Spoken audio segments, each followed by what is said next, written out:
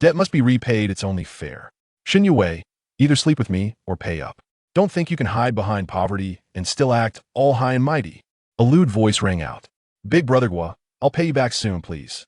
Give me a few more days. A soft female voice replied, trembling with fear and desperation.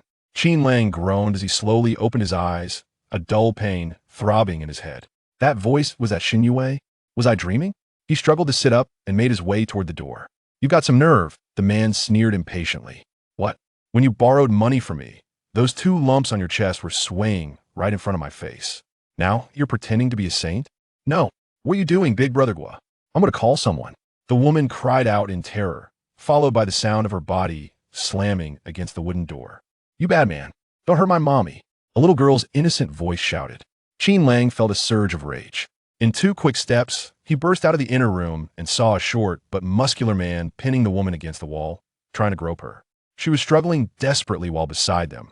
A little girl no older than 4 or 5 tried to push the man away, only to be shoved aside and thrown to the floor. Fueled by anger, Qin grabbed a glass jar from the table and, using his height advantage, smashed it down onto the man's head like a basketball slam dunk. Crash! The man screamed, clutching his bleeding head as he fell to the ground. The sudden violence stunned both the woman and the child. Blood seeped through the man's fingers as he glared at Qin, furious. Qin Lang, he'll kill you. He lunged forward, grabbing Qin by the collar. But before he could do anything else, Qin slammed him hard against the wall. Taken aback, the man blinked. Since when did this village bookworm learn how to fight? Qin smashed another jar across the man's cheek and said coldly, Guo Xiong, if you dare lay a hand on them again, you'll go straight to the village chief. Guo Xiong almost laughed out loud despite the pain. He tried to break free, snarling, look at you. Go ahead. Even if you bring the mayor himself, debts have to be paid. Qin didn't let up. With a few more swings, he left Guo Xiong bloodied and bruised. Panting heavily, Guo growled, Qin Lang gonna kill you. Kill your whole damn family. Rape your wife and then murder her. Qin's icy gaze swept over Gu's face, sending an involuntary shiver through the bully. For a moment, Guo regretted his words. This wasn't the same timid Qin he used to know. Before, the kid would have wet his pants in fear. Qin's thoughts weren't fully clear yet, but he remembered enough about Guo Xiong. The guy had always been a local thug, stealing chickens, sleeping around, and generally being a menace. People avoided him because of his violent temper. From what Qin recalled, not long after this time period, Guo had secretly slept with the village chief's daughter-in-law. In his previous life, the chief had managed to get him locked up for that. You want more, is that it? Qin raised his fist again, and Guo instinctively flinched. Pay what you owe, and keep your dirty hands off my wife. That's why I'm beating your sorry ass. Qin stared coldly at Guo, still gripping the jar tightly. Despite the brutal hits, the thick glass hadn't shattered yet. Guo spat, then pay me back already, or he'll take your wife right here, then kill you and your brat. You believe me, don't you? Shen Youwei clutched her daughter, eyes wide with fear. She looked pleadingly at Qin, begging him silently not to provoke Guo further. She started softly, well pay, big brother Guo, just please. Qin cut her off firmly. Either I beat you to death now, or you leave. Come back in 3 days. Youwei stared at her husband in shock. Guo Xiong gritted his teeth. Who the hell do you think you are? 3 days, and you expect me to wait. Then I'll tell the village chief. Qin leaned in close, their faces nearly touching, his voice low and sharp. About you and his daughter-in-law. Guo froze. His heart skipped a beat.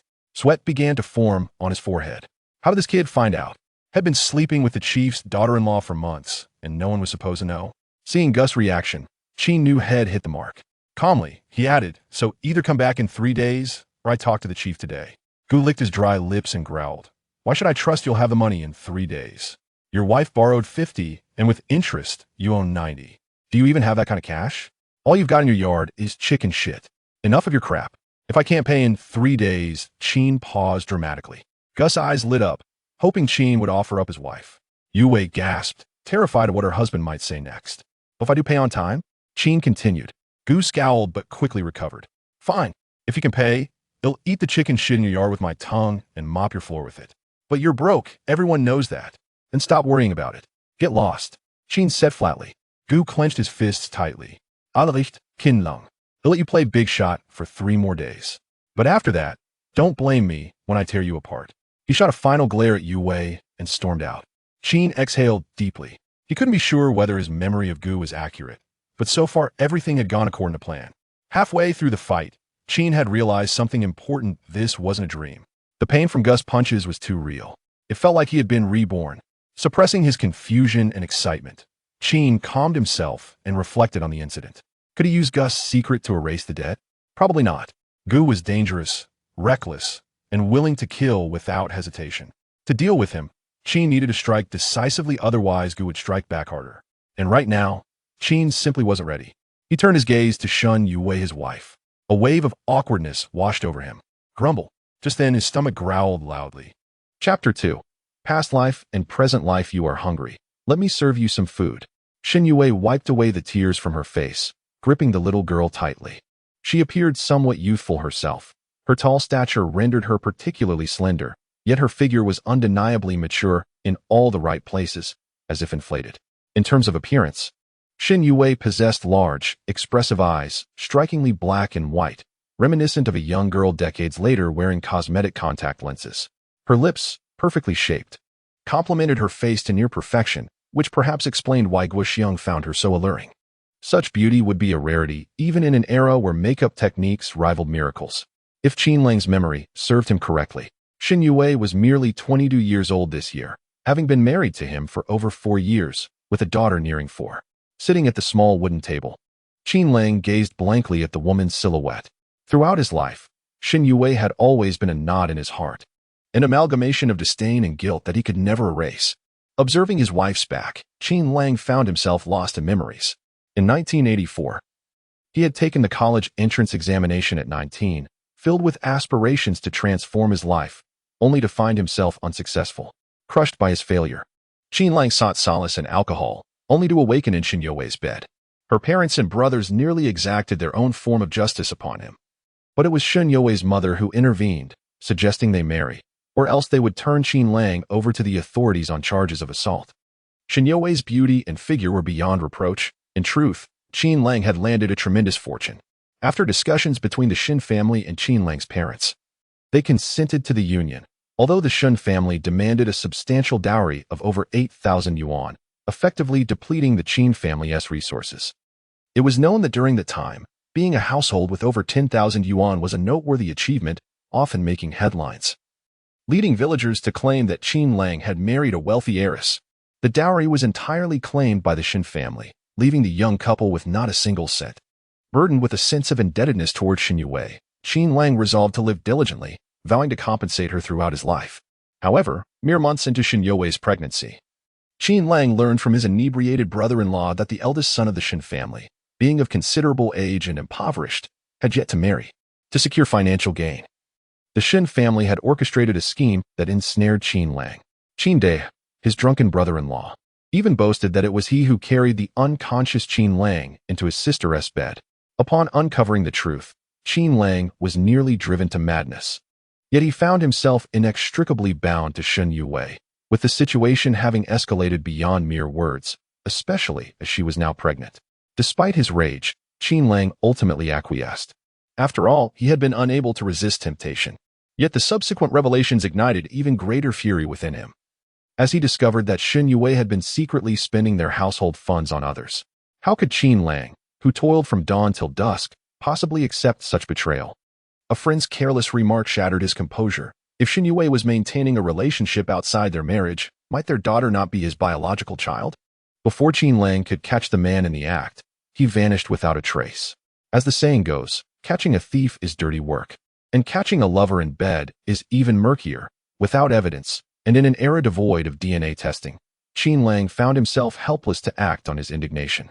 However, deep within, he harbored a growing animosity towards Shen Youwei.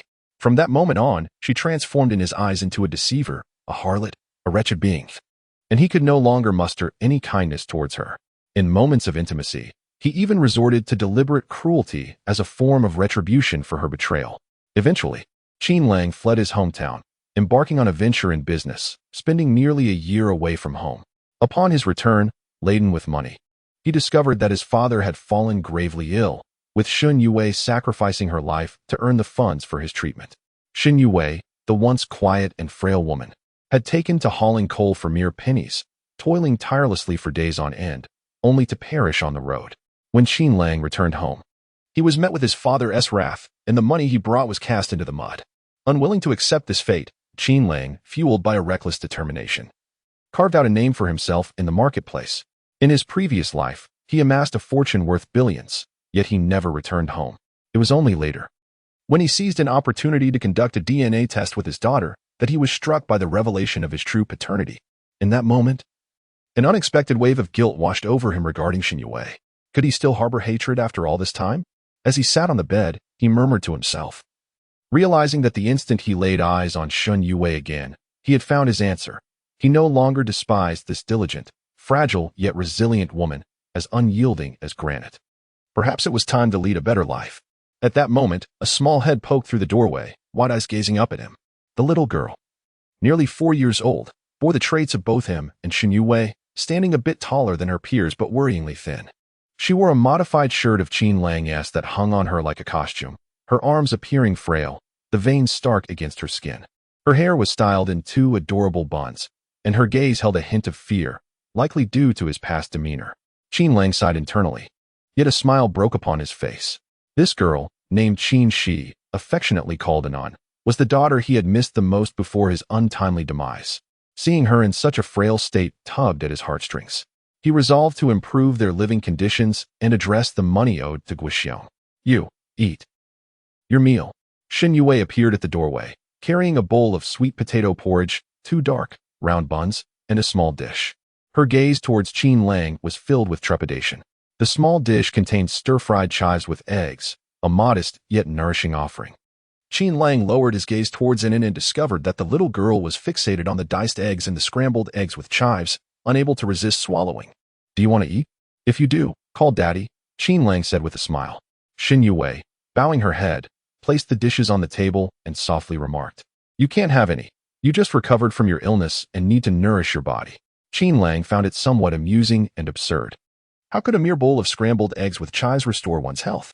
He picked up his chopsticks, lifted a piece of egg from the chives, and brought it to his daughter's mouth, insisting that it was of no significant consequence. And it could not resist the temptation of the egg and devoured it in one swift motion, resembling a little tiger. Seeing this, Qin Lang felt both joy and sorrow in his heart. He continued to extract the egg pieces from the chives to feed her. Within 2 minutes, the small bowl of chives was entirely stripped of its contents. Anon, still longing for more, gazed at the white porcelain bowl filled with chives. Qin Lang coaxed her, saying, It's all gone. Let's have some more tomorrow, shall we? Daddy will bring back some meat. Yes, and nodded without hesitation, thinking of how delightful it would be to have meat every day. Shen Youwei glanced up but remained silent, harboring her own thoughts. In these times, meat was a rare luxury, not only in their household but even in the home of the brigade leader. It was improbable to have meat daily. In Shen Youwei's mind, the brigade leader represented the highest authority. Please eat, Shen Youwei said as she took it in from Qin Lang's hands. Qin Lang nodded, lifting his bowl to devour his meal in haste, feeling a burning sensation in his stomach, a result of hunger and the acid gnawing at his stomach lining. The taste of the sweet potato porridge was not particularly pleasant, carrying a hint of rot due to the moldy sweet potatoes Shen Youwei had used. However, this could not be blamed on her. Qin Lang did not contribute to the household, which relied entirely on her efforts. Shen Youwei toiled over a few acres of land, and after paying the grain tax, there was scarcely enough left for sustenance. Any surplus was traded for coarse grains such as sweet potatoes and potatoes. Such meager provisions were hardly sufficient to sustain a family of 3. Shen Youwei exchanged fine grains and white flour for sweet potatoes and potatoes, barely managing to fill their bellies to 70%. The moldy sweet potatoes were not something she could bear to discard. She usually boiled them for herself, resulting in a slight moldy taste in Qin Lang's bowl. It could be said that without Shen Youwei's resourcefulness, their family would surely have perished from hunger. Once Qin Lang finished his meal, Shen Youwei prepared to wash the dishes. After a moment's contemplation, Qin Lang rose from the bed and took the bowl to wash it himself, startling Shen Youwei. You shouldn't wash it. Your health is not yet restored, and you cannot get wet. Let me do it. Shen Youwei timidly stood beside Qin Lang, squatting down to snatch the bowl from his hands, feeling somewhat helpless. Qin Lang stepped aside to make way, but as he glanced down, he was taken aback. In his previous life, he had seen numerous internet celebrities flaunting their figures, wearing tight-fitting pants after their workouts, their posteriors resembling gourds. Yet now, in comparison to Shen Youwei, they were utterly overshadowed. Oh dear. You've got a nosebleed. Shen Youwei flustered, instinctively using her dishcloth to wipe away Qin Lang's blood. Chapter 3. Unconventional ways to earn money. The weather was dry, resulting in a mild case of irritability. A trivial matter. Qin Lang hastily tilted his head back, feeling an overwhelming sense of embarrassment as he gazed at his wife. Wait, why should I feel embarrassed about looking at my own wife?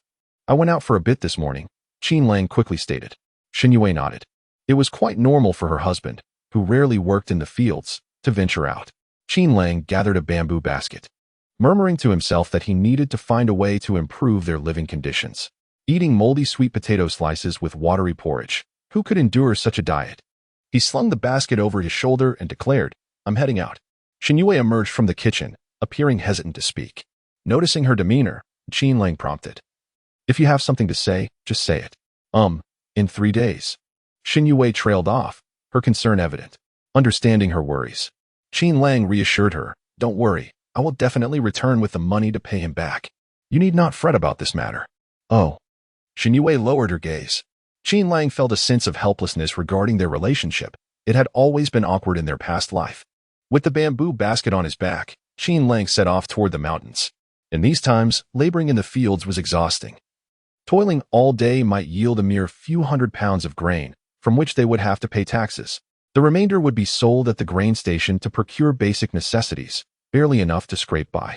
The thought of indulging in meat was a mere fantasy. Unless one happened to attend a wedding or funeral, which might offer a chance for a taste, yet it depended on the family's circumstances. The fortunate might receive a hearty portion, while the less fortunate would be lucky to get a plate of broth, and that, too, would require a monetary contribution. In some households with numerous mouths to feed, fine grains and white flour were traded for coarse grains, which were hardly sufficient. The Wu family, for instance, had only 2 able-bodied adults yet managed to raise 8 children. The eldest was 13, while the youngest was merely a month old, with the mother lacking milk. The family relied solely on rice soup, leading to constant hunger. It was said that the eldest son of the Wu family had a predatory glint in his eyes when he looked at others, and during the off-season, Wu Laolu had to take his family out to beg. The back mountain was overgrown with weeds, and in these times, food was scarce. Logically, one should venture into the mountains to forage, yet most preferred to fish in the streams rather than climb the hills. Ascending the mountain was laborious, and the creatures dwelling there were quite elusive. Without a certain skill set, one could return empty-handed, relying solely on brute strength. Furthermore, while larger predators like tigers and wolves were absent, smaller beasts still roamed, ready to bite without warning, leaving one with no place to lament. Qin Lang did not expect to catch any live animals on his ascent. The Chun family slender dog was a prized possession, adept at catching rabbits and wild chickens, which had incited jealousy among many. Chun Lao San's father had quarreled with others over the dog, leading to a physical altercation that reportedly broke their carrying pole. Rumor had it that the dog feasted on fine flour. In these times, the tasks a dog could perform were beyond the capabilities of many humans, which is why Qin Lang was specifically drawn to the back mountain to seek the so-called earthly immortals, referring to wild goji berries. While wild goji berries held little value nowadays and could be purchased cheaply from pharmacies, those growing in the back mountain were genuine wild specimens. Since no one harvested them, they had flourished year after year, growing into a vast expanse, ripe for gathering in handfuls. In this day and age, one often finds themselves unable to procure what they wish to buy, while simultaneously struggling to locate buyers for what they wish to sell. With proper positioning, however, these circumstances can be transformed into profit. Qin Lang gazed upon the vast expanse of wild goji berries before him, his eyes gleaming with enthusiasm. While others may disregard them, he recognized their value. Though they would yield little in a traditional herbal shop, a shift in venue could yield a different outcome. After a brief period of harvesting, Qin Lang began to feel the strain in his lower back. Not accustomed to labor, his body struggled to adapt, but he pounded his fist against his waist, relieved that the goji berries were indeed plentiful, quickly filling a bamboo basket. He then produced 4 glass jars, treasures belonging to Shen Youwei, remnants from their wedding when they had purchased canned goods for the celebrations. On ordinary days, she would use them to serve water to guests, and that morning, Qin Lang had even utilized one as an improvised brick, finding it surprisingly convenient. With blossoms in full bloom, he was certain he would find a beehive. Qin Lang mused. Having already set his sights on 2 objectives, the wild goji berries and the beehive, or more precisely, the honey within. As fortune would have it, He soon spotted a massive beehive hanging from a wild locust tree, its mere sight sending shivers down his spine. The hive appeared to be at least half a meter long. He fashioned a long stick from firewood, attaching a tattered fertilizer bag filled with mostly dry straw, with some dampness, to its end. A movable knot secured the opening, allowing him to pull it tight at the right moment. Lighting a piece of cotton with a match, he inserted it into the straw, ensuring that the cotton would ignite slowly, smoldering rather than igniting the straw immediately. He quickly raised the bag and aimed for the beehive. In a flurry of activity, as he struck the hive, a swarm of startled bees surged towards him. Steeling himself, he held his arm steady, enduring a few painful stings as he managed to secure the fertilizer bag around the hive. With a determined tug, he pulled down the hive along with the bag. To his astonishment, as he yanked the bag down, he leapt back in excitement. Fortunately, the number of disturbed bees was limited. Swatting and batting at them, he narrowly escaped, though his arms bore the brunt of their stings, which felt like fire against his skin. Once the fertilizer bag had burned away, Qin Lang approached cautiously, using his stick to prod the hive. Finding many bees had succumbed to the smoke, he pried open the hive, unscrewing the lids of the glass jars, and stood the hive upright. Streams of golden honey flowed forth, resembling liquid gold, quickly filling one jar after another. The honey from the hive was enough to fill all 4 jars, glistening enticingly and evoking a sense of contentment. Upon returning home, lunch consisted of sweet potato and corn rice paired with steamed potatoes. The sight alone made Qin Lang feel nauseous. The scant portion of chives from the morning had long since dwindled, and he lamented the absence of meat. Shen Youwei, observant as ever, noticed the swollen bites on Qin Lang's arm. Upon their return, she handed him a bottle of centipede wine, a remedy for the dampness that plagued their home, where centipedes were known to thrive, especially if the mop was not wrung out properly after use, ensuring that the next time it was retrieved, a centipede would surely be lurking within the mop head. This creature bites with a pain surpassing that of a bee. A single bite on the arm can cause the entire limb to swell, if not treated properly, even after a decade, during gloomy or rainy days. The bitten area may itch intolerably, and scratching it feels akin to being electrocuted. Yet, this creature possesses its merits. Centipede-infused liquor proves remarkably effective against various insect stings, and nearly every household in Qianwei village has a bottle steeping. "Let me apply it for you," murmured Shen Youwei, her voice as soft as a sickly kitten, appearing as if she might flinch at the slightest movement from Qin Lang. He extended his arm, and Shen Youwei delicately poured the centipede liquor onto her fingertips before gently applying it to the affected area. "Ah!" Qin Lang inhaled sharply. The pain was excruciating. His sudden movement startled Shen Youwei, causing her to tremble. Lunch was a torment for Qin Lang, however. The thought of heading into town in the afternoon compelled him to force down a round belly. Though the food was unpalatable, it was rich in carbohydrates, making it suitable for replenishing his strength. Off to buy some meat. After the meal, Qin Lang slung a bamboo basket over his shoulder and affectionately ruffled Anin's hair, saying, "Daddy is getting you some meat. Now, give Daddy a kiss." Upon hearing the word meat, Anin's mouth watered, and she planted a kiss on Qin Lang's cheek, leaving a sizable drool mark that elicited laughter from Shen Youwei. "What are you laughing at? You should give me a kiss too," Qin Lang exclaimed, his eyes wide with mock indignation. Chapter 4. Selling goji berries. The journey from the brigade to the city spanned over 20 miles, and one would assume it wouldn't take long. In a previous life, driving such a distance would have taken mere minutes. However, as Qin Lang embarked on this trek, he nearly slapped himself in disbelief. The distance was indeed considerable. It was not just the length of the journey, but also the arduous nature of the path. The thought of a paved road was a distant dream.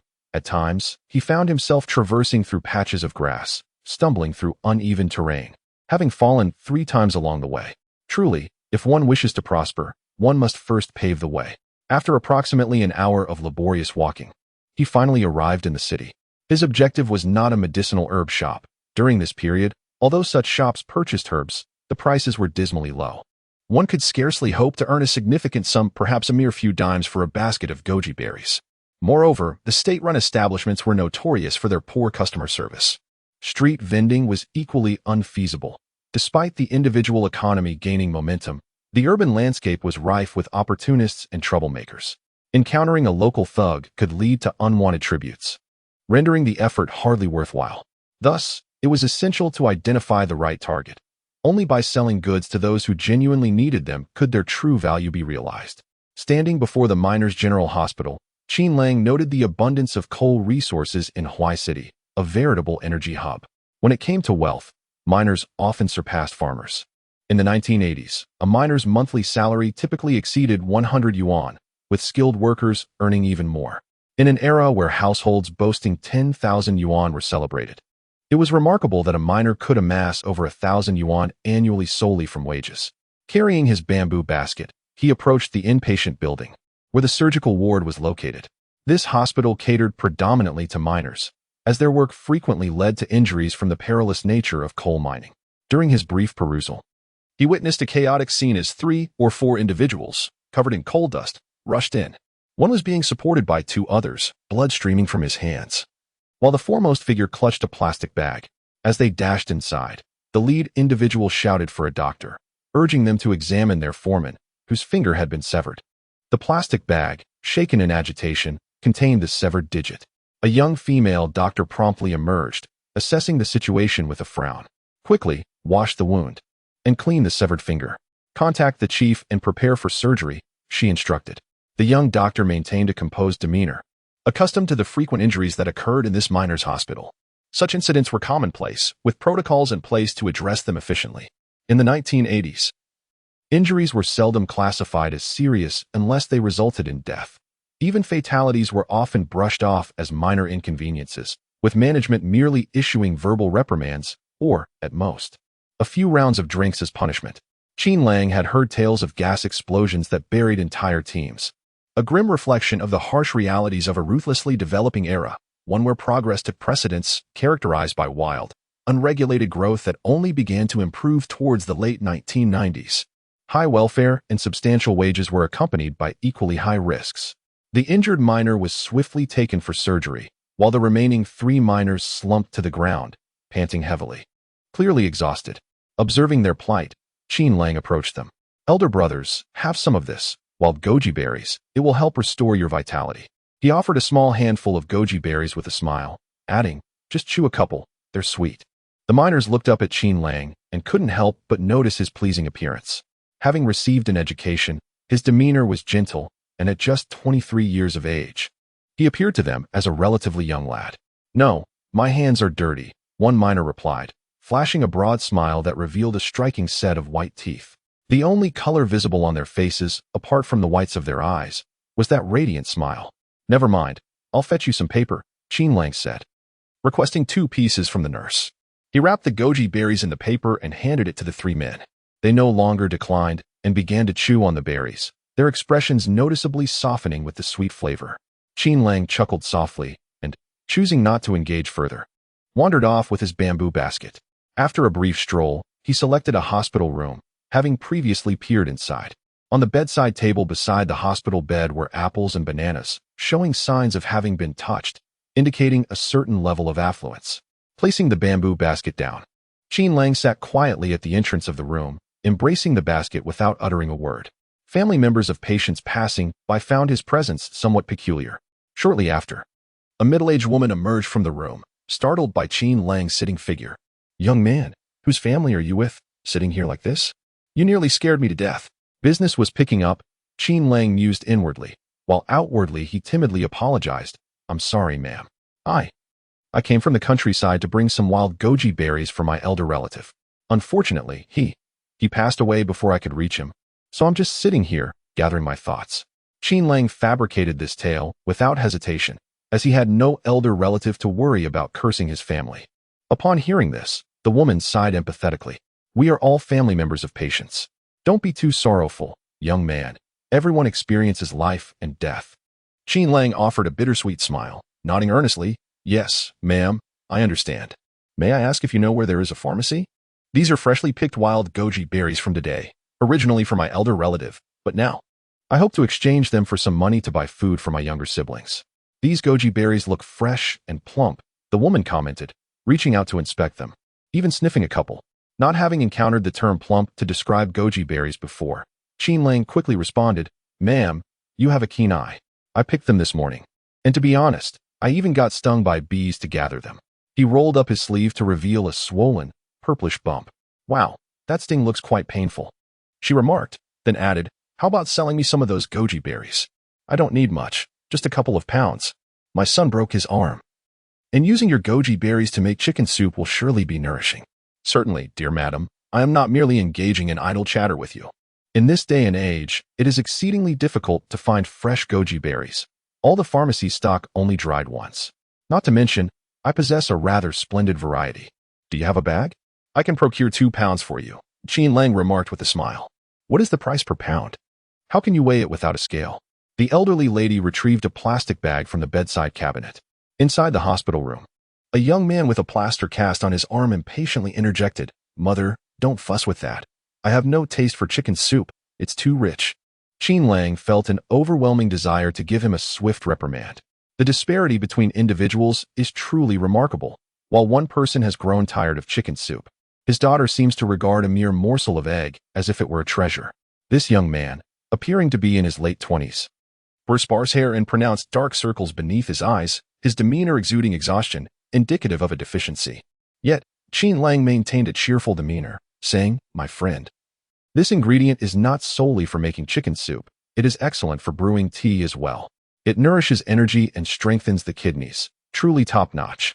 I shall offer you a reasonable price. If you were to purchase it at the pharmacy, it would cost you at least 2 yuan per pound. In light of your mother's kind words to me earlier, I'll let you have it for just 1 yuan per pound. Upon hearing this, the young man, having missed the price, inquired, Is it truly beneficial for energy and nourishment? Absolutely. This is a hospital. I would never deceive you. Qin Lang replied with a grin. Immediately, the young man turned to his mother, saying, Mother, let us get 4 pounds. Traditional Chinese medicine is gentler and more restorative than Western medicine. It doesn't irritate the system. That is not cheap. The elderly lady retorted with a glare at her son. However, considering that her daughter-in-law had been in the family for over a year without any signs of pregnancy, she quickly conceded, Let us get 10 pounds. Chapter 5. Allow me to assist you. Madam, it is quite challenging to procure wild items these days. I have arranged for you a substantial quantity that will certainly not leave you at a disadvantage. Qin Lang could hardly suppress a chuckle. His own basket contained merely over 20 pounds, and it was nearly all claimed by the lady. As for the price per pound at the pharmacy, neither he nor the lady had any knowledge. Who would dare to inquire further? Naturally, the lady would not be at a loss, for the goods were genuine and of high quality. There seems to be quite a generous amount of goji berries. The lady measured them with her hand, a smile spreading across her face, definitely over 10 pounds. In these times, this lady possessed some skill, as life was rather frugal, and outsmarting small vendors had become routine. Thank you for taking care of my business, Qin Lang remarked with a smile. The lady could not help but chuckle and replied, You are quite an honest young man. Sister Sue, your son has just undergone surgery. He should have some good nourishment. Look at this. Wild goji berries, a rare find in the city, she said, addressing another woman returning from fetching food. Wild goji berries, really? The other lady showed interest. Absolutely. The young man picked them from the mountains, and even had a close encounter with hornets. The lady asserted confidently, becoming an enthusiastic promoter for Qin Lang, even attracting the family members of patients from the adjacent ward. Before long, all 20-something pounds of wild goji berries were sold, with Qin Lang pocketing 23 yuan. In these times, a meal in a restaurant, even a small stir-fry with meat, cost no more than 50 to 60 cents, and a whole meal could be enjoyed for just over a yuan. Thus, 23 yuan was quite a sum. What do you have in those jars? The lady inquired, noticing the few remaining jars in Qin Lang's basket. Oh, this is wild honey. I extracted it from a beehive during the day, acacia honey. It's the reason I got stung several times, Qin Lang replied, rolling up his sleeve to reveal several swollen purple welts. Someone glanced over and remarked, Those stings look quite serious. Another asked, Are you selling that honey? The jars in Qin Lang's possession represented his only honey, but he had no intention of selling it there. I plan to take the honey home. As farmers, we've worked hard to obtain some good things. We can't sell it all, can we? Disappointment flickered across the crowd. Suddenly, the lady grasped Qin Lang's arm, glanced at her son in the hospital bed, and retrieved a small handkerchief from which she counted out a few bills. Young man, considering that the lady has vouched for you, would you sell me a jar? Madam, you truly care for your son, Qin Lang remarked, giving her a thumbs up. She had a handful of coins, amounting to about 12 or 13 yuan. Of course, he is my own son. How could I not? The lady replied with a playful reprimand, swiftly taking a jar from Qin Lang's hands, regardless of whether he was willing to part with it. Qin Lang calculated that he would not suffer any loss from the sale, so he refrained from further comment. At that moment, a female doctor approached him and said, "Those stings look quite severe. Allow me to assist you with that." Qin Lang found it rather peculiar that the female doctor was so benevolent. He mused silently that it might have something to do with the honey, yet he refrained from voicing his thoughts, repeatedly expressing his gratitude as he followed the doctor into her office with a bamboo basket in hand. The doctor applied some iodine to his sting and smiled, inquiring if the sting had been particularly severe. Qin Lang feigned a shy demeanor. The doctor could not help but chuckle inwardly, thinking the young man appeared rather rustic, likely unaccustomed to encountering a city girl of such beauty, though he was undeniably handsome. "Are you shy? Have you never seen such a beautiful girl before?" she teased. Qin Lang thought to himself that compared to his wife, she was merely of pedestrian beauty, yet he maintained his bashful facade, stealing another glance at the doctor and murmuring, "Sister, you look like a fairy." The doctor shot him a playful glare, but her pride and smile were unmistakable as she retorted, "Stop flattering me. I am no fairy. By the way, you truly want to sell that honey? I tell you, if you exchanged it for meat, it would be far more nourishing for your body." "I already have money for meat. I'd rather take the honey home," Qin Lang replied purposefully, reflecting on human nature.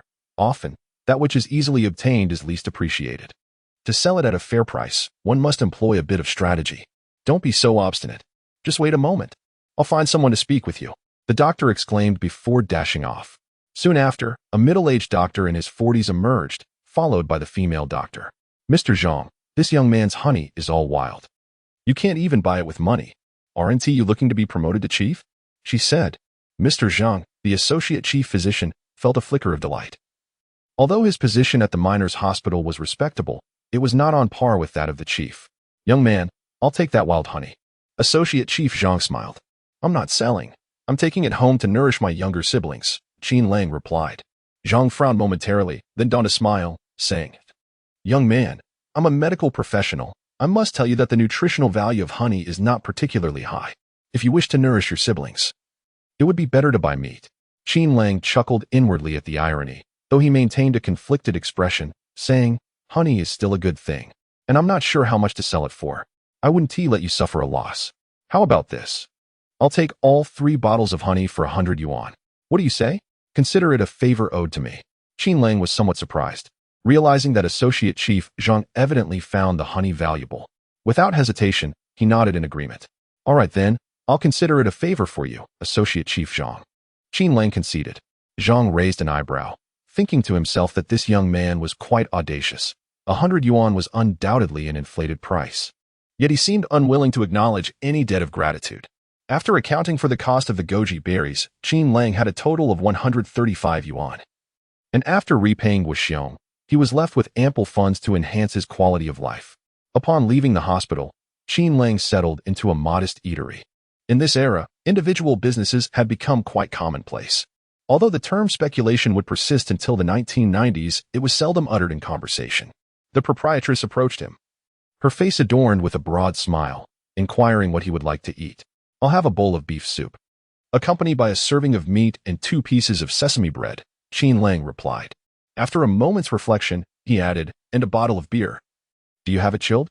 Instantly, he felt a twinge of regret, realizing that in these times, chilled beer was a rarity. "Indeed, we are the only establishment in the vicinity with a refrigerator," the proprietress responded. "However, I must inform you that chilled beer costs an extra 5 cents, so there are no misunderstandings later." Refrigerators had indeed made their debut in this era, yet their price was steep, and most households could scarcely afford one. Even for those who could, the actual usage was minimal. This was due to the strained power supply. Ordinary household electricity was unreliable, and commercial power could be just as erratic, rendering the refrigerator little more than a decorative item. Chapter 6. The Little Trickster Boss. "You are quite something," Qin Lang exclaimed, somewhat surprised. "If the power goes out, won't everything in your refrigerator spoil?" The proprietress, with a sense of pride, replied, "You should consider where we are. This is a mining area. While other places may face power outages, we remain unaffected. The electricity from the mines is quite stable." Qin Lang suddenly understood and decided to order a bottle of chilled beer. The beer was soon served, accompanied by a plate of edamame that the proprietress generously offered.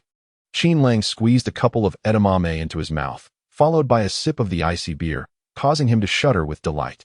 In his previous life, despite ending up as a billionaire and appearing to live in grandeur, he had been quite pitiable. After a lifetime of relentless struggle, he battled high uric acid, elevated blood lipids, hypertension, and diabetes, needing tests even to consume a piece of meat, let alone enjoy a cold beer. The cool beer flowed into his mouth, releasing a subtle bitterness that soon gave way to a refreshing aroma of alcohol. The frosty liquid cascaded down into his stomach, eliciting an involuntary shiver of pleasure. Refreshing. Qin Lang exhaled deeply, feeling that even the finest wines he had tasted in renowned vineyards of his past life could not compare to the exhilarating joy of this cold beer. As the beer settled in his stomach, Qin Lang's appetite awakened. A large bowl of steaming beef soup accompanied by baked flatbreads was brought to him, the enticing aroma immediately igniting his cravings. Now in this youthful body, craving sustenance, he felt saliva pooling in his mouth almost instantly. He deftly picked up some vermicelli, slurping it into his mouth, the noodles soaked in beef fat bursting with flavor. The rich broth filled the noodles, and paired with a bite of the flatbread. The taste was beyond description. The soup was savory, the meat rich, and the flatbread flaky. Qin Lang was soon sweating from the indulgence. He finished off nearly half a bottle of beer in one go, feeling utterly content, more so than any experience of spa treatments or massages in his previous life. After the meal, Qin Lang felt satisfied. Despite just a bowl of beef soup, 2 flatbreads, and a bottle of beer, one could hardly underestimate the value in this era. The bowl of beef soup was as large as a small basin, and the flatbreads were so substantial they could cover his entire face. To his astonishment, the total cost was a mere 95 cents. The beef soup was 35 cents a bowl, the flatbreads 5 cents each, and the most expensive item, the Yinjing beer, was 50 cents. Altogether, he spent less than $1. Qin Lang couldn't help but reflect. $1 in his previous time would scarcely be noticed if dropped on the ground, yet in this age, it afforded a genuine feast. Afterward, Qin Lang ventured to the market. It was nearly impossible to find fresh produce in the afternoon, but the crowd was still considerable, as afternoon prices were lower. Many families with modest means would choose this time to shop, and some in dire situations would scour the market for discarded vegetable leaves. A not uncommon sight in this era.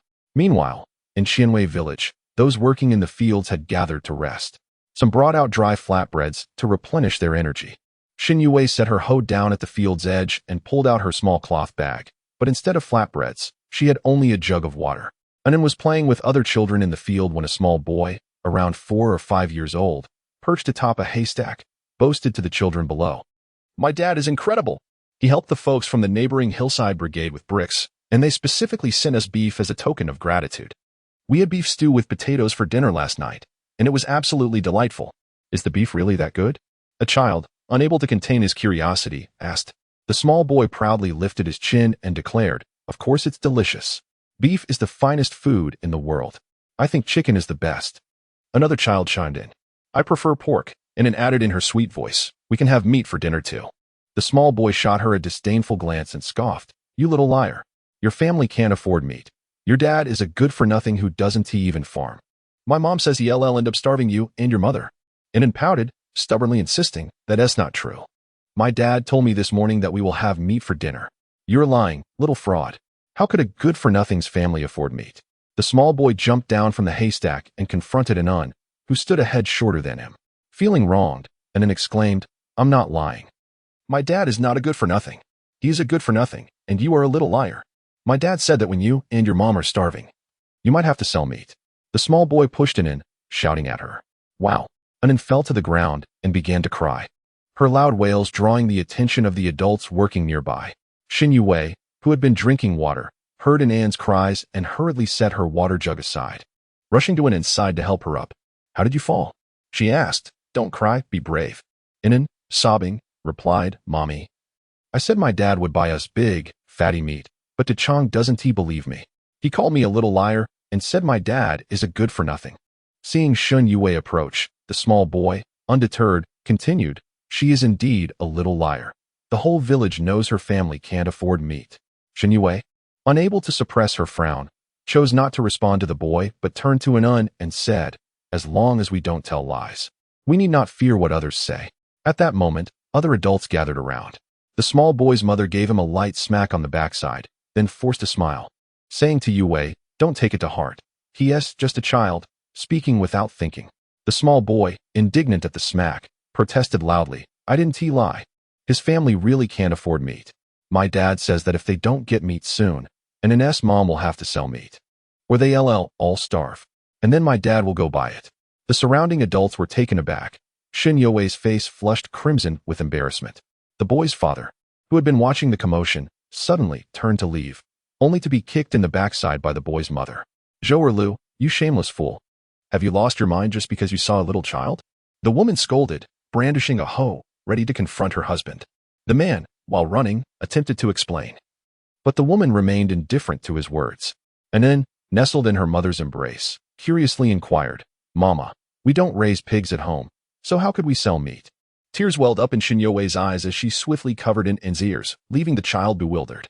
Meanwhile, the woman, exhausted from chasing her partner, stood with her hands on her hips. Casting a glance at Shen Youwei, she suddenly exclaimed, I can't fathom how there are so many brazen vixens around. If you can't keep your man in check, why attempt to seduce others' husbands? How shameless. Giving birth to 2 hefty bundles, do you think it entices other men's appetites? The onlookers chuckled, some displaying a hint of sympathy yet refraining from speaking out, for this family was the wealthiest in the village, and no one dared to offend them. Tears streamed down Shen Youwei's cheeks as the woman, noticing, sneered, what a pity act. It's no wonder that loose women attract men. A few tears can ensnare a man into her bed. Aren't you afraid your daughter will witness this and learn to become a seductress herself?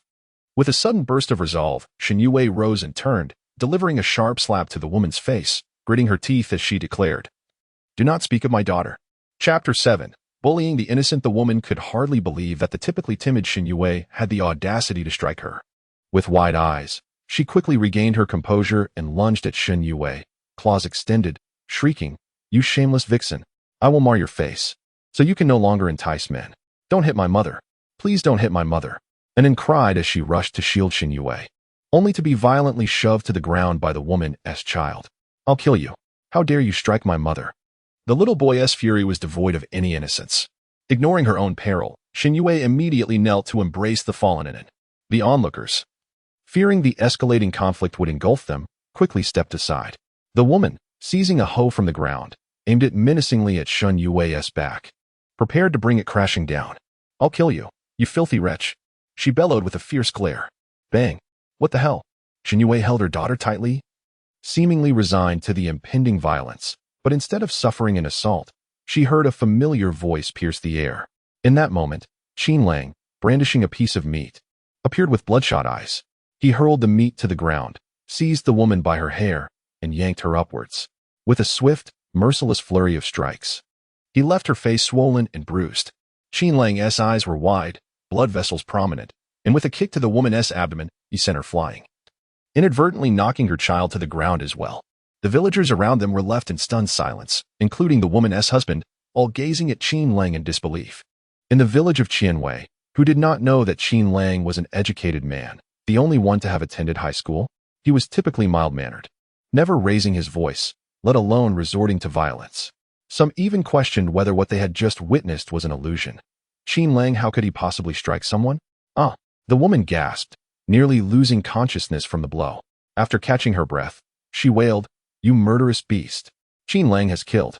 You heartless wretch. Are you just going to watch as my son and I are beaten? Her husband, now enraged, glared at Qin Lang and shouted, Qin Lang, how dare you strike my wife and child? You must be prepared to face the consequences. With that, he rolled up his sleeves and charged at Qin Lang, raising his fist to strike. At that moment, Shen Youwei, trembling as she held an spotted Zhou Chengji rushing towards Qin Lang and shouted, Be careful. Qin Lang had already sensed the movement behind him.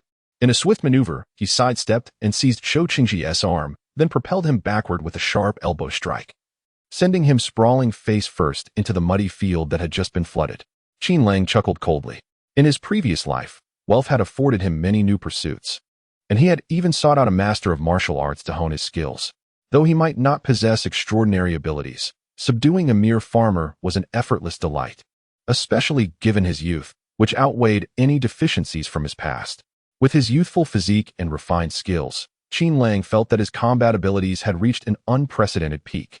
He extended his hand to pull the still-dazed Shen Youwei and Nen to their feet, and then he inquired in a solemn tone how the altercation had begun.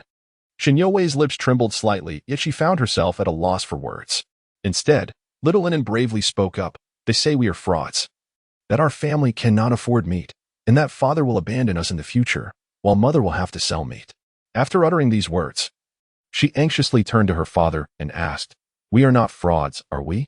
Qin Lang squinted slightly, gently ruffling An's little head, then whispered, "Of course I'm not a fraud. Dad really brought back meat." He quickly turned around, retrieved the meat he had discarded on the ridge, brushed off the blades of grass clinging to it, and approached the wife and child of Zhou Qingji. Zhou Qingji's wife had been wailing moments before, but upon seeing Qin Lang approach, she wisely fell silent, her eyes wide with terror. She had never imagined that Qin Lang, the affable and honest man, would have such a moment of explosive fury, and it was indeed terrifying. Qin Lang looked down at Zhou Qingji's wife from his elevated position and tossed the meat directly onto her chest, then inquired with a smile, "Sister Yu, what is this?" "Pork." The voice of Sister Yu was tinged with sorrow. It was only then that Qin Lang half squatted down. The sun hung behind him, its rays completely obscured. In Sister Yu's eyes, Qin Lang's darkened face bore an indescribable ferocity. "Are you implying that my daughter is lying?" Qin Lang asked in a chilling tone. Sister Yu's face turned pale, cold sweat pouring down her brow. Suddenly, she began to wail. "It wasn't Timi who said it. It was my Qiangzi who said it. I apologize on his behalf. I'm so sorry, Qin Lang. It was my Qiangzi who was in the wrong." Qin Lang remained expressionless, his gaze icy as he fixed it upon Sister Yu. After a brief moment, a faint smile crept across his lips as he replied, "How could you apologize to me? You have mistaken the person." In an instant, Sister Yu became astute, quickly rising to her feet and dragging her son along as they tumbled towards Shen Youwei and Inen. With a voice laden with sorrow, Sister Yu pleaded, "Youwei, please forgive your elder sister just this once. You know I harbor no ill intentions. I truly lost my senses this time. I apologize to you and Inen. So please, grant me your forgiveness." Shen Youwei found herself momentarily at a loss, while Qin Lang turned to his wife and gently said, "Whether or not to forgive her is entirely up to you. Regardless, I will always stand by your side." To Shen Youwei's astonishment, an inexplicable sense of security surged within her. The husband, who typically bore a stern demeanor towards her, was showing such genuine concern. Could this be a dream? I forgive her. Is that permissible?" Shen Youwei cautiously inquired. Qin Lang smiled and nodded, saying, "Of course, you may proceed as you wish. Sister Yu, please do not lean over any longer.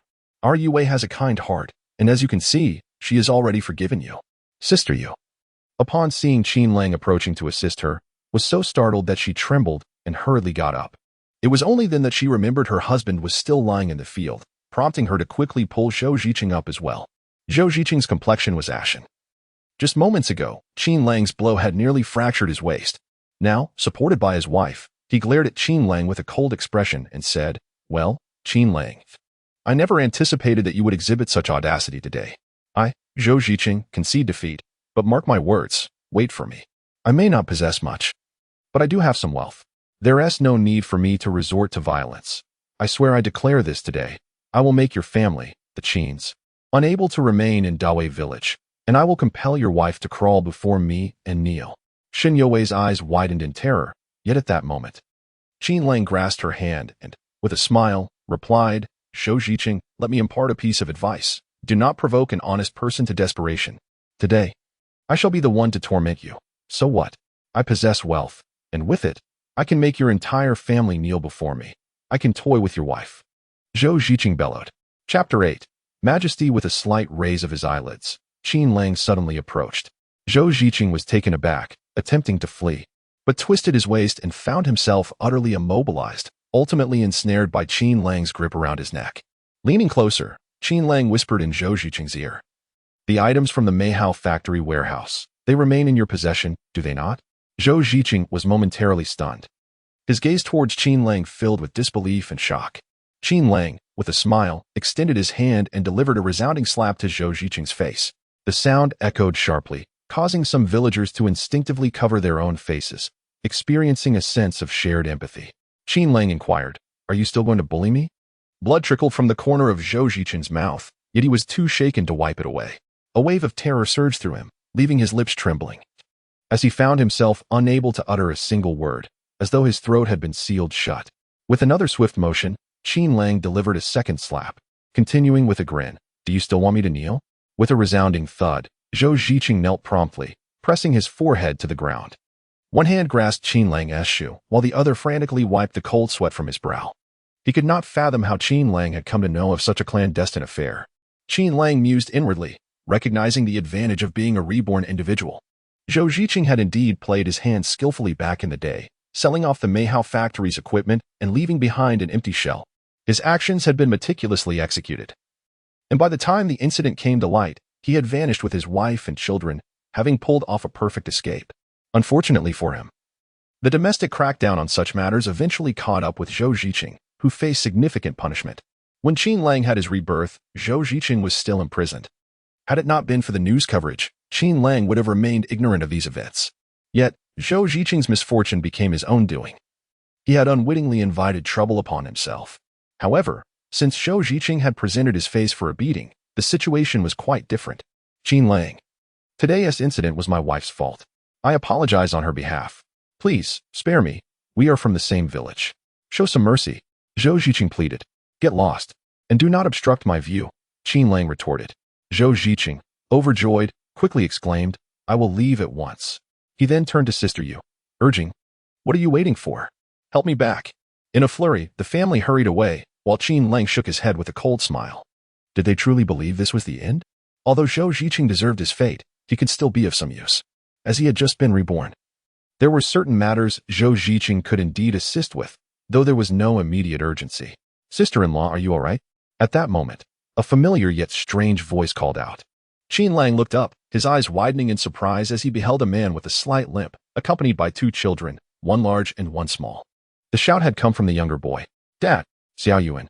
Xiaoxin. Qin Lang murmured softly, tears welling up in his eyes, as he thought of his beloved family who had parted ways with him in his previous life.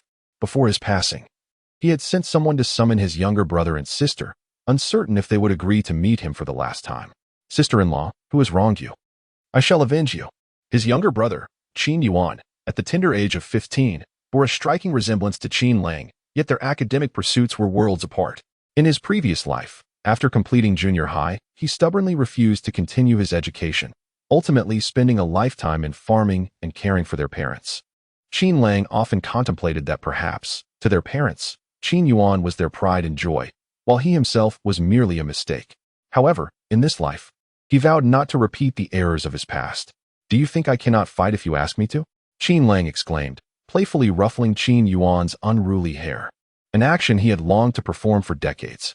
Ah, brother, please stop messing up my hair, Qin Yuan protested, attempting to escape Qin Lang's grasp. He then glanced at Shen Youwei, puzzled. I heard from Su Ming that sister-in-law has been bullied by Zhou Erlu's family. Where is that scoundrel? Just because he has money. He thinks he is superior? I've already dealt with it. Let's take this meat home. We shall have a feast tonight, Qin Lang said, handing the meat to Qin Yuan. The dirt on the path was minimal, a wash would render it delicious, and as for any grime, Qin Lang knew all too well that his father would not tolerate such negligence. Qin Lang's father, Qin Jianjun, was conversing with the villagers, seeking the details of the incident. Someone hastily recounted the events to the elder, who appeared somewhat astonished and cast a disbelieving glance at Qin Lang, unable to fathom that such deeds could be attributed to his son. Old Qin, your son was quite impressive earlier, managing to send Zhou Erlu and his wife sprawling. Goodness, ever since they became wealthy, they have become quite fierce, yet before your son, they dared not utter a word. Indeed, Zhou Erlu even knelt before Longzi, pleading for mercy. How dare he bully Youwei? He must be blind. I maintain that Qin Lang has received a higher education. He is not an ordinary individual, capable of handling scum like Zhou Erlu with ease. As the villagers spoke in admiration, Qin Lang felt a twinge of anxiety. His father despised it when he and his brother caused trouble, fearing a reprimand upon their return. To his surprise, however, his father grunted. That coward Zhou Erlu was fortunate to escape. It is our Qin Lang's benevolence that spared him. Otherwise, I would have flayed him alive. Both Qin Lang and Qin Yuan were taken aback by their father's sudden fierceness. Yet, the elder did not show Qin Lang any favor, delivering a swift kick to his backside. You can't even manage your own family, and you call yourself a high school student? Get home now.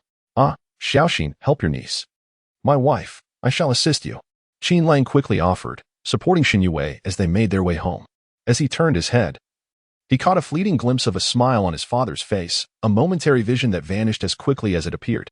Upon arriving home, Qin Yuan placed 2 strips of pork on the table, while Qin Xian rummaged through the plastic bag that Qin Lang had brought back, exclaiming in delight, "Brother, you even bought fruit candy."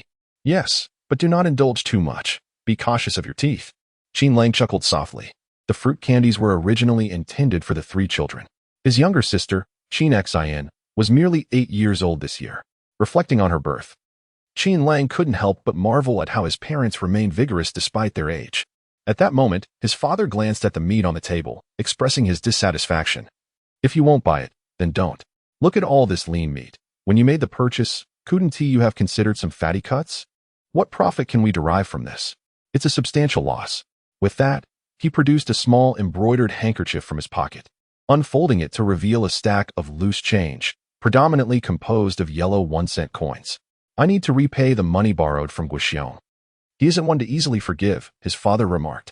However, upon lifting his gaze, he caught sight of Qin Lang regarding him with a peculiar expression, prompting an irate retort. "Are you watching the game, or what?" Qin Lang nearly burst into laughter, pondering whether if he were to agree, his father might, in a fit of anger, expel him from the family. Chapter 9. Mao's braised pork. The elder spoke with earnestness. "Heir, you have always been resourceful since childhood, more astute than I, your father. Thus, I have always felt at ease with you. However, certain matters, if mismanaged, will not only affect you, but also Youwei and Inan." Qin Lang nodded slightly. In his previous life, he had found his father's words tedious and stubborn, but in retrospect, he recognized that the old man was merely imparting life lessons and expressing his love in a clumsy manner. "Father, rest assured, I have the money." Qin Lang promptly produced a bamboo basket, within which lay a handkerchief, blue with delicate floral embroidery, exuding a fresh and elegant charm, the very one favored by Shen Youwei. Upon unfolding the handkerchief, the elder's eyes widened in astonishment. It contained over 120 yuan, meticulously folded and stacked into a neat roll. The elder hurriedly spread out the notes, counting them one by one, and exclaimed in surprise, "How much did you borrow from Guo Xiong?" 50, Qin Lang replied. "Then you must repay 80 or 90 at least." The elder expressed concern, but quickly realized, glancing at the money in his hands, "How come you have so much?"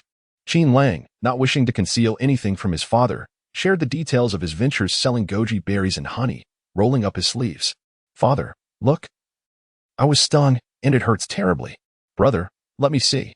Qin Yuan leaned in, chewing on fruit candy, and dipped his finger into his saliva to dab at Qin Lang's wound. "Are you asking for a beating?" Qin Lang shot him a glare. Qin Yuan quickly recoiled. "Saliva can disinfect. You just don't understand. Disinfect my foot." Qin Lang laughed as he rolled his sleeve back down, then glanced at Qin Xian, who was stuffing candy into Inan's mouth. "You 2 little rascals, don't stuff so much. Do you wish to lose your teeth?" After mulling for a moment, the elder pondered aloud. "Can goji berries really earn that much?" Qin Lang explained, "Father, one must choose the right clientele. Goji berries are a traditional Chinese medicine, and the staff at the mineral hospital are not short of funds. They would certainly be willing to buy. Besides, my prices are reasonable, and most of the profits come from honey sales. But isn't that too expensive? One tea they feel cheated and come back to trouble you?" The elder asked with concern. "What is expensive?" Qin Lang countered. "Do you know how difficult it is to buy honey in the market these days? Even if one has money, there is nowhere to purchase it. Moreover, your son was stung by bees for just a few jars of honey. If someone allergic to bee venom were in my place, they might lose their life. I exchanged my life for 100 yuan. Do you still think that's expensive?" The elder, somewhat bewildered by Qin Lang's convoluted reasoning, felt an inkling that his son might be making some sense. Qin Lang then said, "Father, I will prepare the meat. We shall have braised pork for dinner tonight. Shen Yuan, go call mother. Let us all dine together at my place this evening." "Alas, brother, let sister-in-law cook. You're not adept at it, and it would be a waste of meat," Qin Yuan cautioned as he prepared to step out and summon their mother. Believing that while his elder brother excelled in studies, cooking was not his forte, Qin Lang extended his leg as if to kick, prompting Qin Yuan to flee in haste, while shouting to Shen Youwei, "Sister-in-law, keep an eye on the meat. Don't let my brother ruin it." Qin Lang found himself caught between amusement and exasperation, only to turn and see his father, unusually serious, saying, "Let Youwei take care of it." When your mother arrives, let her handle it. She has cooked braised pork a few times." "Dad, why don't you trust me? I can cook quite well," Qin Lang retorted, rising to head towards the kitchen. Seeing this, his father refrained from discouraging his son's confidence, although he secretly feared the meat would be mishandled. As Qin Lang entered the kitchen, Shen Youwei approached, saying, "How about we wait for mother to come? Can't you cook?" Qin Lang inquired.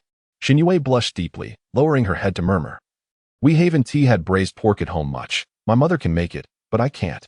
"Not to worry, I can." Qin Lang chuckled. Indeed, he was not boasting.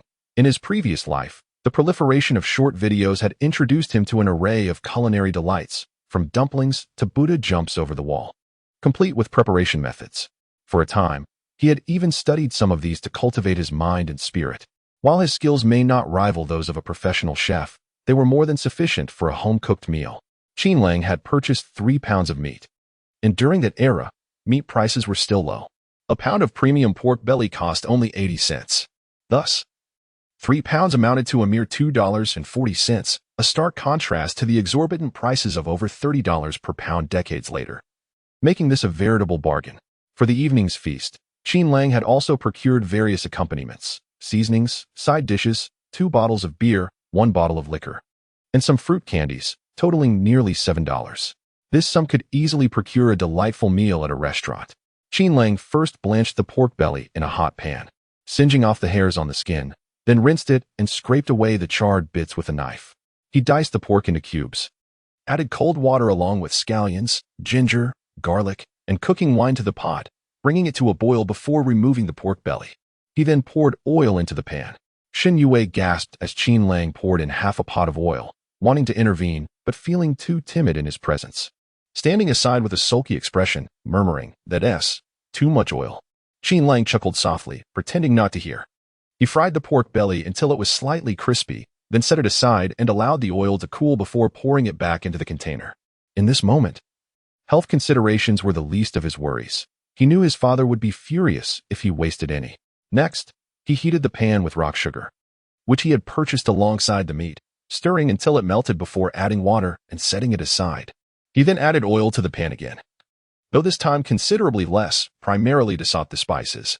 Ginger, garlic, chili, bay leaves, and cinnamon were added to the pan to release their fragrance, followed by the fried meat and some caramelized sugar. At this juncture, he turned to Shen Youwei, saying, "Wife, I have some beer in my basket. Could you fetch a bottle?" "Oh." Shen Youwei hesitated, captivated by the enticing aroma wafting from the stove.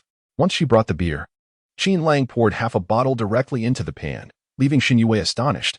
It was her first time witnessing someone cook with beer. Qin Lang covered the pot with a lid, just as his younger brother arrived with their mother. Qin Yuan urged her, "Hurry up. If my brother starts cooking, the meat will be ruined. Don't be so dramatic. Your brother is just teasing you. He can't even boil noodles, let alone cook meat." Their mother seemed quite familiar with her son's antics. However, upon entering the kitchen, she was greeted by a rich and enticing aroma.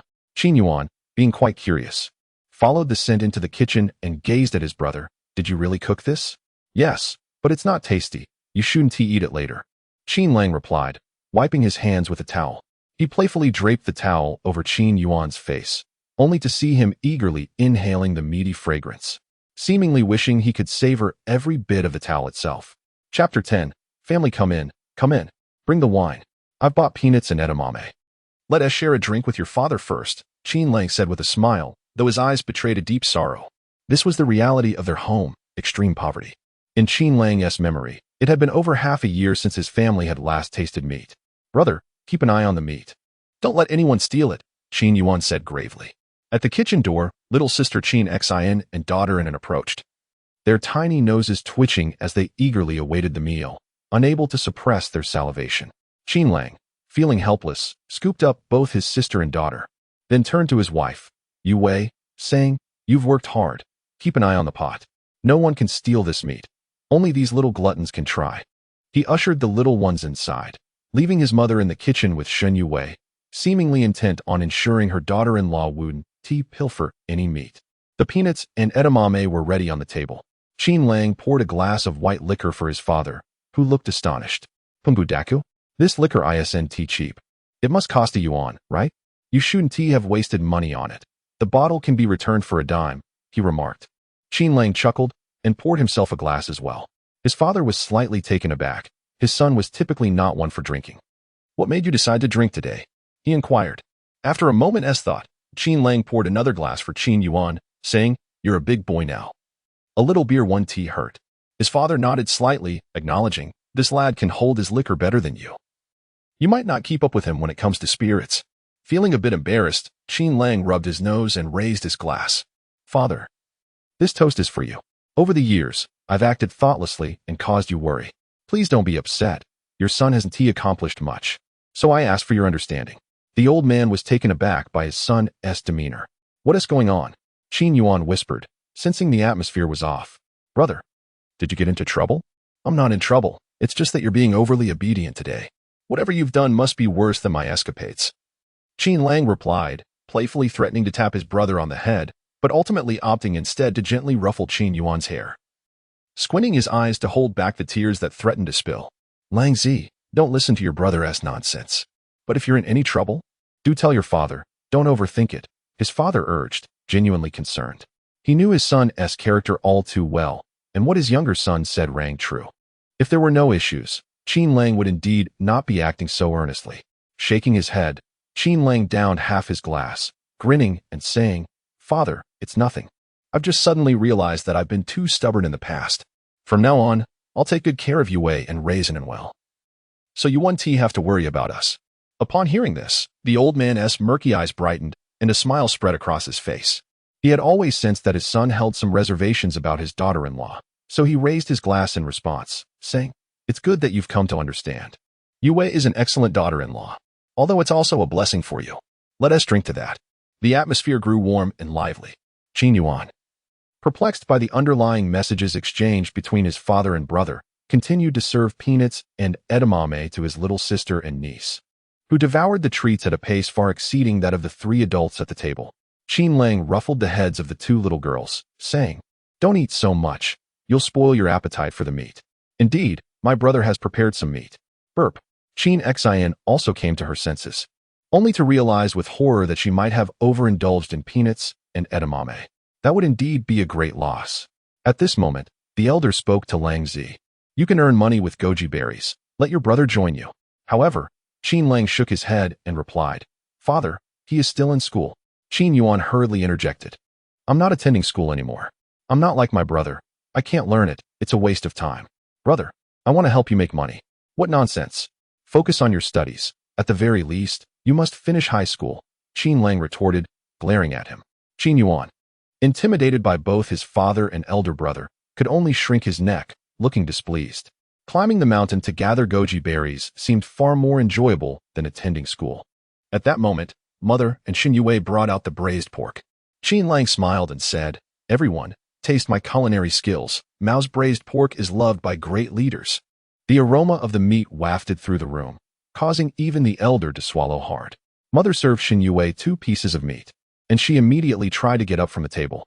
Qin Lang quickly pulled her back and said, "From now on, we will all eat at the table." Shen Youwei was taken aback, while father chuckled and added, "Listen to Lang Zi. From now on, we will all eat at the table." I.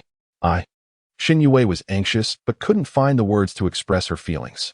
Qin Lang pressed her back into her seat and said with a smile, "Trust me, Mother. You must try your son's cooking. I assure you, it's better than that of any grand restaurant." In truth, it wasn't that Qin Lang's cooking was exceptional. For the Qin family at that moment, even boiled meat would taste delicious, as they were sorely lacking in sustenance.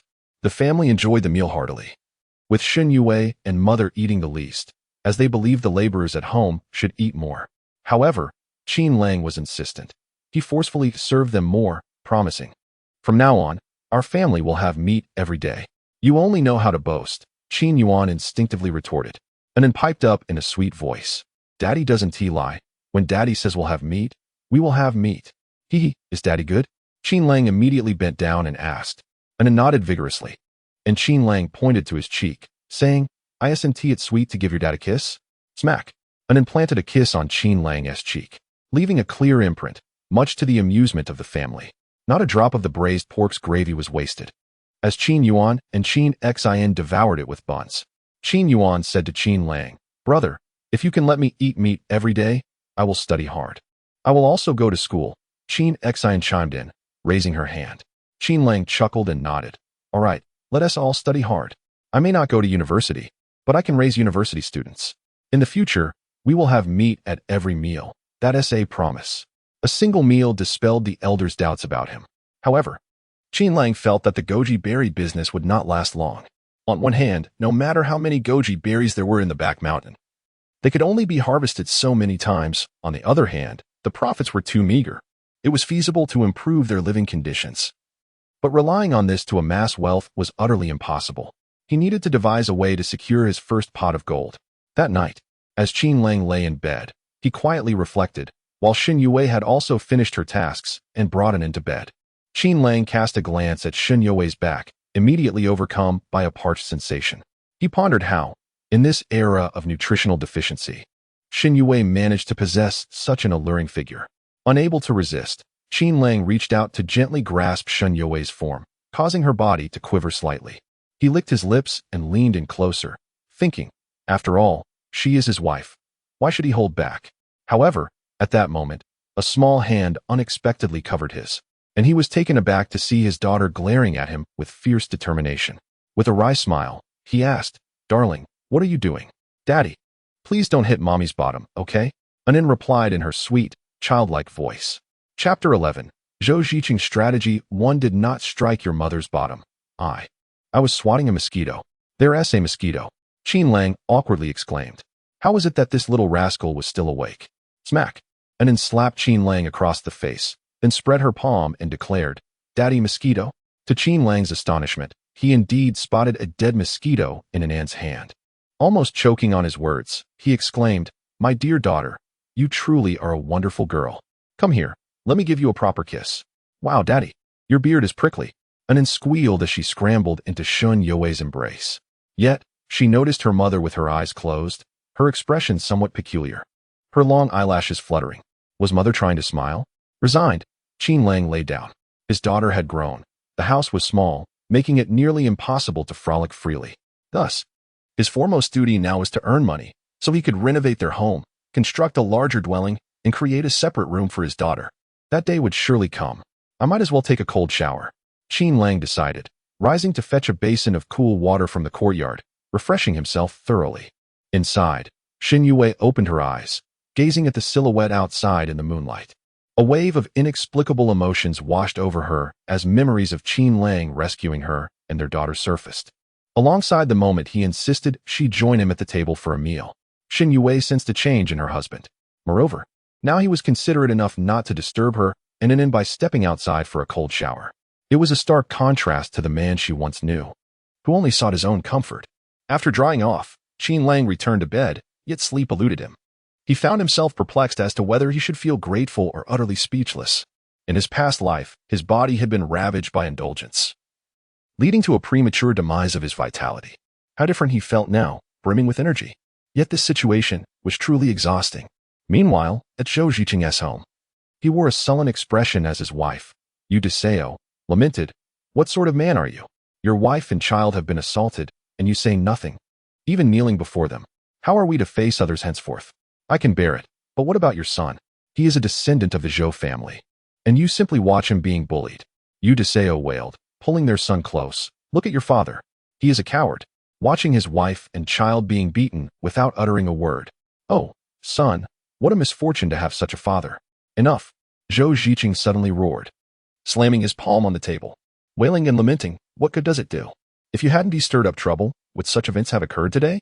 Yu Deseo was taken aback, then abruptly stood, exclaiming, "So you're blaming me? If it weren't for your lust for Shen Youwei, would I be in this predicament? You shameless man. Speak up. Are you infatuated with that voluptuous woman?" Shaken by his wife's grip on his shoulders, Zhou Ziqing, in a fit of rage, forcefully pushed Yu Deseo away and struck her across the face, declaring, "If you wish to ruin this family, then by all means, continue your antics." After being struck across the face, Sister Yu experienced a momentary twitch of her eyelids, and then, as if transformed, she spoke softly, "Please, don't be angry. I care for you. You are making this sound far too serious." "Serious?" Zhou Ziqing gasped. "If news of the beverage factory leaks, I could end up in prison, or worse, face execution. Do you understand the gravity of the situation? The beverage factory? What of it? Wasn't it already on the verge of collapse?" Upon hearing the word execution, Sister Yu shuddered and quickly inquired. Zhou Ziqing, his demeanor stern, replied, collapse? In a domestic factory, there is no such thing as simply collapsing. The situation at Meihao factory is something we orchestrated ourselves. If the factory ceases operations and the equipment is sealed off, I can sell it to private enterprises, which would yield a substantial profit. Then we could move to America or Britain, where life would be splendid. But now, Qin Lang seems to have caught wind of this. If he reports us, we will all face dire consequences. I could be shot. And you and our son would suffer as well. Sister Yu was left in a daze, momentarily stunned. Ziqing, how could you engage in such activities? Let us abandon this plan. We need not go to America. Zhou Ziqing gritted his teeth. Abandon? It's too late. I have already dispatched several pieces of equipment. If this matter comes to light, we could enjoy a life of luxury, but if it fails, I will do my utmost to protect you and our child. Sister Yu's lips trembled. After a moment, she asked, so, what do we do now? That little brat Qin Lang is sure to report us. He will not let this slide. Perhaps we should take preemptive action? Zhou Ziqing was not surprised. He understood his wife's nature all too well. Yet, a cold glimmer shone in his eyes as he said, not yet. We are at a critical juncture. If there is any hint of trouble, it could expose me. And Qin Lang, he is no fool. If he dares to mention this, he must have a backup plan. We cannot act recklessly. Sister Yu urged. Then what shall we do? We cannot simply wait for our doom. We must placate him for now. People are motivated by self-interest. Qin Lang is no fool. If he were truly a man of justice, he would report me outright instead of engaging in idle chatter. I know he must want something in return. Zhou Ziqing replied gravely. For the time being, we shall play the role of subservience to him. Once I succeed, just wait until we depart. You will see how I deal with him. Early the next morning, Qin Lang set out with a bamboo basket containing 2 steamed buns made from white flour prepared the previous night. The Qin family had not seen white flour in years due to the expenses incurred from Qin Lang's wedding, and when it spotted the buns, she momentarily forgot their purpose. As he stepped outside, Qin Lang sensed he was being followed. Initially suspecting it was Guo Xiong or Zhou Ziqing, he turned to find a figure attempting to hide, with only half their rear still visible behind the courtyard wall. Approaching, Qin Lang kicked the exposed backside, exclaiming, "Why are you not in school? Are you following me to play 007? Qin Yuan, clutching his backside, looked up at his older brother with a hurt expression. Brother, why do you resort to violence upon seeing me? Today is Saturday. With no classes, I was contemplating lending you a hand." Qin Lang paused. Having just returned to life, he was genuinely unaware of what day it was. Is it really Saturday? He inquired with curiosity. Indeed it is. Qin Yuan nodded eagerly. Very well, carry the basket for me. Let me warn you, if you attempt to deceive me, I shall not hesitate to skin you alive, Qin Lang threatened. Unfazed, Qin Yuan replied, You're all bark and no bite, brother. He took the bamboo basket and reached for the white, steamed buns within. Observing this, Qin Lang chuckled and scolded. Leave one for me. I can see you are only after the buns. I need to gather more from that basket. With more people, the yield must increase. Chapter 12. Hu Yanyan, the 2 brothers ascended the mountain to gather goji berries, and Qin Lang had become quite adept at the task. With Qin Yuan's assistance, they filled 2 baskets in just a couple of hours. As for his younger brother, while he may lack certain academic skills, his practical abilities were undeniably impressive. He could climb trees to retrieve birds' nests, fish in muddy waters for eels, and with sharpened steel rods, he could swiftly strike at fish surfacing for air during rain, thereby improving their family's meals. Qin Yuan seemed to possess an innate talent for hunting. At times, Qin Lang pondered whether it was indeed too demanding to expect his brother to focus on his studies. However, Qin Lang did not intend to pressure Qin Yuan into attending university. Completing high school was sufficient. He did not place much value on academic knowledge. His primary goal was to help Qin Yuan refine his character within the school environment. It was crucial for children aged 16 to 18 to develop their worldview, as entering society too early exposed them to a myriad of influences that could potentially distort their values. Once Qin Yuan finished 1 basket of goji berries, he expressed a desire to assist Qin Lang. Yet, Qin Lang hesitated to accept help and instead encouraged his brother to explore freely. To his surprise, when he had filled his own basket, Qin Yuan returned with 2 wild chickens in hand. Did you catch those? Qin Lang exclaimed, astonished. Indeed, Qin Yuan replied proudly. How did you manage that? Qin Lang inquired. They were fighting in the grass and, startled, they couldn't take flight. I simply pounced on them, Qin Yuan boasted. After a moment's contemplation, Qin Lang thought, what a misfortune. Those wild chickens were in the midst of mating. And my brother's actions have ruined their romance. Such humiliation for those chickens. You're more useful than the little dog from Chun Laosan's family, Qin Lang remarked, playfully ruffling his brother's hair. Fuming, Qin Yuan shot back, brother, how can you insult me like that? Why are you comparing me to a dog? Well, I heard that Chen Laosan's dog feasts on fine grains and white flour. If you feel slighted, I shall ensure you dine on coarse bread every day. Qin Lang replied with mock seriousness. Furrowing his brows in indignation, Qin Yuan retorted, what nonsense. Whether black or white, a cat that catches mice is a good cat. Brother, let us discuss the matter of fine grains and white flour further. In the end, Qin Lang promised to treat Qin Yuan to a hearty meal, including a bottle of the beer they had enjoyed the previous night, which delighted his younger brother and coaxed him into playfully massaging his elder brother's feet once more. Upon returning home, Qin Lang noticed it was still before noon, so he summoned his younger sister, Qin Xian, to inform her to tell his sister-in-law not to prepare lunch for him, as he would be dining out. Brother, I want to join you for lunch. Along with an Qin Xian said, tugging at her friend, who still had a piece of fruit candy in her mouth. Qin Lang thought to himself how clever this little girl was and replied, I'm going out to earn some money, not for leisure. You stay home and help your sister-in-law, and I will bring you something delicious when I return. Then, brother, you must keep your promise, Qin Xian insisted, extending her finger. Let us make a pinky promise. All right, Qin Yuan, join in on the promise, Qin Lang said, playfully. They sealed their promise with the chant, pinky swear. 100 years without change. After the agreement, the inquisitive Qin Yuan asked, brother, why am I the one making the promise? I have my hands full here. Now hurry. Fill a jug with water. We are heading into the city.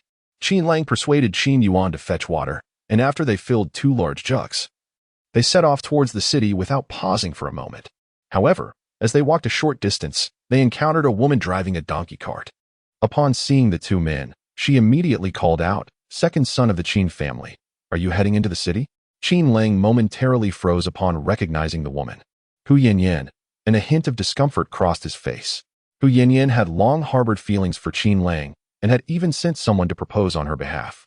It was said that upon learning of his marriage, she cried for several days, lamenting that had she known sleeping with him would lead to marriage, she would have acted sooner.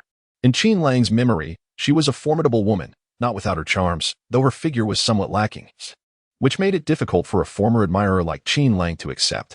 Qin Yuan, observing his elder brother's embarrassment, found great amusement in it. It seemed only Hu Yanyan, aside from their mother, could elicit such a reaction from him. Hu Yanyan, however, was remarkably carefree, raising an eyebrow and teasing, what's wrong? Am I going to eat you? Are you going in or not? Yes, Qin Lang replied with a smile.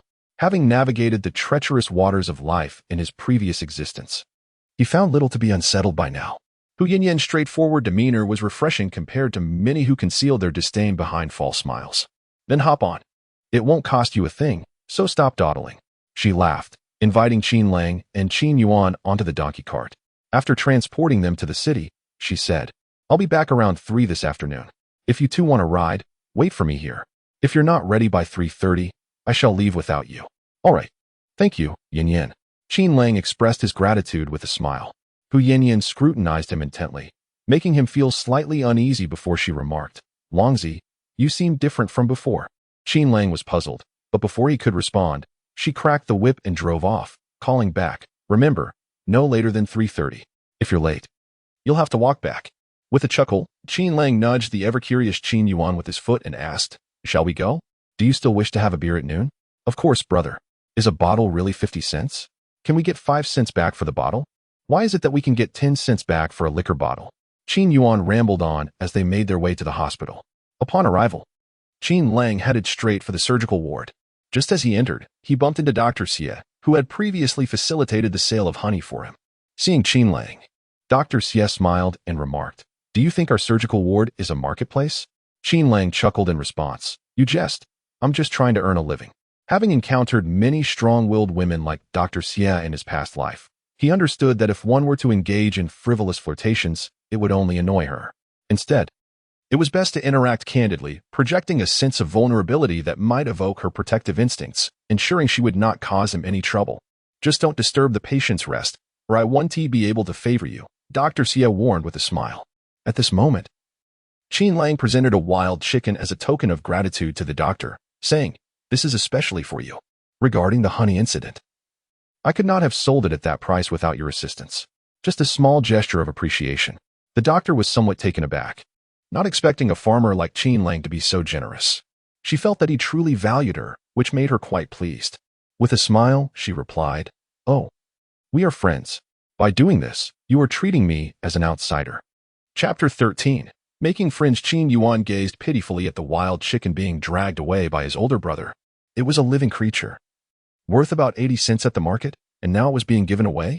If Qin Lang knew what his brother was thinking, he would surely scoff. After all, 80 cents was insignificant.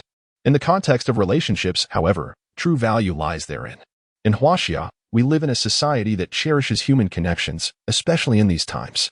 Many matters can be resolved simply by fostering a relationship. If others are unable to help, you might find success through these connections. Moreover, conducting business at the Miners General Hospital necessitates a solid backing. Although Dr. Xie may seem like an ordinary physician, she is a formal employee and has ties to the deputy director. If any issues arise, seeking her assistance would undoubtedly yield positive results. There is an old saying, one does not burn incense in vain until trouble arises. The same principle applies to relationships. Neglecting to cultivate them until a crisis emerges often results in half-hearted help, and even when assistance is offered, the cost may be substantial. A wild chicken, worth only 80 cents, could convey to Dr. Xie that she is valued, establishing a connection that, although it may not be immediately useful, will not expire in the future.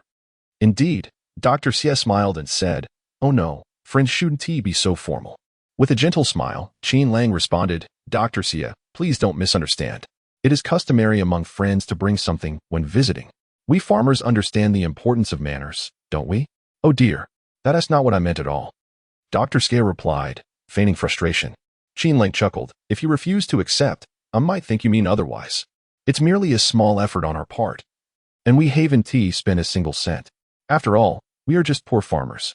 Upon hearing this, Dr. Xie had no retort and quickly conceded, "All right, I will accept it. But don't think poorly of farmers, Qin Lang. I've been a farmer myself for 2 generations. Qin Lang flashed a broad smile, revealing his bright white teeth. Dr. Xie said, "Come sit in my office for a while. I'll get you some water. Is this little one your relative?" "My biological brother, rather foolish, and he hasn't even introduced himself," Qin Lang said, giving Qin Yuan a playful kick. Qin Yuan sidestepped, quickly saying, "Hello, doctor?" "Doctor." Xie smiled and replied, "No need for such formality. Your brother and I are friends. You can call me Xie Qingqing." Qin Lang's eyes lit up. During their last visit, he only knew her surname, but now he learned her full name, indicating that Xie Qingqing truly regarded him as a friend. "I shall call you Qingqing then," Qin Lang said with a grin. Dr. Xie rolled her eyes at him. "What kind of look is that? Do you think you're older than me? How much flattery are you trying to muster?" Qin Lang, feigning indignation, replied, "I refuse to believe it. I'm 23 this year. You look no more than 21 or 22. Even if you were also 23, I was born earlier this year, which makes me older." "Doctor." Xie couldn't help but cover her mouth as she laughed. "Oh please, I'm 27. I'm much older than you. What kind of eyes do you have?" Qin Yuan remained silent, but inwardly thought, has my brother lost his senses? She may look young, but she must be at least 25 or 26. Qin Lang, taken aback, exclaimed, 27? Surely, you jest. You can't be more than 21. Xie Qingqing, unable to counter Qin Lang's remark, promptly produced her identification card and waved it before him. "Take a look and see if it isn't indeed 27. Qin Lang accepted the card, scrutinizing it carefully before exclaiming, "Is this real? Sister, you are quite extraordinary. Could it be that doctors seldom bask in the sun, hence appearing so youthful?" Xie Qingqing nearly burst into laughter. She didn't believe Qin Lang was deliberately flattering her, yet found his remarks far more delightful than straightforward compliments. The Navi, Xie Qingqing experienced the joy of subtlety for the first time, reveling in Qin Lang's earnestness. "Well, come inside quickly. I have a delightful package of tea leaves to share with you," she said with a bright smile, beckoning Qin Lang and Qin Yuan into her office. Qin Yuan cast a bewildered glance at Qin Lang, who merely raised an eyebrow, pondering how women thrive on flattery. With just a few words, plain water transformed into fine tea. It is often true that the most affordable pleasures can resolve many dilemmas. The more Xie Qingqing observed Qin Lang, the more she found him endearing, perceiving him as honest and genuine. She recalled his sincerity when he sold honey, and her conviction only deepened. "Did you bring goji berries again?" Xie Qingqing inquired with a smile as she prepared tea for them. Qin Lang nodded, feeling somewhat bashful. "I don't have much of value at home. I rely on these small items for some income. If they sell, that's a bonus." "Sister Qingqing, do you have any patients in need of goji berries? I'm quite at a loss regarding who might want them. Selling them has been rather aimless." Xie Qingqing nodded, replying, "Certainly, I shall inquire. Your goji berries are indeed quite excellent." "Thank you." Qin Lang expressed his gratitude promptly. Xie Qingqing chuckled, "Having taken your chicken, I must assist you. Otherwise, it would be rather ungracious, wouldn't it? Please, do not recommend me to anyone. If someone requires them, just let me know. And I'll handle it myself," Qin Lang insisted, his demeanor exuding sincerity and integrity. Qin Yuan, observing quietly, understood his older brother's character well. Unaware of the fact that Qin Lang had been reborn and possessed the cunning of an old fox, Xie Qingqing waved her hand dismissively. "Don't fret. It's not as if you're selling something harmful." A few inquiries won't raise any eyebrows. "Absolutely not. Sister, you have aspirations to rise in your career. Best to avoid any potential complications. I'll take my leave. I cannot involve you over a mere 2 pounds of goji berries." Qin Lang feigned rising to depart. Xie Qingqing was somewhat surprised, recognizing Qin Lang's commendable integrity. Though their acquaintance was brief, his consideration for her welfare was evident, a testament to his humble origins. All right, I won't ask any further. You are quite stubborn. If you need any assistance later, just say the word. Don't treat trivial matters as monumental," she remarked with a hint of exasperation. Qin Lang smiled broadly, taking Qin Yuan by the hand. "Very well. Let us first venture to sell the goji berries and return for more tea afterward." Qin Yuan was pulled out of the office by Qin Lang, murmuring softly behind him. "Brother, why not let Sister Xie assist us? With just one shout from her, we could easily sell this stuff." Qin Lang cast a sidelong glance at his younger brother and replied solemnly, "Remember this. There is nothing wrong with seeking assistance. But if your requests cause harm to those helping you, that loss, although unnoticed now, will eventually be realized. Once they discover it, friends can swiftly turn into enemies." Qin Yuan pondered for a moment and said, "So, we must not betray our friends." Qin Lang frowned and clarified, "Certainly, we should not betray friends. But not everyone is your friend, and not everyone considers you a friend. Remember, for those who are not friends, if you must deceive them, ensure it is for something of value, not just a few coins." Chapter 14. The Coal Ticket. "Hey, how do we sell this?"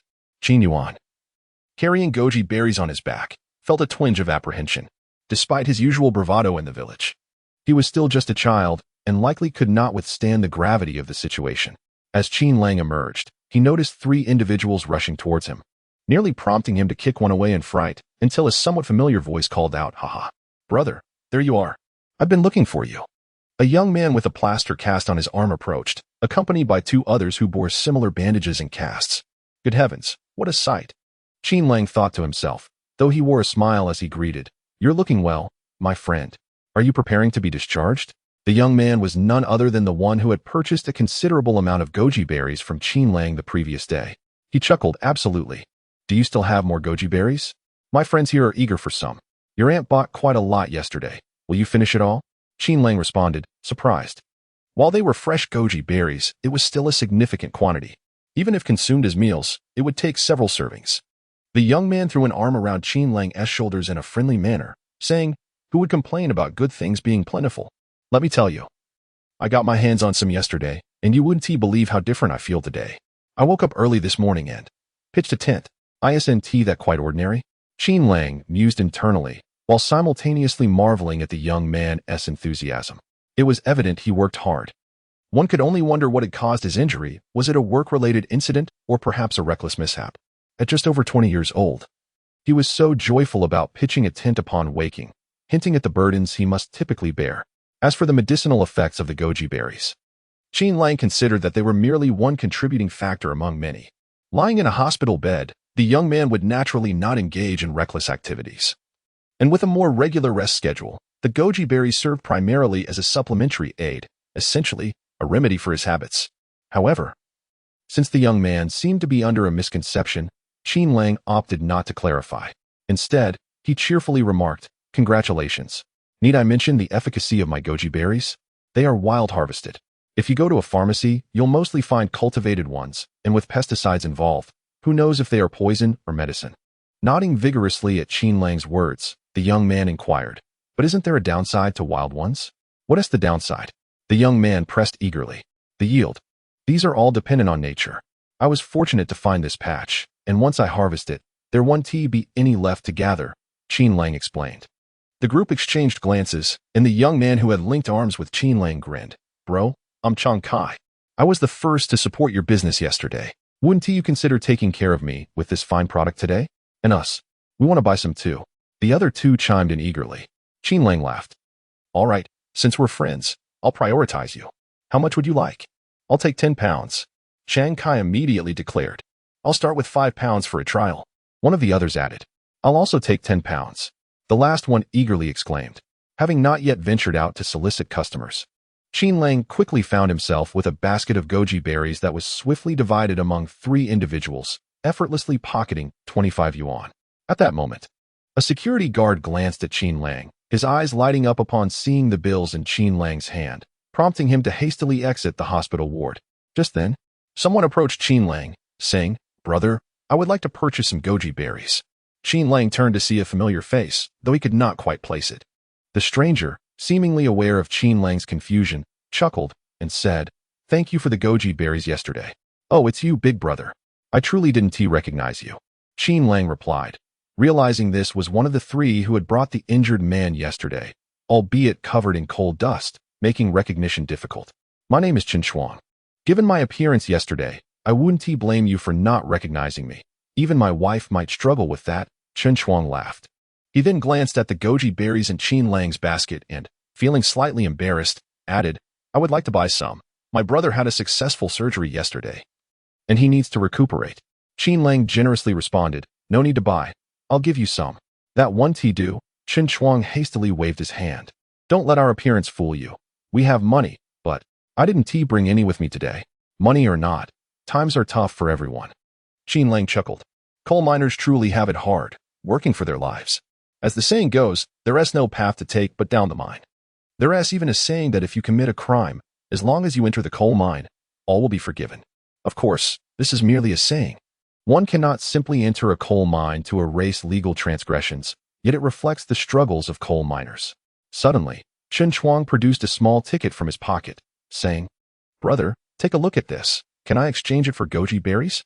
Qin Lang, puzzled, took the ticket and unfolded it, momentarily taken aback. The ticket resembled a grain coupon, but stated that it was for 1 ton of coal. A coal ticket? Qin Lang thought, realizing this was indeed a valuable item he had overlooked earlier. Brother Chun, if you exchange this for goji berries, you might be at a loss, Qin Lang laughed. Coal is currently priced at around 40 yuan per ton, while my goji berries, even if I gave them all to you, would amount to just over 20 yuan. You'd be losing a good 10 yuan. Chen Shuang smiled, but this is high-quality coal. It must reach around 5,500 kilocalories to sell at that price. And our coal is selected from the processing plant. Even if you wanted to sell it, no one would take it. Qin Lang's eyes sparkled with intrigue. After a moment's contemplation, he said, Then I will exchange it. But can this ticket truly be redeemed for coal? Absolutely. This ticket is recognized regardless of the person. Chen Shuang assured him. Don't worry. If there is any issue with the redemption, you can find me. Not at all. Xiao Yuan. Please give Brother Chen the goji berries, including the basket. Otherwise, how will he carry so many? Qin Lang felt elated, having finally discovered a promising avenue for his first earnings. In this era, there are numerous avenues to earn money. However, each of them entails significant costs. These costs extend beyond mere financial expenditure, encompassing the intricate web of personal connections as well. One cannot naively assume that rebirth will equate to effortless wealth. The barriers to entry alone can stifle countless individuals. Before Chen Shuang could even present the goji berries, a group of individuals suddenly approached, all clad in security uniforms. The leader, a man with a notably rotund visage, bellowed from a distance, What do you think you are doing? Who permitted you to sell goods in the hospital? Pack it up. Qin Lang furrowed his brow as several security personnel advanced towards him. The leading figure cast a disdainful glance at Qin Lang and, with an air of arrogance, proclaimed, Who are you? Do you realize where you are? Selling items here? Believe me, I can have you sent to the police station. Chapter 15. Confrontation. Why are we being sent to the police station for merely selling some items? Qin Yuan, being young and impulsive, immediately raised his voice, attempting to assert dominance like two feisty cats ready to pounce. The head of security scoffed. Why? Because I am the chief of security at this hospital. Hand over your belongings, or I will escort you to the police station. With that, he reached for the bamboo basket in Qin Yuan's grasp. Qin Yuan clutched the basket tightly, and at that moment, Chen Chuang suddenly seized the wrist of the head of security, glaring defiantly. What? You wish to take my belongings? These items are mine. Several security personnel rushed forward, but the head of security halted them, frowning. And who might you be? This is none of your concern. If you have made a purchase, have them refund you. The hospital cannot sell items indiscriminately. Are you not aware of this? I am Chen Chuang, the captain of the Daxing mining excavation team. I don't care whether you can sell items or not. Step aside. Chen Chuang forcefully shook off the head of security's grip, taking the bamboo basket from Qin Yuan's hands and offering him a reassuring glance. The security team instinctively took a step back, although they were not particularly intimidated by Chen Chuang alone. The fact that he was the captain of the excavation team posed a challenge. The excavation team was known for its grueling physical labor in the coal mines, where only the strongest survived, often engaging in reckless brawls. In the mining sector, disputes frequently arose, with farmers sometimes blocking the gates or even resorting to violence. In such cases, calling the police proved futile. The mining company typically resolved matters internally, often by sending production heads to confront the other party until one side capitulated, allowing work to resume smoothly. I refuse to lower myself to your level. The head of security rubbed his wrist and then addressed the Qin brothers. You two have a choice. Either accompany me to the police station or pay a fine. Brother, they are bullying us. Qin Yuan exclaimed, his teeth clenched. Numerous vendors sold items within the hospital, buns, tea, eggs, and even cigarettes and magazines, yet they chose to target them. What exactly does paying a fine entail? Qin Lang inquired. Upon hearing this, Qin Yuan immediately protested, only to be restrained by Qin Lang, who spoke in a low voice.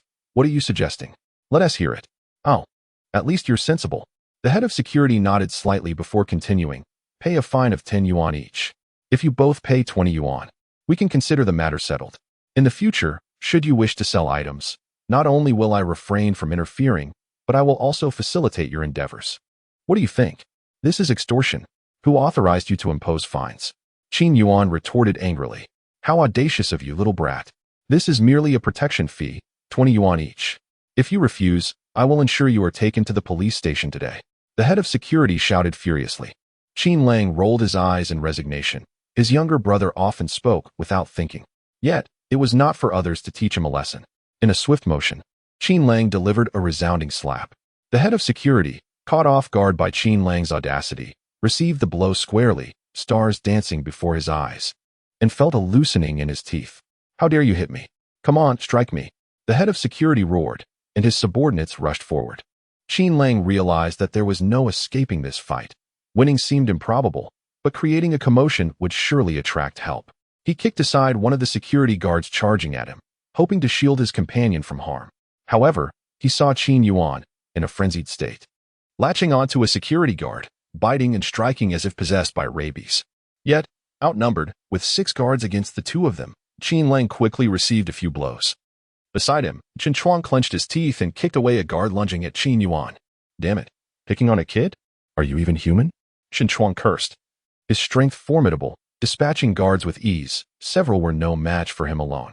Seeing this, Qin Lang felt a surge of adrenaline and threw a bamboo basket over the head of the head guard, unleashing a flurry of strikes. The commotion in the corridor escalated, patients hurriedly avoiding the scene, while Chang Kai and his companions hesitated nearby, nursing injuries. They feared that intervening might extend their stay in the hospital. What is happening? Who allowed you to fight here? Disperse at once. At that moment, a middle-aged man's voice thundered through the chaos. Qin Lang, who was atop the head guard, immediately retreated upon hearing the voice. It was none other than Deputy Director Zhang from the surgical department. How dare you cause trouble here, Pang to go? Do you wish to be dismissed? Deputy Director Zhang's voice was filled with fury. The head guard scrambled to his feet, his hat askew from the blows. Gasping as he replied, Deputy Director, it was these ruffians causing a scene in the hospital. I was merely fulfilling my duty. Deputy Director Zhang's expression darkened as he turned to Qin Lang, recognizing him instantly after just a day apart. What is the meaning of this? Do you understand the implications of fighting in a hospital? Realizing Deputy Director Zhang's presence alleviated Qin Lang's worries. With a contrite expression, he responded, Deputy Director, I apologize. I never intended for it to escalate like this. I came today to express my gratitude, and instead, it has turned into this debacle. It is my fault. And I accept responsibility. Stop your blabbering. I'm not the director yet. Deputy Director Zhang raised an eyebrow, feigning annoyance. But his eyes betrayed a hint of satisfaction at Qin Lang's respectful address. Furthermore, Qin Lang's immediate admission of guilt brought him some comfort. Deputy Director, I must take them away. They need to be sent to the police station. In stark contrast, the head guard displayed a lack of awareness. Adjusting his hat and seething with anger. You think you can just take them? Who do you think you are? Get out of my way. If you dare to fight here again, I'll make you regret it.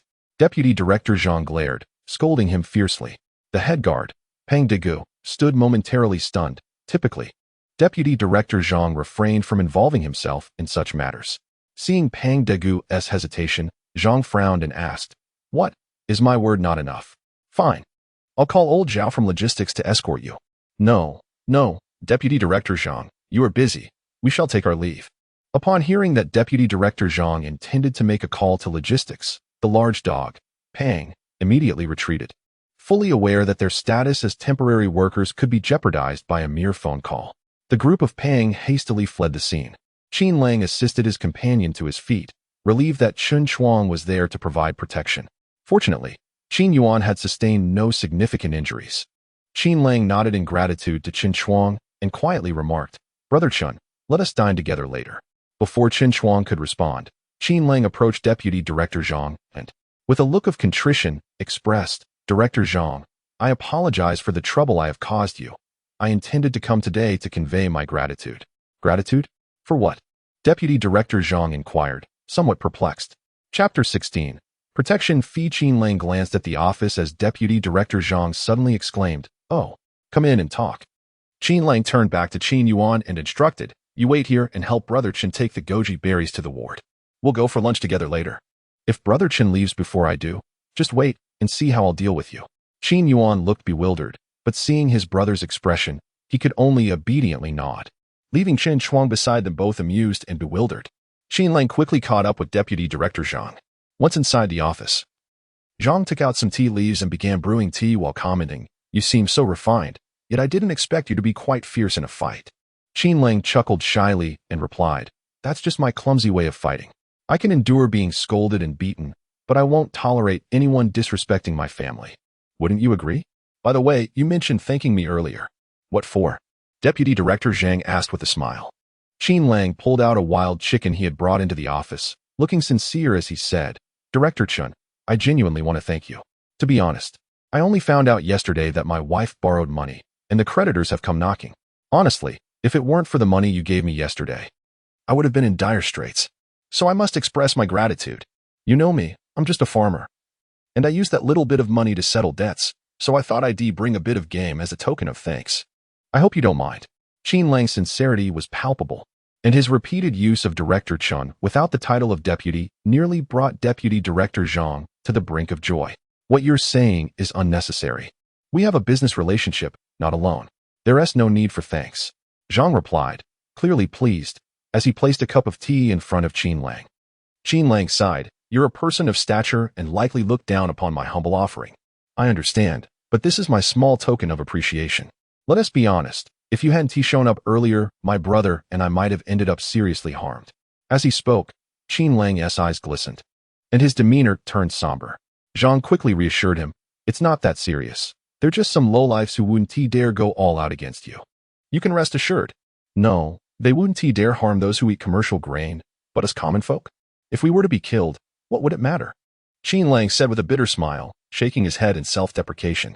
Zhang responded, They wouldn't dare. This is a new China. Do you really think we're still in a feudal society? You can come to the Minor Hospital anytime. If you need anything, look for me. Or if I'm unavailable, seek out Ching Ching. I refuse to believe there is no law here. Regardless, thank you. This may not be worth much, but please don't turn it away. Qin Lang sincerely placed the wild chicken on the ground and stepped back, saying, Director Zhang, thank you. Oh dear. Look at how you speak, Deputy Director Zhang said, slightly embarrassed. Then I won't disturb you any longer. Without wasting any more time, Qin Lang exchanged a few more words with Deputy Director Zhang before stepping out of the office. The moment he exited, the earlier sorrow and melancholy vanished from his face. What a joke. Where are the finest actors in this world? Among businessmen, those who reach the pinnacle are invariably adept performers. In his previous life, Qin Lang had even heard of executives who specifically sought instruction from drama academy instructors. As for Vice Director Zhang, although Qin Lang could not claim to fully understand him, he had gleaned a fair bit. Being stuck in the position of vice director for such a long time at his age indicates what? Is it a lack of skill? Certainly not. Otherwise, he would not have attained such a role. It merely suggests that he possesses a thin skin. And such individuals are the easiest to manage. One simply needs to find the right entry point. What one should truly fear are those with thick skins and scrupulous characters who, once they have taken your possessions or money, can turn on you like a brother in one breath and a foe in the next. A wild chicken, in this era, holds little value. In truth, it is akin to a form of protection money. One cannot be naive enough to believe that earning money requires no capital. Capital is not solely defined by superficial currency. Connections are equally vital. For instance, in today's scenario at the Miners General Hospital, the simplest way to conduct business smoothly would be to pay a protection fee to the security guard, paying to go. However, Qin Lang deemed it generous enough not to have eliminated the opponent outright, and thus did not consider it. Consequently, Qin Lang decided to shift his strategy and pay this protection fee to Vice Director Zhang. Compared to the temporary workers, Zhang was undoubtedly the more reliable option, a genuine gatekeeper. Of course, this payment was not something one could just offer at will. Had Qin Lang not been involved in yesterday's incident and had not shamelessly feigned pity today, Vice Director Zhang would certainly have refused the money. However, since Zhang accepted it, it was only natural for Qin Lang to leverage this faade. Even if Vice Director Zhang were to discover the truth later, he would likely remain silent, which speaks to Zhang's thin-skinned nature. Had he possessed a thicker skin, Qin Lang's current tactic would have been futile, leaving him vulnerable to exploitation.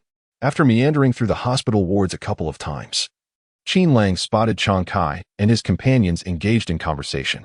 Upon seeing Qin Lang, they appeared a bit sheepish, having distanced themselves during the earlier altercation. "Brothers, have you seen my little brother?" Qin Lang inquired cheerfully. He bore no ill will towards them for not intervening earlier, as they were not friends to begin with. It was entirely normal for them to refrain from involvement. In contrast, someone like Chen Chuang was commendably straightforward and thus worthy of friendship. "Is it bed 130-something? I saw him go into room 40, Chang Kai replied, managing an awkward smile. "All right, I'll get back to my business then. Later. I have some goji berries to share." Qin Lang glanced at the trio. Chang Kai immediately interjected, "We still want some. This little bit won't last." "Fine." Qin Lang replied with a smile, relishing the fact that someone was covering his expenses. Following the wards, Qin Lang swiftly located his younger brother, Qin Yuan, and Chen Chuang. On the bed lay a man in his 30s, presumably the injured party from yesterday. Upon noticing Qin Lang, Chen Chuang addressed the patient, saying, "I'll be back tomorrow to check on you. I have some matters to attend to now." As they exited the ward, Chen Chuang chuckled wryly. "I must admit, your brother is quite something. When I went to the restroom just now, he followed me in, making it impossible for me to relieve myself." Qin Lang chuckled, remarking that his brother possessed no other merits but his sincerity. "Brother Chen, let us not be overly formal. Today you have assisted us, and we would like to express our gratitude with a meal. Is that too much to ask? Then let us dine casually," Qin Lang continued. "I know a place nearby that serves delicious and affordable beef soup."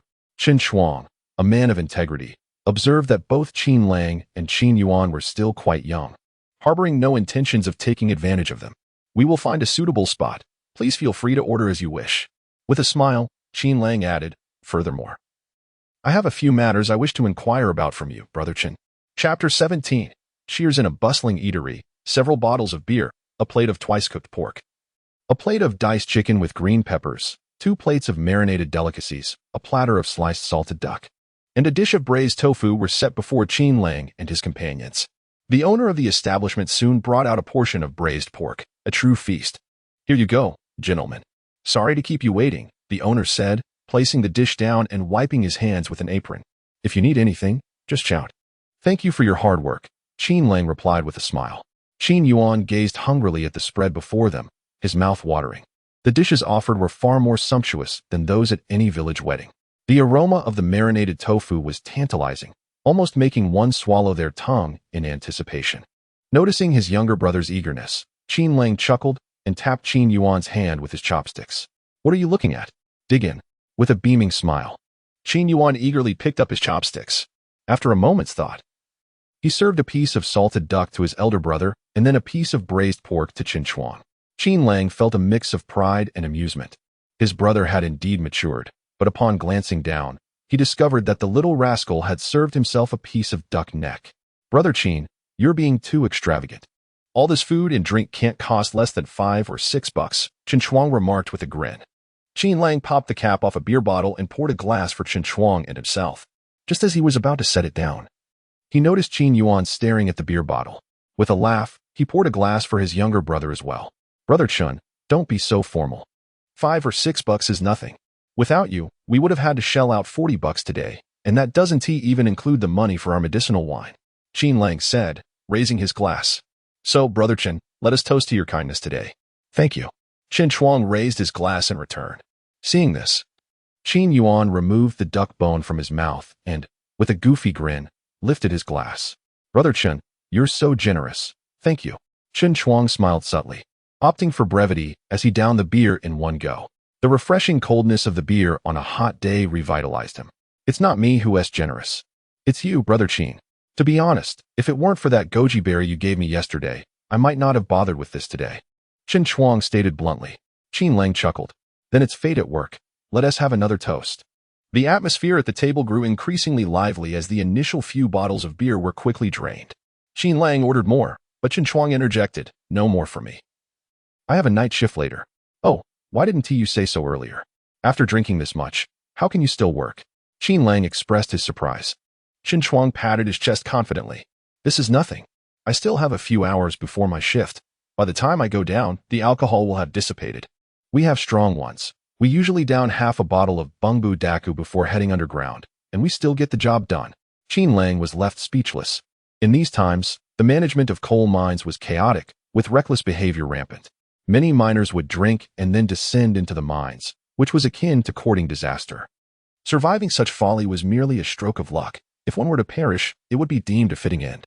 "Owner, bring us a few more bottles," Qin Lang called out. "Do you have any white liquor?" "Bring me a bottle of bungbu daku." Qin Chuang was bewildered, and before he could utter a word, Qin Lang spoke up.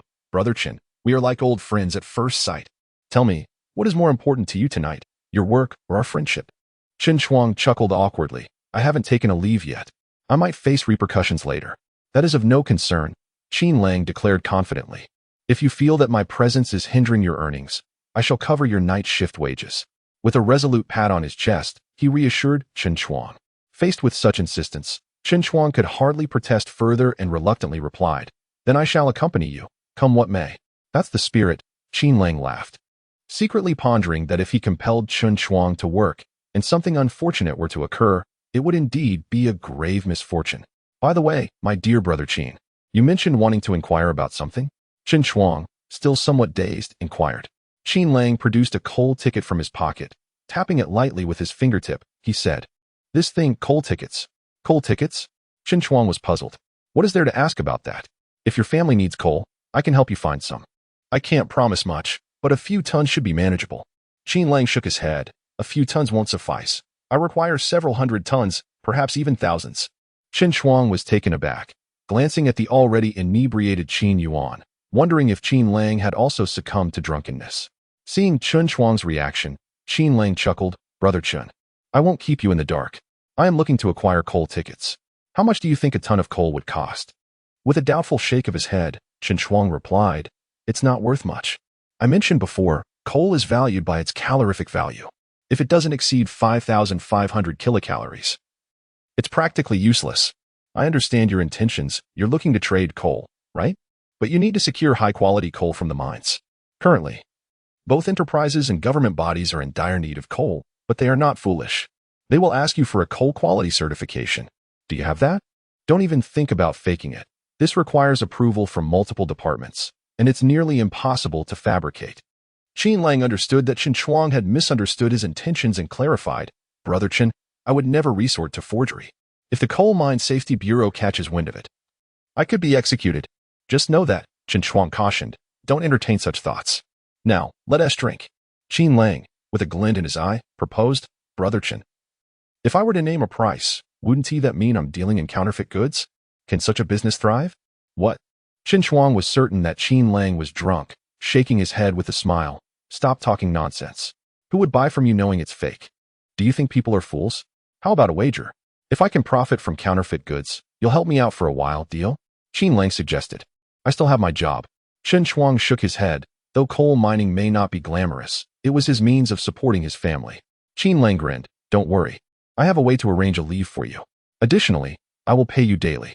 Whatever your team earns monthly, I will double it, ensuring you don't suffer any losses. Qin Shuang chuckled, dismissing it as the ramblings of a drunken man, but Qin Lang persisted. So, what do you say, Brother Qin? Give me a straightforward answer. All right. If you can truly make money from this, I wouldn't mind working for you for free.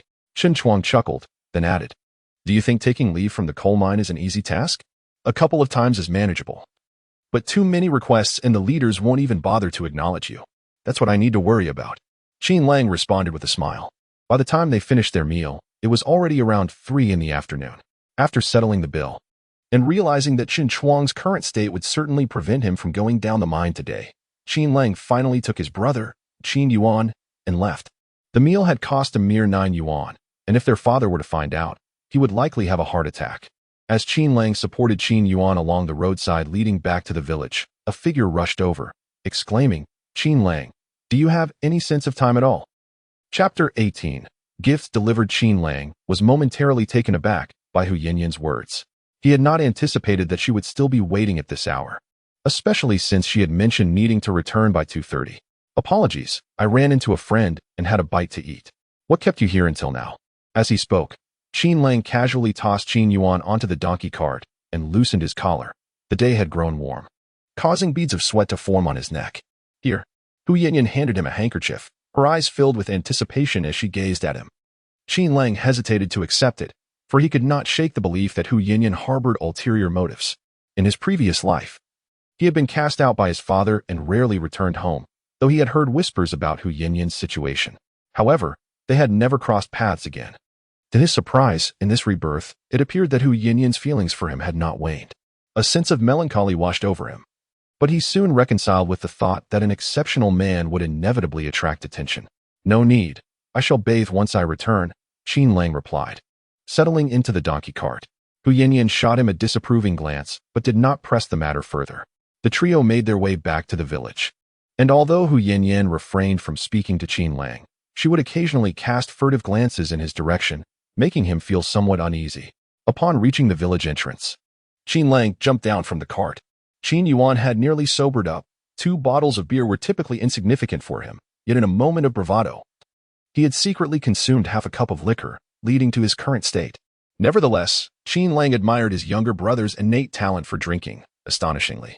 He was almost fully alert again within just half an hour. Wake up, or I shall toss you into the river for a wash, Qin Lang jested, giving Qin Yuan a playful kick on the rear. Now, off you go, and take this with you. Qin Yuan accepted the plastic bag from his brother, his face lighting up as he caught sight of the contents. Braised pork and twice-cooked pork. There was still plenty left from the day's meal, aside from the finished stewed tofu and diced chicken with green peppers. Although they had ordered several dishes, it was customary for guests to be modest in their consumption. Even when dining at a table, Qin Lang recalled a past New Year when his family had steamed a bowl of preserved vegetable pork belly, which lasted from New Year's Eve until the 15th day of the new year. Despite the modest portion of preserved vegetables, the meat remained largely untouched. If someone dared to take a piece of meat, another was promptly added. But it was rare for anyone to indulge excessively. Such was the facade of a family struggling to maintain appearances. Qin Lang took home the remaining half of a salted duck, intending to treat his wife and daughter later in the evening. Upon returning home, he found that Shen Youwei had not yet returned from the fields, and their daughter had accompanied her. Qin Lang took the opportunity to wash the family's clothes and feed the 3 little chicks they had in the yard.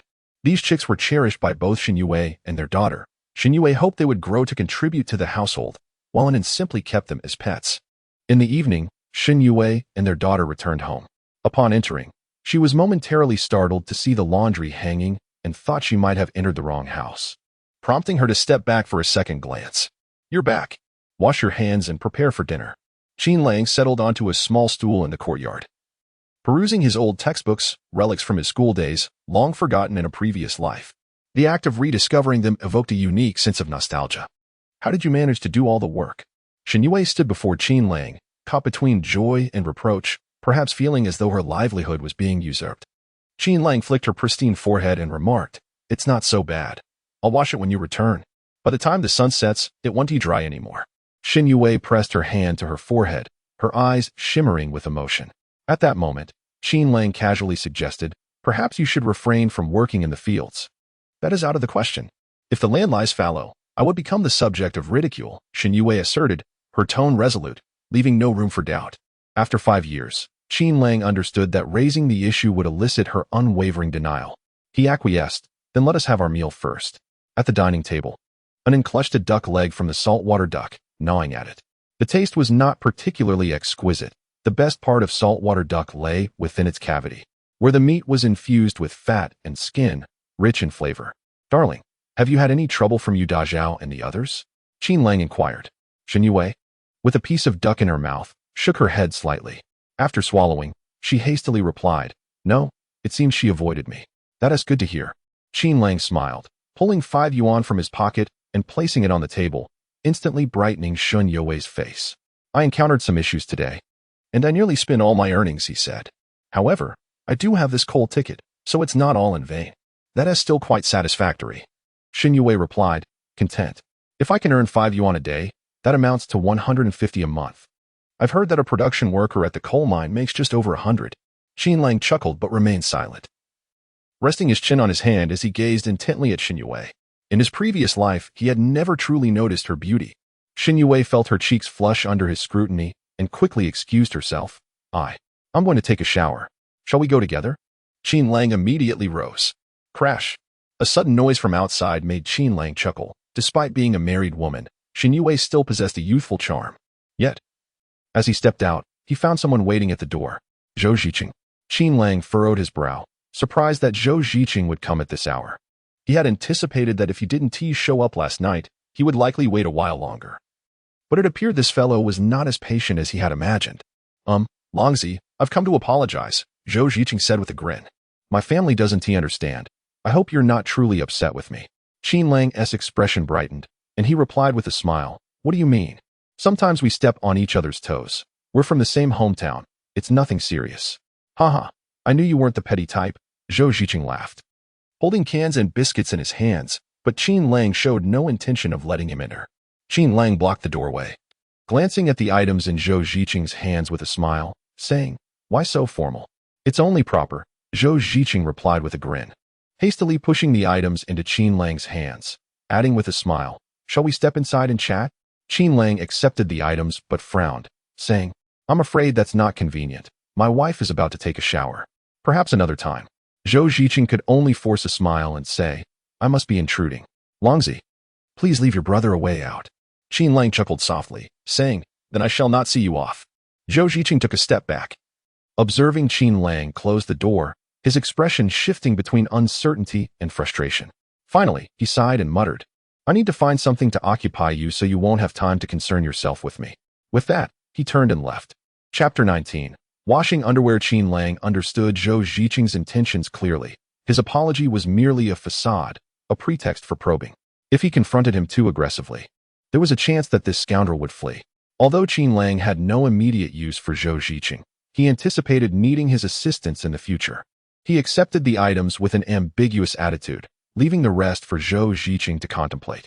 After placing the items down, he noticed and gazing longingly at the canned food.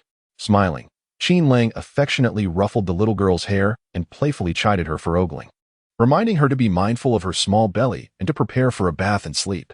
That night, as Qin Lang lay tossing and turning in bed, he lamented the unbearable situation he found himself in. With a beautiful woman beside him yet unable to touch her, it was a torment any man would struggle to endure. He resolved to earn money swiftly and build a new home. Covering his head with the blanket, he reluctantly drifted into slumber. The following morning, Qin Lang was awakened by persistent knocking at the door.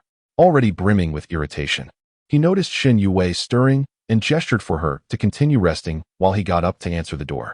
Upon opening the courtyard door, he found Guo Xiong standing there. Qin Lang raised an eyebrow, inquiring about his purpose. What do you mean by that? Pay back the money. Guo Xiong replied with arrogance, asserting that they had agreed on a 3-day repayment period, and today marked exactly 3 days, so he demanded immediate payment. Qin Lang was nearly amused by the absurdity of it all. They had discussed 3 days, yet it hadn't even been 2. Guo Xiong was conveniently omitting the beginning of the time frame, but now that he insisted on 3 days, Qin Lang found himself at a loss for words. 90 yuan. Principal and interest, quickly. Guo Xiong waved dismissively. Qin Lang's expression turned cold as he directly confronted Guo Xiong. Isn't this a bit unscrupulous? Is this how you interpret a 3-day agreement? Seeing Qin Lang's anger, Guo Xiong reveled in delight. Just the night before, Zhou Ziqing had approached him with an enticing proposition, promising a sum of money if he could manage to deal with Qin Lang. His own indiscretions with the village head's daughter-in-law had not been caught in the act, so he believed he could evade repercussions. With Zhou Ziqing's promise of 1,000 yuan for a successful endeavor against Qin Lang, Guo Xiong was motivated to act swiftly. Leaving his home at dawn. Just admit it's 3 days. You previously stated that if you couldn't repay within 3 days, I could do as I please. Guo Xiong shouted loudly. The village was quiet in the early morning, but his raucous voice roused the neighbors, who curiously peered toward Qin Lang's courtyard. Guo Xiong seized the moment, calling out for everyone to witness the situation, accusing Qin Lang's wife of failing to repay a debt, asserting that it was only right to repay borrowed money and that the Qin family should not bully others. Shen Youwei emerged, dressed and clutching a handkerchief containing the money Qin Lang had retrieved 2 days prior. However, Qin Lang intercepted her, giving her a look that signaled her to observe the unfolding drama. I stated 3 days to repay the money, but you can't just disregard your word, Qin Lang asserted. Disregard my word? How have I done that? We agreed on 3 days, didn't we? Let the villagers listen, Guo Xiong bellowed. Is it acceptable to bully someone like this? Qin Lang promised me that if he couldn't produce the money today, I could deal with him however I wished. Qin Lang glanced at the neighbors who had gathered to witness the commotion and nodded slightly, acknowledging, indeed, I recognize this. But do you remember what you said? Guo Xiong was momentarily taken aback, but upon reflection, he realized that in this day and age, earning a mere 100 yuan in a month was a challenge, let alone in less than 2 days.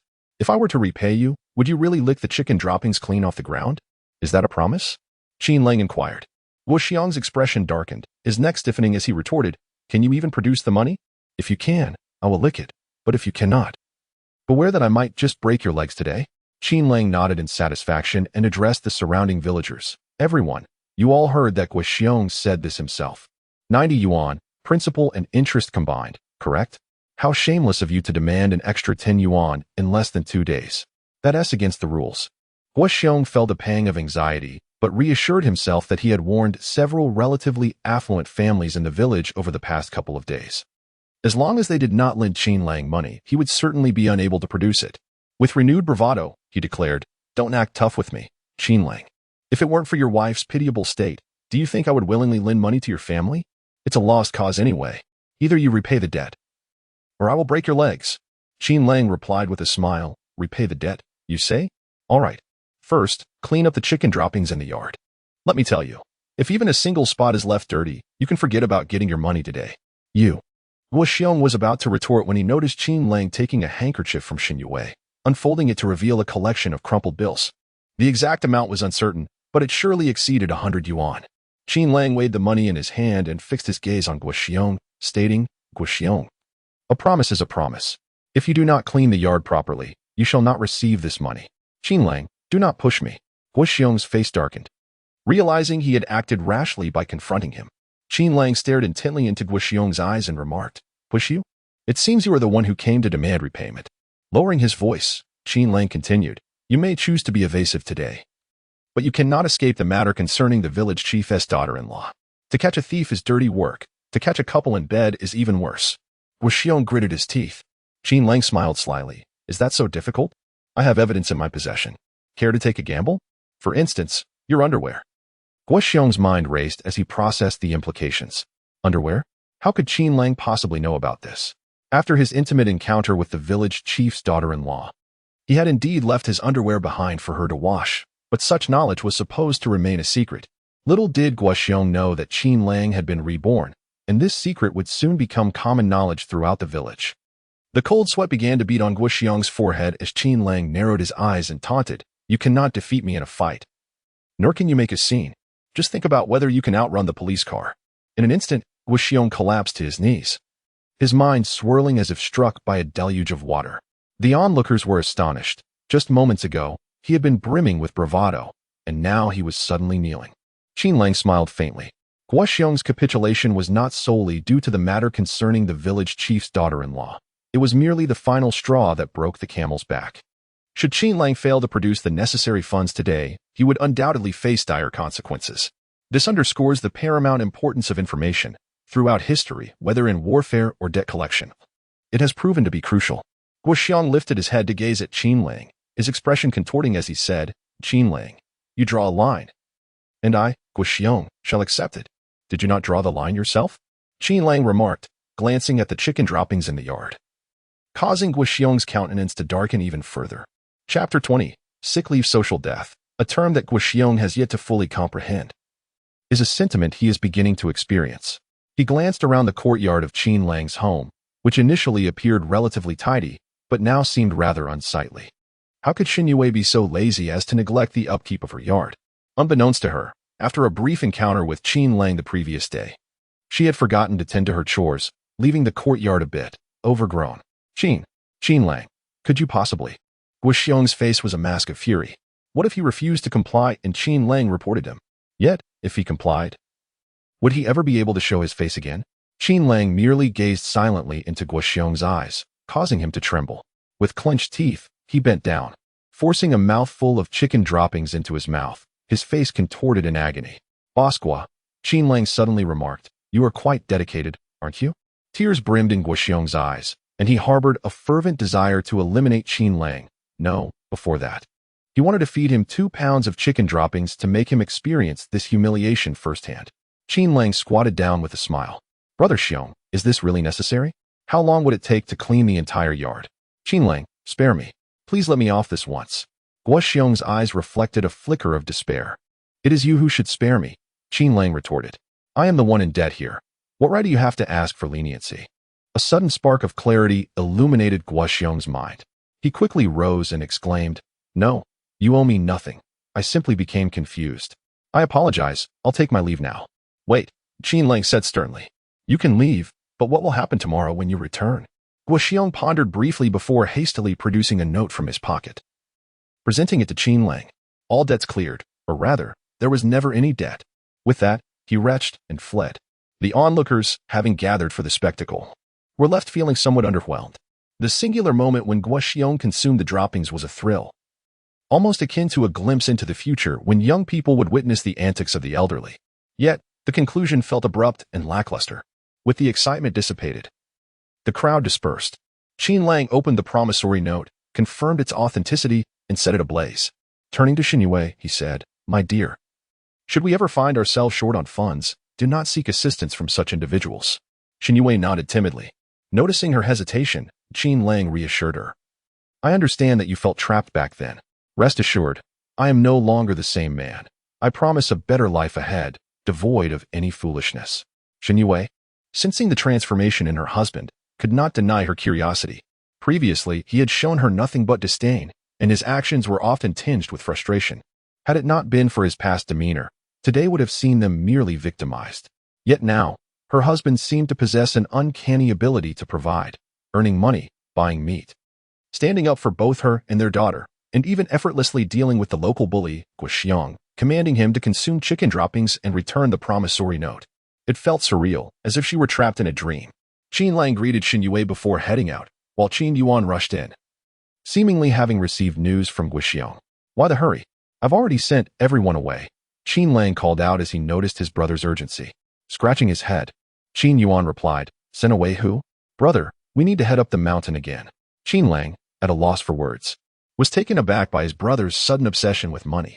However, it was no surprise given his enthusiasm. Not only had Qin Lang brought back vegetables yesterday, but he had also given Qin Yuan 5 yuan, which delighted him immensely. Although their mother confiscated the money, the thrill of earning it left Qin Yuan somewhat entranced. Reluctantly, Qin Lang decided to take Qin Yuan up the mountain to harvest goji berries. The wild goji berries were nearly depleted, and they needed to expedite their coal ticket business. Unfortunately, luck was not on their side today, and they had to head into the city instead. Fortunately, once they arrived at the miners' hospital, selling goji berries was not a concern. Just one of the brothers from Changkai had purchased a whole basket, ensuring they wouldn't be solely consuming them. Within half an hour, the 2 baskets of goji berries were sold out. Neither Xie Qingqing nor Deputy Director Zhang was present, likely occupied in surgery. Qin Lang went straight to the ward of his colleague Qin Shuang and, indeed, found him there. "Brother Qin," Qin Lang greeted him. Qin Shuang, amused yet exasperated, replied, "Goodness. I drank quite a bit yesterday. How did you manage to pour so much down my throat?" "Huh. It's said that a friend in wine is a friend indeed." Qin Lang chuckled. "Come on, Brother Qin. I'm here to ask for your help." "Are you serious?" Qin Shuang responded, a bit taken aback, his face showing a hint of embarrassment. "Qin, to be honest, this business is impossible. I've never heard of anyone selling coal tickets." "Brother Qin, trust me this once. But if it's inconvenient for you, just forget I mentioned it." Qin Lang smiled. "What's inconvenient about it?" "Fine. I'll lend you a hand for a few days. I won't take any money. It shouldn't take long." Qin Shuang agreed. "Brother Qin, that's very generous of you," Qin Lang replied, bemused. After chatting with Qin Shuang for a while, Qin Lang noticed some activity in the office and quickly pulled Qin Shuang over. Peering in, he saw Xie Qingqing having her meal. "Sister, is this breakfast or lunch?" Qin Lang inquired with a grin. Xie Qingqing took a couple of bites before responding. "Neither. I'm just hungry. If I have time, I eat." "You're more punctual than we are at work." "Just trying to grab a meal," Qin Lang said, pulling a stool to sit across from her. "Sister, could you help me with something?" Xie Qingqing shot him a glance and replied, "What is it?" "I need a sick leave note for my older brother. He has been feeling unwell, and it's quite difficult to get one," Qin Lang said playfully. "I'm counting on you." Setting her lunchbox aside, Xie Qingqing tied her hair up and pulled out a form, asking, "How many days?" "Start with 3, Qin Lang replied, treating her as if he were family. With a wave of her hand, Xie Qingqing responded, 3 days? That is hardly sufficient. Let us make it 10. If that is not enough, come find me again." Qin Shuang stood nearby, astonished. "Is this how sick leave works? How is it that obtaining a sick leave seems simpler than getting a meal at the cafeteria?" In the past, those working in the coal mine had to plead and beseech for just a few days off, yet it appears to be remarkably effortless in the hands of Qin Lang. "Thank you, sister," Qin Lang replied with a cheerful smile. "I shall not disturb you further. I will bring you some sunflower seeds later." "Oh, so you won't act until you see the rabbit, will you?" Xie Qingqing chuckled. Sick leave forms can be somewhat troublesome, yet they are not insurmountable. Which doctor doesn't issue a few each month? Accompanying Qin, they exited the office, and Qin Lang felt quite pleased with himself. Initially thinking he would have to approach Director Qin. "You know the director here?" Qin inquired, astonished. Chapter 21. Provocation. Qin Shuang approached his workplace, armed with a sick leave note. With the document in hand, he was confident that obtaining the leave would be a mere formality, without any significant hurdles. Meanwhile, Qin Lang and Qin Yuan sought refuge in a beef soup restaurant to satiate their appetites. Having sold 2 baskets of goji berries for 45 yuan that morning, it was only fitting that they treated themselves to a decent meal. As Qin Yuan slurped the savory beef soup, he expressed with satisfaction, "Brother, earning money doesn't seem as arduous as our father claimed. We made over 40 yuan in just one morning. It's quite effortless." Qin Lang shot a disdainful glance at his younger brother. Is earning money truly that easy? Of course not. Otherwise, phrases like cutting off someone's livelihood or killing one's parents would exist. Every source of income is invaluable. Thus, from a certain perspective, the challenge lies not in earning money itself, but in discovering the means to do so. In any era, the quest for a source of income is a daunting endeavor, even with his rebirth and a vantage point that transcends the current age. Qin Lang would not dare to claim that uncovering a lucrative avenue is a simple task. It was audacious for Qin Yuan to make such grandiose claims. "Enjoy your meal. If it's so easy, why aren't you a millionaire yet?" Qin Lang lightly tapped his brother's head with his chopsticks. Irritated, Qin Yuan retorted, "What is so difficult about it? If we earn 45 a day, that totals to 1,200 in a month, making us millionaires in less than a year." Qin Lang scoffed, "Right? The mountains are overflowing with goji berries for you to harvest. Just how long do you think that wild goji berry patch will last? At most, 2 or 3 more harvests before it's depleted. Then we can search the mountains for more. With such vast terrain, there must be untouched areas," Qin Yuan insisted defiantly. Furrowing his brow, Qin Lang replied, "Fine, even if that patch is inexhaustible, Have you considered that the high price of our goji berries is due to their scarcity? When supply surpasses demand, prices will inevitably drop. What will your goji berries be worth then? Noticing Qin Yuan's intent to respond, Qin Lang continued, of course. You could scale up your operations, aiming for low profits and high turnover. But have you thought about the implications of expansion, storage, transportation, sales channels? Do you have the capital for that? Qin Yuan's expression fell as he pondered for a moment before asserting, then I want to expand. I'll sell gradually, ensuring that goji berries remain a scarce resource. Qin Lang was taken aback. He anticipated that Qin Yuan's single statement would hit upon a significant truth. In the vast sea of commerce, such strategies do exist, with diamonds being the most prominent example. The actual reserves of diamonds are vast, devoid of the label of rarity. Yet, diamond merchants restrict their extraction and market them as symbols of love, thus creating the timeless allure of diamonds, an enduring classic. While Qin Yuan's reasoning was sound, his choice of product was rather dubious. After all, the diamond trade successfully imbued the gem with a symbol of love. What could he attribute to goji berries? Perhaps a symbol of health? It is feasible, but unless he could monopolize this product like diamond dealers and control pricing, any effort would be futile and devoid of substance. Just enjoy your soup. Qin Lang helplessly shook his head. Meanwhile, not far from the entrance of his home in Qianwei village, two men stood together, whispering. One of them was Zhang Ziyuan. That kid Qin Lang has been acting rather strangely lately. Guo Xiong had him under control, and I heard. He even ate feces yesterday, Zhou Zhiqing remarked, clicking his tongue. In the past, Guo Xiong could easily handle Qin Lang, but that bookworm seems different now. Different? Nonsense. Scoffed the man beside him disdainfully. Zhou Zhiqing, are you terrified of him? Do you have some dirt on him? You wealthy folks, what misdeeds have you committed? Does this concern you? Zhou Zhiqing shot a glare at the man. Wei Minghua, I heard that you tricked Qin Lang into borrowing money from the city.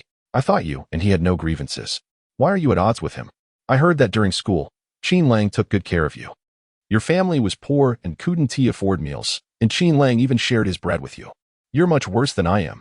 Wei Minghua let out a cold snort, gritting his teeth. Care for me? He only used me to demonstrate how superior he is. He was a high school student while I had to stop my studies after middle school. How could I compare to him? And what? Zhou Zhiqing asked curiously. Wei Minghua shot Zhou Zhiqing a glance. Using your words, does this concern you? Just then, the door of Qin Lang's house swung open. It was Shen Youwei, emptying the vegetable washing water outside to clean the street. Upon seeing her, Wei Minghua's eyes seemed to ignite with fervor. I'm heading over first. By the way, although we are not friends, we both share a disdain for Qin Lang, so we might as well cooperate when needed. Wei Minghua said as he hurried towards Qin Lang's doorstep. Of course, Zhou Zhiqing replied with a broad smile, though his gaze carried a hint of mischief. As the saying goes, a delicious meal is not as good as dumplings, and having fun is not as delightful as. This Wei Minghua is certainly a player. Sister-in-law, where is my elder brother Qin? Wei Minghua inquired upon reaching the entrance, addressing Shen Youwei. Shen Youwei, holding a basin of water and looking down, had a rather unfavorable impression of her husband's friend, yet felt it unwise to offend him, lest Qin Lang return and be displeased. He went to the city. Shen Youwei replied softly. Upon hearing her gentle voice, Wei Minghua nearly melted, suppressing his saliva and feigning a heartbroken expression. Alas, Qin Lang is a fine person. But he is far too lazy. How can one live solely on borrowed money? He doesn't even consider you, sister-in-law. Let me help you with that basin. Shen Youwei instinctively stepped back, avoiding Wei Minghua, and quietly said, No need. My husband has been doing quite well lately, earning money outside, buying meat for the family, and even repaying debts. Hearing Shen Youwei defend Qin Lang ignited a fire of jealousy within Wei Minghua. With a quick change of expression, he put on a smiling facade. Of course, Qin Lang must have borrowed 1,000 yuan from Long Gu in the city. He surely needs to improve his living conditions. Shen Youwei was taken aback, abruptly lifting her head and asking, What did you say? My husband borrowed money. Wei Minghua sighed and said, Alas, sister-in-law, do not hold it against him. Qin Laodao finds himself in a predicament. Otherwise, do you truly believe he could earn enough to bring home meat to eat? In fact, I had advised Qin Laodao against lending that money, but he is quite stubborn. Observing Shen Youwei's expression of shock and anguish, Wei Minghua whispered, Oh dear, sister-in-law, please do not mention that I spoke of this to Qin Laodao. If he were to find out, he might think I am trying to sow discord between you two. Now, you carry on with your tasks. I shall take my leave. Chapter 22. Buyers and sellers Qin Lang and Qin Yuan awaited Qin Shuang in a family residential area. Upon Qin Shuang's arrival, Qin Lang promptly inquired, "How are you, Brother Qin?" Qin Shuang wiped the sweat from his forehead and nodded, "I have inquired at several places, essentially. Coal tickets are largely unutilized. Each establishment can manage to burn only about half. Then how do they handle the surplus coal tickets?" Qin Lang quickly asked. Qin Shuang confidently replied, "I asked this too. Generally, they are given to relatives. Who doesn't have a relative or friend? For those not working in coal mines, acquiring coal is quite challenging, so most of the excess is distributed among family." He added, "Some also exchange surplus coal tickets with nearby small restaurants. But they do it in bits, as these small eateries cannot redeem too much at once. Otherwise, if they cannot use it all, it takes up space and poses safety concerns." Qin Lang pondered for a moment and smiled, saying, "That's good. We can engage in this business." Qin Shuang addressed Qin Lang. "Brother Qin, I may be a bit dim-witted, and since the business is yours, I shouldn't have much say. However, there are a few points I must mention, or I will feel stifled. Please, go ahead, Brother Qin." Qin Lang encouraged with a smile. Qin Shuang scratched his nose and asked, "Even if you receive the coal tickets, who will you sell them to? The small restaurants? As I mentioned earlier, they only collect a few dozen pounds at a time. They cannot consume more." Qin Lang reassured him, "Do not worry. In these times, the only concern is the lack of coal. We have coal, so why worry about selling it? Brother, Father says that rushing into purchases is not wise. If we seek buyers, we will undoubtedly face price reductions.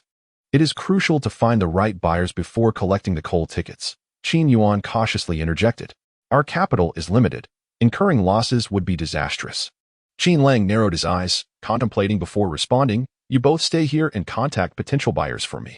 Even if you do not finalize any deals immediately, at least inquire who might be interested in trading coal tickets and ascertain their psychological price range."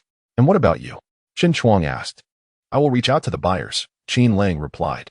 "Brother Qin, Yuanzi, time waits for no one. Do not dawdle. Oh, and wait here for me for a moment." With that, Qin Lang dashed to a local convenience store and returned with several packs of cigarettes. He handed each Qin Shuang and Qin Yuan a pack of Daqiao cigarettes, and gave Qin Shuang a pack of Huangshan. Daqiao, being an affordable brand, was popular in Huai City, priced at 50 cents per pack. In contrast, Huangshan was considered a premium brand, with a price of 1 yuan and 20 cents per pack. One pack could be exchanged for 1.5 pounds of pork. Nevertheless, after settling the debts owed to Guo Xiong, this minor indulgence was still within his means. "Brother, why are you giving me cigarettes?" "I don't smoke," Qin Yuan queried, perplexed. Qin Lang felt a strong urge to kick Qin Yuan. His brother's sturdy build made him feel rather good about it, and after a few kicks in his rebirth, he strangely found himself somewhat addicted to the sensation. Seeing his brother raise his foot, Qin Yuan immediately hid behind Qin Shuang, to which Qin Lang retorted, "Are you just going to speak aimlessly? Offering a cigarette makes the conversation smoother. Yet you cannot compel me to smoke for the sake of business. Be cautious when you return home. Father will scold you." Qin Yuan retorted defiantly, "Go ahead and court disaster." Qin Lang shook his head helplessly and remarked, "Who told you to smoke? You ought to engage in some conversation. Here, this is a lighter. You know how to use it, right?" Qin Yuan curled his lip and retorted, "Brother, do I look like a fool to you?" "I think you do," Qin Lang replied, exasperated, which elicited a chuckle from Qin Shuang nearby. "Brother Qin, keep the Huangshan cigarettes for yourself. There's no need to waste such fine tobacco on mere pleasantries," Qin Lang advised. "If you only exchange a few words while smoking Huangshan, people might not think highly of you. Rather, they could see you as a simpleton, and if the cigarettes run out, you might not even manage to utter a single word." "Fine, then I shall not hold back," Qin Shuang said, unceremoniously tucking the cigarettes into his pocket. "I will take my leave first. I shall return within 2 hours at the latest. If you have made inquiries, please wait here for me and do not wander off." Qin Lang instructed. "Sure, go attend to your matters." Qin Shuang nodded in agreement. After departing from the family quarters, Qin Lang headed straight to the nearest coal mine. Nowadays, the security guards seemed nearly ornamental, rarely questioning anyone. Given the number of people seeking assistance at the coal mine, if the guards were to stop everyone daily, they would have no time for anything else. Qin Lang entered the mine with ease. He glanced at the notice board at the entrance, which typically displayed a layout of the construction departments within the mine, facilitating the search for individuals and easing the process for those conducting business. Qin Lang's eyes narrowed slightly as he confirmed his target and promptly turned to leave. Before long, he arrived at the base of an office building bustling with activity. Many individuals sat in the shade beneath the building, all wearing troubled expressions. Some gathered in groups, murmuring amongst themselves, yet their gazes frequently drifted toward the office building. The office building was modest, comprising only 3 stories, but Qin Lang understood its significance. It was one of the most crucial departments of the coal mine. All coal dispatched from the mine had to pass through this office for documentation. Without the necessary paperwork, not a single pound of coal could leave the premises. Qin Lang remained silent as he approached a cluster of conversing individuals. He casually tucked a cigarette behind his ear, seamlessly integrating himself into their midst. The crowd was largely venting their frustrations, for acquiring coal was exceedingly difficult, and who could be devoid of grievances? Why is it so challenging to procure some coal? I've been stuck here for 3 days, unable even to step inside. Not to mention the disdainful glances. I have to smile at the security guards, lest they kick me out. When will this torment end? One person lamented. Look over there. Do you see that man? Another pointed towards a dejected figure in the distance. That's Hao Qingning from Billionaire village. I heard he set up a brick kiln and was making money, but now the coal supply has run dry. He has been stuck here for half a month, begging for assistance, having already spent a few thousand, and what has he gained? Not a thing. Qin Lang observed the man, who sat on the curb, covering his face in despair. After a moment's contemplation, he lit a cigarette and sauntered over, deliberately taking a seat beside Hao Qingning. After inhaling deeply, he exhaled the smoke near Hao Qingning's ear, startled by the warmth at his side. Hao Qingning turned his head abruptly, only to collide with Qin Lang's elbow, causing the cigarette in Qin Lang's hand to fall. Hao Qingning froze momentarily before hurriedly apologizing. I'm so sorry. I didn't mean to. Did I hurt you? Qin Lang frowned, adopting a surly demeanor, and replied, Are you blind or what? Hao Qingning's lips trembled twice, and he could only force a smile, saying, Shall I compensate you with a cigarette? My apologies. Compensate with a cigarette? Do you think I am like you, unable to procure even a bit of coal? What is 1 cigarette worth? Do I lack it? Qin Lang retorted disdainfully. In these times, there is not a single fool in the business world. Hao Qingning immediately discerned the underlying meaning in Qin Lang's words. After glancing at Qin Lang, he quietly inquired, Brother, can you get coal? Chapter 23. Inferior yet expensive coal. At this moment, Qin Lang displayed his acting prowess, a flicker of guilt, recklessness, and suspicion crossing his eyes. He stammered, I never said that. Alas, what misfortune befalls me. With that, Qin Lang turned to leave. However, Hao Qingning was not willing to let him go.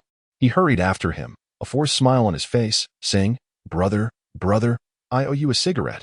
One must be decent in both character and conduct. I am not one to act dishonorably. Hey, what is wrong with you? Just leave me be. I do not require your cigarette. Qin Lang replied impatiently. Yet, the more impatient Qin Lang became, the more excited Hao Qingning felt. Those lacking true ability often spoke loudly to mask their shortcomings, while individuals like Qin Lang, who possessed genuine talent, remained understated, akin to concealing wealth. Qin Lang silently chuckled. When they reached a more secluded area, he turned and asked, What exactly do you want? Brother, Hao Qingning lamented, I have no other choice. My name is Hao Qingning. Taking advantage of favorable policies in recent years, I opened a brick kiln and made some profit. However, now, I have no coal. What am I to do? Qin Lang glanced at him and inquired, Where did your coal come from before? Previously, there were small coal mines, but recently, the Coal Safety Bureau shut them down. Now I find myself in a predicament. Hao Qingning replied with a forced smile.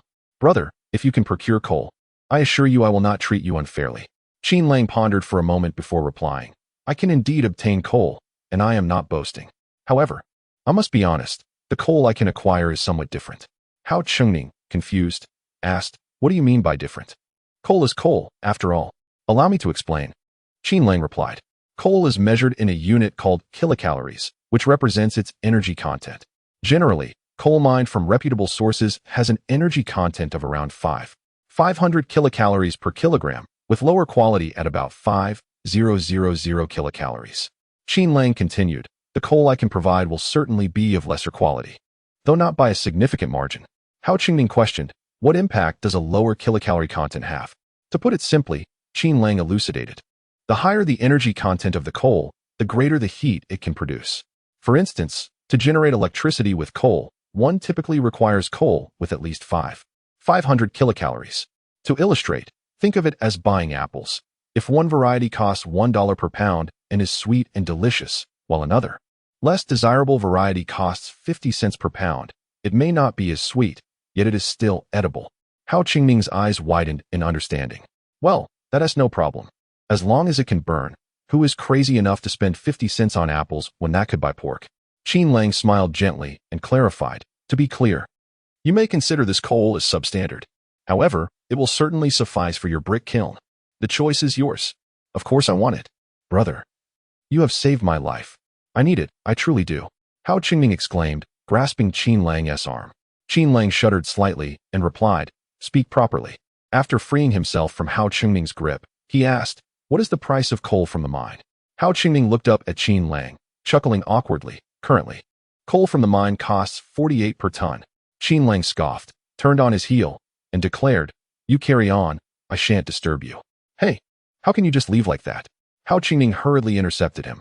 Irritated, Qin Lang retorted, you haven't spoken a single honest word. 48 per ton? That's for public transactions. If you can secure coal at that rate, I shall gladly sever my own head.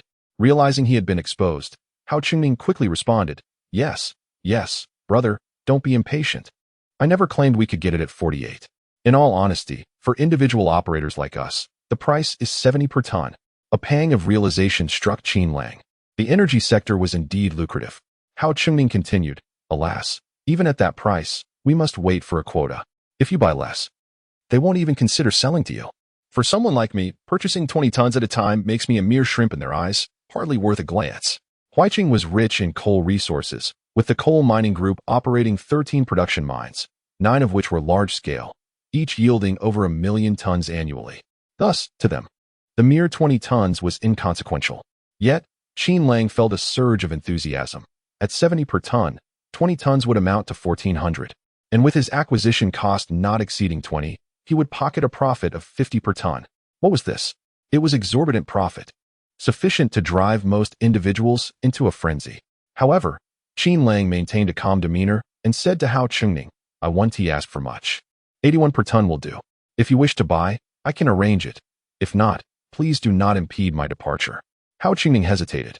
The quality was inferior to that from the mines, yet the price was still 10 yuan higher, which left him feeling somewhat cheated. But seeing Qin Lang's readiness to leave, he quickly exclaimed, brother, wait. Your price. To be honest, it is a bit steep. Ridiculous. The mines offer fair prices. Why not go buy from them? Qin Lang rolled his eyes. In truth, the price hike was not solely for profit. It was a psychological tactic. Many individuals harbor doubts and uncertainties when it comes to seemingly free advantages. If his asking price were lower than that of the mines, or even equal, Hao Qingning would likely ponder for a long time, questioning whether Qin Lang was a fraud. Ironically, Qin Lang's nonchalant demeanor made Hao Qingning feel more at ease, almost fearing that Qin Lang might walk away entirely. Very well, brother, if coal is unattainable, then fine, 80 it is. Just ensure you can procure it. I need 20 tons. Hao Qingning nearly ground his teeth as he spoke. Qin Lang feigned indifference and replied, you said it yourself. So wait here. I shall go fetch the coal for you. How about I accompany you? I'm a bit uneasy, Hao Qingning suggested. Qin Lang waved his hand dismissively. You merely need to wait for me. Such matters are best kept discreet. Indeed, you are correct. Hao Qingning hurriedly agreed. As Qin Lang strolled away, he quickly made his way to the residential area. Along the way, he observed cyclists and mused about acquiring a bicycle for himself. In business, one need not possess wealth, but must exude an air of sophistication. Otherwise, many deals would remain unattainable. Such is human nature. Respect is first accorded to appearances, then to substance. Rushing into the family quarters, Qin Lang panted heavily. He spotted Chen Chuang and Qin Yuan standing at the entrance, murmuring to each other about something indiscernible. Brother Chen, Yuanzi. Qin Lang approached, wiping the sweat from his brow. What is the situation? Have you secured the goods? I'm all set to launch here. The two stared at Qin Lang in astonishment. Noticing their dazed expressions, Qin Lang anxiously pressed, what is going on? Have you managed to procure them or not? I need a definitive answer. Chapter 24. A windfall. Seeing Qin Lang's anxiety, Qin Yuan promptly explained that they had made contact, but the asking price was rather steep. Both he and Brother Chen felt it unworthy of pursuit, fearing a loss. Steep? Qin Lang furrowed his brow. How steep is it? He understood that a high acquisition cost would inevitably squeeze profit margins. However, he believed that even if the margins were compressed, he would still be poised for substantial gains.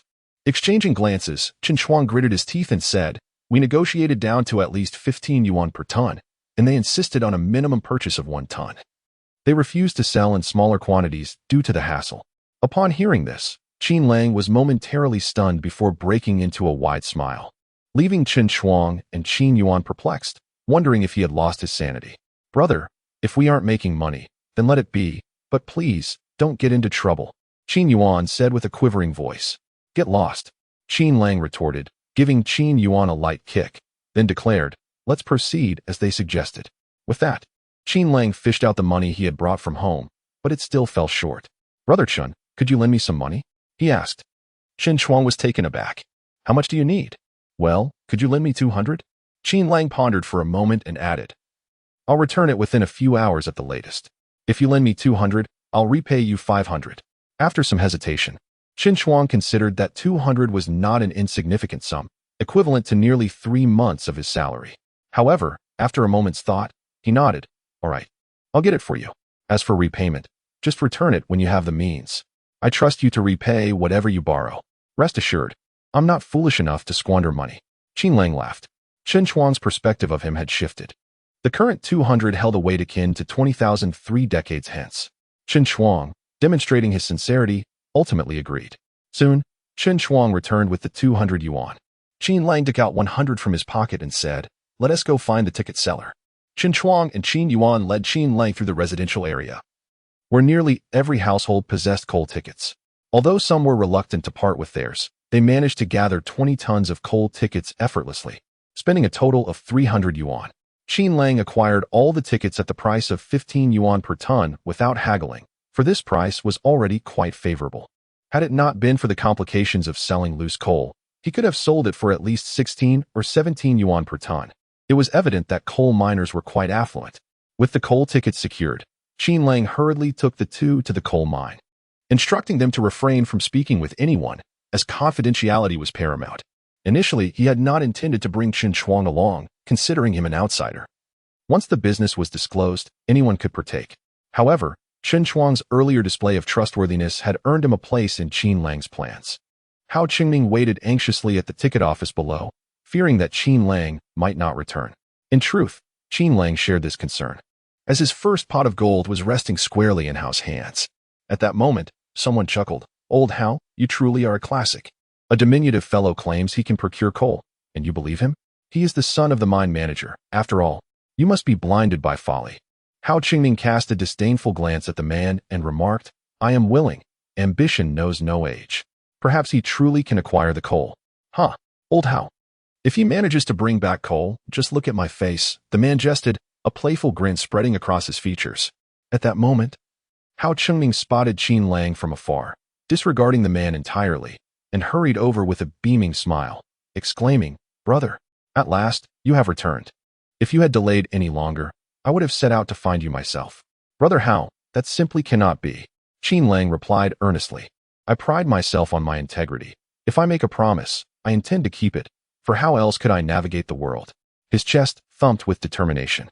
Turning to Hao Qingming, he added, "You wait here. I shall ascend and be right back." Hao Qingming, brimming with anticipation, replied, "Go on. I shall await your return. By the way, here is the cigarette I accidentally knocked from your hand earlier. I feel rather embarrassed about it." Qin Lang inspected the cigarette. Noting its value had surged to 10 yuan a pack, Hao Qingming was clearly investing in this venture without certainty of success, indicating a desperate situation. "Very well. I shall accept it," Qin Lang said with a smile as he turned to ascend to the ticket office. Once Qin Lang had accepted the cigarette and made his way upstairs, Hao Qingming's expression brightened. He mused that there might indeed be a chance, for otherwise, this young man would not have accepted so readily. In truth, Qin Lang had taken it to reassure him. Upon reaching the upper floor, Qin Lang bypassed the public ticket counter meant for coal buyers and instead entered a small adjacent room designated for issuing coal tickets to employees. "Excuse me, could you kindly provide me with a few tickets?" Qin Lang asked, producing a Huangshan cigarette to offer. The clerk accepted the cigarette with a smile, acknowledging it was a nice gesture. He then inquired about the coal tickets, glancing at them and exclaiming, Oh, quite a substantial amount. Indeed, Qin Lang replied. Several neighboring families are handling their requests all at once to save you the trouble. Such consideration from a young comrade. The clerk remarked. If only everyone possessed your foresight, our work would be much easier. Qin Lang laughed. I shall frequent this place more often. I've taken on a side business helping families acquire and transport coal, earning some cigarette money in the process. Huh, quite the astute mind you have. Very well, I look forward to our future dealings. The clerk chuckled as he processed the tickets, issuing a new one stamped for 20 tons of coal. This small ticket held significance. The public tickets were red, stamped with the Coal Mine Group's trade seal, while this one was blue, bearing the logistics department's mark. To an outsider, the distinction was undetectable. As long as coal could be obtained, who cared about the seal's origin? However, the person in charge of the coal storage at the mine is knowledgeable. A mere glance at the ticket reveals the type of coal required. Nevertheless, Qin Lang had already clarified that he was essentially a substandard product. Thus, he harbored no concerns regarding others finding fault. After obtaining the ticket, he descended the stairs, while Hao Chengning, brimming with excitement, rubbed his hands together. Observing Qin Lang's eager anticipation for the outcome, Qin Lang extinguished his cigarette and cheerfully remarked, "Prepare the money. By the way, do you have a vehicle? Can you transport it back?" Yes. I can pull some strings to get a truck. It won't take long," Hao Chengning exclaimed, nearly jumping for joy, leaving others waiting for their affairs quite bewildered. With a grand gesture, Qin Lang declared, "Let us go. I'll take you to collect the coal." "Oh my brother, you truly possess remarkable skills," Hao Chengning said, giving a thumbs up. Suddenly, he turned to the man who had previously argued with him, rolled up his sleeves, and boldly declared, "Su Qi, come here. Watch me deliver a resounding slap." Chapter 25. We also want the man singled out by Hao Chengning felt a twinge of embarrassment, defiantly questioning. "Have you truly seen the coal? Only upon seeing it can one believe it. Holding a ticket might as well be one's own drawing." "Hey, you really need a lesson," Hao Chengning retorted, his large eyes widening menacingly as he reached for a shoe, ready to strike Su Qi. Qin Lang swiftly intervened. All right. If you don't want the coal, I'll give it to someone else. Now is the prime time for making money, and Qin Lang wished to avoid unnecessary complications. Hao Chengning hurriedly put on a shoe and dragged Qin Lang towards the coal storage, showering him with praises that nearly rendered Qin Lang speechless. Upon arriving at the coal storage, Qin Lang accompanied Hao Chengning to present the ticket. After a brief inspection, the other party did not hesitate and promptly arranged for the shipment. The look in Hao Chengning's eyes transformed instantaneously. "Brother, no, I mean, from now on. You are my true brother," he exclaimed excitedly. This 20 tons of coal was nothing short of a lifeline. Without it, he wouldn't be able to produce bricks. And those customers who had paid in advance would tear him apart. In recent days, Hao Chengning had been at the mercy of others, stalling clients while begging the coal mine for assistance. But coal had remained elusive. In this era, energy was king. Qin Lang recalled how protagonists in Rebirth novels would return with an aura of dominance, effortlessly making money as if printing currency, effortlessly establishing conglomerates that spanned every industry. Each time he encountered such narratives, he felt compelled to scoff at the authors, for starting a company and establishing a factory was far from simple. Could one truly manage business electricity in this age of scheduled blackouts? In this context, coal was the predominant source of power generation, and its value was beyond question. It was not only individual operators who faced challenges. Even those with permits often struggled to obtain coal. There were numerous public disputes over coal, making the coal that Qin Lang secured remarkably precious. As Hao Chengning leaned in, ready to express his gratitude, Qin Lang waved him off. "Just settle the payment." Overjoyed, Hao Chengning opened his bag, revealing a thick bundle of cash, counting out 1,600 yuan for Qin Lang. "Brother, I should just call you brother. This disparity is too great. I'm Qin Lang. You can call me Xiao Qin or Longzi, whichever you prefer." Qin Lang's fingers brushed over the ink on the cash, a faint smile gracing his lips. Hao Chengning laughed heartily. "All right, Longzi it is. It feels so friendly. In the future, I'll need your assistance, so don't be impatient." "That is not an option," Qin Lang replied. "But let me be clear. This is not the finished coal from the mine. It will definitely burn well, and it should suffice for your brickmaking. But please don't promote it as if it were from the mine." Hao Chengning, puzzled, asked why not. "Now that we have coal, who cares if it's from the mine? I'll help you drum up some business and ensure you make a fortune." Qin Lang smiled gently. "I only hope this wealth is stable. Let us proceed with a cash-on-delivery arrangement, and if you need anything further, feel free to reach out." Please give me your contact information. Hao Qingning insisted eagerly, determined not to let Qin Lang slip away after finally finding a solid ally. Qin Lang left a phone number directly, a contact within the coal mine residential area, instructing Hao Qingning to reach out to Qin Chuang, who would subsequently be in touch with him. As they walked back, Qin Lang noticed Qin Yuan and Qin Chuang surrounded by a group of people, evidently being interrogated. However, both adhered strictly to Qin Lang's instructions, remaining silent despite the barrage of questions, leading the crowd to mistakenly believe they were mute. "Brother," Qin Yuan called out as he spotted Qin Lang and rushed over. "Damn, turns out they're not mute." Someone cursed. Qin Lang tucked the money into the pocket of his coat, which appeared slightly bulging. In these turbulent times, with another crackdown looming in a couple of years, it was evident that the undercurrents of corruption were rising, thus discretion was advisable. "Qin Laudi, is everything settled?" Qin Chuang inquired. Qin Lang nodded slightly and addressed Hao Qingning. "All right, I shall take my leave. I want to interrupt your coal hauling." The phrase hauling coal immediately captured everyone's attention.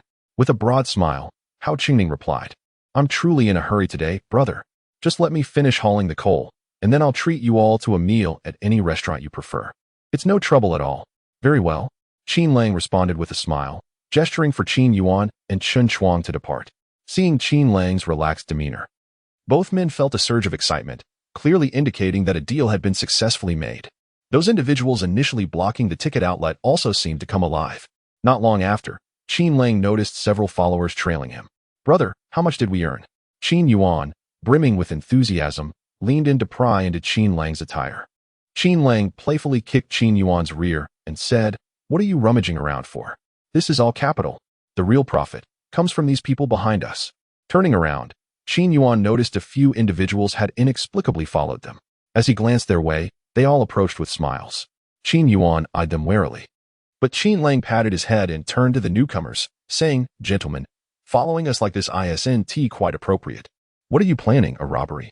Upon hearing the word robbery, Qin Chuang quickly interjected, "You all better behave. I'm part of the mining team here, and if you wish for trouble, I can easily summon hundreds to deal with you."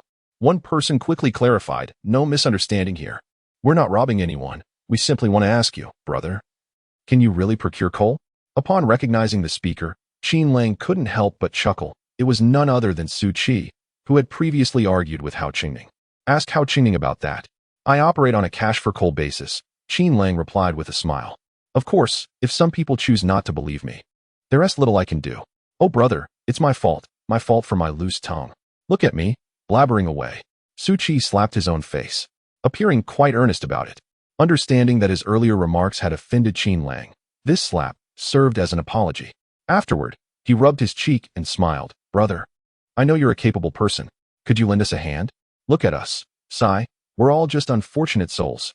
Qin Lang cast a glance at a few individuals, nearly bursting into laughter. In this era, they were all exceptionally astute. The term pitiful certainly did not apply to them. So, they all desired coal, did they? How much would suffice? Qin Lang ignited a stick of Ashima, taking a puff only to find the smoke somewhat lacking. Not as smooth as he preferred. Su Qi promptly declared, "I require 10 tons. My friend, I need 30 tons. I shall take 20 tons. How much is available?" "Bring me 50 tons. One person boldly made an extravagant demand, causing the others to glance over in astonishment.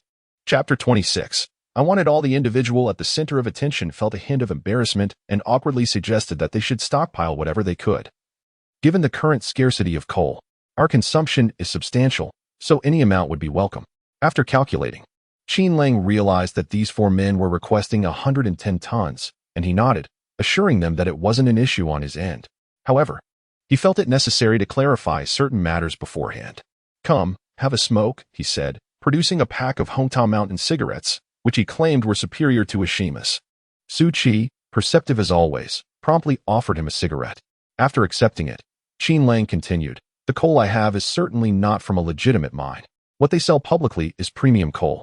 Frankly, what I offer is merely substandard. Unless you're in heavy industry, it shouldn't hinder your operations. And yet it costs more than the standard premium coal. Think carefully about whether you want it. In this day and age, those who manage private businesses are far from foolish." Su Qi was the first to respond, "I definitely want it. My business is modest, and besides, we can't procure coal at market rates." He added, "Brother, I want to hide it from you. I've been stuck here for several days, and even with increased offers, I can't secure a ticket. Isn't that infuriating? The others nodded in agreement. The large-scale buyer requesting 50 tons thumped his chest and declared, "Brother, if you can help me get coal, I can assist you with other matters. How about a television? You can procure televisions?" Qin Lang was taken aback. The large buyer nodded. "It's a trivial matter, really. Our unit just received a batch, intended as welfare for the employees. If you can help us secure coal, I'll gift you one. It's no trouble at all." Qin Lang was astonished. A black and white television now costs over 1,000 yuan. And they were willing to give one away, highlighting the dire state of coal shortages faced by various enterprises. Let us set aside the television for now. However, my coal isn't cheap, 80 yuan per ton. If you can accept that, we can continue our discussion. Otherwise, we can part ways. Qin Lang said casually. Qin Yuan and Shen Shuang, overhearing the quoted price, nearly faltered. They were well aware of the acquisition cost, 15 yuan per ton.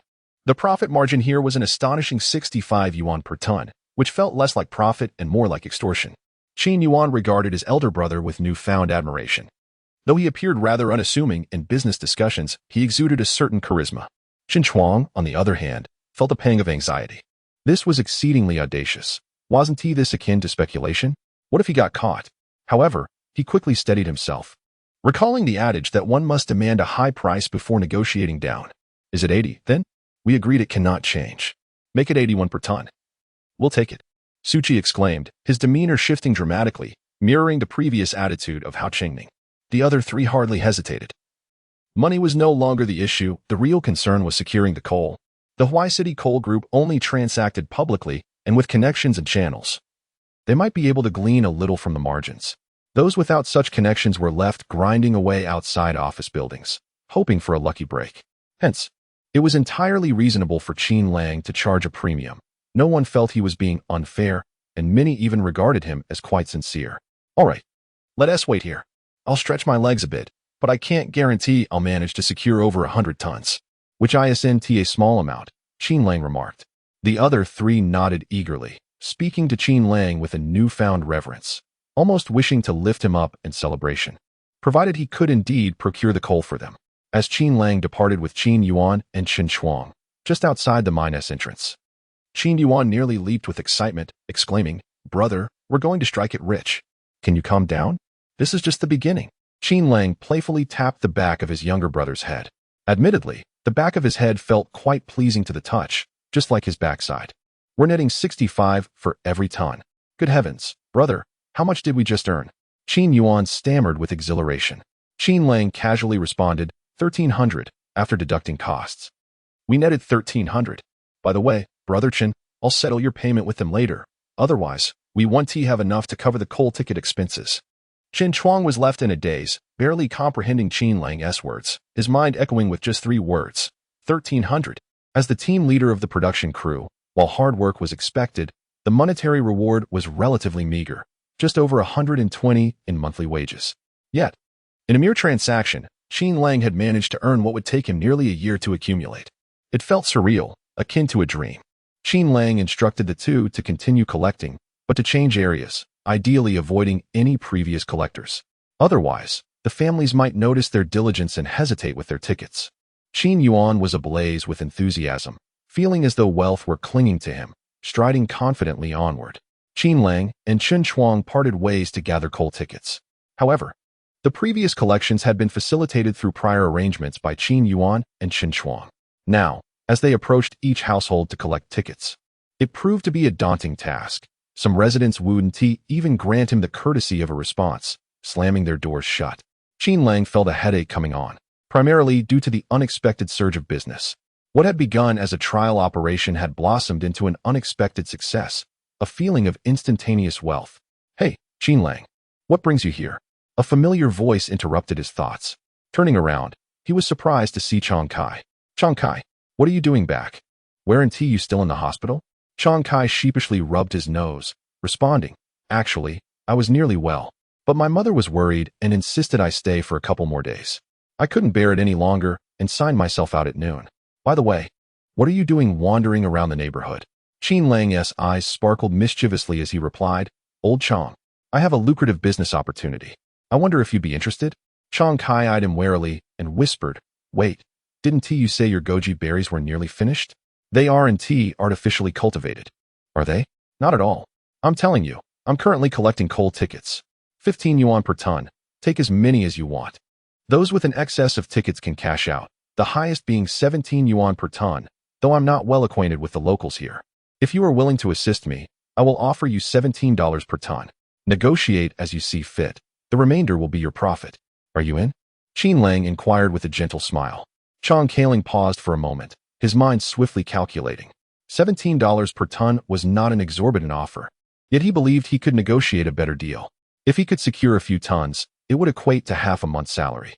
"Wait, how much are you willing to pay me?" "I won't accept anything less," Chang Kai expressed, already intrigued by the proposition.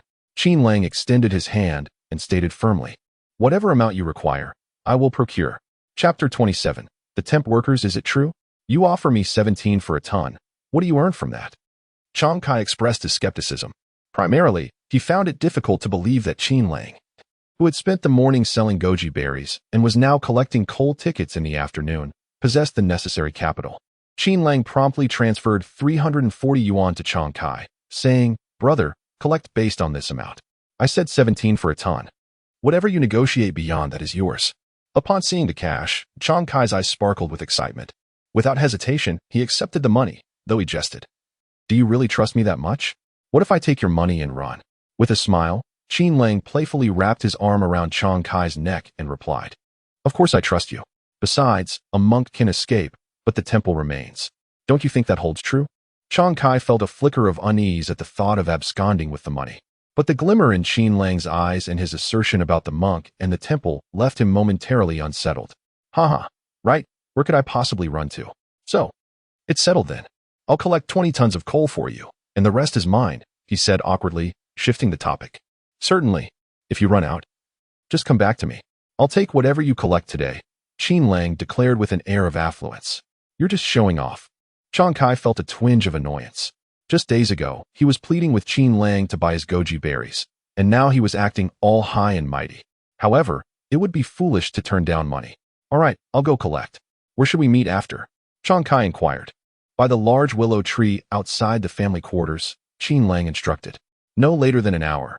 Regardless of how much you collect, come back to report." "Got it," Chang Kai replied, one hand still in a cast, waving the other as he quickly vanished from sight. Qin Lang pondered for a moment. If there were truly no other options, he would prefer not to rely on Chang Kai. The boy was the complete opposite of Qin Chuang, far too shrewd for his own good. In fact, he reminded Qin Lang of another close friend, Wei Minghua.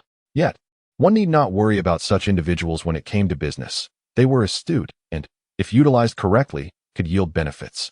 Just a precaution was needed to prevent them from turning against their benefactor. After meandering through the family quarters for quite some time, Qin Lang managed to collect only 10 tons, most of which were at inflated prices, with the highest reaching 18 yuan per ton. The remainder hovered around 16 or 17. He did not manage to secure a single ton at 15.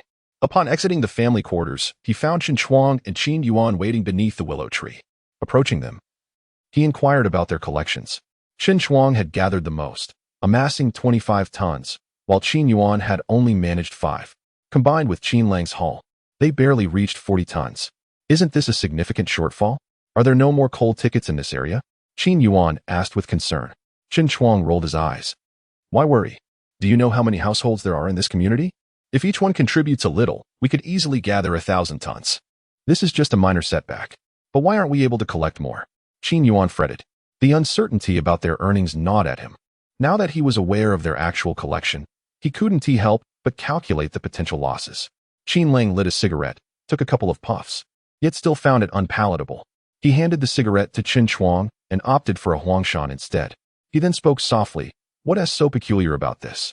The coal tickets you exchanged earlier were merely a prelude to our transaction, which is why it went smoothly. However, considering the time spent on your discussions, it's not significantly quicker than now. What we need is someone articulate, well-versed in this area. But no worries, we can take our time." As he spoke, Chang Kai emerged from the family quarters, calling out from a distance to Qin Lang. "Hurry up, bring the money." "What do you mean, bring the money? Have you received it?" Qin Lang inquired. Qin Yuan was taken aback to learn that Chang Kai was also working for his brother. Chiang Kai promptly tossed 20 tons of coal tickets into Qin Lang's hands, urging him, I've made arrangements on my end. There are 8 families in one building, each needing 7 or 8 tons of coal. We just need the money to exchange for the tickets. Qin Lang's eyes lit up.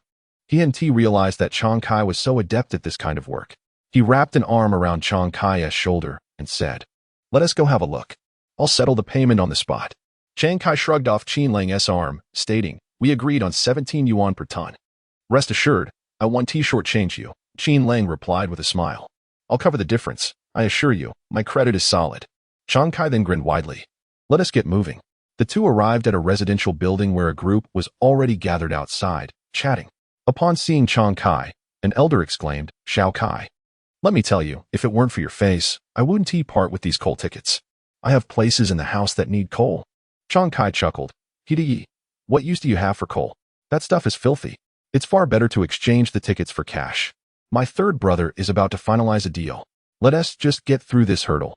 Coal tickets are abundant year after year. Hidi nodded slightly. All right. As you say, 14 yuan per ton. If they are to be sold, let them be sold. Keeping them just takes up space. Qin Lang glanced at Chiang Kai, impressed. This fellow was quite resourceful. How did you manage to negotiate that down? 15 yuan is already quite low, Qin Lang murmured. Chiang Kai replied quietly, it's not difficult. I specifically target those who are short on cash. Bringing it down by a yuan is quite standard. Isn't it? Qin Lang could only shake his head, realizing that each person has their own methods. Chiang Kai's strategy was something he couldn't quite emulate. After all, he couldn't conduct a census before collecting tickets. Could he? However, Qin Lang was unconcerned about such matters. Acquiring the tickets was his priority. Moments later, with Chiang Kai's assistance, the coal tickets were secured. After a quick calculation, including those held by himself, Qin Shuang, and Qin Yuan, they had exactly 110 tons, without exceeding the limit. All right, thank you. I'll treat you to a meal later, Qin Lang said to Chiang Kai. Chiang Kai, beaming as he counted the tickets, remarked, I've made quite a bit this afternoon. It's much faster than working a regular job. By the way, are you collecting these just today? Or will it be an ongoing thing? Not certain. It depends on the circumstances, was the reply. In Qin Lang's mind, he harbored different thoughts. The coal ticket was merely a plaything, a means to acquire his first pot of gold. However, sustaining such a venture over the long term was undoubtedly unfeasible. To speak of other matters, the public had yet to grasp the situation, which afforded him the opportunity to navigate it with ease. Once an astute individual deciphered the underlying mechanics, it was inevitable that others would seek to intervene in this enterprise. At that juncture, while there would still be profits to be made, the margins would certainly not be as exorbitant as they were in the present. Furthermore, this endeavor bore inherent risks. The stigma of speculation had only been lifted at the end of the 1990s. Although individual entrepreneurship was now permissible, offending the wrong individuals could lead to grave consequences. And with his current standing, he would find himself with no viable escape. Chapter 28. The dogs I cannot recognize the true immortal, 110 tons of coal tickets, a substantial stack clutched tightly in his hand. Qin Yuan furtively glanced at the coal tickets nestled in Qin Lang's embrace as they walked, while Qin Shuang's expression was frozen in disbelief. Could you two not be so stiff? Qin Lang mused, feeling as if he were escorting 2 lunatics through the streets. As for Chiang Kai, Qin Lang had already settled the bill and sent him on his way. He had little faith in Chiang Kai, believing him to be akin to Wei Minghua, albeit lacking in cunning. Qin Yuan, trembling, remarked, Brother, you're holding a fortune in your arms. How can we not be anxious? Qin Shuang, having never encountered such a sum, lamented, this seems rather risky. 110 tons of coal tickets amount to 8,800 yuan, truly a small fortune. What if they resort to blackmail? Qin Lang could not stifle a chuckle, reassuring them, do not worry. As long as I can secure the coal, those individuals will treat me like a revered ancestor, and blackmail will be the last thing on their minds. The two were unaware of the current era's high regard for coal. Upon returning to the mine, Su Qi and his companions awaited them at the entrance, engaged in conversation with the gatekeeper while smoking. Upon spotting Qin Lang and the others, they quickly approached. Su Qi offered Qin Lang and Qin Shuang a cigarette, grinning as he inquired, so, how did it go, brothers? Qin Lang accepted the cigarette but did not smoke it. Instead, he tucked it behind his ear. I'll first go to process the tickets. If successful, prepare a vehicle to transport the coal and have the money ready. Su Qi promptly opened his bag, revealing stacks of cash. No need to prepare any funds. We brought our own. If an opportunity to acquire coal arises, we wouldn't want to miss it due to lack of money. Aren't you afraid of being robbed? Qin Yuan asked instinctively. Su Chi chuckled. Robbed? Among us brothers in Huai City, who knows who would end up robbing whom? Qin Lang silently laughed to himself. None of them were likely to be formidable in a confrontation. In this age, those who first amassed wealth were not merely those with vision, but also included individuals from all walks of life. All right, let's head inside. Qin Lang did not linger with idle talk and proceeded directly to the ticket issuance building. Upon entering, he followed the customary protocol, offering a cigarette to the clerk and placing a freshly opened pack of Huangshan cigarettes on the desk. Hey, I must say, your business is thriving, the clerk remarked with a smile upon recognizing Qin Lang. While he might not remember most visitors, Qin Lang's handsome appearance and scholarly demeanor, coupled with his notable height, made him unforgettable. With a sheepish grin, Qin Lang replied, I appreciate your help. Just trying to earn a bit of pocket money, running a few errands for neighbors, and barely able to enjoy a smoke myself. All right, hand over the coal tickets, the clerk said with an amused expression, reaching out for them. However, when Qin Lang presented the hefty bundle of coal tickets, the clerk was taken aback, his cigarette dropping from his mouth without him noticing, only to spring up in shock when it burned him. All of this is yours. The clerk stared in astonishment at Qin Lang. Although he handled coal tickets daily and had not examined them closely, he could surmise their thickness indicated at least 100 tons. Qin Lang smiled and clarified. Please don't misunderstand. It's merely the coal tickets for a single building. Everyone has heard I can assist in transporting them back for just a small fee, so they are eager to seek my help. The clerk clicked his tongue, exclaiming, and where are you going to store all this? I must warn you, coal is not easy to store. If you're not careful, it could lead to misfortune for you. Qin Lang nodded in agreement. Yes, I understand it's challenging, but we all need to make a living, don't we? With that, he placed a hefty banknote on the table. It was straightforward, albeit somewhat forceful, yet effective. There's a saying nowadays, power unused is power wasted. The clerk's role was essentially one of supporting production, earning a meager 57 yuan and 80 cents a month, with additional allowances for transportation and meals, leaving him with a maximum of 70 yuan in hand. Qin Lang's initial offer of 100 yuan was simply irresistible. Let us consider what 100 yuan could procure in this era. Pork cost 8 jiao per jane, allowing one to buy over 120 jeans with 100 yuan and still have 4 yuan left. At 5 fen for a large, filling pancake, one could purchase 2,000 with 100 yuan. Even if one opted for chilled beer, it could buy 200 bottles. The purchasing power was indeed substantial. Qin Lang did not expect others to be naive. The coal ticket business was essentially a sideline. While he could profit from it, he could not monopolize it, as others could also reap rewards. The intricacies of this venture would remain confidential, and it was only a matter of time before someone caught on. The clerk's authority was limited, yet he could firmly entrench himself in his position, which was why managing this aspect was critical. At that moment, the clerk licked his lips, as if resolutely deciding something. He casually pressed the banknote into his notebook and said, Ahem, I'll handle the ticket issuance. Everything else is beyond my jurisdiction. Understood, understood, certainly, Qin Lang responded with a smile. In that brief exchange, they reached an unspoken agreement. Should any issues arise, the clerk would not be implicated. With the assurance of the banknote, the issuance of 110 tons of coal tickets proceeded smoothly. As Qin Lang descended from the office building, the expressions of Su Chi and the others were filled with elation. It seemed the venture was successful.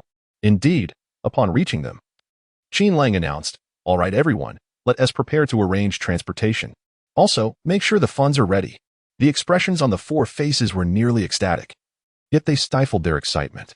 Su Chi grasped Qin Lang's hand, shaking it fervently, exclaiming, Brother, I must admit my folly in underestimating you. Allow me to treat you and the others to a meal as an apology. No need for apologies, it's all part of business. If there is profit to be made, I'm all in.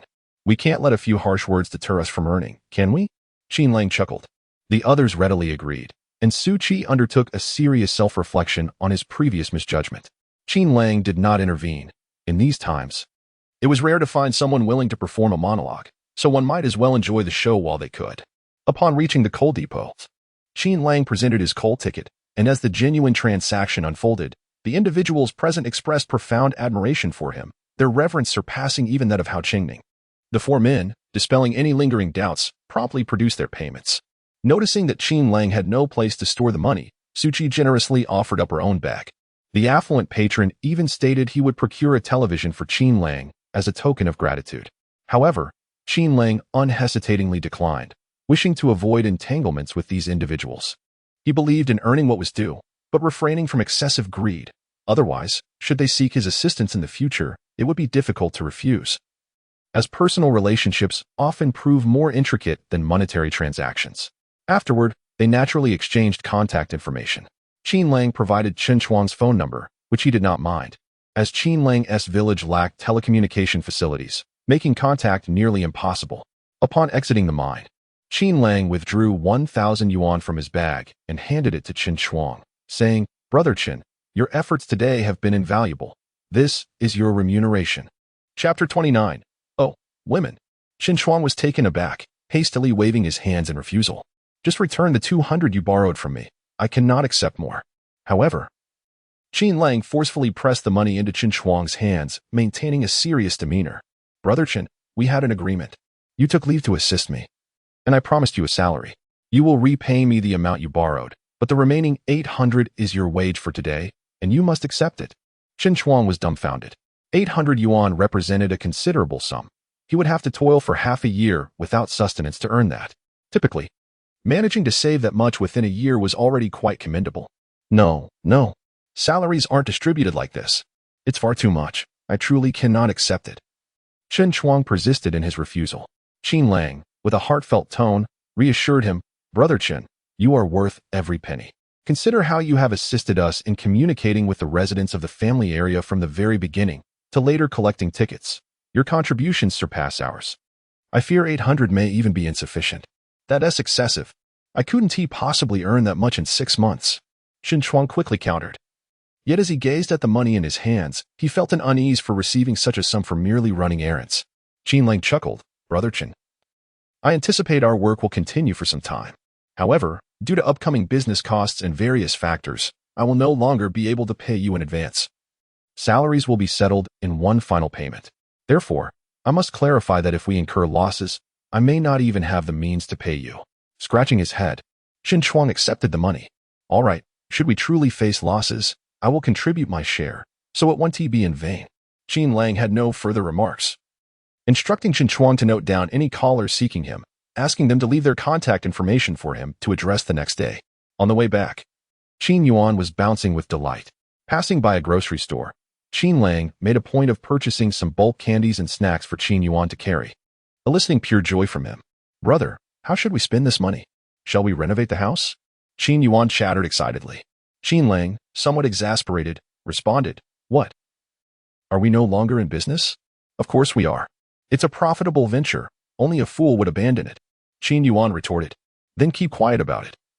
Do not mention our earnings to our parents, or else I might just give you a good thrashing," Qin Lang warned, eyes narrowing. "Why? You can't hide everything from them," Qin Yuan replied, displeased. "You know nothing. If you tell them, we won't have a single penny left for the business, and I'll be in debt for my wedding. Just keep this under your hat. By the way, don't you have classes tomorrow?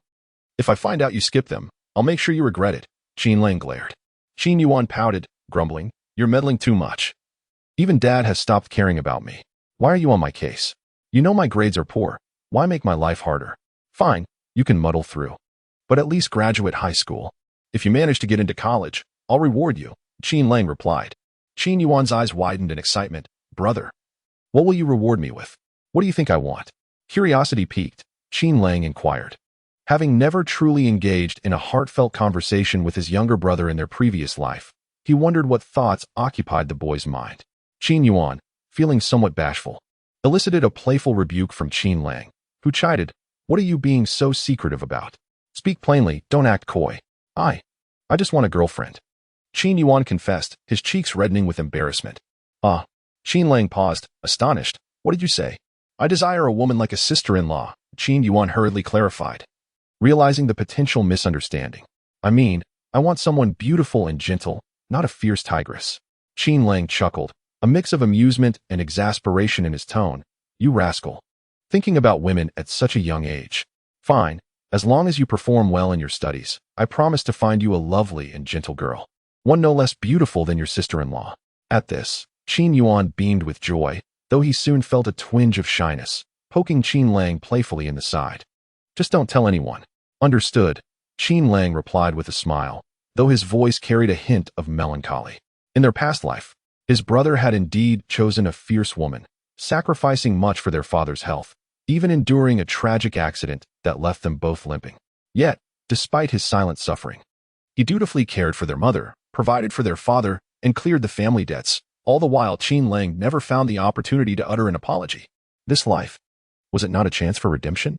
After sending his brother home, Qin Lang strolled back with a bag of sweets. Upon approaching, he noticed the gate to their courtyard ajar, which struck him as odd. It was not yet time for his wife to return. Could it be a thief? His heart raced at the thought, recalling how they had indulged in rich foods of late. Perhaps someone was tempted to take advantage. Resolute, he seized a bamboo pole from outside and, after a few practice swings, crept stealthily into the yard. As he entered, he noticed the door to the main room was also open. Cautiously, he approached, only to be taken aback by the sight before him. There sat Shen Youwei, despondently perched on a small stool, cradling her knees and weeping, her pitiful demeanor breaking Qin Lang's heart. "Wife, what troubles you?" he exclaimed, hastily discarding the pole and kneeling beside her, his voice a gentle whisper. Shen Youwei glanced up at him, her eyes brimming with tears, resembling a woeful child despite being just 21. In 30 years' time, would this age not still be considered youthful? Do you have something you're hiding from me?" she asked, her voice laced with hurt. "If so, please tell me. I won't blame you." Qin Lang was taken aback, muttering to himself, "Is it, or is it not?" Truly, he was not feigning ignorance. The memories of his past life had long since faded, and in this new existence, he could scarcely recall the events that had transpired in the few days since his rebirth. The most terrifying thing in the world is to have offended your wife without even knowing what you did wrong. Qin Lang is currently experiencing this unsettling feeling. He wishes to apologize, yet when asked what his mistake was, he can only respond with a bewildered admission of ignorance. Isn't that a cruel fate? Dear wife, could you perhaps give me a hint?" Qin Lang awkwardly suggested. However, Shen Youwei did not utter a word about his inability to recognize his own fault. Instead, she gazed at him with a look of pity, tears streaming down her cheeks uncontrollably, which was truly a matter of life and death for Qin Lang. Chapter 30. Soul communication. Qin Lang had known for a long time that women were made of water. How long? In his previous life, perhaps that was long enough. Yet, he had never encountered a woman like Shen Youwei, who was so emotional. "Please, stop crying. If something troubles you, do share it with me. If you don't tell me where I went wrong, how can I understand my mistakes? If you tell me, I will know." Qin Lang spoke earnestly, realizing that in his past life, he had never seen Shen Youwei cry so much. Shen Youwei remained silent, stubbornly wiping away her tears. Qin Lang felt utterly helpless and could only inquire, "What about our daughter? You can't be so absorbed in your own sorrow that you neglect her, can you?" "She's sleeping inside," Shen Youwei sniffled, gesturing toward the small room. A glance at Qin Lang made her ponder if she had ever truly understood the man who was supposed to be her husband. Rising, Qin Lang entered the room, where their little girl was already awake, munching on fruit candies. "Oh, you carefree little one," he said with a hint of exasperation, lifting her into his arms. "Do you know why your mother is crying?" "Humph. Daddy made mommy cry. Bad daddy." The little girl, having grown quite familiar with Qin Lang over the past few days, no longer regarded him with the same fear as before. Scratching his head, Qin Lang proposed, "How about this? You tell me why your mother is crying, and Daddy will reward you." "I don't want to. Unless it's milk candy," and then suddenly shifted her tone mid-sentence. Qin Lang was nearly amused to the point of laughter. He playfully pressed a finger to her nose, saying, "You must be a little dog with such a sharp nose. Let me tell you, not only do I have milk candy, but also cookies and snacks. However, I need to know why your mother is crying first." And Anne's big eyes darted around, and she leaned closer to Qin Lang's ear, whispering, "This morning, Uncle came, and Mommy cried." "Uncle?" Qin Lang paused, momentarily confused. Was it old Wang next door? No, there was no Wang in the neighboring house. He looked at it with curiosity, and then elaborated, "I mean Uncle Wei. Daddy's good friend. Damn it, so it's that scoundrel. If I don't deal with him, I would be failing myself in this lifetime." Qin Lang cursed, finally grasping the situation. Wei Minghua, that rascal, had feigned brotherhood in his last life while sowing discord between him and Shen Youwei. After Shen Youwei's demise, this scoundrel had begun plotting for his estate.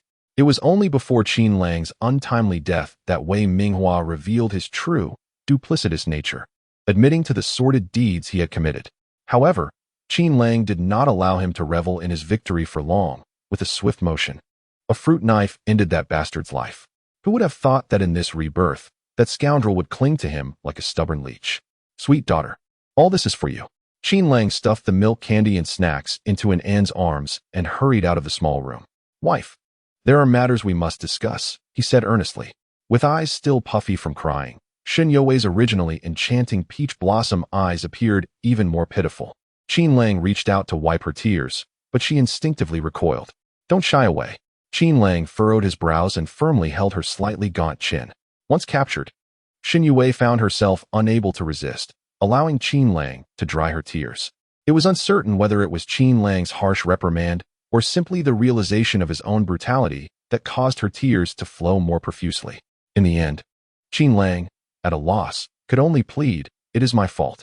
This time, it is truly my mistake. I should have discussed certain matters with you beforehand. It was Wei Minghua who came to inform you about that issue, wasn't it?" Shen Youwei sniffled, pouting and shaking her head. Qin Lang observed her, noting her resemblance to An, who had adamantly denied stealing the fruit candies just yesterday. They seemed to be cut from the same mold. All right, An has confessed. Qin Lang sighed, releasing Shen Youwei's chin, yet grasping her hands firmly.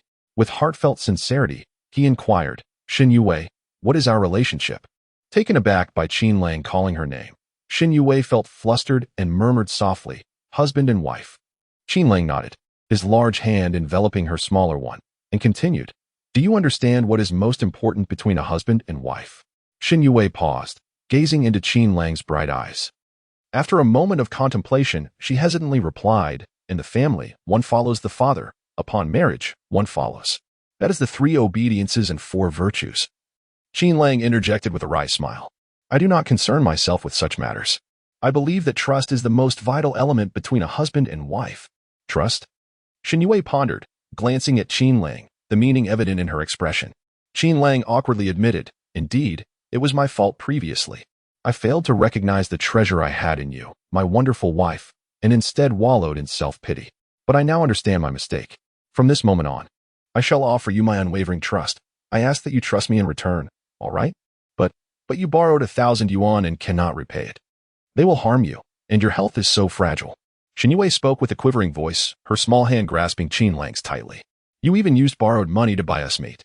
What will happen if you cannot repay it? Those loan sharks are wicked and fierce," she cried helplessly. "I do not blame you for my shortcomings. It was my family's fault that brought harm to you. I will work tirelessly for you, Qin Lang. I wish to live a good life, no matter how difficult or exhausting it may be. Please do not go astray," Shen Youwei sobbed, clinging to Qin Lang. Qin Lang felt as if struck by lightning, his nostrils suddenly stinging with emotion. This young girl had always cared for him. In her heart, he held such significance. He had known Shen Youwei's kindness and tenacity in a past life, realizing that if it weren't for him, her father would have perished long ago in the spring of 90. Yet, they had never shared a soulful connection, existing merely as husband and wife in appearance, but as strangers in reality. I recognize my mistakes," Qin Lang said slowly, gently releasing Shen Youwei. He then hurried to the kitchen, lifted a brick from beneath the stove, and retrieved a bundle wrapped in oil paper. Qin Lang placed it in Shen Youwei's hands, speaking softly, "I have not spent a single penny. All the money for buying meat has been earned by me, not borrowed. I have not gone astray. Do you believe me?" Shen Youwei gazed at the stack of banknotes in her hand, momentarily struck with disbelief. Her husband had spoken the truth. The money was indeed earned by him. She realized she had unjustly accused him. Qin Lang, observing Shen Youwei's bewildered expression, softly reassured her. "Indeed, it is my own earnings. Today, I made even more. We shall repay the money shortly and live a good life from now on." Shen Youwei's mind was in turmoil, consumed by thoughts of her wrongful accusations against her husband. Just then, a loud knocking echoed from outside the door. "Open up. If you don't open the door soon, I'll break it down," a gruff voice called out. Chapter 31. Repaying debts. The sound of knocking at the door startled Shen Youwei. Observing her reaction, Qin Lang gently embraced her, soothingly assuring her that everything would be fine and that he would handle the situation. For the first time, Shen Youwei felt an unprecedented sense of security. Her previously anxious heart had calmed entirely, and she clutched the 1,000 yuan that Qin Lang had given her tightly in her hand. Qin Lang furrowed his brow, noting the commotion of recent days. Approaching the courtyard door, he swung it open to find several burly men blocking the entrance. "Oh, Big Wu," he exclaimed with a smile. Recognizing Wu Chunlong, known as Big Wu or Wu Cha-chong, who held considerable influence in the surrounding areas and a lead among the ruffians. In his previous life, under the influence of Wei Minghua, he had borrowed 1,000 yuan from Wu Chunlong, intending to venture to Guangdong for some illicit dealings to make a profit. However, upon arriving at the train station, the money had vanished, and his fate was inexorably tied to that sum, had it not been for the debt. He would not have stayed away for 2 years, leading to Shen Youwei's demise. Before his death in the last life, Wei Minghua had revealed his hypocritical nature, admitting that the entire incident had been orchestrated by him. The theft at the train station had been arranged by him. Otherwise, how could it have been so effortlessly executed? He had even provided cover for the thief, fully aware of everything that transpired.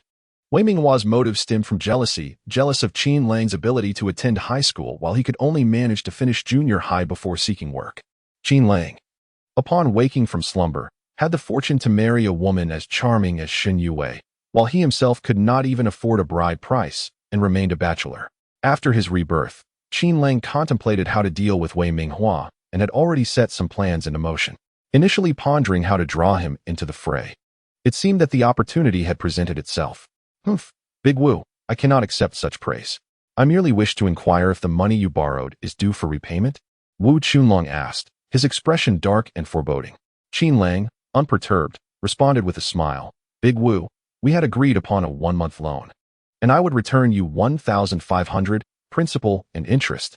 It's not even been 2 weeks, and you're already here demanding repayment. Surely that is not the proper way to conduct business?" Wu Chunlong spat on the ground in frustration, retorting, "Proper way? Do you even know what that means? After borrowing money, one cannot simply flee. You intend to run off to Guangdong, don't you? If I don't collect now, you'll vanish with the money, and I'll bear the loss." Qin Lang silently cursed Wei Minghua for stirring trouble behind the scenes. It would have made more sense for him to wait until Qin Lang arrived at the train station to act. Why was he showing up now? "I see," he mused. "It seems Wei Minghua is not alone in this. Zhou Ziqing is likely involved as well. You scoundrel, had you not been of any use to me, I would have long since dealt with you." Though his thoughts were tumultuous, Qin Lang's expression remained calm as he replied, "Big Wu, who said I intended to go to Guangdong? That's merely nonsense. I don't care where you plan to go. Repay the debt. I will accept 1,200, which is fair and does not take advantage of you," Wu Chunlong stated, sounding quite reasonable, with no apparent intention of exploiting Qin Lang. Yet Qin Lang was not oblivious to the fact that Wu Chunlong had a backup plan. "What if I am unable to produce the money today?" Qin Lang inquired. Wu Chunlong chuckled. "That's easily resolved. I will take whatever valuable items you possess as collateral, furniture, clothing, even your wife. I am not picky." Laughter erupted among the crowd. Qin Lang narrowed his eyes, locking gazes with Wu Chunlong. It was indeed Wei Minghua who had sent him here, having somehow learned that Qin Lang's household had recently indulged in meat and shopping sprees. The source of this money was undoubtedly the sum he had borrowed from Wu Chunlong.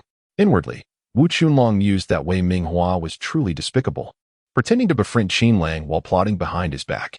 Nevertheless, Wu Chunlong was indifferent to such treachery. He was solely focused on profit or acquiring what he desired.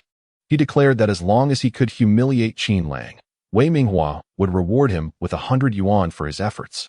Of course, Wu Chunlong was cautious not to overstep, for this was not the old society where one could act recklessly without consequence.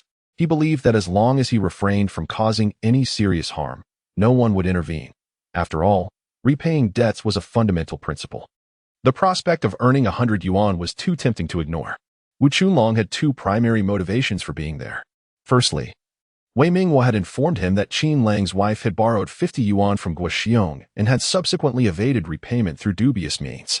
This suggested that Qin Lang was indeed in financial straits. Otherwise, he would not have needed to borrow from Wu Chunlong after seeking assistance from Guo Xiong. Wei Minghua understood Qin Lang's character well.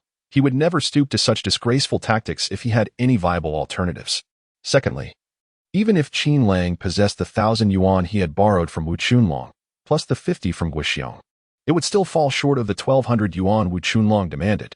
Thus, regardless of Qin Lang's resources, he would be unable to meet the requirement and would have to endure humiliation. Frowning, Qin Lang protested, "It's unreasonable to demand payment before the deadline, and to expect interest as well. Wu Laoda, that's not how it works."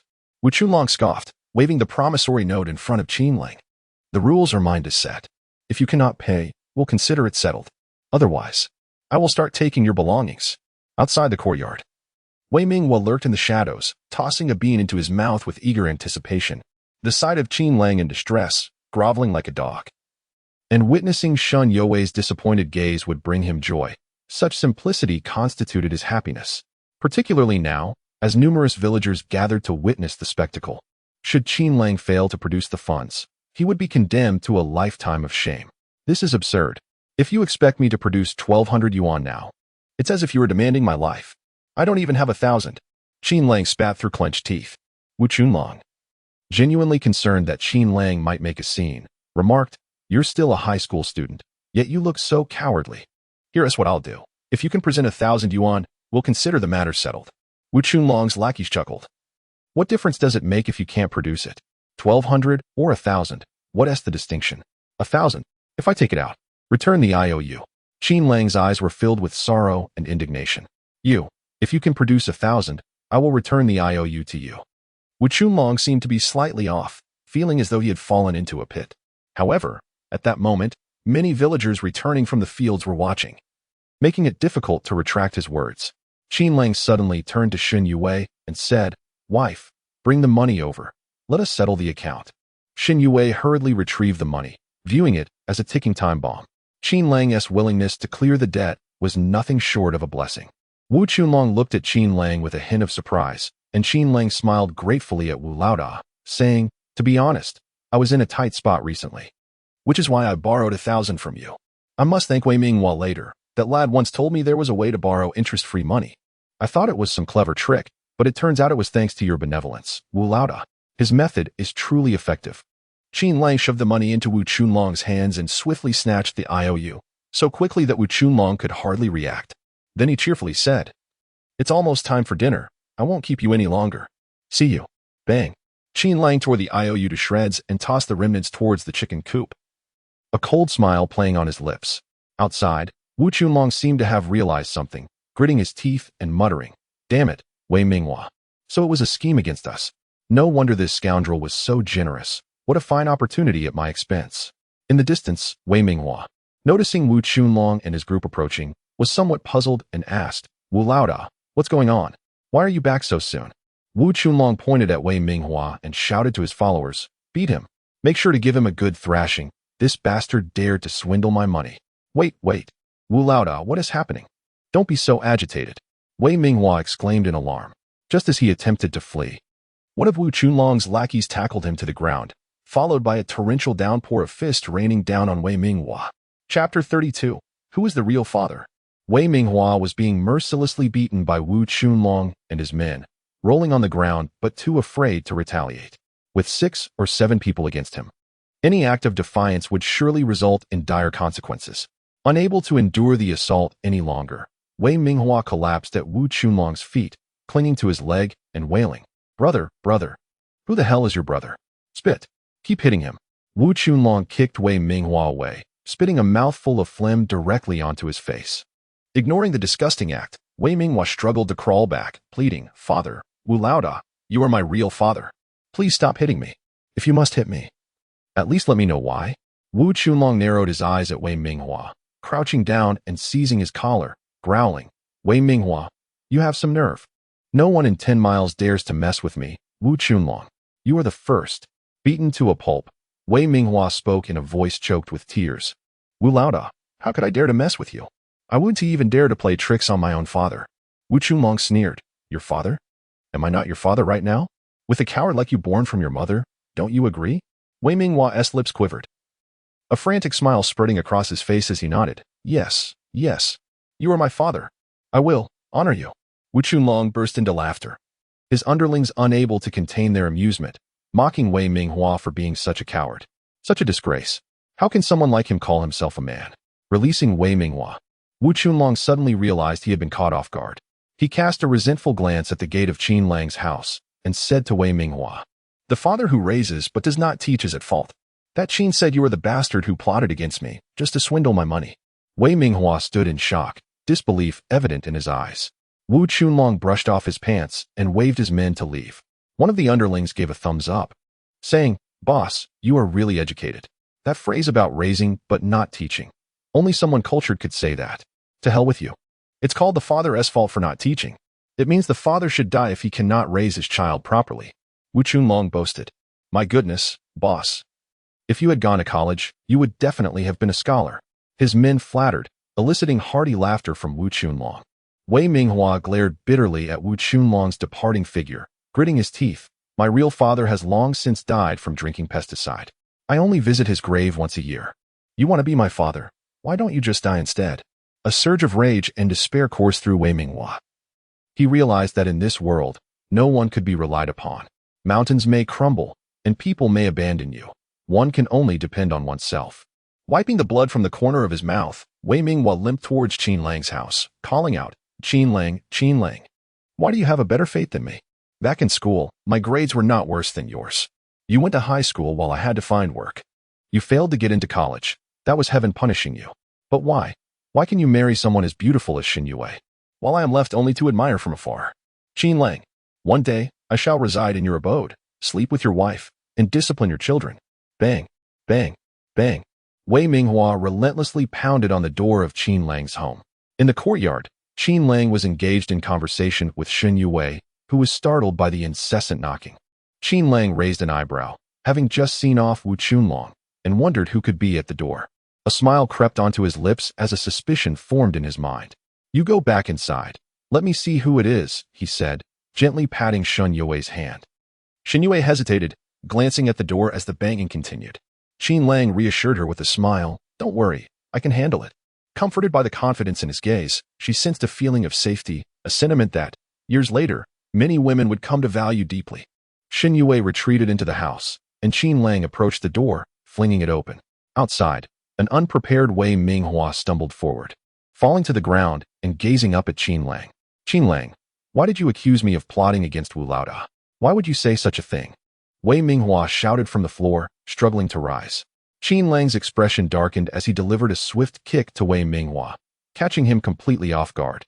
To Wei Minghua, Qin Lang had always seemed like a mere hypocrite, someone who could talk a good game but would never resort to violence. Yet, the reality of the situation revealed that Qin Lang not only could fight, but was quite formidable. The pent-up rage from 2 lifetimes surged within Qin Lang, almost compelling him to end Wei Minghua's life. However, a sliver of reason urged restraint. Killing Wei Minghua outright would be too merciful. Instead, he aimed to make Wei Minghua endure the trials and tribulations of this world, to live a solitary and tormented existence, thus achieving true vengeance. After a while, as Wei Minghua lay dazed on the ground, Qin Lang, panting from exertion, realized that despite his youth, his body was somewhat malnourished and untrained, making the act of fighting quite taxing. After a sufficient amount of time, he spat out, Damn you, Wei Minghua, I considered you a brother, and you went to inform Qin Lang, allowing him to infringe upon my territory. Wei Minghua, stunned, quickly protested, I didn't tea. You didn't tea? Then how did Qin Lang know I was going to Guangzhou? If he didn't know, he wouldn't come seeking debts. Qin Lang retorted angrily. A sense of dread washed over Wei Minghua as he realized he hadn't considered that. The trip to Guangzhou was known only to him and Qin Lang. Qin Lang would never divulge such information, which left only one possibility, himself as the informant. But when had Qin Lang become so astute? Realizing the gravity of the situation, Wei Minghua quickly interjected, Qin Laoda, let me explain. It's not as you think. Qin Lang encountered me and expressed concern about whether you could repay the money. I merely mentioned that we had business and wouldn't lack for his petty sum. He insisted on knowing what business, and to ease his mind, I said that. With his eyes slightly narrowed, Qin Lang contemplated the situation. Had he not experienced rebirth and witnessed Wei Minghua's true nature, he might have paused to consider. However, now he understood that punishing Wei Minghua could not be executed in one fell swoop. Such an approach would be too lenient. Thus, Qin Lang's expression shifted subtly as he expressed a hint of doubt, inquiring, Are you truly sincere? You genuinely did not intend to betray me? Wei Minghua scrambled to his feet, raising his hand in a gesture of sincerity. Boss Qin, I swear by the heavens, if I had purposefully sold you out, I would deserve to be your son. Do not speak so gravely. Qin Lang interjected hastily, though inwardly he scoffed, thinking, if you were truly my father, you would be paying respects at my grave this year. Chapter 33. Purchasing a bicycle, Qin Lang. Consider our relationship. During our school days, when I had no food to eat, you saved half of your meal for me. If I were to betray you, it would make me a beast. Wei Minghua exclaimed, thumping his chest, yearning to shed tears, yet regrettably, none came forth. Qin Lang, with a visage deeply touched, sighed, Huazi, it is my fault for doubting you. I sincerely apologize. Wei Minghua felt a sense of relief. Thankfully, he had managed to placate the situation. This was the Qin Lang he knew, naively endearing and easily deceived. That earlier shrewd demeanor had genuinely startled him. Pointing to his injuries, Wei Minghua declared, Qin Lang, I must tell you, when I learned that Wu Chunlong and his gang were coming to collect debts, I confronted them directly. Look at the beating they gave me. Qin Lang snickered inwardly, recognizing that in such confrontations, Wei Minghua was merely a punching bag. Nevertheless, he maintained a facade of gratitude, saying, Brother, your intentions are commendable. Thankfully, the matter is resolved, and the borrowed money has been returned. For now, it seems we cannot go to Guangdong. Wei Minghua, feeling anxious, suggested, why don't we borrow again? Wu Laodao is actually quite reasonable. No need for that. I am currently devising a plan to earn some money. If all goes well, the initial capital should not be an issue, Qin Lang replied with a smile. Curiosity piqued by Zhou Ziqing's remarks, Wei Minghua hastily asked, Qin Lang, as brothers, you must share your means of making money with me. Rest assured, if there are opportunities to profit, I would never exclude you. However, you should focus on recuperating from your injuries. Once you heal, there will certainly be a share for you, Qin Lang assured him. Though Wei Minghua desired to pry further, discomfort prevailed.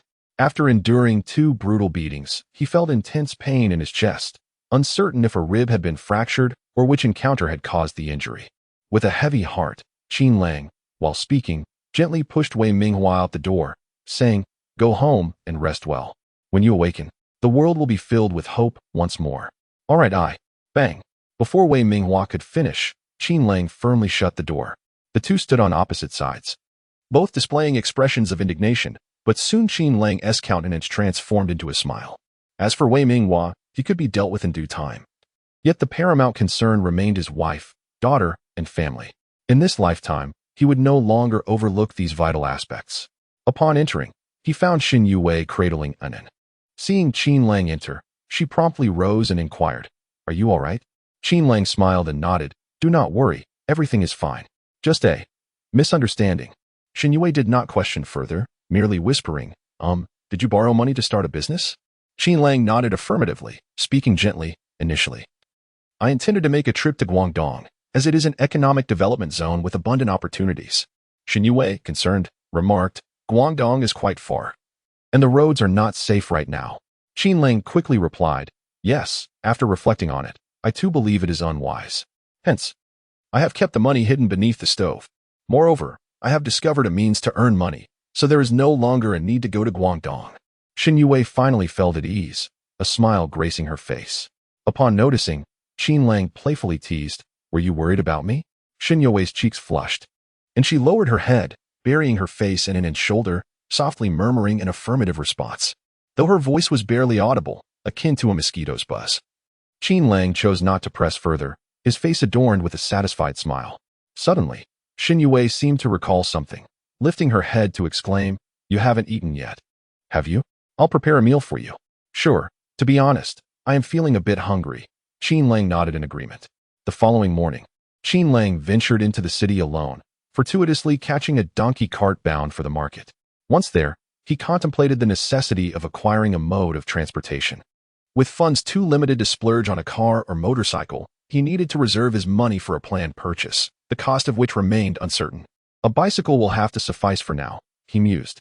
In contemporary China, the nation had become a veritable kingdom of bicycles, due to advancements in productivity and national strength. Purchasing a bicycle no longer required a ticket, money alone sufficed. Upon reaching the city's largest department store, the bicycle section was prominently displayed, showcasing an array of enticing models. Comrade, are you looking to buy a bicycle? Do you have a preferred brand or style? The sales attendant, a young woman in her early 20s with a ponytail and pleasing features, approached Qin Lang. Given his handsome appearance, she engaged him with enthusiasm. Reflecting the improved demeanor of department store staff over the past 2 years, although some of their indifference remained. With a warm smile, Qin Lang replied, I'm looking for something sturdy, as I intend to ride it quite a bit. It needs to withstand some wear and tear. The sales attendant chuckled. You have a unique way of speaking. Riding a bicycle shouldn't be that catastrophic. The road conditions aren't exactly ideal, which could indeed lead to mishaps with the bicycle. Qin Lang laughed, then inquired, do you have any reputable brands to recommend? Having never purchased a bicycle in his youth due to financial constraints, he was somewhat unfamiliar with the options available and sought guidance. Regardless of the era, looks do matter, the sales attendant patiently explained. The best brands are actually just a few: Yongjiu, Phoenix, and Lion King.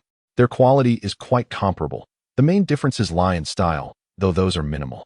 Do you have those in stock? Qin Lang asked. Indeed, we do. How about these models? The sales attendant gestured towards several bicycles nearby. Among our offerings, Yongjiu is quite popular. Its robust frame is perfect for the hard-working coal miners of Huai City, which aligns with your profile. Assuming Qin Lang was a coal miner was surprising. After all, very few young individuals could afford a bicycle if they were not. What is the price for that frame model? Qin Lang inquired, pointing to a bicycle. This one, the premium Yongjiu model made of 14 manganese steel, is not cheap. Priced at 300 yuan, the sales attendant responded. I'll take it. Qin Lang did not possess the luxury of time to deliberate over such matters. In his estimation, this item was merely a temporary solution, destined for obsolescence in the near future. The salesman, taken aback, promptly stated that if he truly desired it, he would prepare the invoice. Very well, please issue the invoice. I appreciate your assistance. Qin Lang replied with a smile and a nod. The salesman proceeded to generate the invoice, and Qin Lang took it to settle the payment. Upon returning with the completed receipt, he was finally able to claim the bicycle. In this day and age, spending nearly 300 yuan was no trifling matter, and a bicycle was among the trifles of modern weddings, akin to collecting a car from a dealership 3 decades hence. As Qin Lang departed with his new acquisition, another man approached the salesman, inquiring cheerfully, could you also provide me with some guidance? The salesman cast a glance at the man, rolling his eyes in response, look for yourself, buy if you wish. Chapter 34. 500 tons riding his bicycle, Qin Lang made his way to the family quarters in search of Chen Chuang. To his surprise, the house was empty. As he exited the family area, he spotted Chen Chuang at the gatehouse, engaged in a phone call. Finally, you arrived. Chen Chuang exclaimed, his face adorned with dark circles, clearly having not had enough rest. Upon seeing Qin Lang, he promptly thrust a small notebook into Qin Lang's hands. Curious, Qin Lang accepted the notebook and glanced through it, exclaiming, Brother Chen, your handwriting is truly. Before he could finish, noticing Chen Chuang's displeasure, he quickly amended, never mind, it's not bad at all. The notebook was densely filled with names, accompanied by numbers and contact information, some of which were clearly written in code. For instance, there was a person named Wei Sun. Qin Lang surmised that this individual likely had the surname Wei. Nevertheless, it was impressive that Chen Chuang could write so much, especially considering the high illiteracy rate in the country. In a couple of years, a sweeping literacy campaign would be launched, with schools conducting classes during the day and holding literacy sessions in the evenings, even on weekends. It was evident that the nation understood that a country's industrial foundation is closely intertwined with its educational level. To achieve industrial upgrades, a solid foundation must be laid. The vision and foresight displayed were admirable, and even as a reborn individual, Qin Lang felt a deep sense of respect. How is there so much? Qin Lang marveled, calculating that the entries in the notebook amounted to over 500 tons. Chen Chuang, appearing fatigued, explained, since yesterday, I've received dozens of calls. Some people even wish to meet, but unable to reach you. I could only jot everything down. Well done, Brother Chen. Your efforts deserve a raise today. Qin Lang replied with a grin. The more business, the better. He was seeking substantial transactions in a short time, as subsequent dealings would likely bring complications. With such a high demand, Qin Lang felt reassured about hoarding coal tickets. However, what he lacked was manpower. Reluctantly, he decided to summon Chang Kai, who was still recuperating at home and was quite free. Upon being called, Chang Kai excitedly inquired, is it the same as yesterday? Qin Lang nodded, yes. How much can you negotiate? The remainder will be your profit. However, I need at least 500 tons of coal tickets today. Can you manage that? Chang Kai was taken aback, exclaiming, 500 tons. What do you intend to do with that? Conduct business. Qin Lang replied with a smile, aware that Chang Kai was trying to gauge his limits, which was why he felt uneasy about him. Seeing that Qin Lang remained tight-lipped, Chang Kai conceded. 500 tons is feasible, but the price must be increased. You'll need to give me 18 yuan. Whatever you negotiate beyond that will be my profit. Qin Lang feigned a troubled expression. My profit margins are not substantial. If we proceed like this, I won't have much left. Chang Kai immediately retorted, brother, it's not that I'm ungrateful. You're asking for too much. I can't manage it alone, and I can't secure similar deals. I need to enlist a few friends to assist, and I have to ensure they earn a little something, right? After a moment of contemplation, Qin Lang gritted his teeth and replied, your point is valid. 18 it shall be, but I have conditions. What are they? As Chang Kai's eyes sparkled with excitement, he felt a rush of exhilaration. After all, this deal involved 500 tons. If he could negotiate the price down to around 14, then at 18 per ton, he would earn 4 yuan for each ton. How much would that amount to? That would be 2,000 yuan. Chang Kai felt his heart race. As for sharing the bounty with his friends, he could easily give each one 100 yuan, ensuring they would all be delighted and treat him like a beloved brother. What conditions could there possibly be? Chang Kai immediately inquired. Qin Lang replied that he would need at least 500 tons. Anything less than that would only warrant a price of 17 per ton. However, if Chang Kai could procure 1,000 tons, he would be willing to offer 19 per ton. Chang Kai could almost hear his heartbeat echoing in his ears as he licked his dry lips, saying, if I can't secure the quantity you need, we'll revert to yesterday's price. All right, I shall await your good news. Qin Lang finally donned a smile, watching as Chang Kai left in high spirits. Once Chang Kai departed, Qin Shuang suggested they also gather some coal, asserting that collecting more would save a substantial amount of money. Qin Lang quickly intervened. Brother Chun, let's not complicate matters. We should leave this to the professionals and focus on other tasks. What tasks? Qin Shuang asked, puzzled. Qin Lang explained, to handle this properly, we must connect with the clients. Otherwise, if we secure the tickets and then try to locate them, it would only delay the process. Qin Shuang pondered this and, following Qin Lang, rushed outside to make phone calls. Most people had left their hotel numbers. Even if they were not present, they would surely have someone to relay messages. Indeed, Qin Lang's first call reached someone who was waiting. Upon learning Qin Lang's identity, the person on the other end seemed quite excited. Yesterday, Hao Qingning and Su Qi had successfully publicized Qin Lang's reputation. After agreeing on a meeting place, they ended the call. Qin Lang rode his bicycle, accompanied by Qin Shuang, towards the agreed location. Unfortunately, his riding skills were lacking. He swerved unsteadily, leading Qin Shuang to insist that Qin Lang dismount and let him ride, effectively making Qin Lang his first-ever driver. The meeting place was a bustling food stall outside the mine. Upon their arrival, they noticed the other party had already been waiting. As it was not mealtime, both sides locked eyes immediately upon entering. Are you Mr. Qin? To Qin Lang's surprise, the person who answered the phone was a man, but the person he met was a woman in her 30s. She was strikingly attractive, her face adorned with subtle makeup that enhanced her natural beauty rather than overshadowed it. What caught both Qin Lang and Qin Shuang off guard was the woman's somewhat exaggerated figure. Qin Lang had always considered his wife's physique to be quite remarkable for this era. But this woman was so stunning that handing her a red card for being overly captivating would not be unwarranted. What is your name? Although Qin Lang was taken aback, he kept his composure. After all, he had encountered even more exaggerated appearances in the future. Meanwhile, Qin Shuang kept sneaking glances, and Qin Lang worried that Qin Shuang might blurt out something inappropriate. Jiangyu. The woman extended her hand to shake Qin Lang's, then smiled. Yesterday I heard about a remarkable person who could procure coal. I originally thought it would be an elderly gentleman, but I never expected someone so young and handsome. Had I known, I would have invited you out last night. Goodness, she has truly become quite the seductress.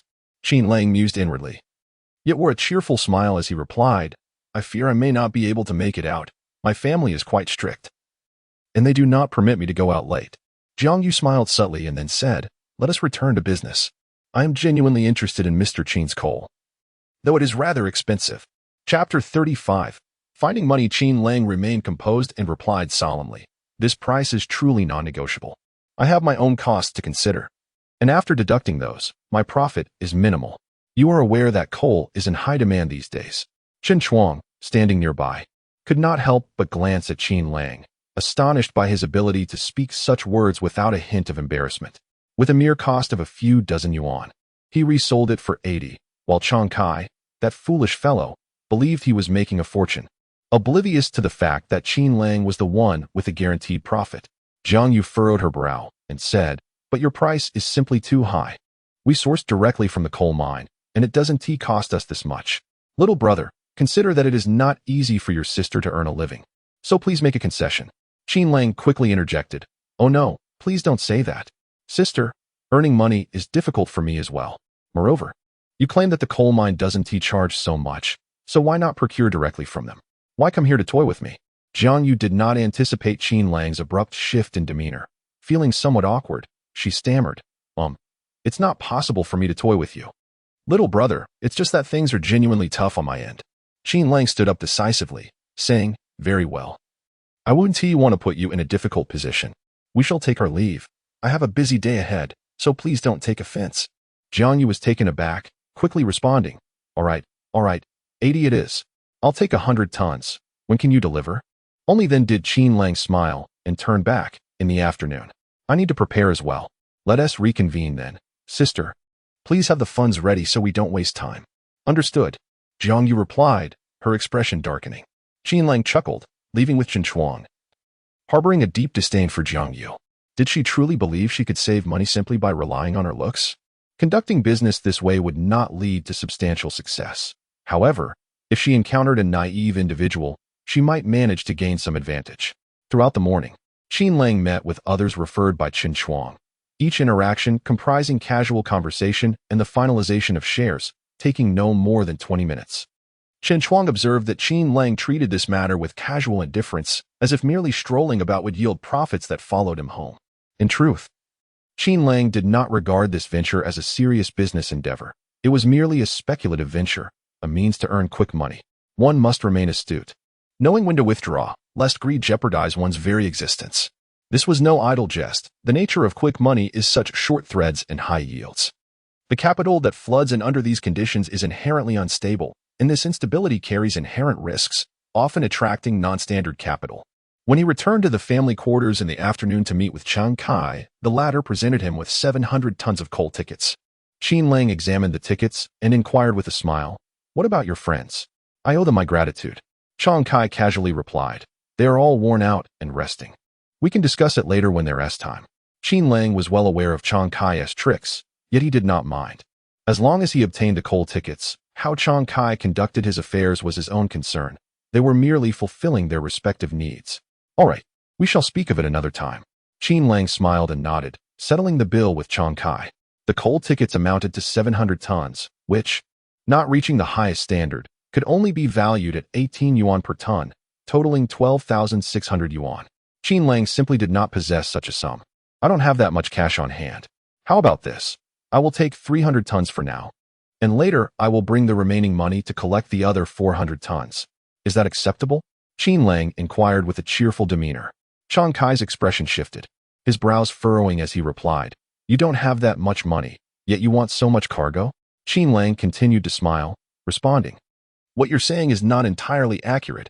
It's not that I lack the funds, but rather that I didn't bring enough. Who would have anticipated that your friends would be so formidable? If you doubt my word, I only need 300 tons, and you can return the rest." Internally, Chiang Kai seethed with frustration. However, he was reluctant to return the tickets, as they represented money, and waiting for Qin Lang was not out of the question. "All right, you can pay for 300 tons. As for the rest, please expedite." Chiang Kai hesitated before stating, wishing to allow Qin Lang to take the goods first and settle the bill later. Yet he ultimately refrained from voicing this concern, as those tickets were initially for goods he had procured. If Qin Lang were to take the cargo and refuse to settle the debt, it would fall upon Chiang Kai himself. "Very well, I will return within an hour at most," Qin Lang assured him with a nod. Chen Chuang rode his bicycle to take Qin Lang to the mine for ticket processing.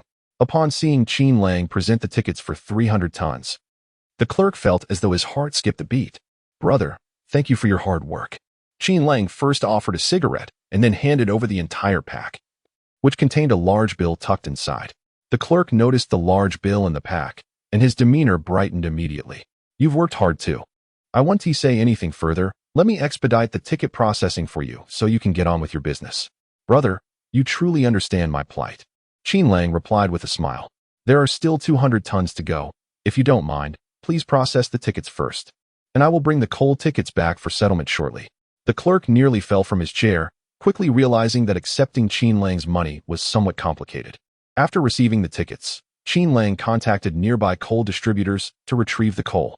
Once the accounts were balanced, he hurried home to settle the remaining funds with Chiang Kai. Upon receiving the money, Chiang Kai exhaled in relief and remarked, "Next time, let us do cash before tickets. Otherwise, my heart can't take it." "All right.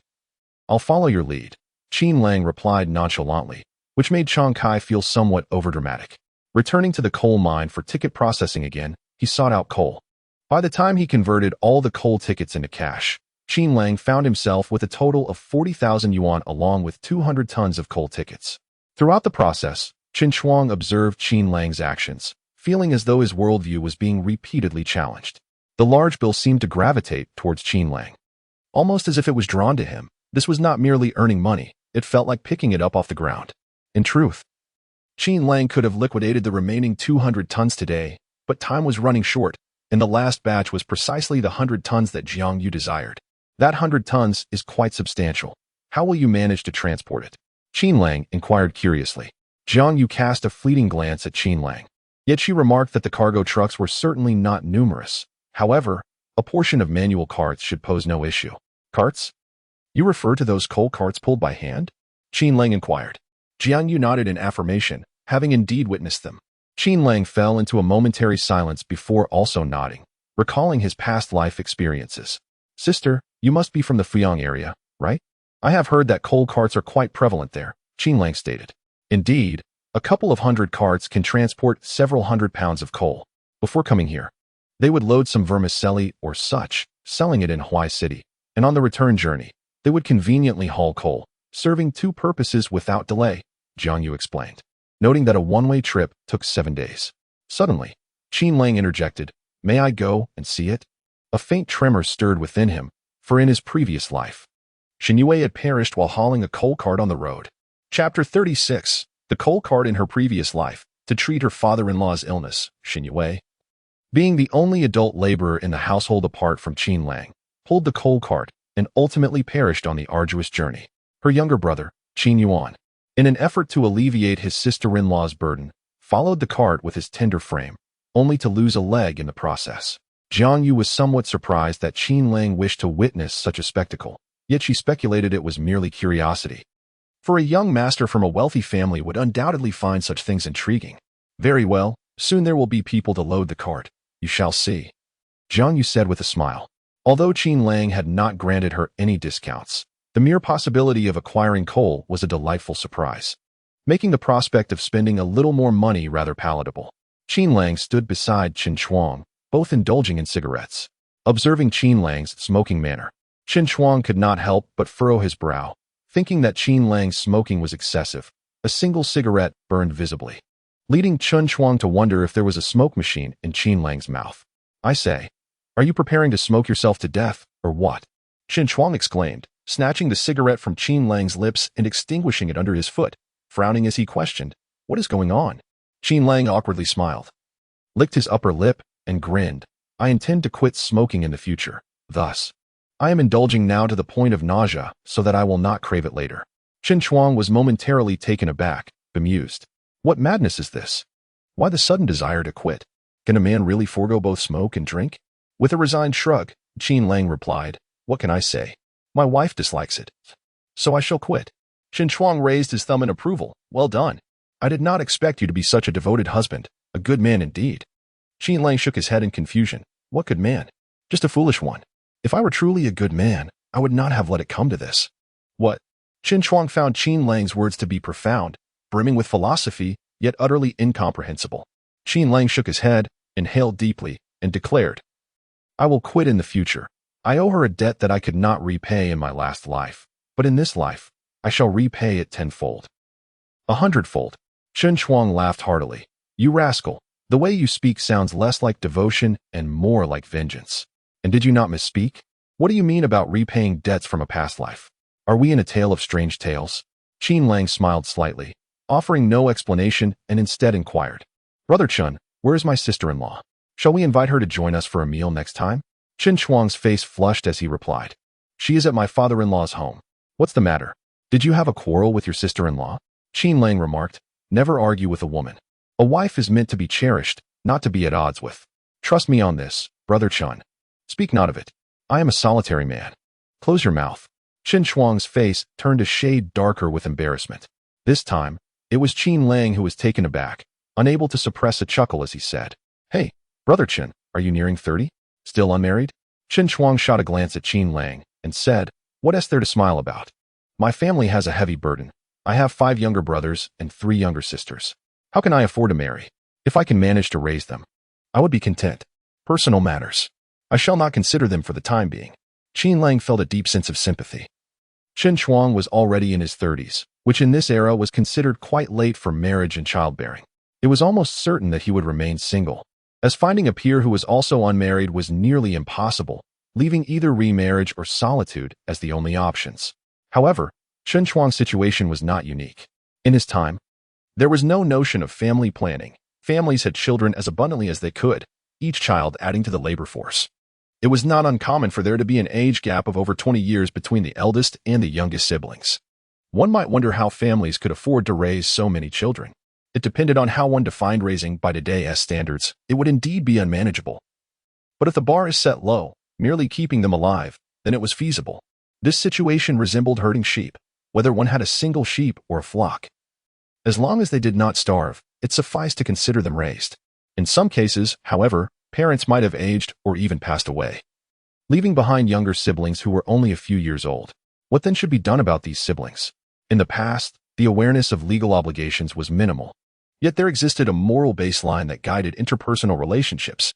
As the eldest son, there was an undeniable responsibility to nurture the younger siblings. Nowadays, one often encounters online discussions about whether to lend money to a mother who wishes to buy a house for her younger brother or a car for her sister. Such dilemmas were virtually non-existent in the past, as family members supported one another naturally. Qin Shuang's family exemplified this dynamic. As the eldest, with his siblings still young and his parents aging and unable to work, it fell upon him to care for them. Understanding this, Qin Lang felt even more touched. Realizing that despite these challenges, Qin Shuang was still willing to take time off to assist him. "Brother Qin, don't fret. I will help you earn some money. And then you can choose from the young ladies of 10 miles and 8 villages," Qin Lang said, patting Qin Shuang on the shoulder. Qin Shuang rolled his eyes at Qin Lang but felt a flutter of hope. There were indeed many charming young women in the nearby villages. If only he could truly have his pick. But who was he kidding? Those lovely maidens would hardly be within his reach. Perhaps a widow would suffice. The two squatted by the roadside, engaging in conversation, when they soon spotted a truck called by Jiang Yu beginning to load coal. Once the truck was filled, a group of individuals arrived with handcarts. In Qin Lang's region, these carts were referred to as driving carts, featuring 2 rubber wheels and long poles extending from either side. With ropes attached, the individuals could easily secure the rope around their bodies, making it much easier to pull the cart. These workers were quite adept, loading coal onto the truck. Qin Lang quickly approached and, once the truck was filled, offered a cigarette to one of the workers and asked, "Uncle, may I give it a try?" The man, appearing to be in his 50s, bore a face etched with deep lines. He held the cigarette handed to him by Qin Lang, nodding slightly with a grin, murmuring, "Be cautious, young one. Do not pull too hard." "Ah, I understand," he replied. Qin Lang secured the rope around his own body, then pressed down with both hands to lower the long poles on either side, allowing the rear of the cart to rise off the ground, thus enabling its movement. With a grunt of effort, Qin Lang felt the cart flatten under the pressure, its weight somewhat burdensome, yet manageable. He then attempted to pull it forward. The cart inched ahead at a sluggish pace. The further he advanced, the heavier it seemed. After pulling it for several dozen meters, he found himself unable to stop, and letting the rear of the cart touch the ground again became a daunting challenge. As it seemed he could not release his hold on the cart. Chapter 37. What a beautiful vehicle. Qin Lang found himself in a predicament. If he released his grip, the cart's pole would send him tumbling, yet if he held on, it seemed he would remain in this uncomfortable position indefinitely. Fortunately, the older gentleman and Qin Shuang discerned Qin Lang's plight and quickly came to his aid, rescuing him from his dilemma. With a sheepish expression, Qin Lang remarked that this contraption was indeed quite challenging to manage. The older man chuckled, affirming that handling such a device requires a deft touch. Otherwise, one risks injuring oneself. Using finesse must be exhausting as well, no? Qin Lang inquired with a grin. The older man nodded in agreement, stating that indeed, there is no work in this world that does not demand effort if one wishes to earn a living. Resting may be easy, but it does not yield any income. Qin Lang nodded slightly, while Qin Chuang shot a sidelong glance at him, contemplating how Qin Lang's efforts seemed to require no more exertion than lying down. Uncle, your trip to Fuyang will take about 6 or 7 days, right? Qin Lang asked. The older man tucked a cigarette behind his ear and nodded, acknowledging the distance involved. If we encounter wind or rain, our pace will slow even further. This work is not for everyone. Qin Lang then queried, what about eating and other necessities? The older man laughed. What else could we do? We manage on the road, bringing along some bread and pickled vegetables, and we can always find water. As for relieving ourselves, one can simply find a secluded spot. With a hint of sadness, Qin Lang's eyes glistened as he asked, Uncle, do you think women could manage this work? Taken aback, the older man chuckled. What nonsense. Women cannot endure this. It would be too grueling. I've never seen a woman hauling a coal cart. Qin Lang nodded slightly, his eyes reddening as tears threatened to spill. Noticing this, Qin Chuang pulled Qin Lang aside, concerned. What's wrong? It's nothing, just thinking of someone. Qin Lang replied with a forced smile. Brother Chun, I won't linger here any longer. Here is your payment for today. We shall continue tomorrow. He swiftly placed a prepared envelope into Qin Chuang's hands and strode away with purpose. Confused, Qin Chuang glanced at the envelope, feeling its substantial weight in his hands. Finding a secluded spot, he opened it, gasping in astonishment. 2,000 yuan. I can hardly believe my eyes. This money is for me. I've earned nearly 3,000 yuan in just 2 days. Qin Chuang felt a surge of excitement.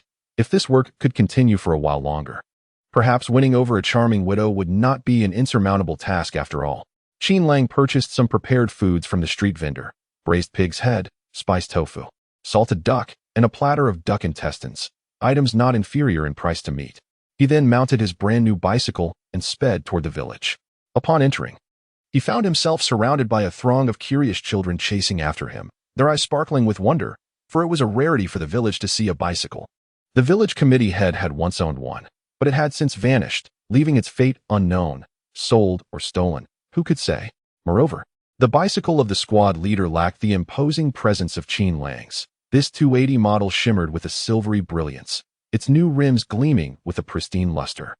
In the eyes of contemporary individuals, it was akin to a sports car. Qin Lang's family has bought a bicycle. It's truly splendid. A child exclaimed loudly. Qin Lang found himself unable to feel anger. By virtue of his lineage, he was obliged to refer to that child as elder uncle, and during festive occasions, he had to extend greetings, no different from addressing an adult. Everyone, clear the way, or you'll get knocked over. Qin Lang sighed in exasperation after pedaling for some time. He was still slower than walking, with children trailing behind his bicycle, drawn to the spectacle. Longzi, your bicycle is really beautiful. How much did it cost? An adult called out to Qin Lang. Nowadays, who wouldn't desire a bicycle of their own? Yet most could only gaze in envy, as the allure of the 3-ringed bell had yet to captivate the village. Isn't it lovely? It cost around 300. Qin Lang did not conceal the truth. It was impossible to keep such matters hidden. If others were unaware today, tomorrow they would inquire, and to conceal, it would only seem petty. The man gave a thumbs up, exclaiming, that's impressive. You're the first in our village. Even Guo Xiong wouldn't splurge on one. It's all right, Qin Lang chuckled, then returned his attention to avoiding collisions with the children. At that moment, 2 figures darted in like whirlwinds. The larger of the 2 began to shove the other children away with punches and kicks, shouting, get lost. If you crowd my brother's bicycle, I'll smash your windows.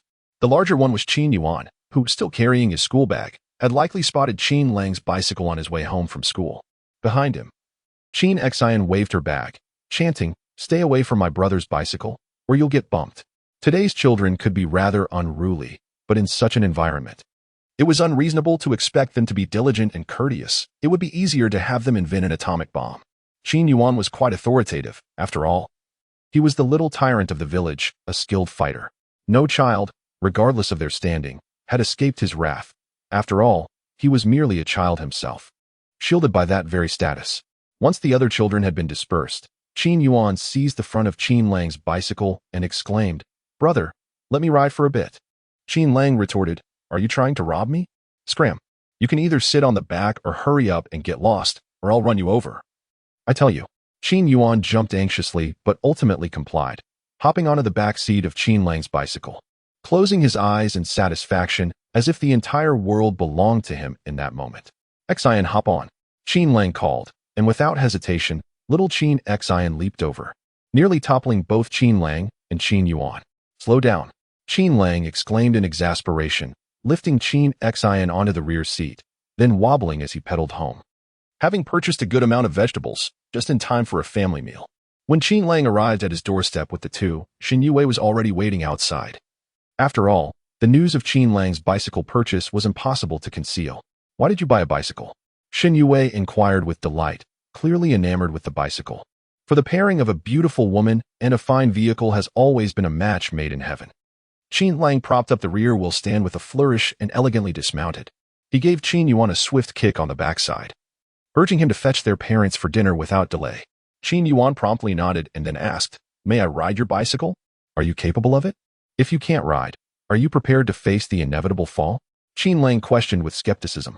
In response, Qin Yuan confidently thumped his chest and declared, "What is so difficult about it? I've seen others ride." Chapter 38. The money-obsessed wife you've seen people drive. You should know how to do it. What if you fall again? Qin Lang said with a hint of irritation. Yet, Qin Yuan's gaze seemed fixed on the bicycle, and eventually, he turned to Qin Lang and said, "Brother, I want to ride it. I'll just push it home. Is that all right?" Qin Lang, finding himself at a loss with his younger brother, could only respond helplessly, "Fine, fine. If you're not afraid of falling, do as you wish. Just hurry and call our parents. Don't dawdle on the way." Sighing, Qin Yuan gleefully began to push the bicycle home. Qin Lang, unable to do much about his younger brother, smiled and said to Shen Youwei, "Wife, I bought some cooked food. We'll have an extra meal tonight." Hooray! Anan cheerfully raised both little hands in excitement. Qin Lang lifted Anan into his arms and kissed her, saying, "What do you think? Daddy keeps his promises. You'll have meat to eat every day from now on. Daddy is amazing," Anan whispered shyly, feeling a tad embarrassed as she buried her little head on Qin Lang's shoulder, which made him smile widely. Shen Youwei quietly asked, "Did you buy a bicycle?" Qin Lang nodded. "Yes, I earned some money, and since I often need to go to the city, relying solely on my feet is rather slow. So I decided to buy one." Knowing Shen Youwei's temperament, Qin Lang, who already had several thousand yuan in cash tucked away in his bag, thought he should inform her. However, considering her character, if she discovered he had such a sum, she would likely be too anxious to sleep that night, not from joy, but from worry. As expected, after her initial delight at seeing the bicycle faded, Shen Youwei grew concerned and said, "Should we buy a lock to secure the bicycle?" Qin Lang reassured her, "Don't worry, it will usually be kept in the yard, and I have already bought a lock, so it's all good." "Oh, okay," Shen Youwei nodded. But after a moment's thought, she added, "What if someone breaks in while we're away and steals the bike?"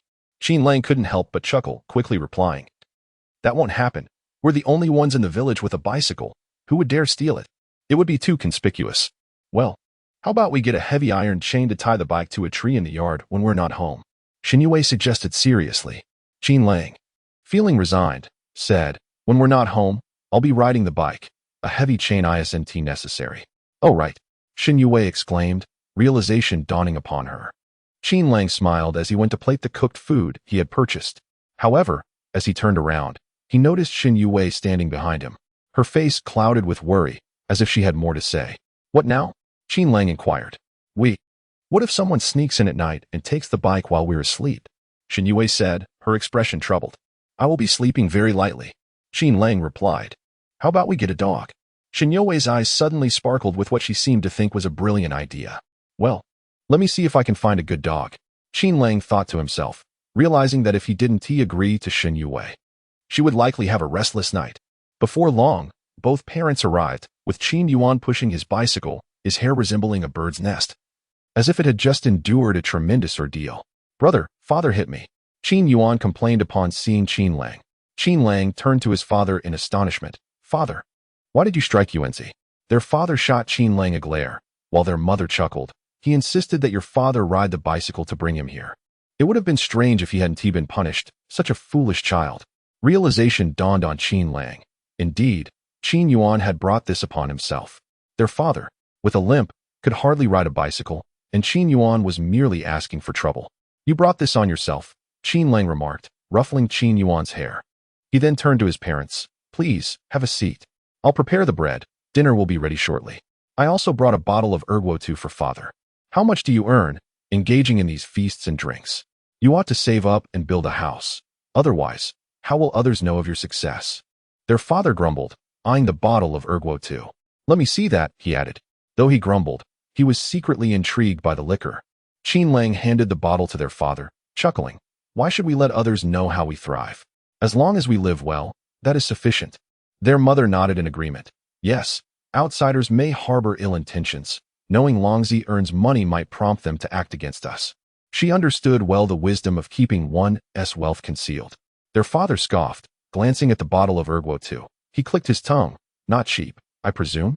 150. Imported from afar, perhaps from Yanjing. Qin Lang replied with a smile. Their father nodded in satisfaction, and Qin Lang poured a glass for him and himself, toasting with their delicacies. During the meal, Qin Lang and his father hardly ate, as the younger ones devoured most of the food. When it was time to send his parents off, Qin Yuan lingered wistfully by the bicycle. Stop gazing at it. Final exams are approaching. If you manage to place in the top 10, I'll let you ride it for a week, Qin Lang declared. Qin Yuan's eyes sparkled with excitement. Brother, you mustn't deceive me. Deceive you? Father has had enough to drink. Assist him on the way, Qin Lang instructed. Ah, Qin Yuan exclaimed, overjoyed. That night, as Qin Lang prepared for bed, he noticed Shen Youwei tossing and turning, making him regret purchasing the bicycle.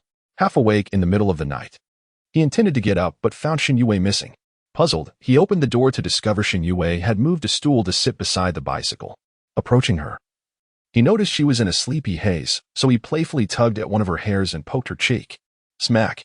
In her groggy state, Shen Youwei inadvertently slapped herself, causing Qin Lang to wince, concerned she might mar her flawless face. Awakened by her own action, Shen Youwei blinked her eyes open. First checking the bicycle, and upon confirming its safety, let out a sigh of relief. The comical greed on her face brought amusement to Qin Lang. Wife, are you playing the role of a security guard? He inquired, squatting beside her with a smile.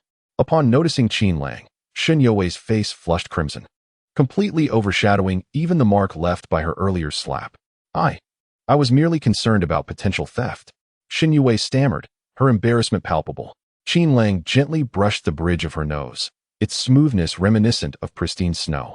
It won't happen. Come, let us return to rest, he urged, guiding her back inside.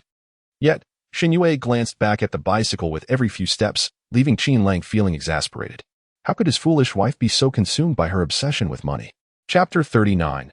Layout. Shen Youwei had a restless night, and as soon as Qin Lang opened his eyes, he found her staring back at him. Eventually, he had no choice but to bring the bicycle inside, leaving little room to maneuver in the cramped space.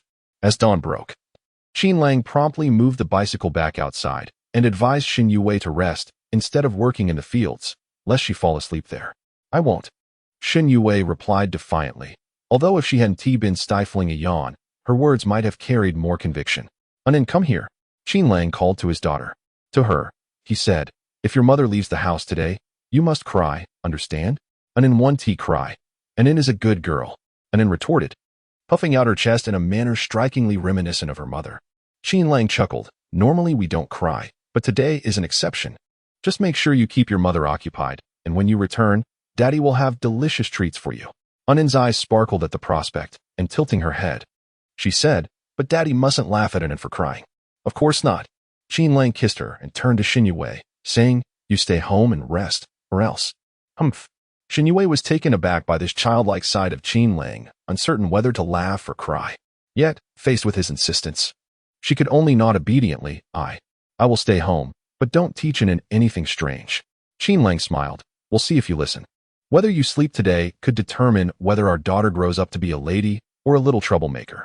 With that, he playfully placed a figurative hat on Shen Youwei's head and finally left for the city on his bicycle. At the entrance of the residential area, Chen Chuang was already waiting, along with Chang Kai. The two were chatting idly by the wall, and upon spotting Qin Lang, they approached him. Qin Gu, shall we continue today? I can definitely secure 1,000 tons for you, Chang Kai proclaimed confidently. Qin Lang laughed. So you're prepared to fleece me, are you? Fine. Give it your all today. I'm ready for it. Does that mean you'll pay me first? I can't afford to extend credit for that 1,000 tons. Chang Kai, still shaken from yesterday's events, insisted on receiving payment up front. Although taking cash up front posed a risk for Qin Lang, he did not refuse. He handed Chang Kai 18,000, smiling as he said, that as for 1,000 tons. We'll adjust for any discrepancies, all right? Looking at the money in his hands, Chang Kai's lips went dry, and he grinned. Don't worry, Qin Ge. I'll make sure you get every ton, but for that 1,000 tons, you'll need to settle up later. That's no problem. Qin Lang nodded with a smile. With money in hand, Chang Kai left eagerly. As soon as he departed, without waiting for Qin Lang to ask, Qin Chuang remarked, "That guy is trying to pry information from me, asking who I sold the coal tickets to and at what price." Qin Lang chuckled. I anticipated that. Chang Kai is quite shrewd. He wouldn't want to miss out on any profits. What should we do? Even though you've kept things under wraps. Chang Kai comes from a mining background. He'll eventually uncover the truth. Qin Chuang expressed his concerns. Qin Lang replied, Brother Chun, as you mentioned, it is merely a matter of time. This business cannot remain concealed for long. I estimate we can only profit for another 3 days at most before others enter the fray. What shall we do then?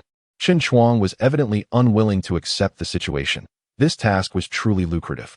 If it were to be taken away from him without reason, how could he not feel a pang of anguish in his heart? Qin Lang inquired casually, what date is it today? What is the date? Qin Chuang was momentarily taken aback before responding. It is May 18th. What is the matter? Then let them in swiftly. Since they wish to enter, allow them to do so. However, if some individuals have insatiable appetites, heh. Qin Lang chuckled mischievously, having already begun to orchestrate his plans for this round. Now, he was eager to see whether the individuals he wished to invite would prove to be as compliant as he hoped. Come on, Brother Qin. Let's get in touch with the guests. Today is likely to be even busier than yesterday, Qin Lang remarked. Qin Chuang took out a small notebook and stated confidently, indeed. From yesterday until now, there have already been 700 tons reserved. Adding in some individual customers, it is estimated that we could truly sell up to 1,000 tons. No need for that. A reservation of 700 tons will suffice. Selling 750 tons will be sufficient, Qin Lang remarked, noting that he still held 200 tons worth of tickets. However, he was in no rush to redeem them, preferring to take his time. With the impressive results from the past few days, Qin Lang found himself in a fortunate position where advertising was unnecessary. The phenomenon of word of mouth had become exceedingly apparent. Some individuals placed substantial orders directly, with 3 orders exceeding 50 tons each. After a morning of running errands, both men found their legs weary from the exertion. Thankfully, Qin Lang had a bicycle, which aided their travels. Having just concluded a transaction, Qin Lang seized the opportunity during a brief intermission to purchase 2 bottles of a local soda named Ice Heart. The flavor was somewhat mild, yet effervescent. He opted for a half-frozen bottle, and upon taking a sip, it sent a jolt through his head, causing him to slap the back of his skull several times to regain his composure. Nonetheless, it was indeed refreshing. Why it may turned out to be so exceptionally sweltering. Qin Chuang lifted his shirt, revealing his robust muscles, which made Qin Lang feel an overwhelming sense of envy. The contemporary trends of fitness and protein supplements pale in comparison to Qin Chuang's physique. No wonder he fought with such ferocity that day. It is indeed sweltering. Qin Lang also spoke, then recalled something and said to Qin Chuang, Brother Chun, I need to discuss something with you. Is it possible to store this bicycle with you? You exerted yourself this morning to come and fetch me, Qin Lang said somewhat bashfully. Qin Chuang, puzzled, replied, I have no issue with picking you up. But may I ask why? Is your leg bothering you? Indeed. Qin Lang hesitated to refer to Shen Youwei as that money-obsessed woman and instead expressed his gratitude, saying, Thank you for your effort, Brother Chen. I will head this way in the morning, and you can meet me at 7:30 along the way. All right. You reside in Shenwei village, don't you? Just wait at the village entrance. It will only take 2 minutes. Qin Chuang felt no displeasure at all. Considering how much money Qin Lang gives him each day, picking someone up is a trifling matter. At 2 o'clock in the afternoon, the 2 individuals went to meet Chang Kai, only to discover that he was not in the family area, but rather at the entrance of the mine on the opposite side. Huai City is home to a total of 12 mines, and Qin Lang is currently operating solely on one side. Have you inadvertently swept through the family areas of the other mines as well? Qin Lang inquired with a smile, remarking that Chang Kai's approach was quite astute. Otherwise, no matter how vast a residential area might be, the efficiency of collecting coal tickets would inevitably be quite low. My friend Chang Kai Dao possesses numerous connections. He inquired within several residential areas, and it has become significantly easier to consolidate everything, totaling an impressive 1,100 tons. A substantial stack of coal tickets, neatly packed in a small bag, illuminated Chang Kai's face with a rosy glow. These represent wealth. Each ticket yields a profit of 4 to 5 yuan. And from this single stack, he stands to net several thousand. Qin Lang is a man of his word. After verifying the coal tickets, he compensated for the agreed commission to the Grand Unity, eliciting a broad grin from Chang Kai. Following the exchange, Qin Lang, accompanied by Qin Chuang, set out to locate the previously designated buyer for the coal. Although these tickets originate from different mines, they belong to the same coal mining group, allowing for interchangeability. Thus, Qin Lang could return to the familiar location. However, after their departure, Chang Kai suddenly appeared, perched on a bicycle, whispering, "Leopard, follow them. I must uncover what they are truly up to today." Chapter 40. Procurement. Chang Kai followed closely behind Qin Lang and Qin Chuang. Qin Chuang soon noticed him and whispered to Qin Lang, "Longzi, that lad Chang Kai is tailing us." Qin Lang remained unperturbed, standing at the entrance of a restaurant. He replied to Qin Chuang, "Let him follow. It won't be long before we can let go. If he wishes to jump in, let him. If he falls, it's not my fault." Qin Chuang scratched his head, pondering Qin Lang's audacity. Such a lucrative business, and you really intend to walk away just like that?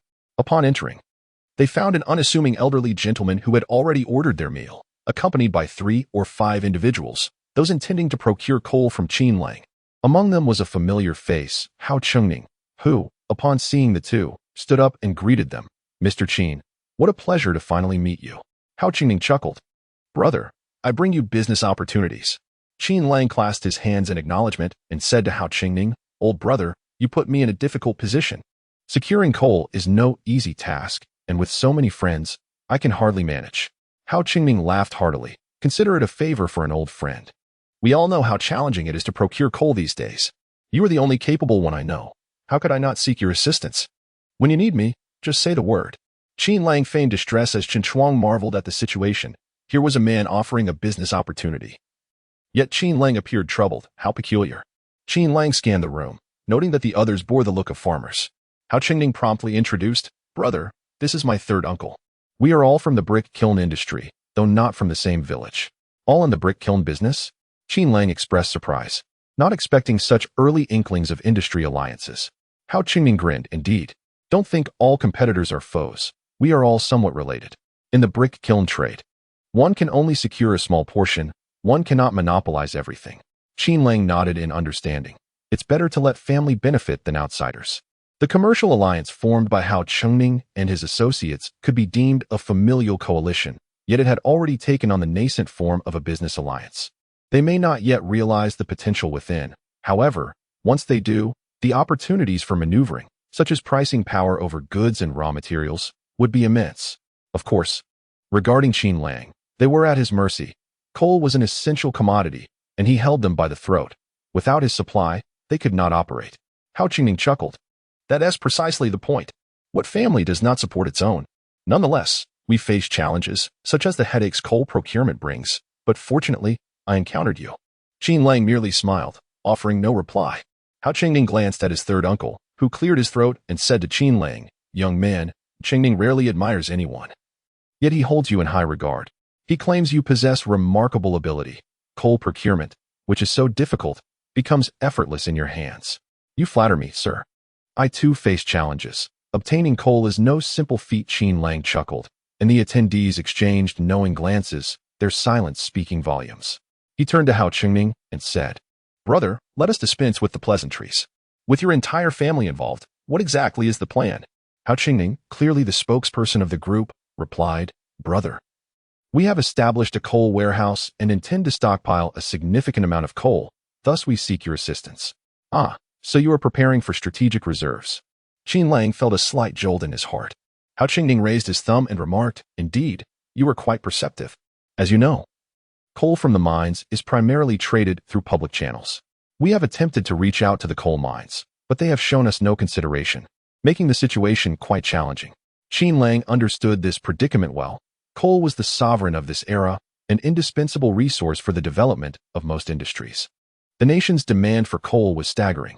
Even small entrepreneurs like him relied on imports, and the gap in supply was immense, leading to the haughty demeanor of coal merchants who often looked down on others. There is a saying that a mining chief holds more sway than a city mayor. And it is no exaggeration. Within energy-centric cities, the authority of coal enterprises often eclipses that of local officials. Entities that required coal had to humble themselves. ensuring the satisfaction of those from the mines before any negotiations could commence. As an individual entrepreneur, Hao Qingning knew that regardless of his coal consumption, he was of little significance in their eyes. Qin Lang could empathize with the family struggles. "How much coal do you require?" Qin Lang inquired, tapping his fingers on the table, suddenly adopting a serious tone. Hao Qingning and his companions brightened, sensing Qin Lang's confidence in his question. Hao Qingning's uncle eagerly interjected, "Young man, let me be straightforward. We need 20,000 tons of coal. Is that feasible?" Qin Lang was momentarily taken aback, his fingers pausing on the table. 20,000 tons was indeed a staggering amount. It was no wonder the entire family had come. Shen Youwei beside him nearly gasped in disbelief. Converting that into monetary terms was overwhelming. He dared not calculate, his heart racing wildly. "That's impossible. Not only is it uncertain whether I can procure that amount, but how will you store it? A ton weighs 2,000 pounds. Have you considered the logistics of 20,000 tons?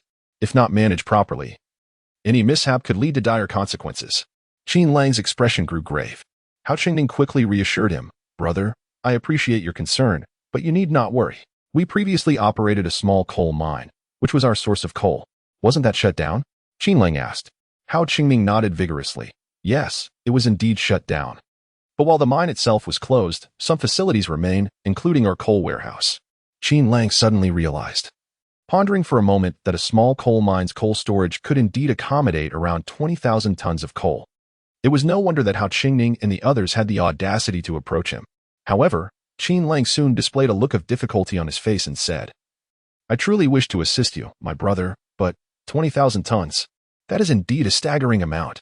If you require dozens of tons, or even hundreds of tons, or perhaps a couple of thousand tons, I can certainly contemplate a solution for you. However, 20,000 tons." Hao Qingning implored with a sorrowful expression, "My dear brother, my only companion, I beseech you.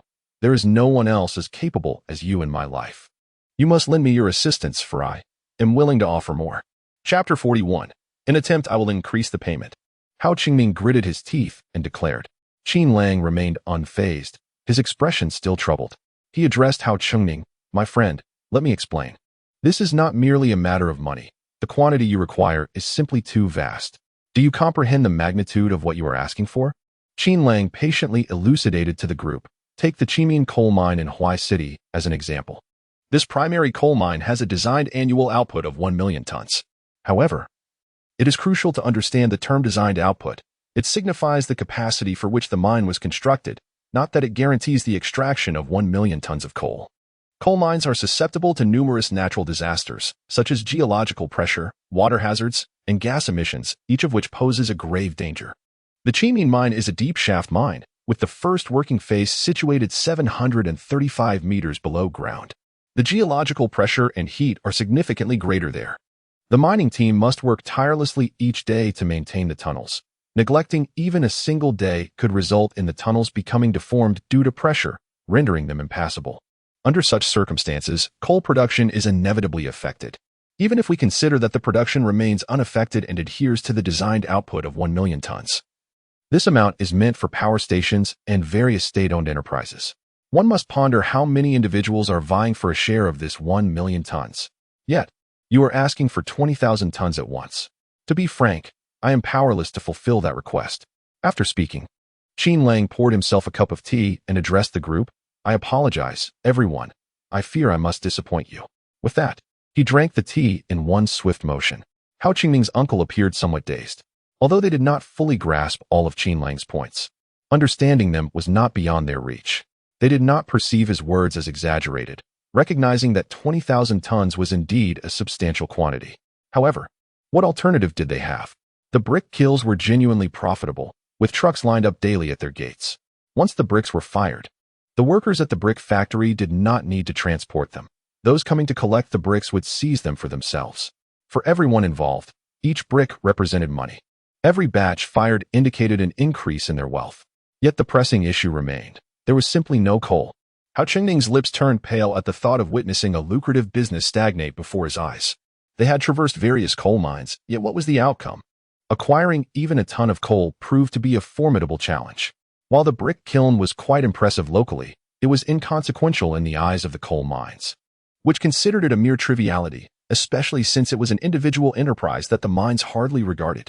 The family members were stationed at different coal mines, yet ultimately, only Hao Qingming managed to procure coal from Qin Lang. When he returned home with the coal, the joy it brought nearly moved everyone to tears. San Jiu believed that since a way had been found, they ought to secure more coal. Otherwise, with multiple trips, any unforeseen incident could leave them in a bind. Thus, a purchase order for 20,000 tons of coal was created.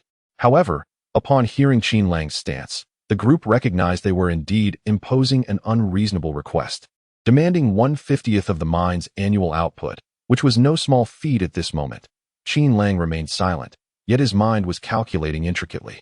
The Huai City Coal Industry Group operated 12 mines, each employing approximately 5,000 workers, amounting to 60,000 employees. Each worker received 2 tons of coal tickets annually. Hence, the workers collectively possessed around 120,000 tons of coal tickets. This estimate was conservative. If auxiliary staff and tickets for management were considered, the total issuance would likely be around 150,000 tons.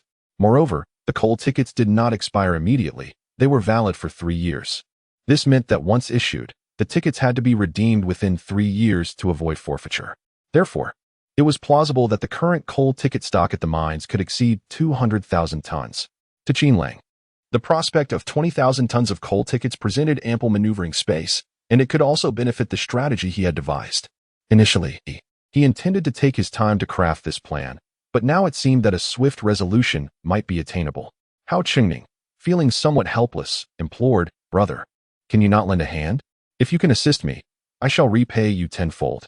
Observing his desperation, Qin Lang relented slightly, furrowing his brow in contemplation. 20,000. 20,000. I could give it a try. Truly, Hao Qingming exclaimed with delight, seizing Qin Lang's hand. "Brother, I am counting on you." Qin Lang discreetly extracted his hand and cautioned, "First, allow me to finish." He reached for the teapot to pour himself some water. But Hao Qingming hastily took it from him and poured a cup. Expressing his gratitude with a nod, Qin Lang took a sip and continued, regarding 20,000. "It is certain that 80 cannot be secured. You must prepare yourselves for that." "That is indeed understood," San Jiu affirmed, acknowledging the reality. Qin Lang then inquired, "What is your bottom line?"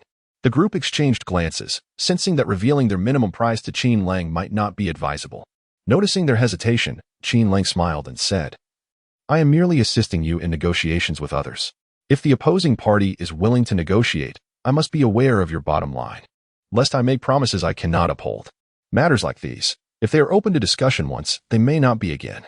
Hao Qingming's third uncle, in a moment of realization, nodded and remarked that indeed, such matters should not be hesitated upon. "Our intention is to, preferably not to exceed 95, as anything below that is acceptable to us. After all, if costs escalate too much, our profits will dwindle significantly." Qin Lang nodded slightly and addressed the group, stating that in 2 days' time, he would provide them with a response. However, during this period, it would be prudent for them to refrain from visiting the coal mine. In these sensitive times, even the slightest disturbance could jeopardize the situation, and he hoped for their understanding. "Certainly, let us raise our glasses and a toast to Brother Qin." Hao Qingming's third uncle exclaimed joyfully, elevating Qin Lang to the status of a brother, while Hao Qingming found himself inexplicably relegated a generation. Chapter 42. The Art of Divine Tracking. Upon agreeing to the matter, the atmosphere transformed into one of remarkable harmony. Hao Qingming promptly instructed the waitstaff to serve the dishes. And in no time, the table was laden with an array of offerings. In addition to the customary fish and meat, there were also some exquisite seafood delicacies. It is worth noting that in this inland city of Huai, indulging in seafood is indeed a rare pleasure. The braised sea cucumber is quite delightful, my dear brother. Do give it a try? And you, my friend, please partake as well. Do not be shy. Hao Qingming busied himself with serving dishes to Qin Lang, not forgetting Qin Chuang, who sat nearby. Drink up, drink up. This is Mao Tai, which I specially brought from home, over 100 per bottle." A relative of Hao Qingming remarked, pouring a glass for Qin Lang after uncorking the bottle. "The price of Matai has begun to rise. Back in 1981, a bottle was merely 7 yuan. However, even at that time, 7 yuan was still considered a significant amount. Yet, when compared to the current price of 140 yuan per bottle, it pales in comparison. In his previous life, Qin Lang had indulged in this spirit quite frequently, as it had nearly become the beverage of choice for banquets. However, He found it difficult to fully appreciate the aroma of the sauce. He could only tolerate it moderately. By the way, dear brother, Qin Lang said. Speak. What is it? Hao Qingning and his third uncle both agreed, and the hierarchy had become utterly chaotic. Qin Lang remarked that for this matter, he needed to collect a deposit. Unsure if they could place their trust in him, Hao Qingning and his third uncle exchanged glances, and the third uncle inquired, how much? 300,000. Qin Lang raised 3 fingers, remarking that a household with a net worth of 10,000 yuan was already quite remarkable. The deposit of 300,000 left Chen Chuang beside him, nearly having a heart attack. Hao Qingning's uncle chuckled softly, nodding in agreement. 300,000 it is. I am a person who does not suspect those I employ, nor do I employ those I suspect. Elder brother is magnanimous. Qin Lang raised his thumb and said, Then let brother Hao accompany me. It will be easier to discuss any matters. Qin Lang is not a fool. It is certainly better for him to speak about this matter himself than to let Hao Qingning's uncle bring it up.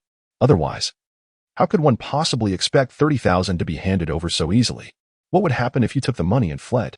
This pertains to the 300,000 from 88. For such a substantial sum, wielding a knife and resorting to violence is quite commonplace, not to mention absconding with the funds. Indeed, this matter cannot rest solely upon your shoulders. Hao Qingning's third uncle chuckled, inwardly acknowledging that Qin Lang was indeed sensible. Otherwise, he would have to assign someone to closely monitor Qin Lang. The meal lasted for over an hour. Outside the restaurant, Chang Kai and his companion had squatted until their legs grew numb, and their hunger intensified. The young man accompanying Chang Kai suggested, Kai go. Shall we find a place to sit for a while? Squatting is quite exhausting. Chang Kai shot him a glance and said, One must endure a little hardship. Once we succeed, we may earn substantial wealth. We must first endure the trials before enjoying the rewards. Do you understand? The young man curled his lips in disdain. Yet he dared not retort. After all, they had feasted splendidly in the past few days under Chang Kai's patronage, receiving daily allowances that made the group regard him almost as a father figure. Meanwhile, Chang Kai found himself pondering, wondering if this meal would stretch nearly 2 hours. Perhaps meant to bridge lunch and dinner, or was it something else entirely? In the restaurant, Hao Qingning's uncle grasped Qin Lang's hand, repeatedly saying, Young brother, we are truly grateful for your assistance. Please, do take great care. Your elder brother will not let you down. Rest assured, my dear brother. I assure you that anything I commit to is reliable, Qin Lang declared. After all, the hierarchy among brothers is quite muddled, and no one will take notice. Very well then, let us proceed. I shall have Xiao Hai ride you back on his motorcycle. You've had your fair share of drinks. A breath of fresh air will do you good, chuckled Hao Qingning's third uncle. There's no need for that. I might as well take this opportunity to inquire at the mine. It's best not to delay this matter. Once it's settled, I will feel more at ease. Qin Lang responded, secretly thinking of the recklessness of riding a motorcycle after drinking. Hao Qingning and his companions were deeply moved, appreciating Qin Lang's integrity. A chorus of flattery ensued. Were it not for Qin Lang's intervention, they would have insisted on ordering a chicken from the restaurant to celebrate their bond. You all go ahead. I shall sit for a moment. I have never tasted this Mao Tai before and feel a bit lightheaded, Qin Lang remarked. Hao Qingning's third uncle chuckled and nodded, then rest a while. Tomorrow, I shall send Qingning over with the funds. Next time, we shall indulge in Wuliangye. I shall eagerly await that.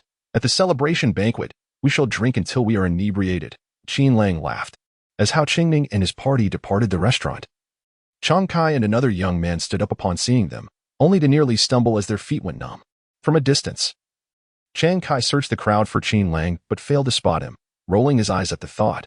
Is that fellow planning to stay at the restaurant? Brother Kai, should I go in and take a look? The young man suggested. Chang Kai shot him a glare. What for? Just stay put. What if someone notices you? He thought to himself, you little rascal, if you manage to get close to Qin Lang and steal my share, whom shall I complain to? The young man merely pouted, aware of the unspoken understanding between them, yet he complied and remained hidden. Inside the restaurant, Qin Lang peered out the window, noticing Chang Kai, the foolish one, awkwardly concealed behind a telephone pole, exposing most of his posterior. Shall I step outside? Shen Chuang inquired. Qin Lang shook his head. No need. Here is the plan. I'll go out, and you follow them. Chang Kai is indifferent, once they turn around. Find a way to keep an eye on that young man. I have a few questions for him. But what if they decide to follow you? Shen Chuang asked. You can simply cross paths with them. They will naturally lose interest, Qin Lang replied. Shen Chuang nodded. Being with Qin Lang, he felt he didn't need to think much. His task was straightforward. riding his bicycle alongside Qin Lang. As Qin Lang exited the restaurant, he left his bicycle behind for Qin Chuang, and upon seeing him emerge, Chang Kai and his companion promptly followed. Their skills in trailing others were questionable, and Qin Lang mused that perhaps only during his own perilous times in a past life would he have noticed such amateurish attempts. Feigning ignorance, Qin Lang strolled for a while before heading straight out of the city. Chang Kai was puzzled, wondering why Qin Lang was leaving. Had he amassed all those coal tickets merely to paste them on a wall? No, we must continue following him, Chang Kai insisted. At that moment, Qin Chuang, riding his bicycle, called out loudly, "Chang Kai, what are you doing?" A sudden apprehension gripped Chang Kai's heart as he turned to see Qin Chuang. He hastily assured him, "It's nothing. I'm just taking a stroll with my young brother here." Qin Chuang nodded slightly, then smiled and replied, "Very well, then enjoy your walk." After which, he cast a knowing glance at Chang Kai, causing a flutter of anxiety within him. In a hurry, he instructed the young man to turn the vehicle back. Observing their departure, Qin Chuang could not help but chuckle softly before silently following suit, for they all resided in the same residential area, rendering any suspicion unfounded. Chapter 43. No middleman. Profiting. Qin Lang meandered through the vicinity, only to turn back as he neared the residential area. Suddenly, he heard a voice from the alley, pleading, "Brother, please spare me. I haven't done anything." "Cut the nonsense, come with me," came Qin Chuang's authoritative tone. "Brother, are you a police officer?" "I swear, I've done nothing wrong." The young man's voice trembled, on the verge of tears. As Qin Lang approached, he noticed the young man's bicycle lay on the ground, while Qin Chuang restrained him firmly, his muscular physique quite intimidating. No wonder the youth was so frightened. "Brother Qin, do be gentle, you might scare him," Qin Lang remarked. Upon seeing Qin Lang, Qin Chuang immediately released the young man. With a smile, Qin Lang inquired, "So, you've been with Chang Kai all this while, and you have nothing to say to me?" Realizing their cover was blown, the young man, with a forlorn expression, replied, "Brother, please don't put me in a difficult position. I know nothing. I was just riding a bike for Brother Kai." Qin Lang nodded. "I believe you.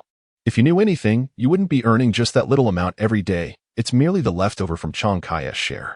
The young man paused, and Qin Lang, with a grin, asked, "These past few days, while helping Chang Kai collect coal tickets, he hasn't shortchanged you, has he?" The young man instinctively nodded and then added, "Brother Kai is a good guy. He gives each of us $100 and even treats us to a meal. He is quite generous." "Pa." Qin Chuang spat dismissively. Qin Lang, astonished, remarked, "No way. I knew Chang Kai was ruthless, but this is something else. Truly impressive, a real wolf in sheep's clothing." "What do you mean?" Qin Chuang inquired, puzzled. "He is just a notch above the ruthless ones," Qin Lang replied, clicking his tongue. The young man, confused, asked, "What does that mean?" Qin Lang explained, "Oh, when I asked Chang Kai to help me collect coal tickets, I paid him 18 per ton. What do you think you received?" The young man answered directly, 14. "So, Brother Kai earns $4 for every ton of coal tickets?" Qin Lang confirmed, "Yes. He helped me collect quite a bit yesterday. By all accounts, he should have made several thousand, yet he only gave each of you 100? Damn that Chang Kai. He talks about being righteous, but it turns out he kept all the profits for himself," the young man exclaimed angrily. Qin Lang chuckled, "Don't be too upset. After all, people die for wealth, and birds perish for food." Not to be outsmarted, the young man looked at Qin Lang and boldly stated, "Brother, I think I can help you too. I don't need 18. 17 will suffice." Qin Lang laughed, and Qin Chuang joined in, finally understanding why Qin Lang had felt the need to corner the youth. Chang Kai's ability to gather coal tickets relied on these local boys, and Qin Lang intended to eliminate the middleman's profit. However, Qin Lang sought more than just a marginal profit. He patted the young man's shoulder and said, "I'm not the kind of person who acts unethically. Here is the deal. Can you gather your friends who also collect coal tickets? I'd like to have a word with you all. My offer to Chang Kai is also available to you." The young man, brimming with excitement, nodded vigorously, "Of course. I'll go call them right away." "All right. Just now you were waiting outside my restaurant. Come on in.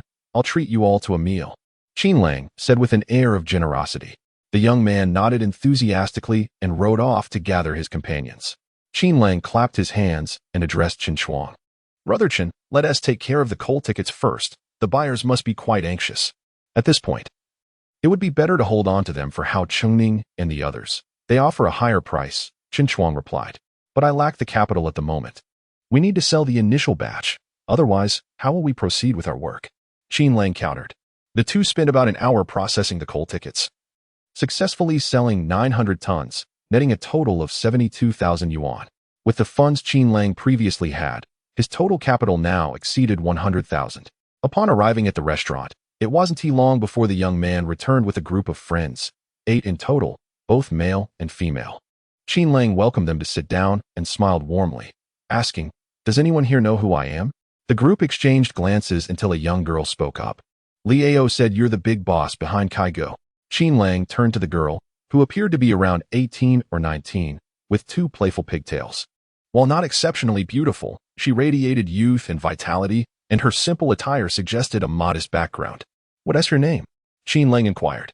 The girl replied confidently, "I'm Lu Ying. You can call me Yingzi." "Very well, Yingzi. You are correct. I am indeed the big boss behind Changkai. The coal ticket collection you've been handling these past few days was entrusted to him by me. However, I did not anticipate that he would subcontract it to you," Qin Lang said gently. A burly young man interjected, "Boss, Liao said that Changkai cheated us, taking the lion's share while giving us only a meager portion." "Is that true?" Qin Lang responded. "Well, I pay Changkai 18 yuan per ton. How much he earns beyond that is for you to determine." "Damn it, that scoundrel Changkai. I really thought he had turned over a new leaf," someone exclaimed in frustration. Qin Lang chuckled. "There's no need to be angry. After all, it was he who secured this deal. Without him, you wouldn't even have this meager portion. Though it may seem little, it is still something." The group exchanged looks, reluctantly acknowledging that Qin Lang had a point. Earning 100 yuan a day was not insignificant, yet the thought of Changkai's profit left them feeling deceived.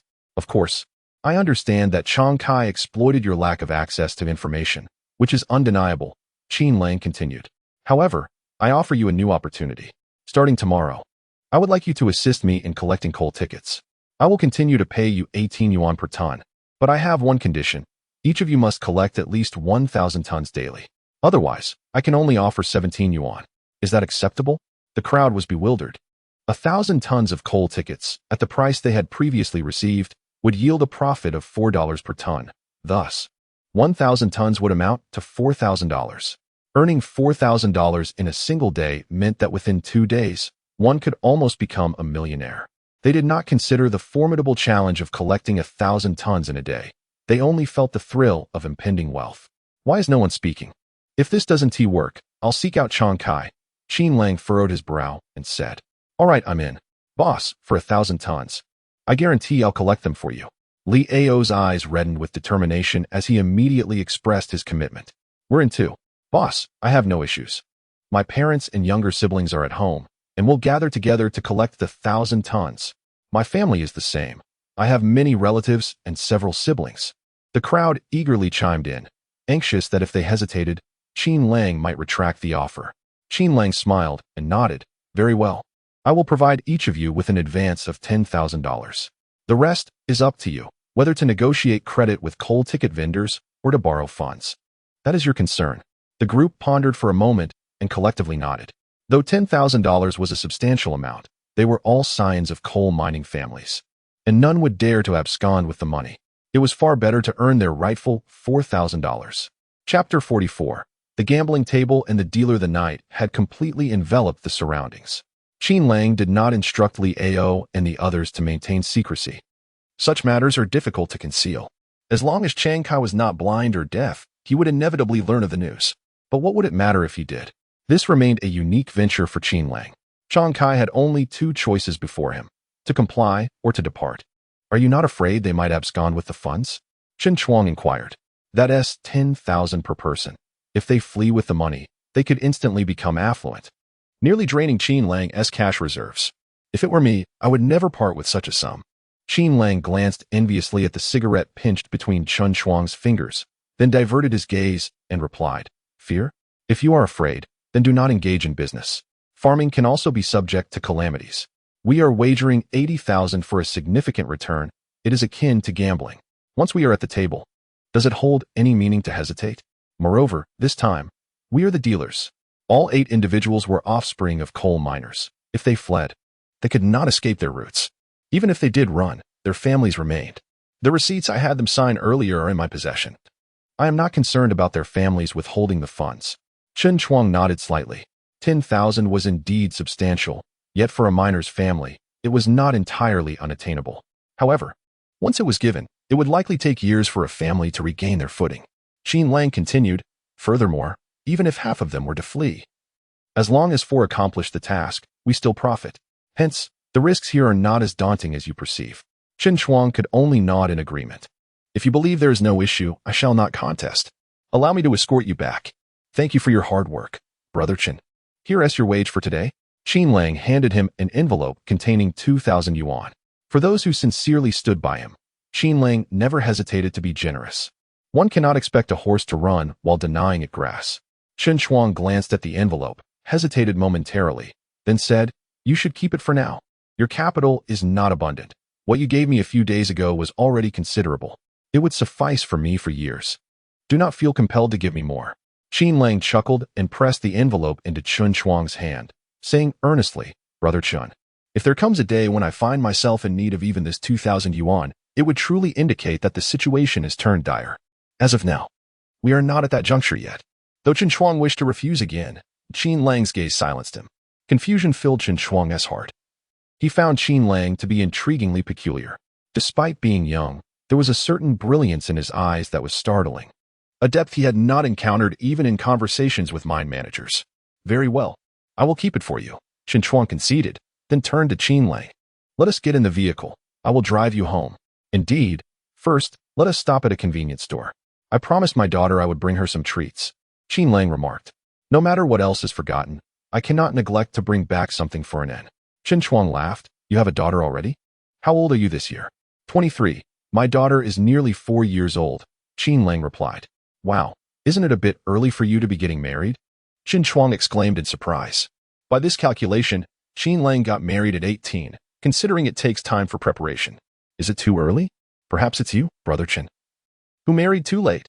Qin Lang replied with a mischievous grin. "Do you want me to take you for a ride in the ditch?" Qin Shuang retorted angrily. My apologies." "My apologies." Qin Lang quickly acquiesced, realizing that the driver holds the ultimate authority. Regardless of one's status, once in the driver's vehicle, one becomes truly powerless. "How old is your sister-in-law?" Qin Shuang inquired again. 22. Qin Lang answered.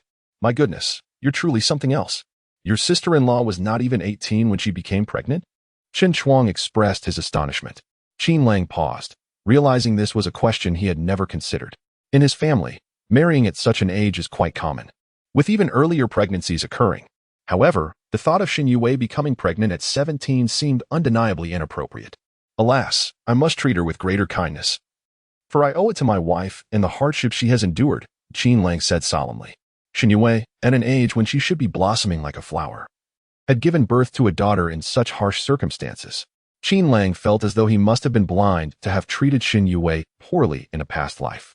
Qin Shuang did not take Qin Lang back to the village but stopped outside to avoid an encounter with Shen Youwei.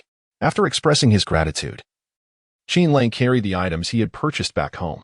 Upon reaching the doorstep, he saw Shen Youwei standing there, looking forlorn as she gazed longingly outside. When she spotted Qin Lang, her face lit up with a smile, but she quickly lowered her head and hurried back inside. As Qin Lang pondered this, a bright light shone toward him. It was Shen Youwei, holding a flashlight to light his way. Qin Lang couldn't help but smile broadly. "No need for that. We are already at the door, and the moon is bright enough to see," Qin Lang said quickly, taking the flashlight from her and shining it on her feet. Shen Youwei looked puzzled, unsure of his intentions. Seeing her confusion, Qin Lang chuckled. "I just want to check if your shoes are dirty, which would indicate whether you behaved today and stayed at home." Her cheeks flushed with embarrassment. Shen Youwei stammered, I was obedient. I didn't go out all day." Just then, and darted out from the house, wrapping her small arms around Shen Youwei's slender legs. Looking up at Qin Lang, she cried, "Daddy, Mommy wants to go out, and I'm crying." Qin Lang laughed heartily, lifting in and into his arms and kissing her. "That's my good girl. Unlike someone who talks one way and acts another." As he teased, Shen Youwei's face grew even redder. She took it inside, while Qin Lang placed the snacks he had bought on the table. In these times, delicacies were scarce, and snacks were limited to candies, preserved plums, and sunflower seeds. Yet they were sufficient to bring joy to Anin. As Qin Lang revealed each treat to Anin, he noticed Shen Youwei standing timidly at the door, hesitant to enter. Turning to look, he felt a pang in his heart. Unexpectedly, tears began to stream down Shen Youwei's face. "Alas, what has transpired?" Qin Lang hurriedly rose and approached, leaning down to inquire of Shen Youwei, "Why are you shedding golden tears?" With her head bowed, Shen Youwei replied in a voice barely above a whisper, I did not say one thing and do another. I merely went out to buy soy sauce." Qin Lang found himself both amused and exasperated. He had not anticipated that Shen Youwei would weep over such a matter. Yet, it was not entirely surprising, as she was still quite young, a mere maiden. Her emotional response to his words suggested that she held a considerable regard for herself. Did it not? Chapter 45. A kiss. People seldom feel unsettled by the words of a stranger. Rather, they are most affected by what those they hold dear express. Consequently, it is often those we love most who inflict the greatest wounds. Shen Youwei felt a sense of grievance, which led her to shed tears. Qin Lang, observing the young lady's pitiful demeanor, felt a mix of sympathy and amusement and could only reach out to wipe away her tears. Shen Youwei did not dare to evade him, standing as still as a statue. Qin Lang gently teased, "Come now, I was merely joking. Why so serious? Look at that pout. You could hang an oil bottle on it." Shen Youwei quickly pursed her lips, unable to resist. Qin Lang leaned in and pecked her on the lips, startling her and causing fresh tears to well up in her eyes as she gazed into his. Qin Lang, familiar with Shen Youwei's temperament, quickly said, "What? Is it unacceptable for your husband to steal a kiss?" Shen Youwei paused, suddenly realizing the truth in his words. This man was indeed her husband, and a kiss seemed perfectly reasonable. He affectionately tousled her hair, then unwrapped a piece of candy, presenting it to her lips. "Have a piece of candy, and forgive me, will you? Don't be upset. I'm not angry," Shen Youwei whispered, watching as he peeled open the nougat. Her small mouth opened slightly to take a bite, and her eyes sparkled with delight as she exclaimed, "It's sweet." "Really? Sweet? I don't believe you," Qin Lang said with sudden gravity. Shen Youwei blinked her enchanting eyes and replied, "Of course, nougat is definitely sweet. Then I must try it myself," Qin Lang declared. Shen Youwei opened her mouth to say, "Let me help you." But before she could finish, Qin Lang seized the moment and kissed her. What had begun as a mere peck transformed into a deep kiss. Shen Youwei's eyes widened in surprise. She hadn't anticipated such an audacious advance. She contemplated resisting, but recalled his earlier words. Indeed, they were husband and wife, and a kiss. What was wrong with that? Though she thought this, Shen Youwei felt somewhat flustered, her hands unsure of where to rest. Qin Lang surmised that she was likely so flustered she could calculate the dimensions of a 3-bedroom apartment with her toes. Shen Youwei felt dizzy, her heart racing as if it might leap from her chest. While kissing her, Qin Lang observed her closely and noted that she seemed to sway slightly. Just as she was on the verge of losing her balance, he caught her in his arms, realizing she was short of breath from his kiss. With a mischievous gleam in his eye, he remarked, "Indeed, it truly is sweet." Shen Youwei felt her cheeks flush as if they could fry an egg.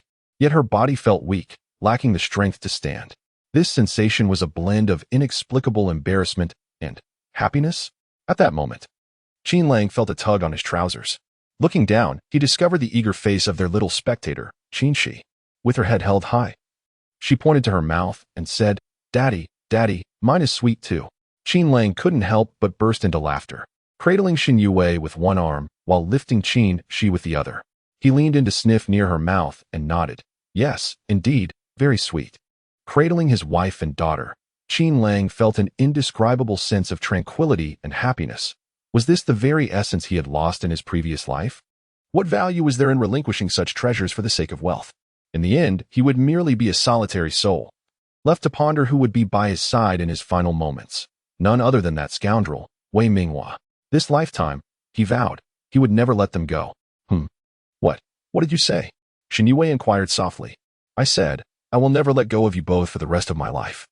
Qin Lang replied with a smile. "But how will you work then?" Shen Youwei queried, puzzled. Qin Lang paused, realizing it was perhaps a bit ambitious to speak romantically to his wife. At that moment, Shen Youwei had regained her strength and quickly stated, "I'll prepare dinner for you." "No need to trouble yourself," Qin Lang responded. "It's no trouble at all, and I haven't eaten yet," Shen Youwei insisted. Qin Lang was taken aback. "It's nearly 9 o'clock. You two haven't eaten? Were you waiting for me?" "No, it's just, we haven't been working all day, so we're not that hungry," Shen Youwei murmured. Qin Lang rubbed his forehead, recognizing that his wife, while adorably naive, could be a bit stubborn. Yet that stubbornness was endearing. "Don't worry about it. I'll take care of it. We have leftovers, right? Let us heat them up, make some bread, And I'll cook some congee, he declared, rolling up his sleeves. The past few days had left their pantry quite full, as both Shen Youwei and Enin had petite appetites. Had it not been for Qin Yuan taking some home, there would have been even more leftovers. The bread is already steamed. We just need to warm it over the congee pot. The congee is simple, just rinse some rice. Add water, and it will be ready in no time over the fire, Qin Lang explained. Don't move, you've worked all day. Let me handle it, Shen Youwei insisted. Standing behind him, though she found it futile to intervene. In his past life, Qin Lang had never been able to afford a restaurant, always cooking for himself. Time and resources were scarce. Otherwise, he could have easily prepared a feast of 4 dishes and a soup. Unable to assist, Shen Youwei stepped out of the kitchen. But upon glancing at the courtyard, she froze. After a brief moment of contemplation, her eyes widened, and she hurried back into the kitchen. Just as Qin Lang was adding water, Shen Youwei tapped him on the shoulder. He turned to see her face etched with urgency and asked, "What's wrong?" In a flurry, Shen Youwei pointed towards the yard, her eyes brimming with tears. After a moment of thought, Qin Lang realized what she was asking and chuckled. "You're wondering where the bicycle went, aren't you?" Shen Youwei nodded vigorously. Qin Lang smiled gently and replied, "It's not lost.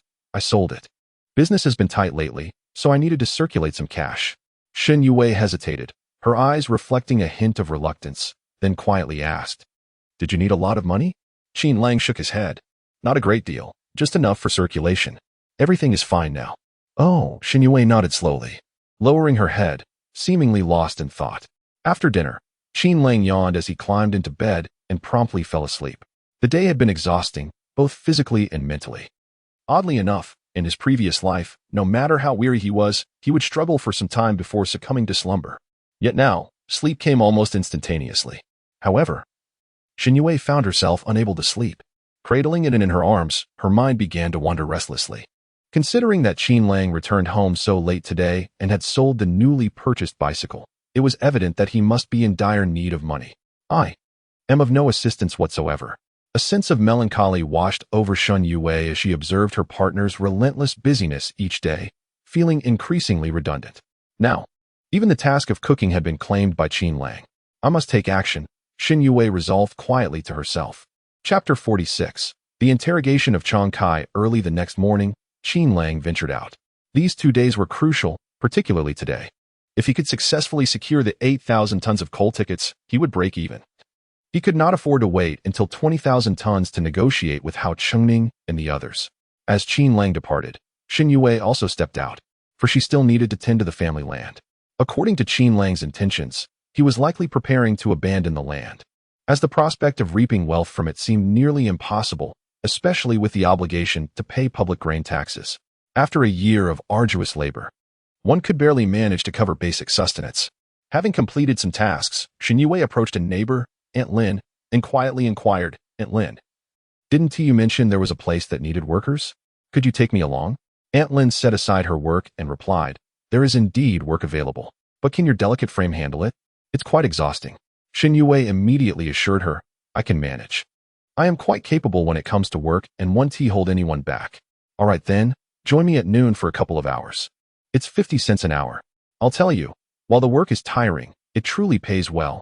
Aunt Lin chuckled, clearly not doubting Shen Youwei's capabilities. Everyone knew that the few acres of land owned by Qin Lang were tended to by Shen Youwei, who was indeed quite adept.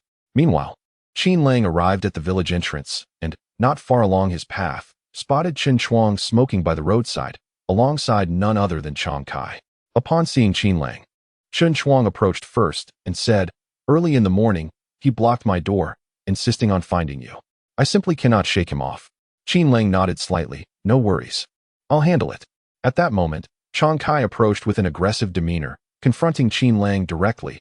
"Qin Lang, are you being a bit excessive? Stealing my people? What kind of behavior is this?" Qin Lang remained unfazed, smiling as he replied, "Buddy, that's a bit harsh. What do you mean by stealing your people? If they wish to earn more, I can't stop them. Besides, aren't you trying to poach my business as well? Have I said anything about that?" Chang Kai was taken aback and quickly retorted, "What do you mean poaching your business? I don't understand." With a cold smile, Qin Lang replied, "Whether you understand or not is up to you, but this matter stands as it is. I urgently need to secure a large order. If you're still open to collaboration, we can proceed at the price I previously agreed upon. If not, Then let us part ways amicably. It wouldn't be a waste of our acquaintance. Furious, Chang Kai exclaimed, "Are you trying to brush me off with that statement?" Qin Lang scoffed, "So? Do you wish to spar with me? Let me remind you, even if your skills were sharp, you wouldn't stand a chance against me." Chang Kai's lips twitched in anger as he bit out, "You can't be so heartless. I've helped you with this work before. I may not have contributed greatly, but I've toiled alongside you. Now you're just kicking me aside. What does that mean?" Qin Lang replied sternly. "Let us not put it that way. Yes, you've helped, but I have not mistreated you. Earning several thousand a day, you can inquire around China. Who else would be as generous? Furthermore, I haven't actually cast you aside, have I? I have told you, I will collect as much as possible. And I will pay you every penny owed. Of course, if you feel like quitting, then I shall treat you to a drink later. What do you say?" Chang Kai gritted his teeth, but at this moment, he lacked the courage to refuse, for the earnings amounted to several thousand yuan a day. Qin Lang was correct. How many opportunities to earn such a sum could one find across the vast expanse of China? Just a few days of work could make one a millionaire. As the son of a coal miner, Chang Kai understood all too well how daunting this was. A coal miner, even one in a leadership position, earned barely over 1,000 yuan a year. There was no way he could abandon this job. "I will assist you, but I must raise my price. They charge 18 per ton. I require 19. Chang Kai declared promptly. Qin Lang pondered for a moment and nodded. "All right, you were the first to help me, and I must honor that. However, let me be clear. I expect at least 1,000 tons per day, or the price remains unchanged." Chang Kai replied, "1,000 tons is what I aim to collect, but you've already taken my workers. How can I possibly achieve that? Furthermore, I suspect we've nearly exhausted the coal tickets from the family quarters."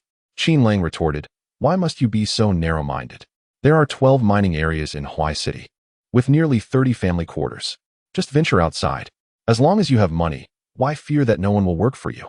Chang Kai paused, realizing the truth in Qin Lang's words, and nodded.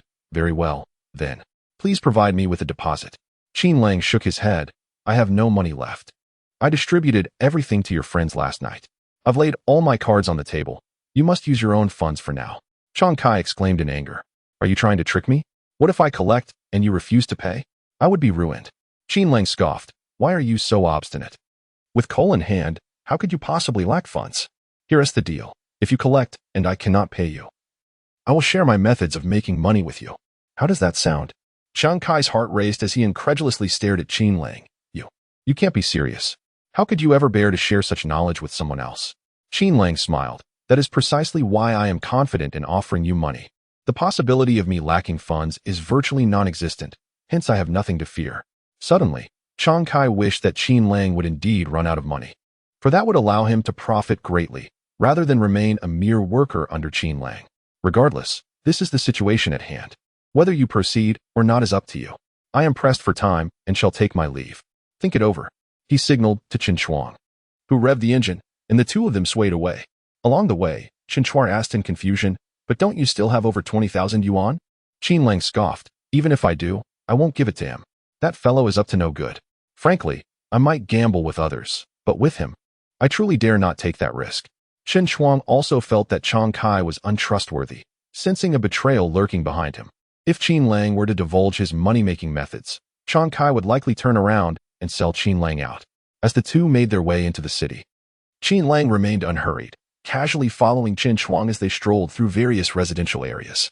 Meanwhile, Li Ao and their associates busied themselves, seen everywhere as they collected coal tickets from door to door. Chen Chuang remarked with a click of his tongue, "I heard they started last night, knocking on doors one by one. If they didn't get beaten, they're lucky." Qin Lang chuckled. "Money stirs the hearts of men. It's quite natural. To say they might not have slept soundly last night is an understatement. It would be wiser to rise early and earn their keep." By around 10 o'clock, the two took their bicycles to the restaurant where they had dined the previous day. Upon entering, they spotted Hao Chengning holding a large bag, flanked by two young men who appeared to be bodyguards. "You finally made it. I've brought the deposit for you," Hao Chengning exclaimed as he rose to greet Qin Lang. Chapter 47. Business is about relationships. Hao Chengning stood before Qin Lang, opening a large burlap bag to reveal stacks of cash within. "I just withdrew this from the bank. It's still warm," he exclaimed, excitement evident in his voice. 400,000 is merely a fraction of this transaction, yet the profits it will yield will far surpass this cash. Qin Lang was taken aback. It was the first time he had heard someone describe money as warm. Strangely enough, it had a certain charm to it. "Allow me to take a look," he declared, devoid of any embarrassment. After all, 400,000. What does that signify in this era? To illustrate, the compensation for a coal miner's death is merely 8,000. With 400,000, one could purchase the lives of 50 individuals. Of course, such calculations were flawed. Yet they conveyed an undeniable truth. This sum could lead to untold consequences for a person, and then, more consequences. Therefore, Qin Lang approached the matter with utmost seriousness, as did Hao Chengning, for they both understood the importance of being accountable for their lives. The mere sight of 400,000 piled high was overwhelming. Verifying the bills and counting them was laborious work. And Qin Lang certainly did not trust anyone else to handle it, not even Shen Youwei. After an hour of meticulous counting and confirming the authenticity of the notes, he finally exhaled a sigh of relief. All is in order, but let us conduct such transactions at the bank next time. Hao Chengning grinned widely. "This isn't for you to use, is it? Otherwise, do you think I would willingly carry such a sum around? By the way, brother," he continued, "have you made any progress? This batch of coal concerns my very livelihood. We must not allow any slip-ups." Qin Lang replied, "I can assure you I will do my utmost. However, if you insist on guarantees, I must ask you to take this money back. I've just finished verifying it." "Which would save you trouble."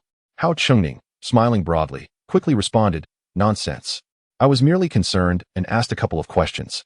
It is not a burden."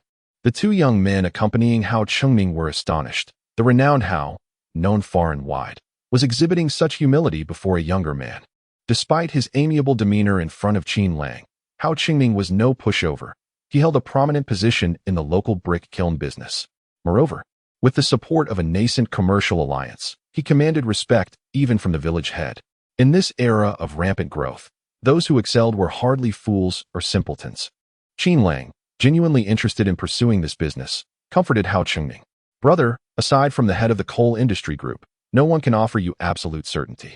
I can only promise to do my best." Hao Chengning understood the complexities of the situation, speaking earnestly. "I comprehend, brother.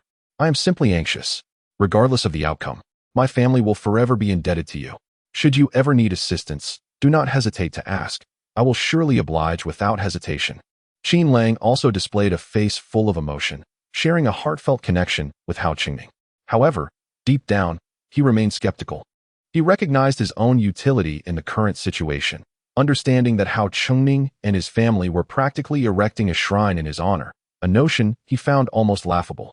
Yet he knew that once his usefulness faded, any pretense of importance would vanish, rendering any attempts at flattery utterly futile.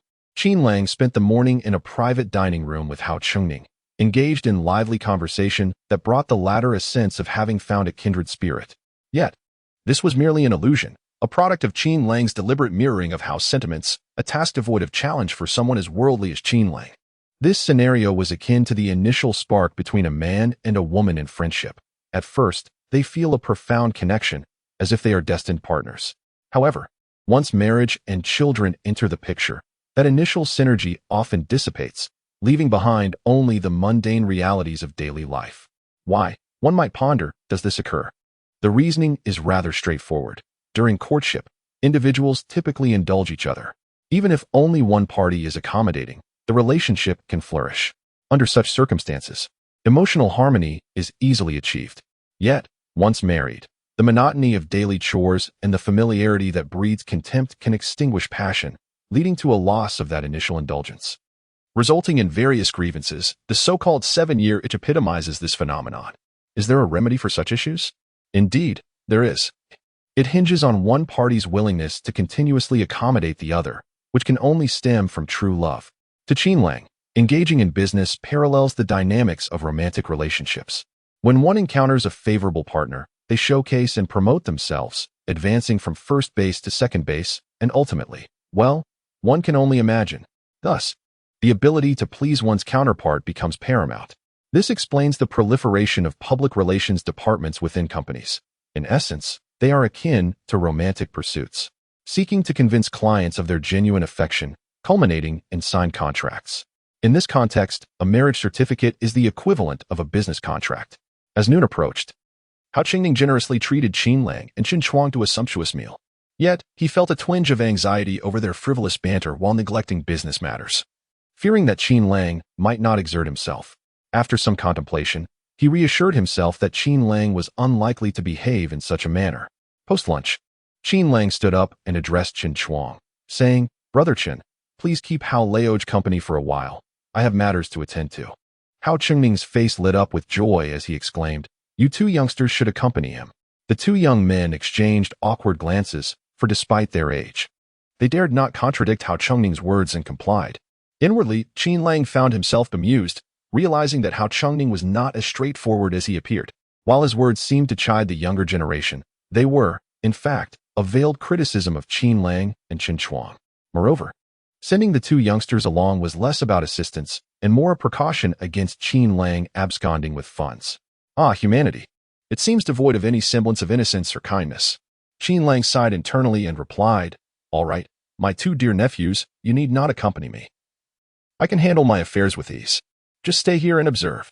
If anything were to go awry with my 400,000, dear brother Hao, I shall not take responsibility. You must ensure compensation."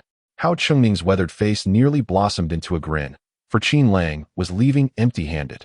This indicated that he was not fleeing with the funds, but was indeed attending to business. "Fine, if it's lost, it's on me. Brother, I am not boasting. Your two nephews have emerged from the Shaolin Temple at Songshan, having trained rigorously for several years. Whoever dares to harbor ill intentions towards my money will find their heads severed." Hao Chengming chuckled heartily. Qin Lang rolled his eyes, perceiving the veiled jest in Hao Chengming's words. "All right, you all take a rest. I have work to attend to." Qin Lang waved his hand and exited the private room. Chapter 48. Unable to produce the 400,000 at present, Qin Lang finds himself unable to move, nor can he afford to be reckless. Carrying 400,000 and running about without the requisite skills would be tantamount to courting disaster. In this era, safety is a relative term.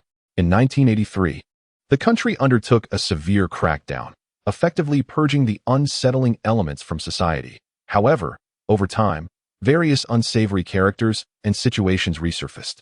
The second major crackdown occurred in 1996, resulting in the apprehension of approximately 90,000 criminal gangs, with an array of shocking criminal cases emerging.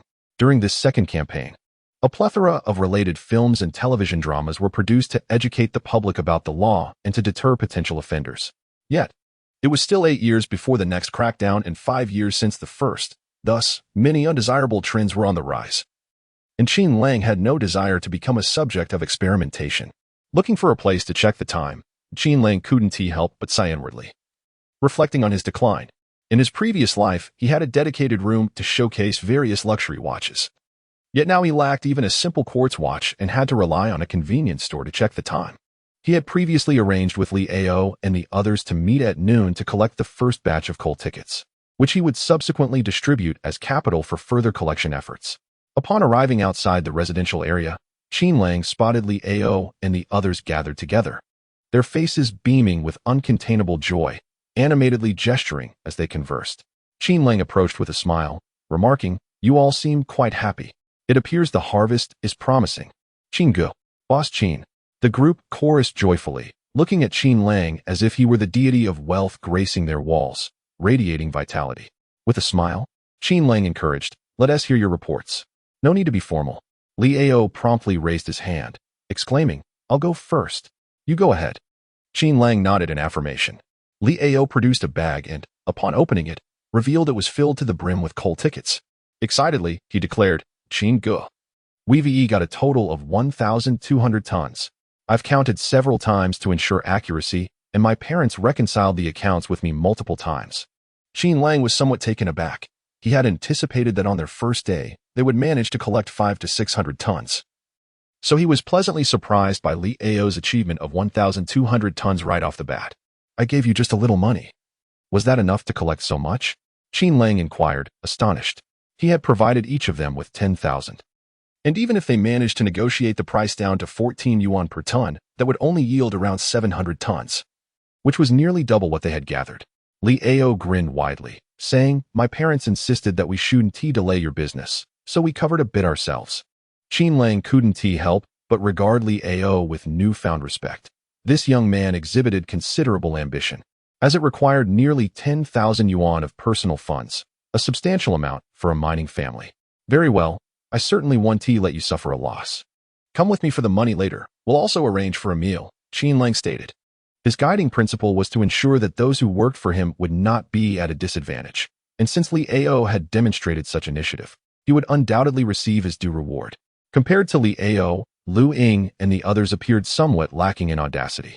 However, each of them had nearly 600 to 700 tons of coal tickets, a result of considerable effort. In just one morning, the 8 of them managed to contribute 5,100 tons of coal tickets to Qin Lang, accomplishing a quarter of his requirements in one fell swoop. Qin Lang, not one to dawdle, took Lu Ying and a few others to the mine to process the tickets. Upon seeing Qin Lang, the clerk's forehead twitched with tension. Qin Lang, with a beaming smile, presented a box of cigarettes, cheerfully remarking, "Brother, I doubt I will trouble you much in the future, so please do not vex me." The clerk, relieved, replied with a chuckle, "What do you mean? Why would I be troubled by you? Those coal tickets are genuine, and I am merely following protocol." "Indeed. Let us adhere to the regulations," Qin Lang replied, gesturing for Li Ao and Lu Ying to bring forward the bags. The 5,100 tons of coal tickets were poured onto the desk. The clerk visibly recoiled, his eyes rolling back in disbelief, prompting the 3 to panic momentarily, slapping their chests and pinching their own skin, narrowly avoiding sending the clerk into a state of shock. Once the clerk recovered, he lamented, "Brother, I am merely following the rules, but this is simply untenable. How many coal tickets is this? Who would dare to approve such a quantity?" Qin Lang grinned. "Brother, these are all veritable items. What is there to fear?" The clerk retorted, "If I approve this, I fear I might lose my job. If it were merely a few hundred tons, I could manage it. The worst I would face is a reprimand from my superiors. But looking at this, it must be several thousand tons.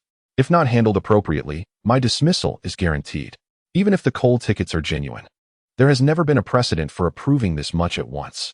Several thousand tons of coal would require a meeting, even for the top leaders at the mine." Qin Lang urged, "Brother, I understand this puts you in a difficult position. I assure you, I am not the sort to cause you trouble. Please lend a hand." As he spoke, he offered another cigarette.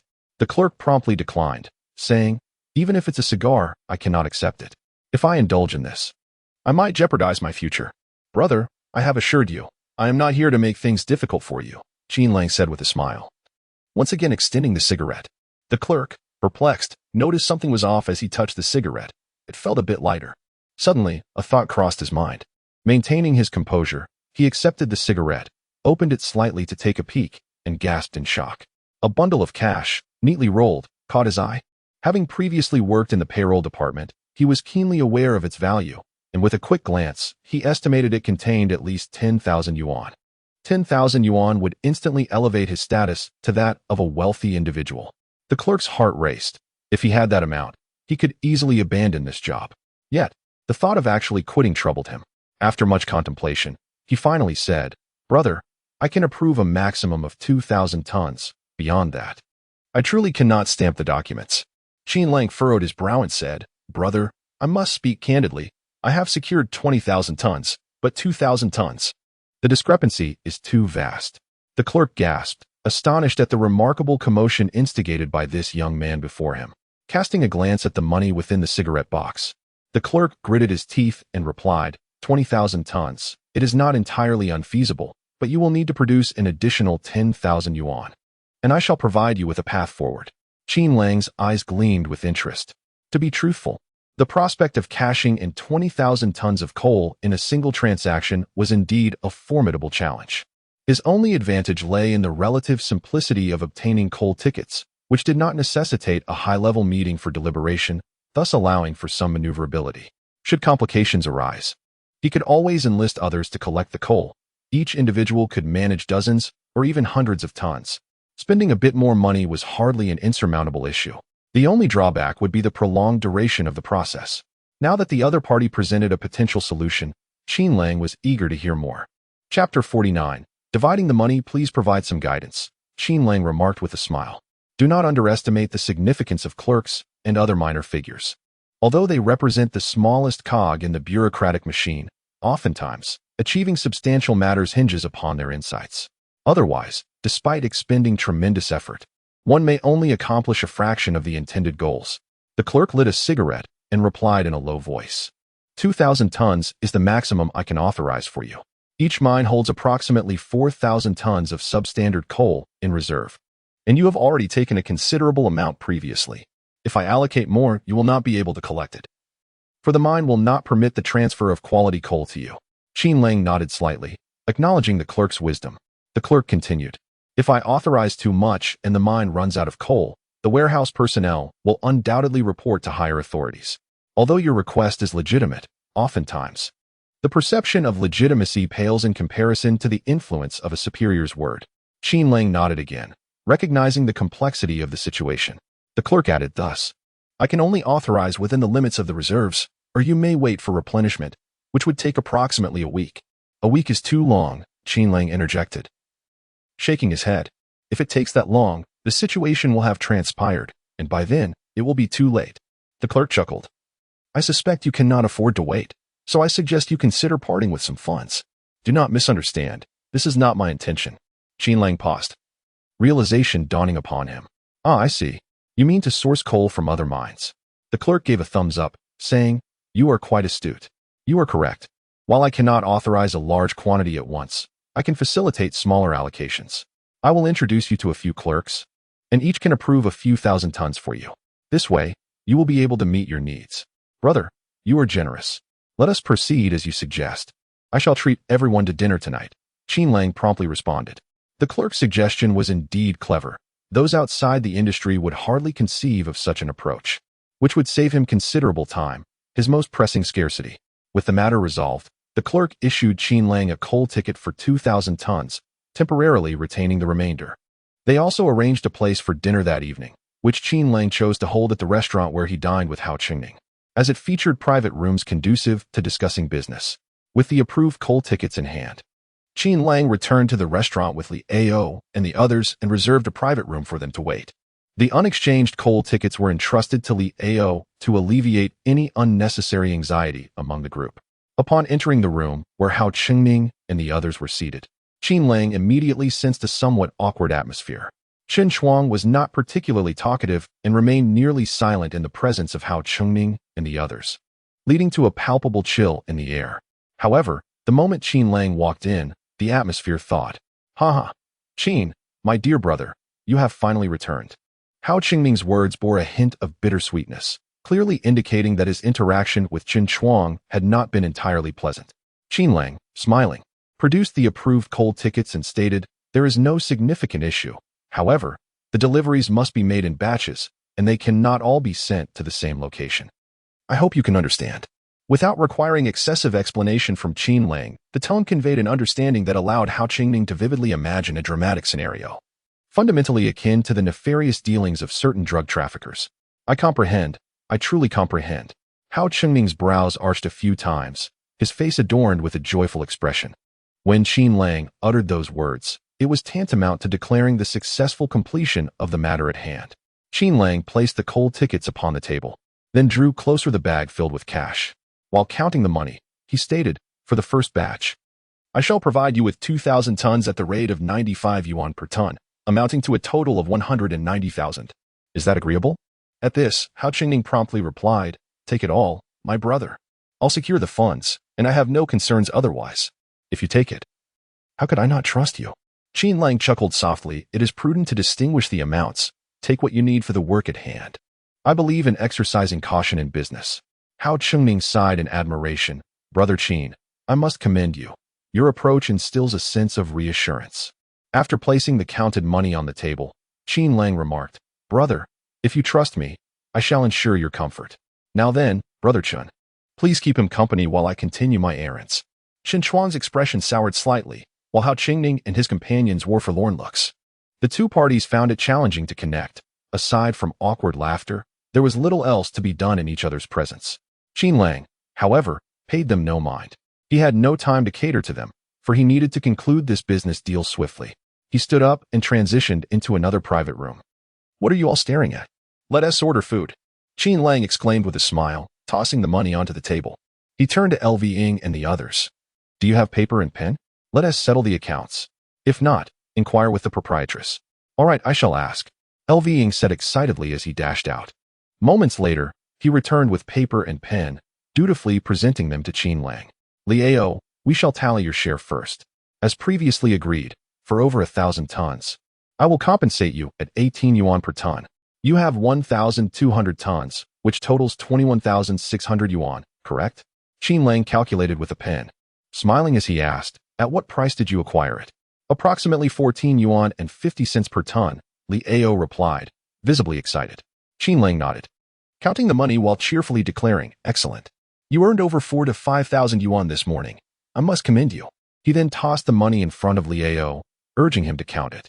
Oh dear, Li Ao exclaimed, his hands twitching with excitement. After several attempts, he finally managed to grasp the money, slapping his own fingers in the process, and began to count. The other onlookers were filled with anticipation and exhilaration.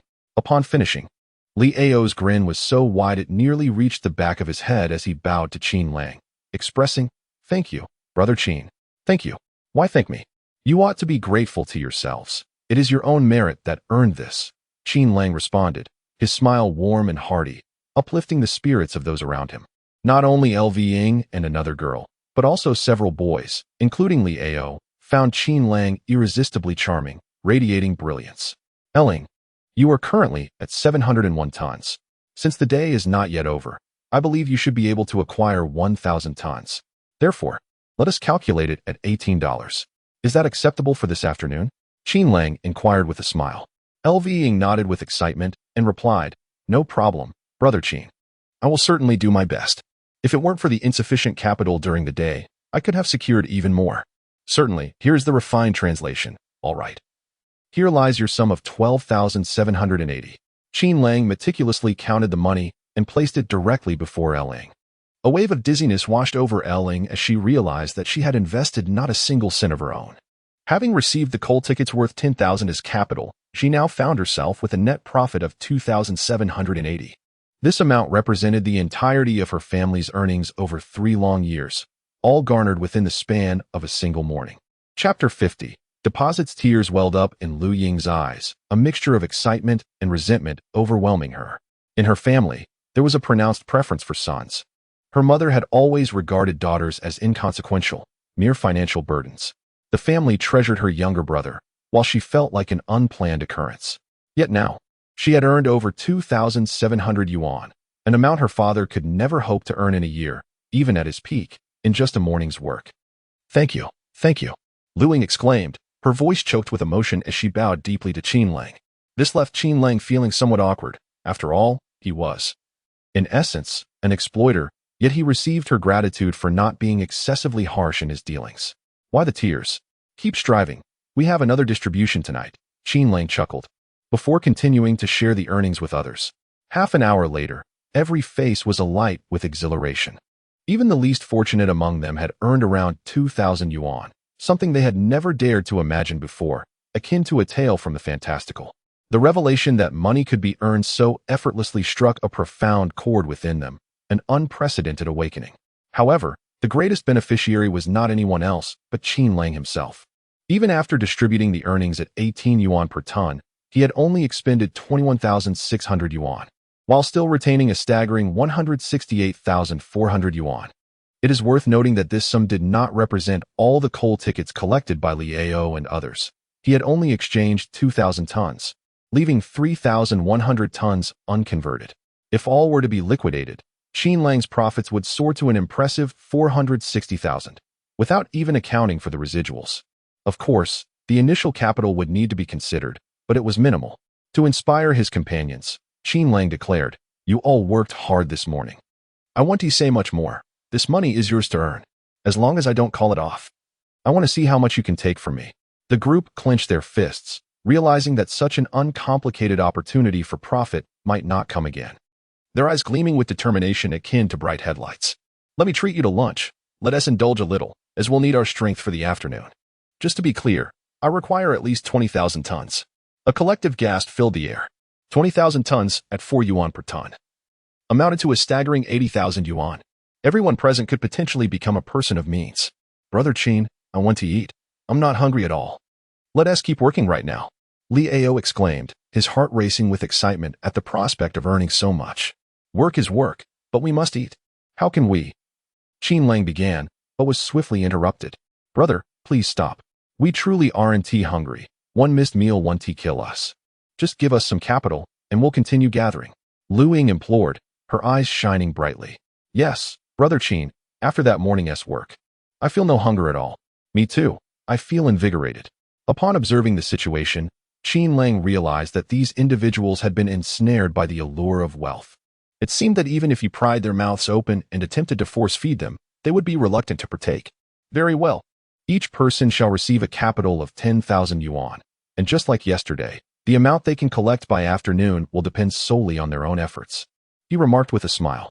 After sending the few individuals away, Qin Lang made his way to the bank, carrying a substantial bundle of cash. If anyone were to discover this, they would undoubtedly consider him a mobile vault, with the likelihood of being robbed exceedingly high. Fortunately, Qin Lang maintained his composure throughout the journey, and no one could have guessed that he was in possession of over 100,000 yuan in cash. Upon arriving at the nearest construction bank, he entered to find it relatively empty, and he proceeded directly to the counter, placing his bundle down. Excuse me, I would like to make a deposit, he stated. The bank teller, a woman appearing to be in her mid-30s and somewhat plump, exchanged glances with Qin Lang for a few moments before responding. Sir, if you wish to deposit money, please take it out first. It's all here, Qin Lang shrugged, unzipping his bag to reveal the large sum inside. The teller was momentarily taken aback, her expression shifting to one of astonishment. As a bank employee, she had encountered more money than Qin Lang had seen toilet paper, yet she had never encountered someone arriving with a bundle of cash for deposit. It was a rather naive act. Do you have a savings book? If not, I can assist you in opening an account, she inquired, adjusting her demeanor. Do you have your ID? I do, Qin Lang replied, producing his identification and placing it on the counter. The teller accepted the ID and proceeded to open an account for him. After verifying the cash on site and confirming its authenticity, she deposited the funds into his account.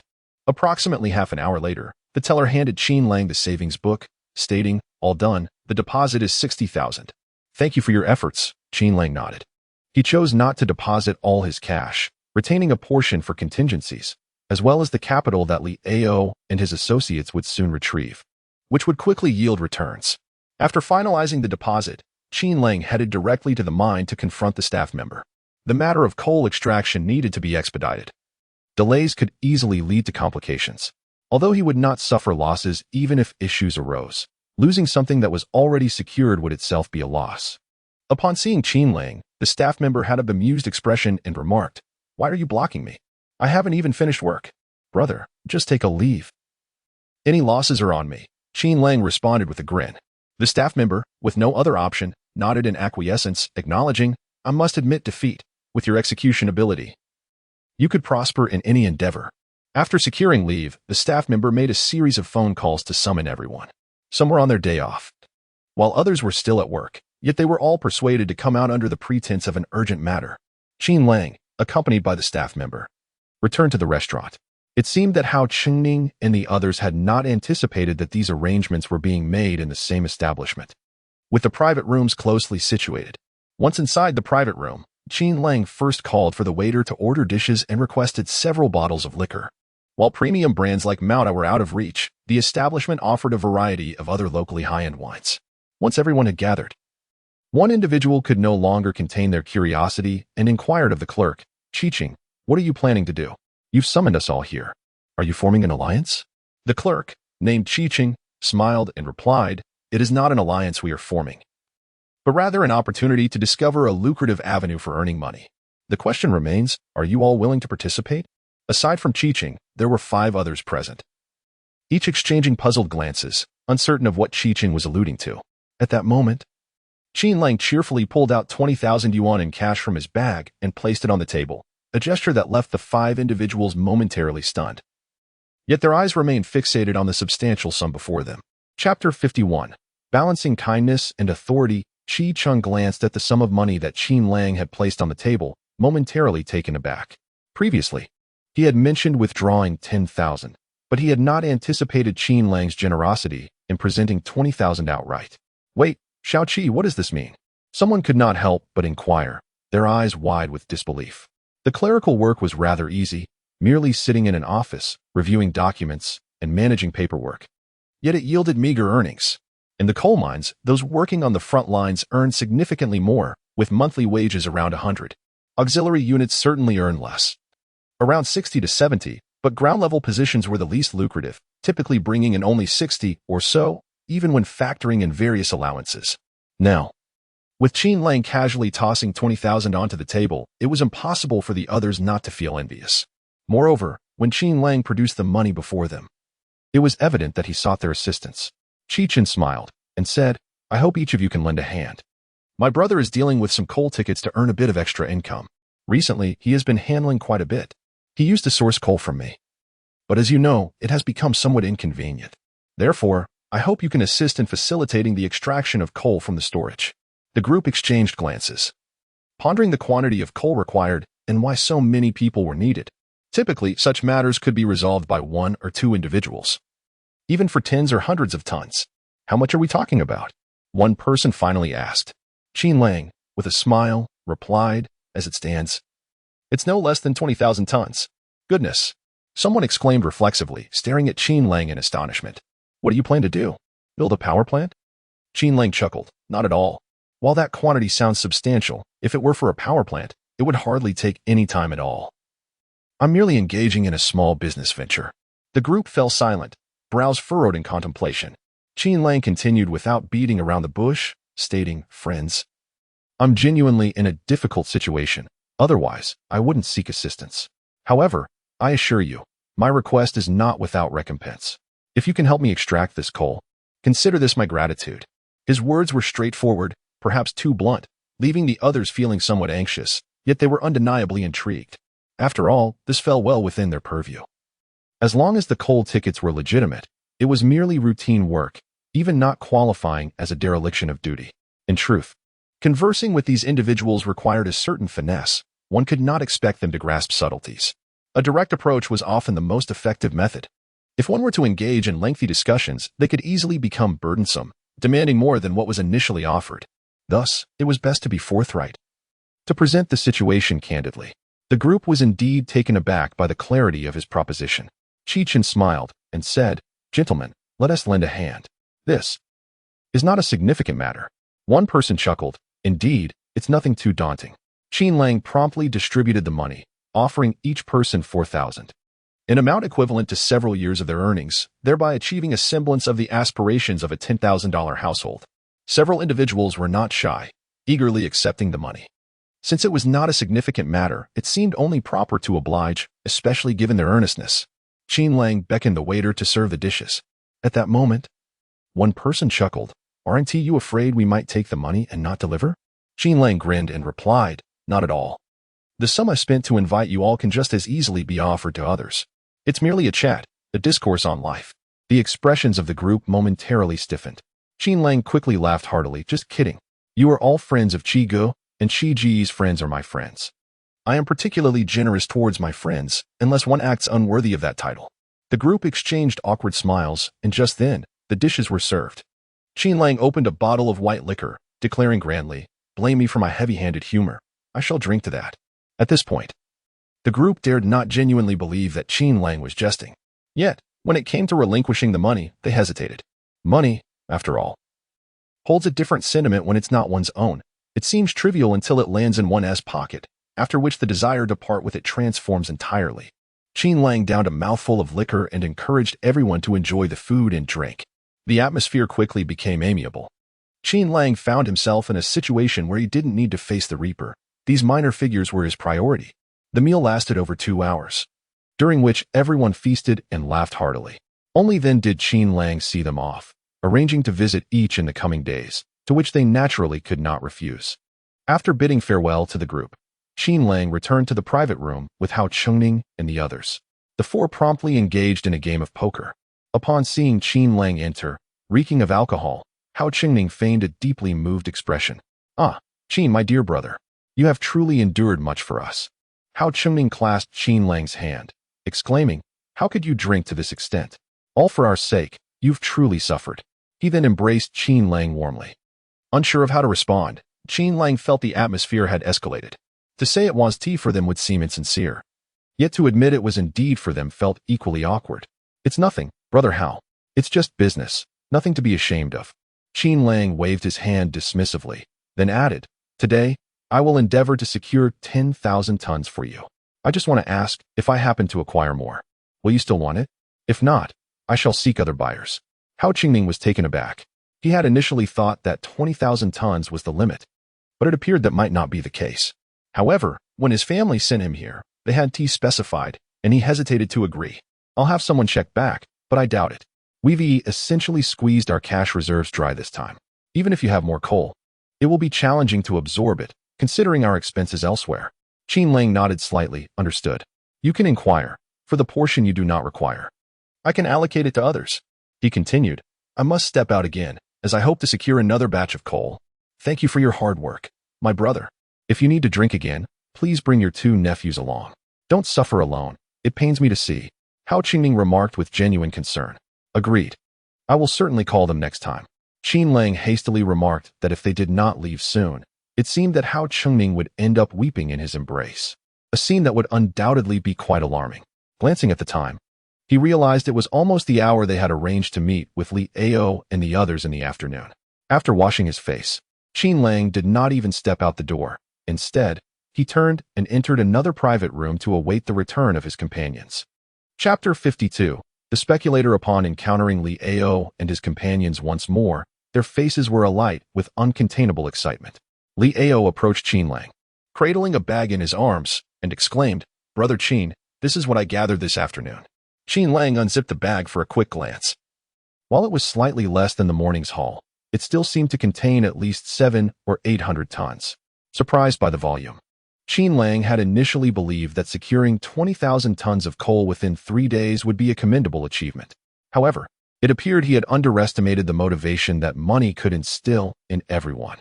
After tallying the receipts, they confirmed a total of 4,000 tons. The afternoon was comparatively short, as Li Ao and his team had commenced their efforts the previous evening.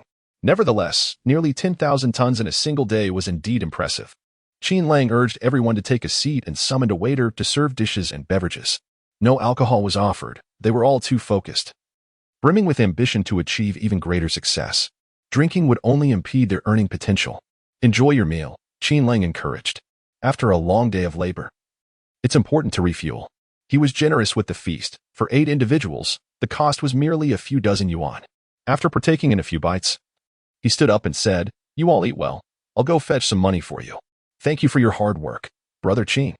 You hardly seem to have eaten. We aren't in a hurry, they replied. Turning back with a teasing expression, Qin Lang jested, Not in a rush? Then I shall indulge a bit longer. The group fell silent, and with a hearty laugh, he continued, I'm merely jesting, if you're not anxious. I still feel the urge to settle the accounts promptly, lest I feel uncomfortable myself. Thank you for your efforts, they chimed in unison. Exiting, Qin Lang hopped onto a bicycle stationed at the entrance, making a swift trip to the neighboring mine. The round trip took over 40 minutes. Although time was a bit tight, he had already coordinated with the clerks earlier that afternoon, arranging for everyone to work overtime and expedite the approval of coal tickets. Once the tickets were approved, the responsibility of coal procurement would no longer rest on Qin Lang's shoulders. The approval process went smoothly. With a spirit of camaraderie in the air, the clerks proceeded without hesitation. Qin Lang successfully acquired 3,000 tons worth of coal tickets.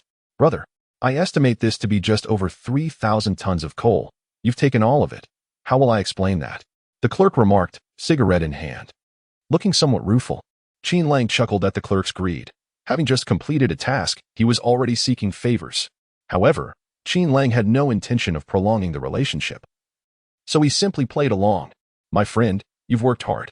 I'm always fair-minded. Once this is all settled, I'll definitely sit down with a few of you to express my gratitude, he assured, patting his chest, which made the clerk nod eagerly, praising Qin Lang's loyalty. After finishing the ticket approvals, Qin Lang returned to the restaurant, exchanged the tickets for cash with Hao Qingming, shared a few casual remarks, and then proceeded to the adjacent private room to settle the payments for Li Ao and his companions. With the coal tickets officially his, he retained the principal amount for continued collection efforts, while he made another trip to the bank. For the sake of safety, Qin Lang switched to the agricultural bank. When the teller noticed him arriving with a large bag of cash for deposit, she couldn't help but glance at him a couple of times, though she quickly dismissed it, likely assuming he was a finance officer from some organization. A series of transactions, aside from the coal ticket approvals and deposits, were conducted in a restaurant, However, none of the three parties involved were aware of each other's presence. Qin Lang had transformed the restaurant's private room into his own office. What Qin Lang lacked was time, compelling him to take risks. Nevertheless, he believed that what appeared perilous was manageable. Should the three parties collide, he had ways to defuse the situation. After a long day, darkness enveloped the sky, granting Qin Lang a moment to breathe. The trio, led by Hao Qingning, went to collect the coal. The coal yard had round-the-clock staff, making it convenient to retrieve coal at night without the worry of drawing unwanted attention for taking too much. As for the money he had brought, Qin Lang had drained his bag, and it still wasn't sufficient. They owed him money, and it was only after his nephew made a trip back to fetch cash that the accounts were settled. They successfully secured the approved coal tickets. As Hao Qingning was leaving, he excitedly embraced Qin Lang, exclaiming, "Brother, I never expected things to go so smoothly. You are truly a remarkable person. It is merely a case of using one's connections to resolve others' predicaments," Qin Lang replied deliberately. Hao Qingning's eyes flickered as he contemplated bypassing Qin Lang to directly approach the influential figure behind the scenes. However, for the time being, he would still need to rely on Qin Lang, at least until this business concluded, before seeking to connect with the true power broker. Once Hao Qingning departed, Qin Lang leaned against the entrance of the restaurant, slowly exhaling a breath of frustration. Although the day had been filled with seemingly trivial matters, it was far from easy. Shen Youwei, standing nearby, rubbed his backside and remarked to Qin Lang, "My hemorrhoids are acting up from all the sitting today. I'll accompany you tomorrow. At least I can ride a bike or something." Qin Lang chuckled wryly. He truly had no one trustworthy by his side. Yuanzi had classes, and the young lad was not yet capable of handling serious tasks, leaving him to rely on Chen Chuang's assistance. "Brother Chen, just bear with it for another couple of days," Qin Lang reassured him, handing over Chen Chuang's wages for the day. Upon seeing the envelope, Chen Chuang's expression resembled that of someone constipated. Qin Lang laughed. "What is this expression upon seeing money? Brother Chen, you're the first to react like this." Chen Chuang sighed. "This money, I can't help but feel uneasy about it. I didn't do anything today. I just played cards with them. If you're going to give me this much, you might as well beat me up first." Qin Lang rolled his eyes and replied, "Brother Chen, you must trust me. I cannot speak for others, but in my eyes, you are a true asset, and this money is rightfully yours." Chen Chuang scratched his head, and under Qin Lang's persuasion, he reluctantly accepted the money. In truth, Qin Lang was not speaking idly. He genuinely needed someone to keep an eye on Hao Qingning and the others, ensuring they did not cause any trouble. This individual had to be composed, and Chen Chuang was the most suitable candidate. As Chen Chuang rode his bicycle, Qin Lang jogged a few steps to take a seat on the rear. By the time they returned home, it would likely be around 8 or 9 o'clock. Qin Lang steadied himself with one hand on the bicycle seat while the other held a package of takeout. The restaurant's cuisine was quite commendable, and he wished for his family to savor it. However, as they approached the intersection leading back to the village, Chen Chuang suddenly exclaimed in surprise, just as a figure lunged toward them. Chapter 53. Reluctance to sell. "Are you trying to die, Chang Kai?" Chen Chuang shouted, gripping the handlebars, as none other than the elusive Chang Kai emerged from the shadows. Upon receiving Chen Chuang's rebuke, Chang Kai shrank back, too intimidated to respond. His arm had yet to fully heal, and even if it had, a single punch from Chen Chuang could easily send him back to the hospital. "What are you doing here?" Qin Lang inquired, having completely forgotten about Chang Kai amidst his busy day. To his surprise, Chang Kai appeared at this moment, clutching a bag and declaring, "I have a total of 2,000 tons." Qin Lang paused, and Chen Chuang widened his eyes in astonishment. Truly, the first to enter the trade was impressive. Chang Kai had managed to procure 2,000 tons in a single day. Chang Kai added, "You mentioned I should be compensated at 19 per ton." Qin Lang nodded slightly, then furrowed his brow. "I told you to meet at the restaurant. Why didn't you show up?" Chang Kai rubbed his nose, remaining silent. Qin Lang surmised that Chang Kai felt embarrassed after having taken advantage of their mutual friends, leading him to shy away from meeting Li Ao and the others. This situation could have been approached differently. Had Chang Kai been forthright from the start and engaged Li Ao and the others as an employer, he would have earned his profits justly, and Li Ao would have been grateful. Based on the previous distribution of earnings, each person would have received a decent sum of 100. One cannot deny that Chang Kai's earnings were substantial. After all, success in this business depended on individual prowess. Those lacking the skill to secure the larger share would merely have to settle for the leftovers. Yet, one cannot fault those who excel for reaping the rewards. The flaw lay in Chang Kai's ulterior motives. To Qin Lang, He resembled Wei Minghua too closely. Fearful that others would bypass him to collaborate directly with Qin Lang and seize the profits for themselves, he chose to omit Qin Lang's involvement. This choice, however, could backfire, as once the truth surfaced, Li Ao and the others would harbor resentment toward Chang Kai. You feast while we are left with mere scraps, and you expect our gratitude? Li Ao and the others would only grow more furious, and any encounter would likely end with them confronting Chang Kai. Chang Kai was acutely aware of this, which is why he had refrained from showing his face, opting instead to confront Qin Lang on his way back. Please, settle my payment. I need to return home, Chang Kai implored. Qin Lang glanced at the bag, shaking his head. I cannot settle this payment for you. What? Chang Kai was taken aback, his urgency palpable. Qin Lang, you cannot burn bridges after crossing them. All my funds have been invested in this venture, and if you refuse, I will take drastic measures.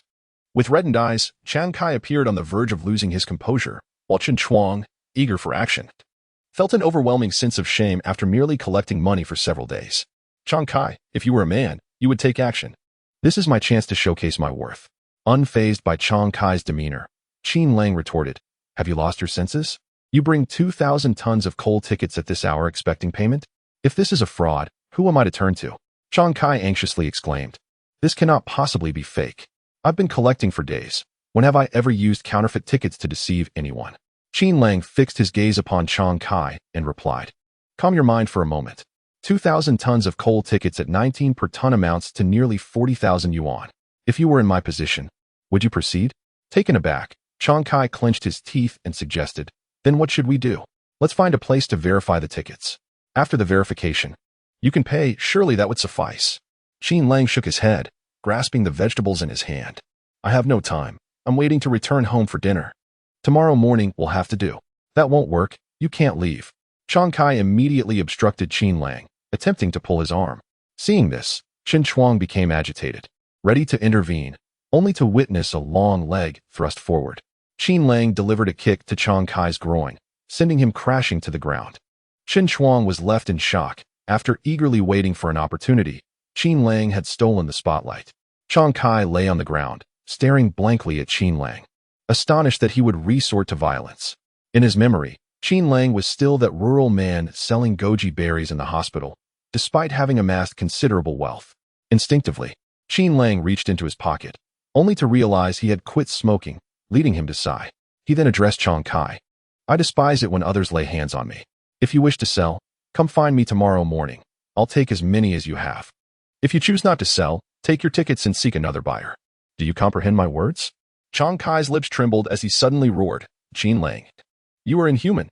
Qin Lang rolled his eyes in exasperation and retorted, do you believe that without Qin Degue's intervention, I couldn't make you weep for mercy? There are times when one must be assertive, yet you cannot even discern reality from illusion. What strength do you possess? Grinding his teeth, Chang Kai glared at Qin Lang, who shook his head and reiterated, what I said earlier stands. If you wish to sell, seek me out. If not, find another buyer. I have shown you all the kindness I can. With that, he gestured for Chen Chuang to prepare to leave on his bicycle. Once they departed, Chang Kai rose, frantically pounding his backpack with his good hand. After a moment of venting his frustration, he finally regained his composure. Qin Lang, one day, I will have you kneeling before me, begging for forgiveness. He growled. Riding his bicycle, Chen Chuang looked at Qin Lang with confusion. You really provoked that guy. What if he resorts to underhanded tactics? Qin Lang chuckled lightly. Since the moment he sent someone to tail us, it was inevitable he would take drastic measures. It was only a matter of time. Qin Lang understood that Chang Kai was fixated on the means by which he had earned his money. Having previously sent someone to track him, it was clear that Chang Kai would not let this matter rest. However, it mattered little. He had originally intended to outsmart others. And if Chang Kai chose to leap into danger, he might very well find himself buried deep within it. It was time to prepare. Sitting on the back of the bicycle, Qin Lang considered the coal ticket business. In his view, it was inherently unsustainable and fraught with risk. Up to this point, he had relied solely on the fact that others had yet to catch on. Otherwise, even without surveillance, it would take no more than a few days for someone to unravel the intricacies of the operation. Chang Kai is the person closest to himself. It is not surprising that he harbors thoughts. Yet what is concerning is the possibility that he is not the only one with such notions. The clerks and those in the family quarters observe him as he goes to collect the coal tickets, There are indeed many astute individuals around. Naturally, those who possess the capital, courage, and audacity to act are few. This is precisely why Qin Lang is able to engage in this unique business. However, it is absolutely improbable that it can endure for long. Nevertheless, before that matter unfolds, he is determined to withdraw and reserve this lucrative opportunity for the few individuals he has in mind. Chapter 54. Shen Youwei's snoring. Shen Chuang placed Qin Lang at the village entrance. As Qin Lang disembarked, he waved his hand and returned home, carrying a backpack filled entirely with coal tickets. Regardless of where these items were stored, Qin Lang felt an incessant unease. It was not that he lacked trust in others. Rather, in his previous life, he had witnessed numerous betrayals over trivial matters, brothers turning against each other over contracts, let alone friends. Upon entering his home, Qin Lang was met with the pungent scent of medicinal alcohol. He hurried inside to find Shen Youwei sprawled on the bed, while An, with her tender little hands, was diligently applying ointment to Shen Youwei's shoulder. What happened? Qin Lang asked, rushing over. Shen Youwei was startled and quickly sat up. You're back. Let me prepare dinner for you, she replied.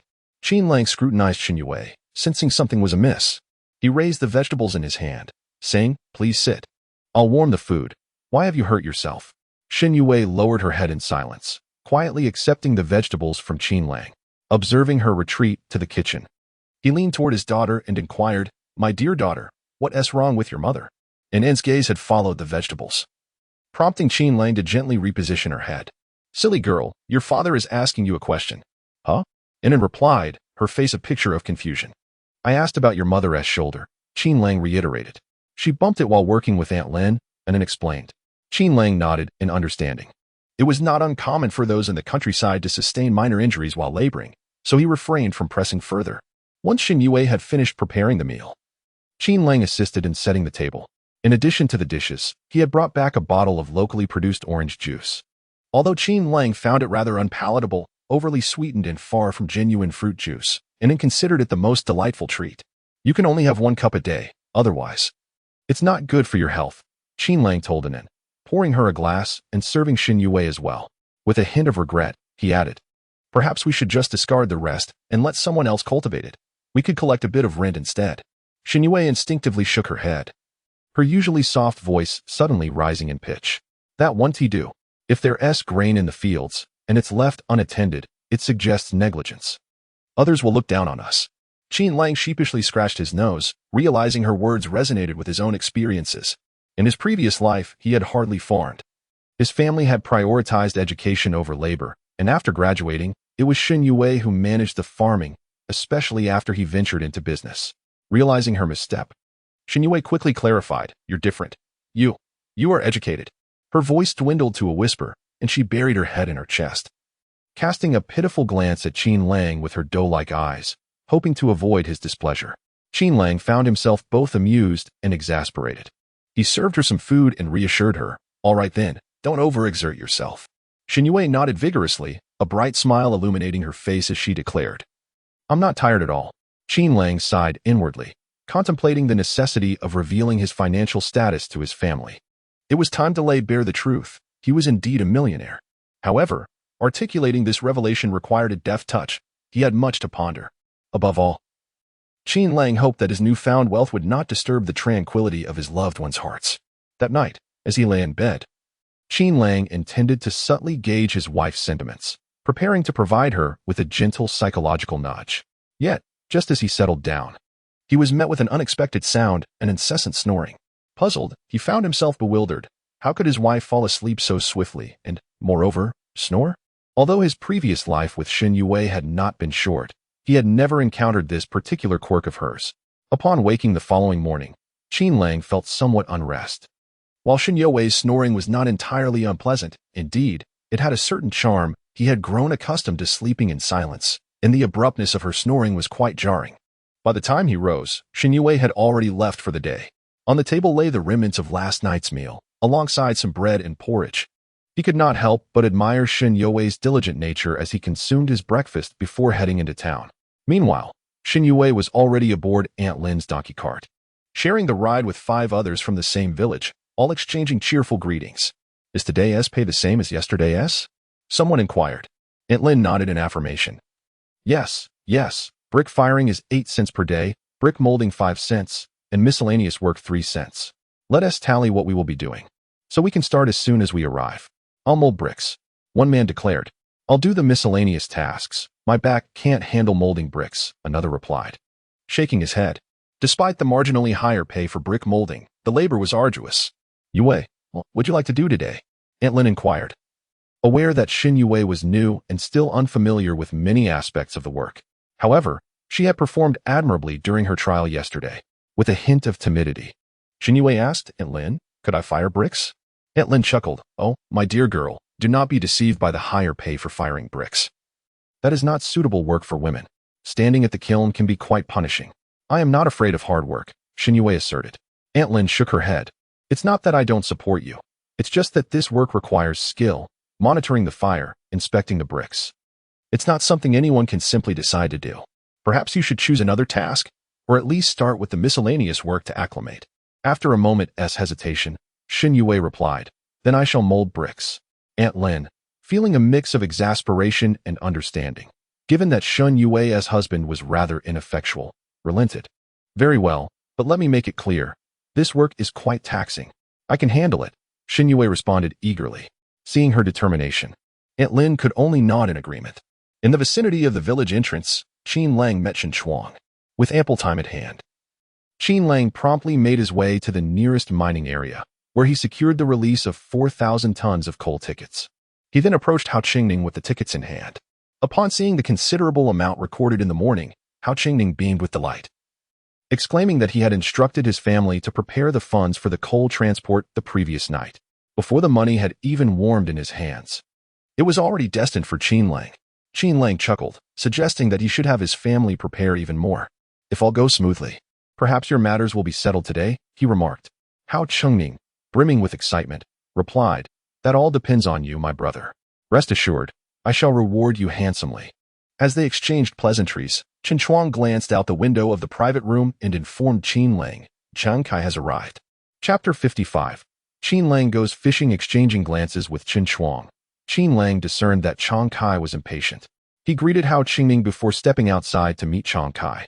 Upon exiting the private room, he spotted Chiang Kai ascending the stairs with his bag. Qin Lang waved at him and called out, come in, as he approached the adjacent room. Once inside, Chiang Kai placed his bag down and grumbled, let's check the tickets. Qin Lang reciprocated the sentiment, verifying the coal tickets before nodding and stating, 2,000 tons, 38,000 yuan. Please confirm the amount. Chiang Kai appeared to deliberately annoy Qin Lang, meticulously counting the money several times before inquiring, do you still need me to collect the coal tickets? Of course. If you can collect them, I want them. What's the issue? Qin Lang replied with a smile, adding, even if we were to draw blood over this, it wouldn't hinder our ability to earn. Besides, I believe our disagreements are merely trivial. They are of no great consequence. Chiang Kai glanced at Qin Lang and nodded, saying, if you want them, then I shall go collect the tickets. With that, he turned and exited the room. Unperturbed, Qin Lang returned to his own private room. As he rejoined Hao Qingning and the others, Chiang Kai appeared at the corner, scrutinizing the room as if deep in thought. Upon entering, Qin Lang addressed Hao Qingning. By the way, my brother, next time, please have the bank transfer the funds. No need for cash. Also, how many coal tickets do you need from home? Hao Qingning nodded in agreement before responding. After some calculations, we can manage a maximum of 25,000 tons. Any more would jeopardize our cash flow. All right. I'll do my utmost to meet that standard, Qin Lang replied with a smile. For small businesses, 25,000 tons is indeed substantial. Furthermore, in these times, as long as one possesses coal, selling it is seldom a concern.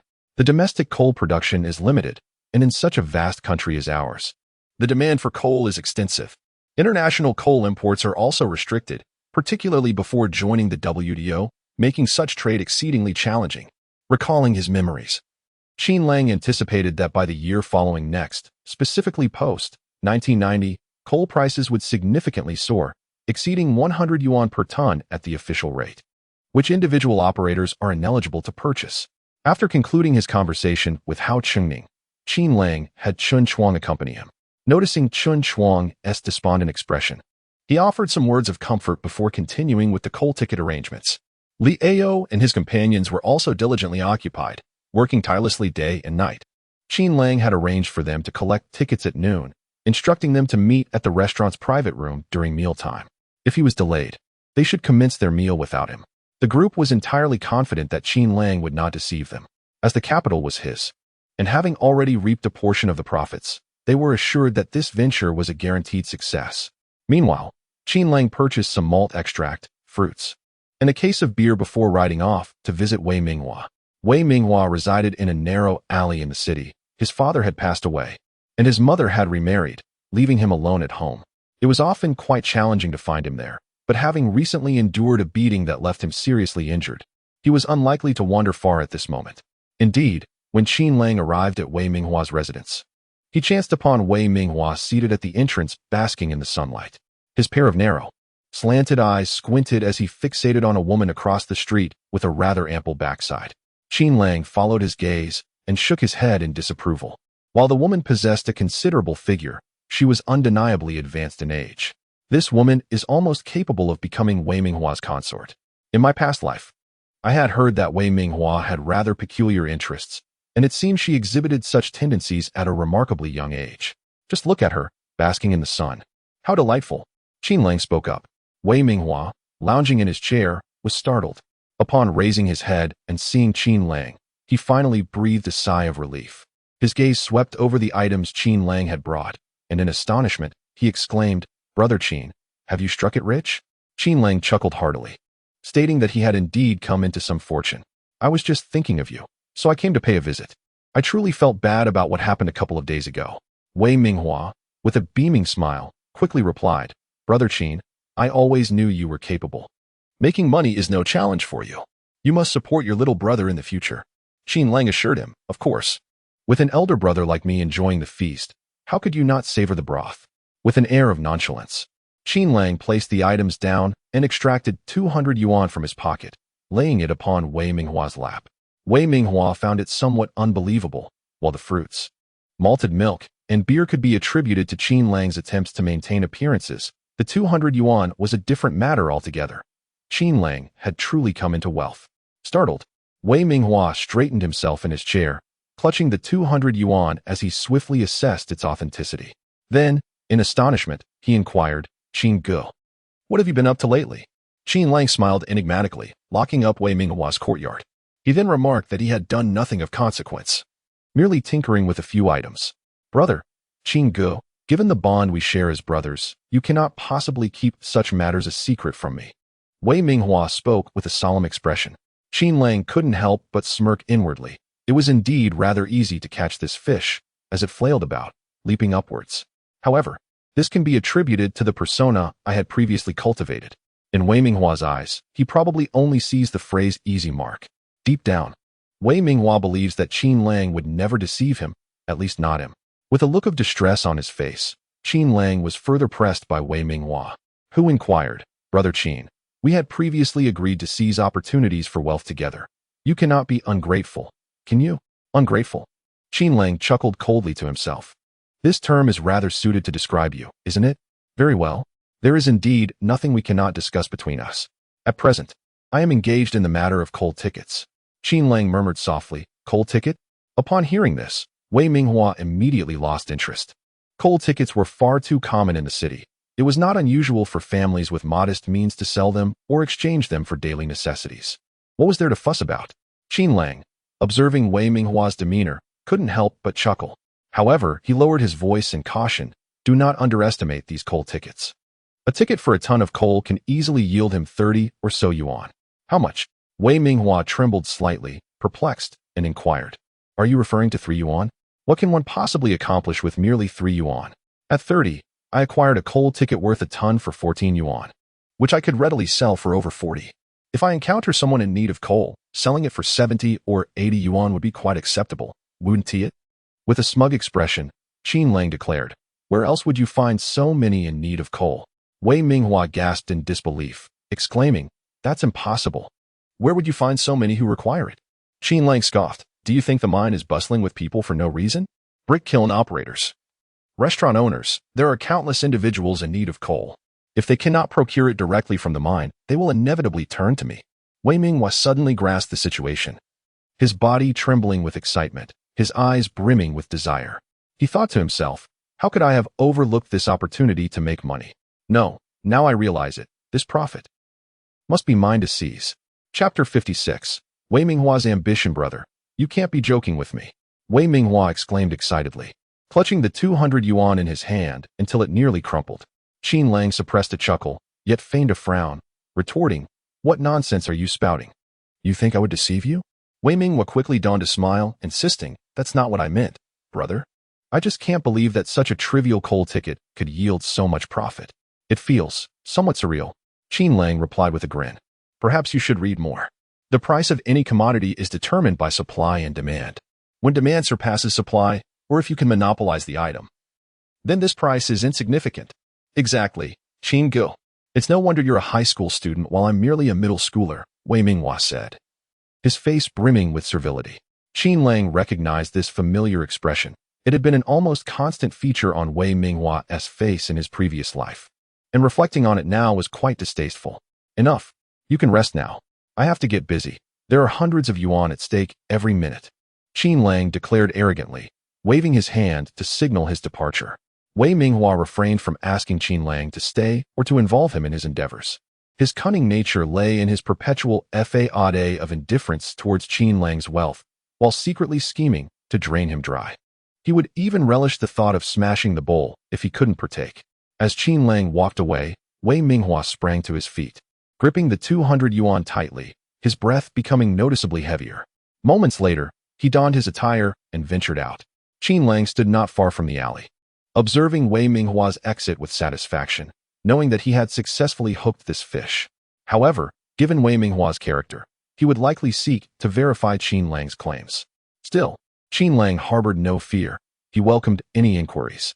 Everything he had stated was true, and he had intentionally understated the price, ensuring that when Wei Minghua sought confirmation, his doubts would dissipate. By then, it would be nearly impossible for Qin Lang to resist reeling in this catch. As anticipated, Wei Minghua first made his way to the mining area, seeking information from the individual stationed there. He offered cigarettes, engaging a middle-aged man in conversation. "Brother, is there any chance of obtaining coal here?" Wei Minghua inquired, holding a pack of Huangshan cigarettes. Had it not been for the 200 yuan Qin Lang had given him, he wouldn't have dared indulge in such luxury. The man furrowed his brow and shook his head, declaring, "It's tough. An individual operator holds little significance in their eyes, but what choice do we have? Waiting might yield some opportunity, while not waiting guarantees none." Wei Minghua's eyes brightened as he asked, "If I managed to procure coal, how much would you be willing to pay?" The man paused momentarily before responding, "Recently, there's been talk of a young prodigy, a little fortune god. Is that you?" Wei Minghua's heart skipped a beat as he thought of Qin Lang, yet he maintained a composed smile, saying, "Let us keep it low-key. Just tell me what price you can offer." "Brother, I'm not naive. I've heard you're offering 80 per ton. If you can secure coal, I'll match that price." The man replied without hesitation. Wei Minghua inhaled sharply, feeling his legs weaken beneath him, nearly toppling over. Fortunately, a man quickly steadied him, expressing his confusion. "Brother, what is wrong with you?" "It's nothing, just an old issue. My blood sugar is low," Wei Minghua concealed, though internally he was both astonished and furious. "You, Qin Lang, are quite the schemer, charging me 800 per ton. I'm fortunate to have inquired." "Brother, what about the coal situation?" the man pressed. Wei Minghua nodded. "I'll make some inquiries, but I cannot guarantee success. Please leave me your contact information." "Absolutely, brother. I'm counting on you. If this works out, I will surely express my gratitude," the man replied cheerfully. Ever since Qin Lang had appeared, he had attracted considerable attention, yet he had suddenly vanished in recent days, leaving many unable to procure coal. Wei Minghua's earlier humility vanished, replaced by impatience as he brushed himself off and departed. After leaving, he sought out a family area to collect coal tickets, only to discover that the purchasing price differed from what Qin Lang had mentioned. It had surged to 15 per ton. Using the money provided by Qin Lang, Wei Minghua acquired 10 tons of coal tickets and returned, cleverly navigating the steps Qin Lang had vaguely outlined. He approached a clerk to process the tickets. 10 tons was a modest amount. After the clerk took a smoke break, he promptly approved the request. With the approved tickets in hand, Wei Minghua found the man from earlier, and together they proceeded to the coal yard to collect their supply. When the man handed over cash for the coal, Wei Minghua felt a wave of exhilaration wash over him. The 150 yuan tickets had translated into 800. The ease of making money left him in disbelief. I'm really going to get rich. Wei Minghua cheered internally, simultaneously dismissing Qin Lang as a fool for divulging such lucrative information. Huh, you deserve your misfortune, while I embrace my fortune. Eagerly, Wei Minghua rushed back to the family area to continue acquiring tickets, viewing this as a quicker venture than printing money. With his capital growing, the prospect of becoming a 10,000 or even 100,000 yuan household seemed effortlessly within reach. Meanwhile, Qin Lang was not far from Wei Minghua, grinning broadly beside Zhang Benqing, the most robust among Li Ao's companions. Benqing, it seems the coal tickets have reached your territory. Your business must be suffering, Qin Lang jested, saying nothing further as he pushed his cart away. Zhang Benqing, initially pleased to see Qin Lang, now glared at Wei Minghua's figure, his anger bubbling to the surface. Addressing Qin Lang as he departed, he declared, "Don't worry, brother. In my domain, I once let him get away with this." Qin Lang waved his hand, signaling his understanding. Even without his input, Zhang Benqing would have noticed the situation, but time was of the essence, and it was crucial to expedite progress. After Qin Lang departed, Zhang Benqing shouted, summoning a few individuals who were his own siblings. They followed Wei Minghua into a narrow alley. And just as Wei Minghua was reveling in his joy, they suddenly blocked his way. "You really have some guts, don't you? Collecting coal tickets on my turf? Beat him up." With a single command from Zhang Benqing, the group pounced, and before Wei Minghua could react, he was subjected to a relentless beating. Wei Minghua felt an overwhelming sense of frustration. It had only been a few days, and he had only been on the receiving end of violence. This simply would not do. He could not manage the coal ticket business alone and needed to seek out some allies. Chapter 57. Advance notification. Wei Minghua now comprehends that everyone aspires to engage in lucrative ventures. However, the feasibility of such enterprises hinges not only on capital, but also on other factors, such as violence. Thus, his initial thoughts gravitated towards Zhou Ziqing and Guo Xiong. Both individuals possess capital and strength, yet are not overwhelmingly powerful, making them suitable partners for collaboration. This alliance could yield assistance without jeopardizing his control over the business, especially since they share a mutual disdain for Qin Lang, thereby facilitating their persuasion to join forces. "You claim to possess a business that guarantees a return of 300% or more, and you wish for us to partake?" Zhou Ziqing inquired.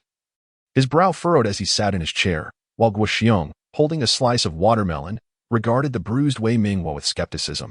Wei Minghua eagerly affirmed, "Gentlemen, I recognize that this may sound preposterous, yet you are welcome to accompany me for verification. Should I utter a single falsehood, let the heavens strike me down. And may I suffer a terrible fate." Zhou Ziqing smirked, shaking his head in jest. "It's not that I lack faith in you, but rather that my resources are currently strained. I shall refrain from involvement for now, but perhaps we can discuss it further at a later time."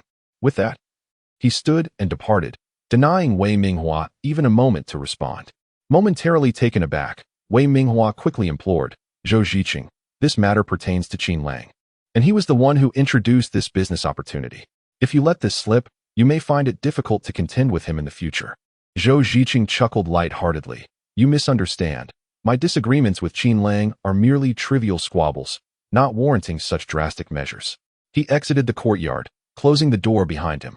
Outside, Zhou Ziqing scoffed, recognizing that his immediate concerns revolved around his equipment, and Qin Lang was acutely aware of his vulnerabilities. Collaborating with him against Qin Lang could lead to dire consequences. Should he discover their intentions, the worst outcome could be his very life at stake. Within the courtyard, Wei Minghua seethed with frustration, labeling Zhou Ziqing as cowardly. He then turned to Guo Xiong. "What about you, brother Guo? This business is genuinely profitable." Guo Xiong's gaze turned cold, acknowledging that Qin Lang was also aware of his weaknesses. However, he had managed to handle the situation, or so it appeared. As long as he was not caught in the act, Qin Lang would have no tangible evidence against him, and he could reclaim his dignity. "I can assist you, but I lack financial resources, and I am uncertain how I can be of help," Guo Xiong stated. He had not forgotten the humiliation inflicted by Qin Lang, and as long as he could exact revenge, he was willing to cooperate. Wei Minghua exhaled deeply, his voice steady as he declared, "Brother Guo, this business is legitimate and truly profitable, but I require someone to safeguard me." "What do you mean?" Guo Xiong asked, puzzled. Wei Minghua recounted the incident of being beaten for his coal tickets. Guo Xiong laughed heartily. "Is that all? Very well, I shall protect you. As long as you are with me, I will ensure no one dares to intimidate you. However, how shall we divide the profits?" Prior to his arrival, Wei Minghua devised a plan. He intended to secure 50% for himself, allocating the remaining 50 to Guo Xiong and Zhou Ziqing. With Zhou Ziqing now out of the picture, he proposed that Guo Xiong take 40%, allowing him to retain an additional 10% for himself. 46 split. You take 4, I take 6. After all, it is I who have carefully pondered over this business, and the capital is also provided by me, Wei Minghua stated. Guo Xiong contemplated for a moment and nodded. No problem, 46 it is. I happen to have a few brothers who have nothing to do these days, so they will accompany you for some fun. Guo Xiong quickly gathered 5 or 6 individuals, all notorious rascals from the neighboring villages, who typically wandered aimlessly without any serious pursuits. Guo Xiong promised to provide them with cigarettes and meals daily, and they all agreed to join. Meanwhile, in the city, Qin Lang had just returned to the restaurant. The timing was nearly perfect as Li Ao and others arrived to settle accounts with the morning's harvest. Qin Lang glanced at Li Ao and couldn't help but remark, "You rascal. Did you even sleep last night? Your dark circles are quite pronounced." Li Ao yawned and replied, "It's nothing. When my dad worked continuous shifts, he would go for over 30 hours without sleep. This is trivial, especially since I'm earning far more than he does." Qin Lang gave him a thumbs up. This kid, even if not prospering under his own roof, would undoubtedly find opportunities elsewhere, albeit at the risk of overexertion. While settling accounts, Qin Lang was taken aback. Astonishingly, no one reported less than 1,000 tons this morning. The least among them recorded an entry of 1,060 tons. It is often said that money is the driving force of production. Even if Qin Lang personally took charge, he might not surpass the collective efforts of these individuals. As Luing put it, she had even managed to convince her grandmother to join in scouring the neighbors. The group of 8 had amassed 9,200 tons, and considering yesterday's yield, achieving a target of 20,000 or even 25,000 tons was undoubtedly within reach. Qin Lang calculated their earnings and then smiled. This afternoon, let us see how much more we can gather. I will take it all. However, there will be no need to collect tomorrow. The group was momentarily stunned. Li Ao immediately asked, "Brother, is it that we are too slow? We can certainly work faster." Luing chimed in anxiously, "Yes, Qin Go. I have a few relatives living in the countryside. I can call them to help." Qin Lang quickly waved his hand. "Hold on, let me explain. In our business, sometimes there are surges. The boss's required quantity is nearly met, and it is naturally time to stop." The group felt a sense of despondency. They had indeed earned significantly over the past 2 days, each nearing the status of a 10,000 yuan household. This shift from previously earning mere dimes was exhilarating, even euphoric. The thought of this windfall coming to an end filled them with a profound sense of loss. Qin Lang chuckled. "While this business may conclude, I still need a few individuals to assist me. I will offer 500 yuan per person per day. You only need to follow my instructions. Who is willing to join?" The group eagerly raised their hands. 500 was no small sum indeed. One could say it was a fortune. With this amount, Qin Lang could indulge in lavish pursuits for an entire week without repeating himself, let alone hiring help. Qin Lang nodded in satisfaction. "All right then. You are to head out and continue collecting this afternoon. I want everything you can gather." The crowd promptly nodded in agreement, skipping lunch as they rushed to their tasks. After all, even a brief delay could result in a loss of earnings. A meal at the restaurant only cost a few yuan. Which is light and which is heavy, everyone understands in their hearts. As Qin Lang glanced at the cold ticket in his hand, he noted that, combined with the one delivered by Chang Kai in the morning, it amounted to just over 10,000 tons. Once he settled the business with Hao Qingning, it would be time to indulge in some revelry with Wei Minghua and the others. They should have already made arrangements, right? Wei Minghua, you must not disappoint me, or it would be rather unamusing to simply crush you, Qin Lang remarked with a cold smile. Chapter 58. Confrontation. Wei Minghua and Guo Xiong, accompanied by a group of miscreants, entered the city with a singular purpose, heading straight for a residential area. Wei Minghua possessed over 800 yuan in capital, while Guo Xiong, though brash, was not foolish. He would never part with his money before witnessing any profits. With Guo Xiong's men acting as his protectors, Wei Minghua felt secure and unabashedly began to gather coal tickets within the residential district. To outpace Li Ao and his group, he raised the price of the coal tickets to 15 yuan 50 cents per ton. At that moment, Li Ao and his companions were busy at a restaurant, reporting back to Qin Lang. By midday, they had spent nearly 180 yuan and managed to collect 51 tons of coal tickets. Guo Xiong trailed behind Wei Minghua with his men, who initially watched in boredom as Wei Minghua collected coal tickets. but soon frightened the residents into refraining from selling to him. In response, Wei Minghua purchased 2 packs of cigarettes, instructing a few of them to wait at a distance. If no one approached them, they would remain uninvolved. After amassing the coal tickets, the group ventured to the mine, drawing from prior experience. Wei Minghua swiftly located a private entrepreneur in need of coal. After a brief exchange, he hurried to exchange tickets for coal, completing the transaction in less than an hour, converting all 51 tons of coal tickets into cash. Damn it, this is truly bizarre, Guo Xiong exclaimed, watching the money in Wei Minghua's hand multiply to 4,000 yuan in such a short span. This is utterly incredible. Wei Minghua, being astute, realized that to stabilize this venture, he must first allow Guo Xiong and the others to taste the sweetness of success. Otherwise, he would face the same fate as before. He handed Guo Xiong 1,600 yuan, smiling. Brother Guo, take this for now. I'll treat everyone to dinner and drinks later. We will need your support for the upcoming business. Without a doubt, Wei Minghua, you are truly a talent. How come I never thought of such a lucrative venture? Guo Xiong laughed heartily, feeling the crisp bills in his hand. He mused to himself that earning this money was far too easy. He had engaged in far worse deeds for only meager returns. Yet here, after just one afternoon, he had earned more than in 6 months. Ecstatic, Wei Minghua invited Guo Xiong and his companions for a drink, only to encounter Li Ao and his group exiting the restaurant. Although Zhang Benqing had previously beaten Wei Minghua, he had no recollection of him.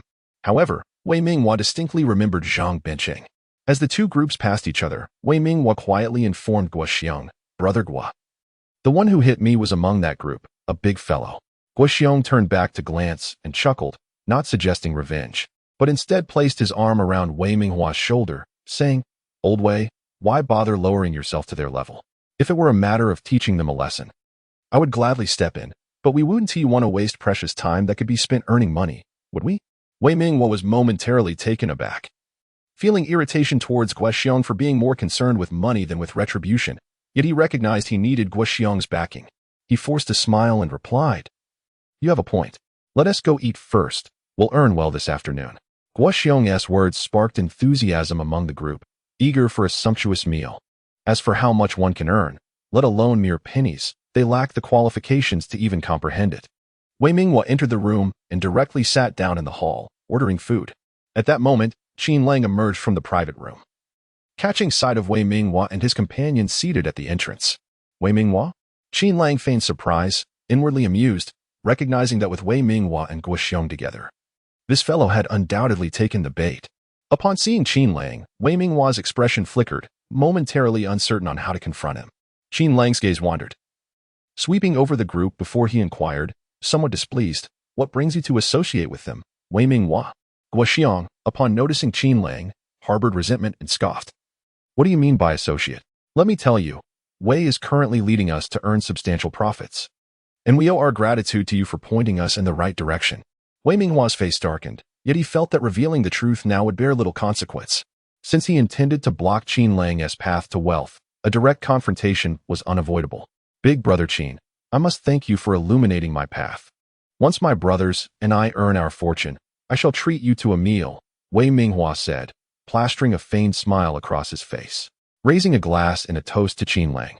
Qin Lang's face contorted with anger as he seized the glass and flung the contents at Wei Minghua, exclaiming, You bastard! I regarded you as a brother, and you bring others to rob me of my livelihood. Wei Minghua, drenched in liquor, gritted his teeth and retorted, Qin Lang, calling you big brother Qin is out of respect. How is it that you can prosper while denying me the same opportunity? Qin Lang narrowed his eyes and replied slowly, Wei Minghua, I'm puzzled. When we were in high school, I saw you in need, sacrificing my own meals to share with you. I treated you fairly. Yet you repay my kindness with betrayal. How can you feel justified in stabbing me in the back? Wei Minghua slammed his palm on the table, growling. You were kind to me?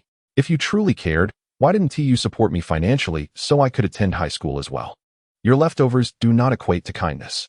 In your eyes, I am merely a dog that feeds on your scraps. Qin Lang chuckled softly, realizing that Wei Minghua's grievances stemmed from these past grievances. One could only conclude that a beast remains a beast. It is unreasonable to expect them to think like a human. Wiping the liquor from his face, Wei Minghua declared, Qin Lang, I hereby officially inform you that I have taken over the coal ticket business. Tell your men to back off. Otherwise, Brother Guo will ensure they learn their lesson. If anyone ends up with broken limbs, do not say I didn't warn you.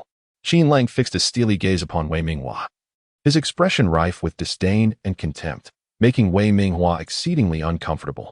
Leaning closer, Qin Lang sneered, broken limbs? Just based on them? I'm not afraid to tell you that all my brothers are sons of coal miners. If you dare to act, go ahead and test whether coal miners are easy to bully. With that, Qin Lang turned and left, needing to secure his coal tickets. Having no time to waste with them, as ensnaring these two fish was all that mattered. As Qin Lang departed, Wei Ming was seethed with rage, nearly inclined to smash the entire table of food and drink. Suddenly, he turned to Guo Xiong, asking, Brother Guo, what do you have to say? Guo Xiong's expression was somewhat awkward as he nodded and assured, rest assured, although the coal miners are fierce, I guarantee you will not be bullied by them. It will be no problem. Wei Minghua was taken aback, nearly bursting with indignation. I spend so much money to hire you, and your assurance is merely that I won't be mistreated? However, after a moment of contemplation, Wei Minghua could only acquiesce, realizing that as long as the business could continue, he must first accumulate some capital. Chapter 59, Price where Qin Lang was well prepared for a showdown with Wei Minghua. This matter could not remain concealed. Once baited, it was inevitable to reel in the catch. Armed with coal tickets, he efficiently processed all of them before returning to the restaurant to negotiate with Hao Qingning. The procedure had become second nature, requiring no additional thought from Qin Lang. In contrast, Wei Minghua faced a far more challenging situation. Still in the nascent stages of his operations, he knew how to make a profit. But he lacked a major client like Qin Lang's Hao Qingning. Instead, he had to seek out and negotiate with clients one by one. Currently, he could only process a few dozen tons of coal tickets, and as the demand grew, he would struggle with the clerical side of things. In reality, Wei Minghua had directly confronted Li Ao in the residential area. Bolstered by Guo Xiong's support, he believed he could disregard Li Ao and his associates. However, as Qin Lang had predicted, the children of coal miners were not to be trifled with. Due to land subsidence, coal mines often clashed with surrounding villages, and brawls were exceedingly common. Moreover, coal miners enjoyed good sustenance and worked hard, their physiques reminiscent of the characters in Stephen Chow's film Kung Fu. Even a small man, when stripped of his clothing, could instill fear with his muscular build. Currently, Li Ao's entire family was assisting Qin Lang in collecting coal tickets. Upon learning that someone was gathering tickets in their vicinity, they quickly rallied together. Who the hell allowed you to collect tickets here? Li Ao thundered. Before he had aided Qin Lang, he had been quite genteel, but the prospect of profit had turned his eyes red with greed. The sudden appearance of Wei Minghua in his designated area ignited Li Ao's fury. Wei Minghua's face paled, and at that moment, Guo Xiong and his companions hastily approached. Guo Xiong tilted his chin towards Li Ao and asked, What's the matter? Are these tickets only for you to collect, and not for us? Li Ao gritted his teeth, retorting, If you want to collect, do it elsewhere. This territory is mine. Guo Xiong scoffed, pointing a finger at Li Ao's chest, and said, Just because you claim it's yours, it becomes yours? Did the police designate it for you? You. I arrived first. Li Ao's argument was indeed weak, leaving him to cling to the notion of first come, first served. Yet Guo Xiong was a scoundrel, with no other pastime than to argue. He sneered, By your logic, I was born before you. Do us all a favor and return to your mother's womb, as I was here in this world first. Li Ao was momentarily dumbfounded, and with a clenched jaw, he turned to his family, saying, Let us fight them. Wei Minghua felt a chill run down his spine. If a brawl erupted, the afternoon's earnings would be lost. However, refraining from action seemed equally impossible. Guo Xiong, emboldened by the previous sum of 1,600 yuan, was ready to fight. Although he preferred to avoid conflict, if it came to blows, he would not hesitate to strike down even his own father for the sake of money. Ready to fight. Are we? Brothers, grab your weapons. Guo Xiong bellowed, and several ruffians pulled out steel pipes and daggers from their belongings. Li Ao, feeling envious, picked up a brick from the ground and prepared to charge forward. Wei Minghua, witnessing this, hurriedly interjected, Wait, let's not resort to violence. Wei Minghua's heart ached. Why was it so difficult to earn a living? Ladies and gentlemen, let me speak fairly. The business you engage in, I can engage in too. I neither steal nor rob. If you accept me, then so be it. In a moment of desperation, Wei Minghua asserted, We are all here to earn money. Fighting would only harm us all and waste valuable time. In truth, Li Ao had little desire for conflict, as Qin Lang would only accept coal tickets until that afternoon. If they let this opportunity slip away, they would lose thousands. Noticing Li Ao's hesitance, Wei Minghua realized there was a chance. This individual possessed some ability, after all. For he had remained at the core of Qin Lang's circle in his previous life, ultimately usurping others' positions. Consider this, Wei Minghua continued. If we engage in a brawl and alert the police, we might find ourselves incarcerated. It simply does not make sense. I propose we take a breather. Wei Minghua smiled as he spoke. Li Ao hesitated, responding, we cannot simply let this go. Brother, I apologize and extend my greetings. As for business, let us rely on our own skills, shall we? Wei Minghua replied, presenting the best solution he could muster at that moment, aiming to reclaim precious time after all. Every minute was money. After contemplating, Li Ao, though reluctant, conceded, I am not unreasonable. Fine, we shall rely on our own abilities. The two groups engaged in a display of bluster without any real confrontation, leaving the onlookers puzzled. Nearby, Li Ao's father whispered, is this acceptable? Their presence is hindering our ticket collection. Li Ao, feeling helpless, responded, what can we do? Fighting would waste even more time. Brother Qin has stated that cold tickets will only be accepted this afternoon, so we should hurry and collect as many as we can. Meanwhile, Wei Minghua's companion, Guo Xiong, scoffed, what a show of bravado. Thunderous claims without action. That is only because you, Brother Guo, can keep them in check. Naturally, they fear you. Wei Minghua replied with a forced smile, while contemplating the implications. It appeared that these individuals, too, did not wish to squander their time earning money. Brother Guo, the others have witnessed my collection methods. Let us split our efforts.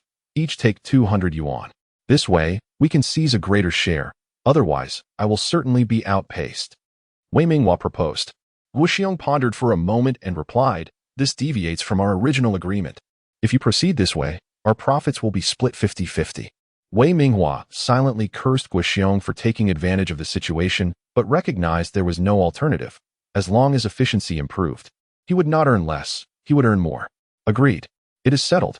Wei Minghua nodded decisively and added, if we encounter their group, we shall raise our prices, 5 dimes more per ton. Wei Minghua's strategy proved effective. Shortly thereafter, Li Ao discovered the number of coal tickets he could collect had dwindled. Upon inquiry, he learned that Wei Minghua had increased his prices. Son, what shall we do? Li Ao's father inquired. Li Ao, filled with frustration, declared, we shall raise ours as well. They charge 16, we shall charge 16.50. Time is scarce, and although the profits are meager, we must proceed. Otherwise, Li Ao fears that there may be little to harvest by the afternoon. Shortly thereafter, Wei Minghua raised the price once more, bringing it to 17. Li Ao found himself momentarily stunned. Should he raise the price again, it would amount to 17.50 per ton, leaving him with a mere 50 cents of profit. While the base figure has increased, the comparison to previous earnings reveals a stark decline. Shall we raise it? Li Ao's father inquired helplessly. Yes. Damn it. Even if we do not earn a profit today, we must raise it. Li Ao replied with indignation.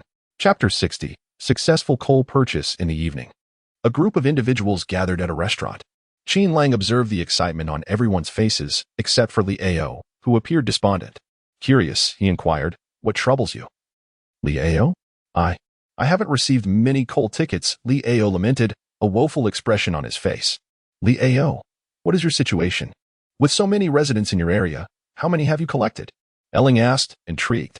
Li Ao extended 3 fingers, to which Elling responded in disbelief. 3,000 tons? Are you jesting with us? With your capabilities, if it were 3,000 tons, I would be laughing. It's 300 tons, isn't it? Li Ao could only respond in silence. The crowd exhibited astonishment.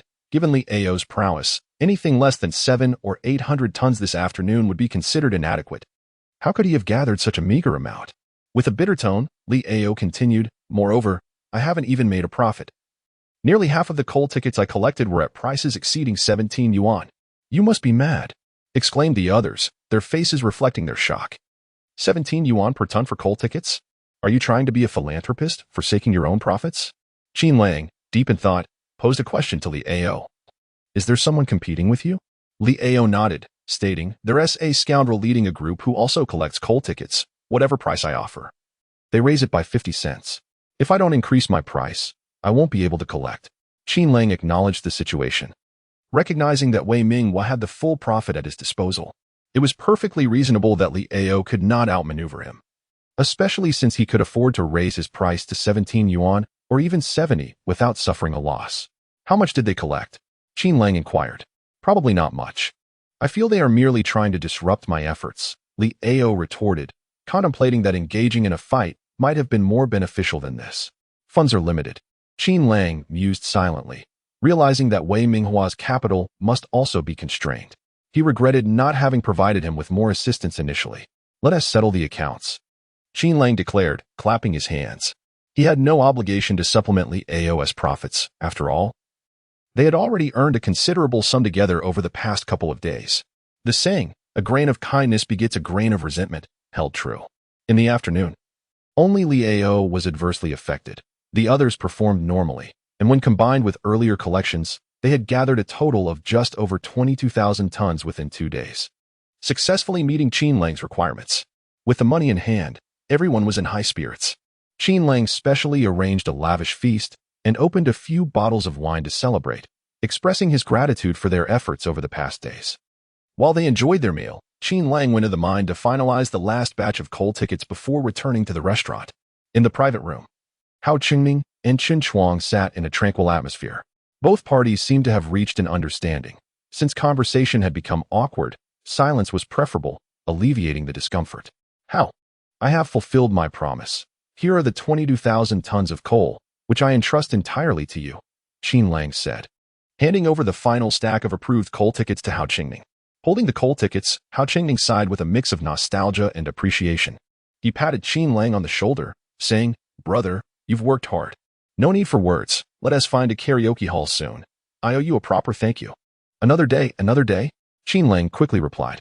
Hao Qingming was momentarily taken aback, then nodded, expressing his surprise at his younger brother's open-mindedness at such a young age. However, what I meant, dear brother, was to find a couple of young ladies at the dance hall, but first, we should dance a bit before. Ah.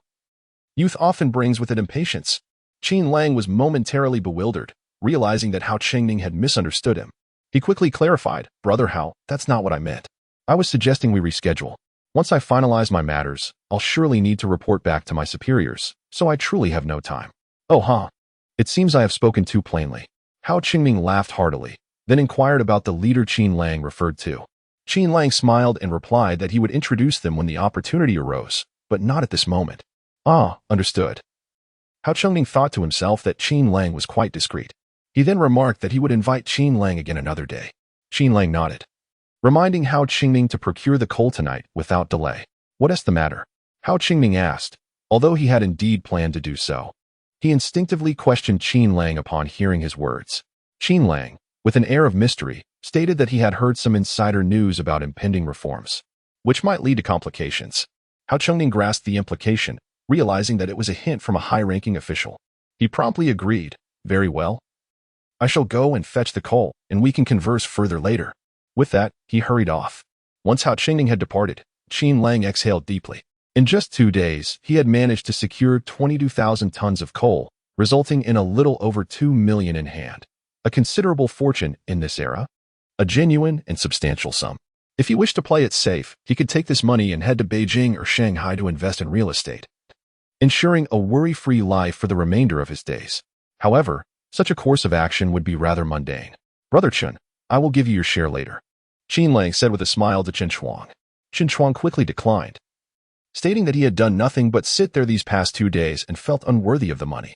He thought to himself that unless he were truly afflicted with hemorrhoids, accepting the money would weigh heavily on his conscience.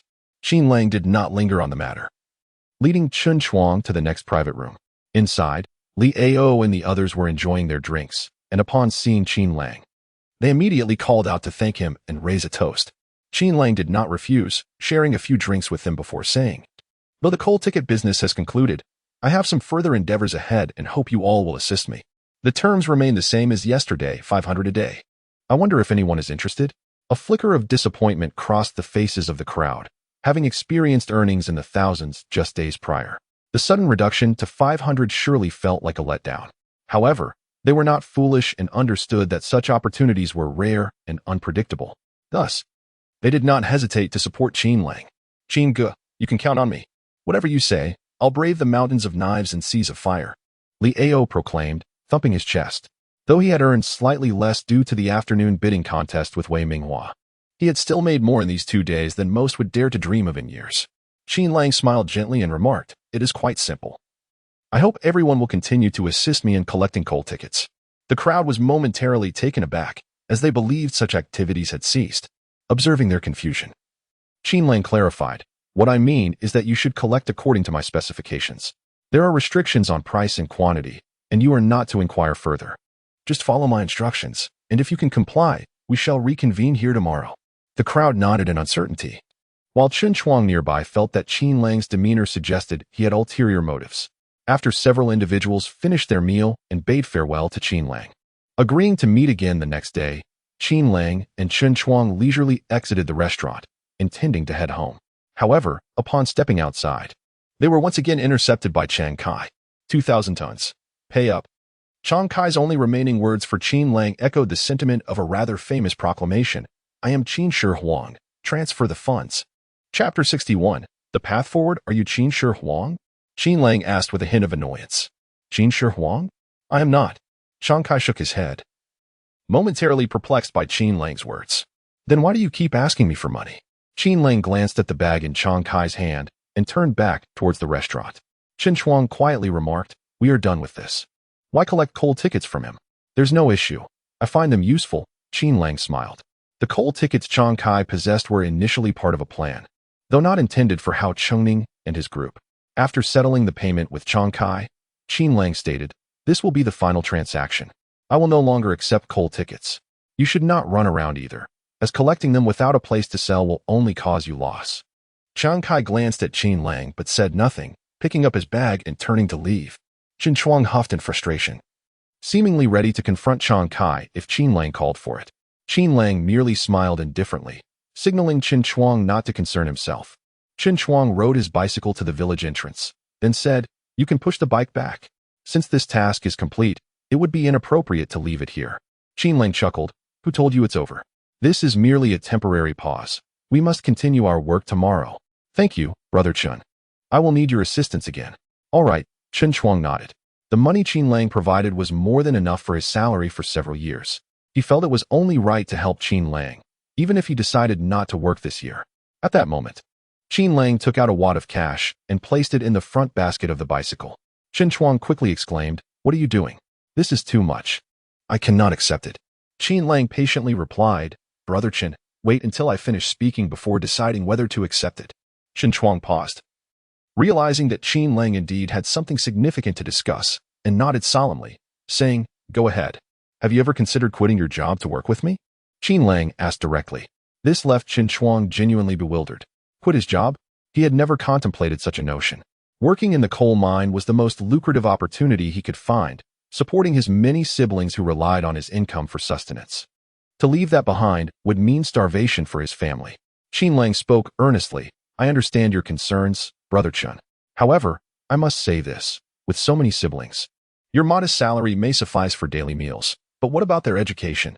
As they grow older, they will need to establish their own families. Your earnings can cover their food but will not suffice for clothing, and if clothing is managed, what about food?" Chen Chuang's lips quivered. The thought of education was something he dared not entertain. As Qin Lang pointed out, having so many siblings made it a blessing just to have enough to eat. Survival was already a considerable achievement. Qin Lang continued patiently, "Brother Chen, you are an honest and diligent person. I have observed your character over the past few days, and I genuinely require a trustworthy individual to assist me. While I cannot promise that I will always compensate you as I have these past few days, I can assure you that it will be more rewarding than toiling away in the coal mine. Supporting your siblings' education and future families will no longer be an issue." Chen Chuang felt a surge of emotions. He knew all too well whether Qin Lang was boasting. The money Qin Lang had earned in recent days was something most people would not even dare to dream of. Chen Chuang did not even dare to calculate the exact amount. However, he realized that following Qin Lang provided his younger siblings with the opportunity to lead better lives. I possess no skills and cannot be of assistance to you," Chen Chuang said, a hint of insecurity in his voice. He understood that to earn money alongside someone, one must also have abilities. Otherwise, why would anyone choose to seek his help? Qin Lang chuckled lightly. "You are underestimating yourself. Being straightforward and down-to-earth is, in itself, a valuable skill. Brother Chen, I am not pressuring you. Take your time to consider it. By the way, Do not forget to pick me up tomorrow. Qin Shuang had completely forgotten how he had parted ways with Qin Lang. By the time he regained his senses, he was already home. At the entrance, his younger siblings were playing, and upon seeing Qin Shuang, they rushed over. "Brother, you're back. Are we having meat for dinner tonight?" His sister asked eagerly. Qin Shuang affectionately ruffled her hair. The 8-year-old girl was as slender as a child of 5 or 6. Yet, there was little he could do. Although his previous salary was considerable, with so many mouths to feed, how much could each person get? Meat? I brought back some delicious treats. There is stewed old hen, braised ribs, and even turtle soup, Qin Shuang exclaimed. He had packed a significant amount of the leftover dishes from dinner, as Hao Chengming and the others were willing to spend extravagantly, filling a large table with food. However, most of the time, they primarily drank, leaving the dishes largely untouched. After each meal, Qin Lang would insist on packing up plenty, claiming that waste was unacceptable. This made Qin Shuang smile. He felt that despite Qin Lang's wealth, he was not someone oblivious to the hardships of life. He was frugal, knew how to manage life, and understood the importance of maintaining one's dignity. "Brother, you're home a bit late today," his elder sister, Qin Shanqian, said as she took the items from Qin Shuang's hands. At 25, she was still single. When others learned of the burdens at home, no one dared to consider her for marriage, leaving her to endure the label of an old maid. Once Qin Shanqian had set the table, the younger ones rushed over. Eagerly surrounding the table, they gazed at the plump chicken and ribs, unable to contain their drool. Qin Shuang was indulgent towards his younger siblings, after all. They were still young, and mere scolding would not suffice. He did not want his siblings to feel as if they were orphans. So he chose to spoil them a little. He served them meat and then turned to the older siblings. "Why are you still being polite with your brother?" His second brother, Chen Mu, who was a bit naive and resembled Qin Shuang the most, chuckled. "Brother, our family has been eating meat every day lately. It's quite extravagant. Even Aunt Zhao next door has asked me several times if we've struck it rich. Don't discuss those irrelevant matters with them. Just focus on living well," Qin Shuang chided lightly, tapping his second brother's head. His youngest sister, Qin Yu, suddenly looked up and cheerfully exclaimed, "Brother, it would be wonderful if we could eat meat every day in the future. Dream on." Qin Shuang laughed, but inwardly. He couldn't help but recall Qin Lang's words. His modest salary could barely sustain the appetites of these little ones. But what about the future? Do my younger siblings not attend school? Will they risk their lives in the mines for mere money? Qin Shuang found himself momentarily stunned. He was acutely aware of the hazardous working conditions underground, an environment unknown to many, yet painfully familiar to him. The dust alone claimed countless lives each year due to pneumoconiosis, with those afflicted often meeting their end in the most distressing manner. The cacophony of noise, the extreme temperatures soaring above 40 degrees Celsius, leaving workers to succumb to heat stroke daily, or plunging below -10 degrees, where the biting wind stung their faces, were just the beginning. The threats of roof collapses, ground pressure, and gas leaks loomed large, each capable of claiming a life. Moreover, there were the female workers underground, who, despite not handling heavy loads, merely tending to the hoists, belts, and chain machines, faced their own harrowing challenges. Reports of assaults on female miners had surfaced in recent years, prompting discussions within the mining company about a potential policy to elevate all female workers to the surface. After a moment of contemplation, Qin Shuang seemed to resolve himself, gently ruffling Qin Yu's hair and declaring, "From now on, our family will feast on meat every day." Chapter 62. The handsome man's heart is burdened. As Qin Lang carried his groceries home, he suddenly felt as if someone was watching him, a chill running down his spine. It was late at night. Could it be a robbery?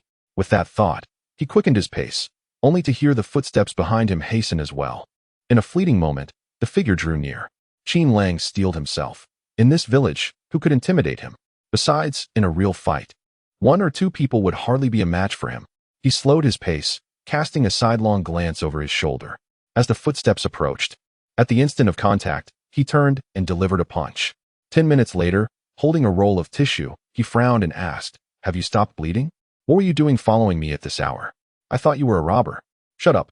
I can't hear you," Qin Lang grimaced, helping the woman before him block her nose with the tissue, ensuring the bleeding had ceased before releasing her.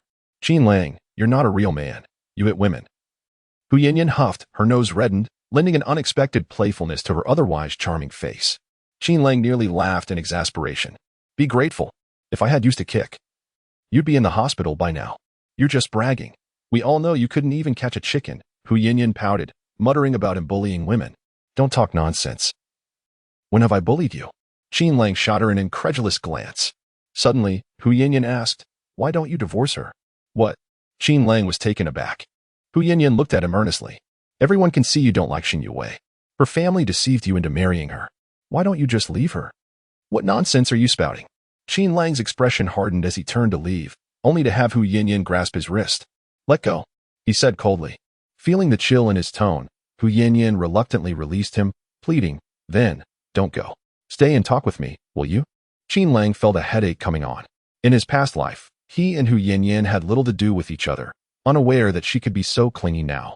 Seeing that he had no intention of leaving, Hu Yinyan breathed a sigh of relief and declared, Qin Lang, you know I like you, right? Qin Lang stared blankly. Her boldness surprised him. It was rare for a girl to express such feelings openly, even in these times of reform. What a burden my charm is, he mused. Then sought to comfort her. Hu Yinyan, you're not a child anymore. Find someone suitable for you instead of spouting nonsense all day. But my name is Hu Yinyan. Isn't it only right that I speak my mind? She responded with a logic that momentarily stunned Qin Lang. Do as you wish, he replied, at a loss for words. But I really like you. You know that, right? Everyone in the village is aware of it. That's only because you keep saying it, he retorted. Qin Lang felt a throbbing headache. This girl was audacious to the point of causing unease. Were it not for his reasonably robust physique, he would fear that she might take advantage of the cover of night to enact her own brand of justice upon him. Listen, I must tell you. I am a man you shall never possess, so abandon all hope. I share a deep affection with Shen Youwei, and we have even welcomed our child, and you should cease your speculations. Qin Lang deliberately emphasized his words, for a family-oriented man dreads the notion that another woman may hold an inflated perception of him. Sometimes, a slight emotional wound can be beneficial for both parties involved. However, Hu Yinyan burst into laughter and replied to Qin Lang, that is perfectly fine. I will treat Anin as if she were my own flesh and blood. Qin Lang was momentarily taken aback, bewildered by the logic behind her statement. He extended his hand, words poised on the tip of his tongue, yet he found himself utterly speechless. Meanwhile, around the corner, Shen Youwei, bearing a flashlight to greet Qin Lang, inadvertently overheard Hu Yinyan's declaration. That is perfectly fine. I will treat Anin as if she were my own flesh and blood. At that moment, Shen Youwei felt as though lightning had struck her mind, nearly causing her head to explode. Stunned, she stood frozen in place.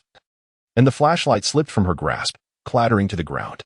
Upon hearing the noise, Qin Lang turned to see the light on the floor and furrowed his brow, asking, who is there? Shen Youwei hastily picked up the flashlight and fled home as if escaping a predator. When Qin Lang reached the corner, he saw nothing amiss. Turning back to Hu Yinyan, he admonished, you should really watch what you say. If the villagers were to hear that, I'd be finished. Hu Yinyan, unperturbed, wore an expression that suggested she was impervious to any consequences. Qin Lang frowned and reiterated, let me clarify once more. My relationship with Youwei is profound. I love her deeply, and I am grateful for everything she has done for our family. I am confident that we will grow old together, so I will not part ways with her. For the rest of my life, I will cherish her and this family. The sincerity in Qin Lang's expression struck a chord within Hu Yinyan, stirring a wave of sadness. This man was indeed exceptional. Yet his goodness was not meant for her. You are insufferable, Hu Yinyan finally managed to stammer, tears cascading down her cheeks as she ran away. Sighing in relief, Qin Lang mused about the peculiarities of life. Truly, a man of excellence tends to attract attention. Young men must remain vigilant in protecting themselves against such entanglements. Upon returning home, Qin Lang noticed the lights were off, which struck him as odd. He had returned later than usual, yet it seemed rather early for everyone to be asleep. Wife, Anin, have you both already turned in? He called softly, only to find Shen Youwei cradling Anin in bed. He immediately fell silent, fearing he might disturb the pair. A glance into the kitchen revealed that they had already eaten, prompting a sense of relief in him. Shen Youwei typically waited for him to return before dining, despite his repeated admonitions that it was not conducive to a child's growth. It seemed today she had finally heeded his advice.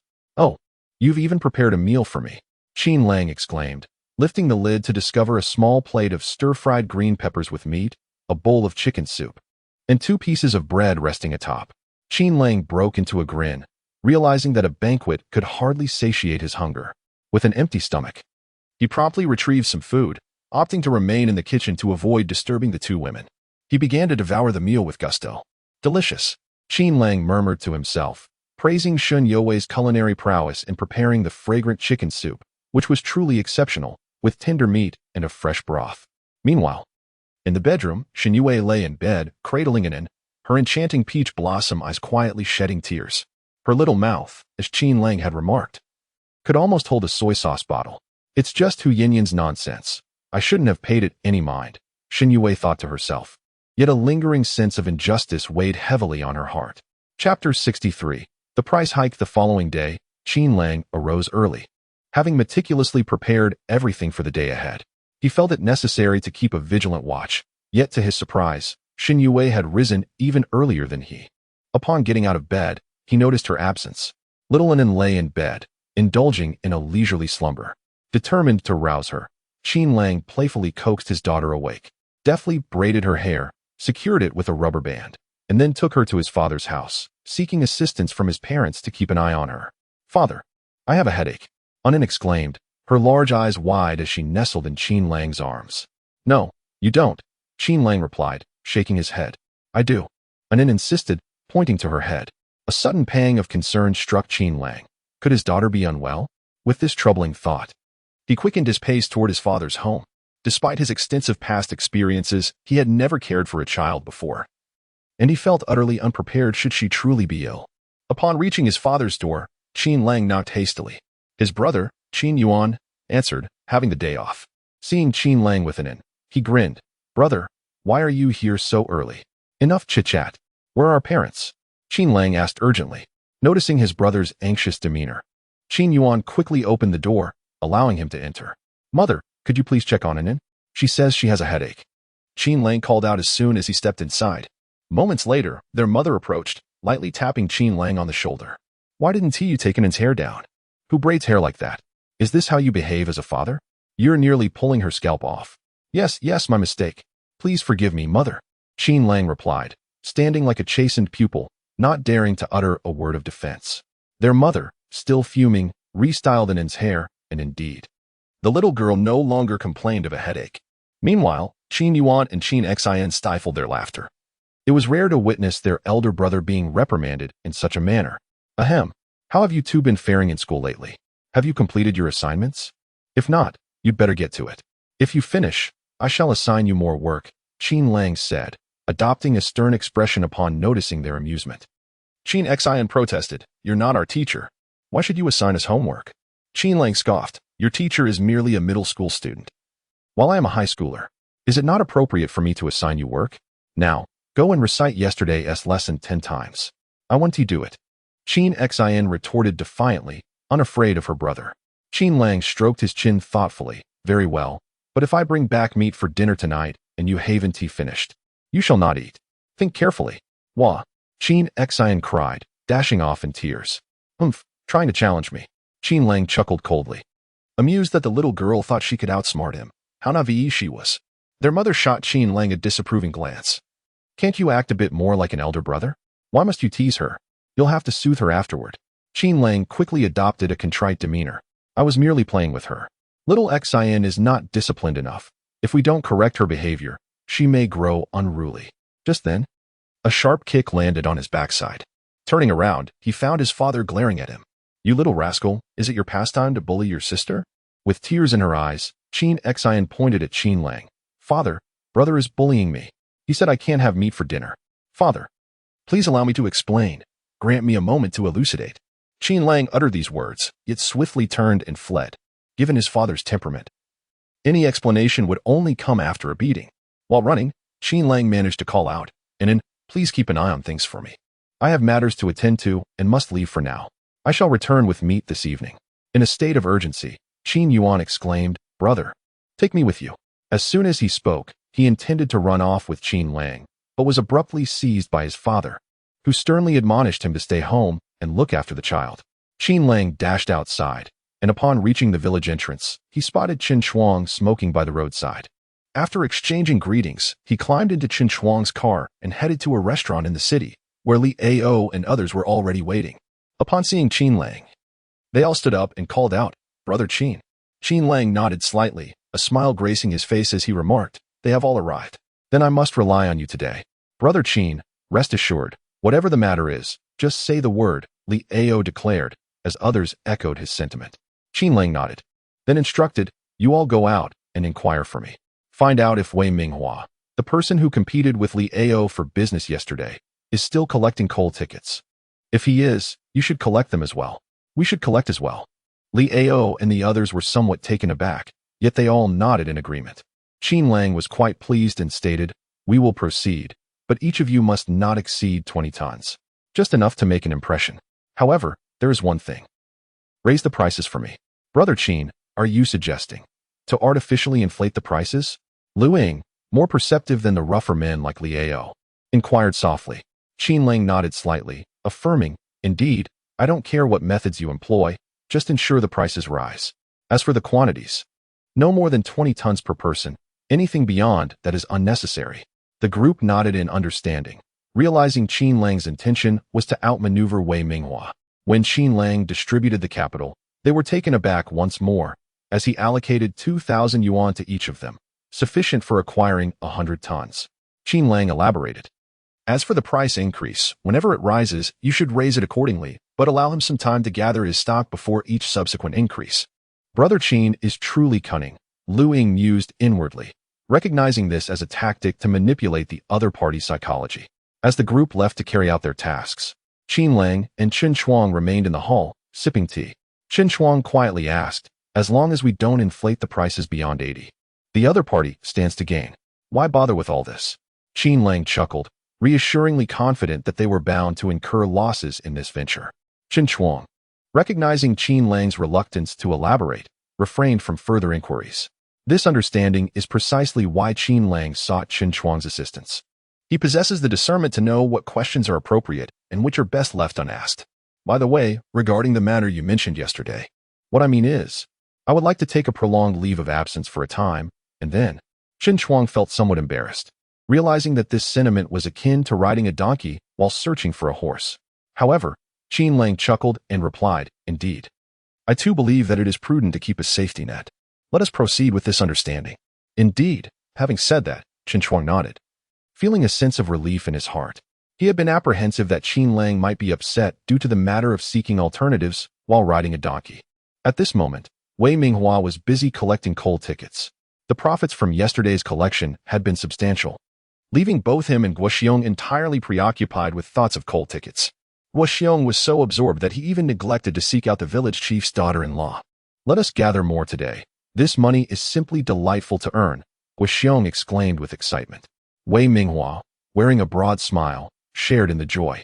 It was indeed a harmonious period for the two, as they found each other increasingly agreeable. Suddenly, a young subordinate rushed over, exclaiming, "Boss, Wei Ge. Those people from yesterday are back to collect tickets, and their prices are even higher than ours. What are they offering per ton?" Wei Minghua inquired. 21 per ton. The subordinate replied. "Damn." Wei Minghua cursed, quickly commanding 21 per ton. "Let us acquire as much as we can." Chapter 64. Stealing in the Restaurant. Qin Lang sipped his tea while the owner served him a pastry. Over the past few days, Qin Lang had been attentive to the owner's business, and they had grown familiar with one another. Chen Shuang entered from outside, holding several newspapers and stating that he had procured all that he could find. "Thank you for your efforts," Qin Lang said as he took the newspapers, methodically unfolding each one, his gaze skimming rapidly over the pages, discarding each in mere seconds. Observing this, Chen Shuang, puzzled, poured himself a cup of tea and inquired, "What are you looking for? I can assist you." "No need, there are only a few," Qin Lang replied, his eyes scanning the newspapers incessantly, discarding another as he spoke. A few minutes later, a smile graced Qin Lang's face as he held up one newspaper, his finger tapping upon it as he exclaimed, "Indeed." The paper contained a notice announcing a change in leadership at the Huai City Coal Industry Group, where the former CEO, Huang Shiqing, would be succeeded by one Gao Xingyang. His memory served him well.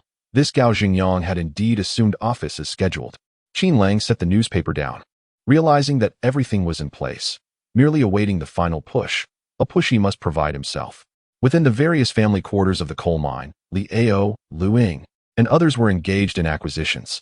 However, today, the group remained unhurried, spending half the day merely inquiring about prices, yet making no purchases. On the other hand, Wei Minghua and Guo Xiong faced their own difficulties. Wei Minghua fared somewhat better. He possessed a certain cunning, adept at engaging in conversation with both workers and their families, managing to charm them effectively. By morning's end, he had procured over 100 tons of coal. In stark contrast, Guo Xiong and his lackey struggled. These ruffians excelled in brawling and cursing but faltered in all other endeavors, leaving nothing behind for themselves. They could barely manage to acquire coal tickets without instigating conflict. And despite having 6 or 7 individuals working together, their total was still less than that of Wei Minghua. Wei Minghua's expression soured as he observed Guo Xiong chastising his subordinates. Eventually, unable to tolerate the spectacle any longer, he intervened. "Guo, we cannot continue like this. Our efficiency is dismally low, and Qin Lang's group is consistently raising their prices, which diminishes our profits." Wei Minghua felt a growing urgency. The prospect of substantial earnings lay tantalizingly within reach, yet it eluded his grasp, a source of profound frustration. Guo Xiong scratched his head and suggested, "Perhaps we should raise our offer. If the price increases, surely someone will be willing to sell." Wei Minghua frowned, replying, "The price has already reached 23 per ton. Our capital cannot possibly match Qin Lang's. That rascal has been at it for several more days, and his funds are unlikely to be less than ours. How much could he possibly have?" Guo Xiong inquired. Wei Minghua calculated briefly. If he collects 500 tons daily without facing competition, selling at 81 per ton, and considering he started 4 or 5 days earlier than us, he must have at least over 200,000 at his disposal. Guo Xiong gasped in astonishment. Over 200,000 in just 4 or 5 days. This is truly a lucrative endeavor, he mused, a fire igniting within him. If only Zhou Ziqing were not so foolishly hesitant, we would not find ourselves in such a quandary regarding our capital. Why don't we find someone to create a disturbance for them while we raise our prices? We must first secure coal tickets to cover our costs, otherwise we stand no chance against him, Guo Xiong suggested.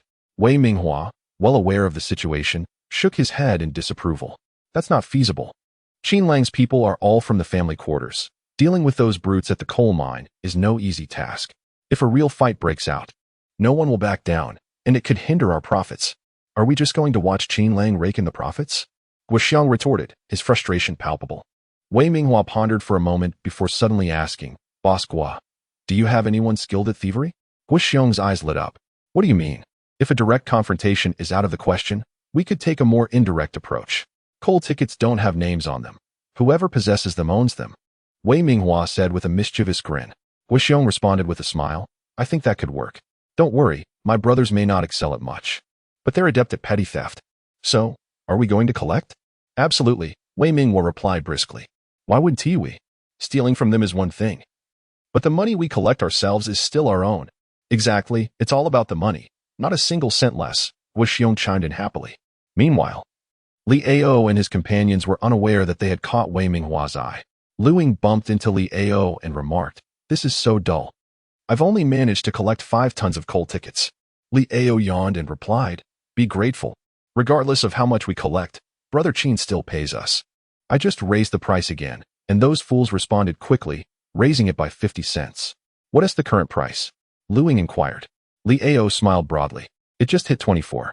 Wow, that's nearly $10 more than what we were getting before," Lu Ying exclaimed, astonished. By noon, Li Ao stood up, ready to leave. However, as he reached the entrance of the family quarters, he collided with someone, stumbling backward. "Are you blind?" Li Ao shouted from the ground. "Oh, aren't those Qin Lang's kids?"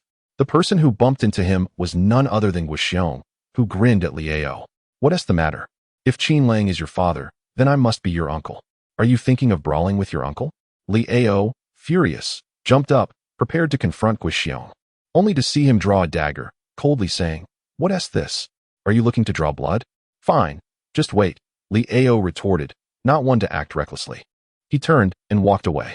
Guo Xiong, still smiling as he watched Li Ao leave, flipped his wrist to reveal a small bag, patting it proudly as he made his way to Wei Minghua. At that moment, a few others returned. Guo Xiong chuckled, "A bunch of kids. Stealing from them gives me no sense of achievement." Yet, he soon noticed that Wei Minghua's expression was less than favorable. Before he could ask, Wei Minghua's voice grew serious. They were already on guard. "Damn it, a single person carrying several tons of coal tickets? This is a joke." Upon hearing this, Guo Xiong quickly opened the small bag he held, and indeed, as Wei Minghua had said, Li Ao's bag contained only 8 tons of coal tickets. When Guo Xiong's other brothers returned and they combined their coal tickets, they discovered they had only amassed 30 tons in total. Cursed be it, I have truly been deceived. Guo Xiong exclaimed with indignation. Wei Minghua shook his head and remarked, never mind. It seems Qin Lang is not as foolish as I initially thought. However, those 30 tons of coal tickets are worth over 2,000 yuan. We have earned them without effort. Guo Xiong considered this and felt somewhat alleviated, then inquired, how many coal tickets did we collect this morning? Wei Minghua raised 5 fingers and replied, 500 tons, though the average price is not low. It amounts to 22 per ton. Guo Xiong calculated briefly, chuckling, what does that matter? We can sell it for 80. Damn it, this money is truly easy to earn. Chapter 65. Disdain Li Ao and the others stood before Qin Lang, feeling somewhat at a loss, their faces ashen.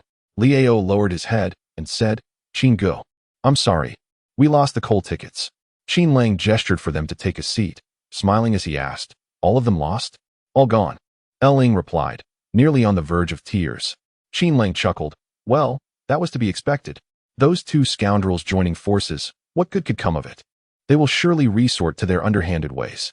Had I not feared they might catch on, I wouldn't have allowed you to collect even a ton of coal tickets. The group was momentarily stunned, finally catching on. A girl named Guo Xiong, who was with Ling, stared wide-eyed and asked, Qin Gu, you knew all along? Not exactly knew, but let's just say I am well acquainted with those two rascals. Qin Lang replied with a smile. All right, just be cautious from now on. It's only a few coal tickets, after all.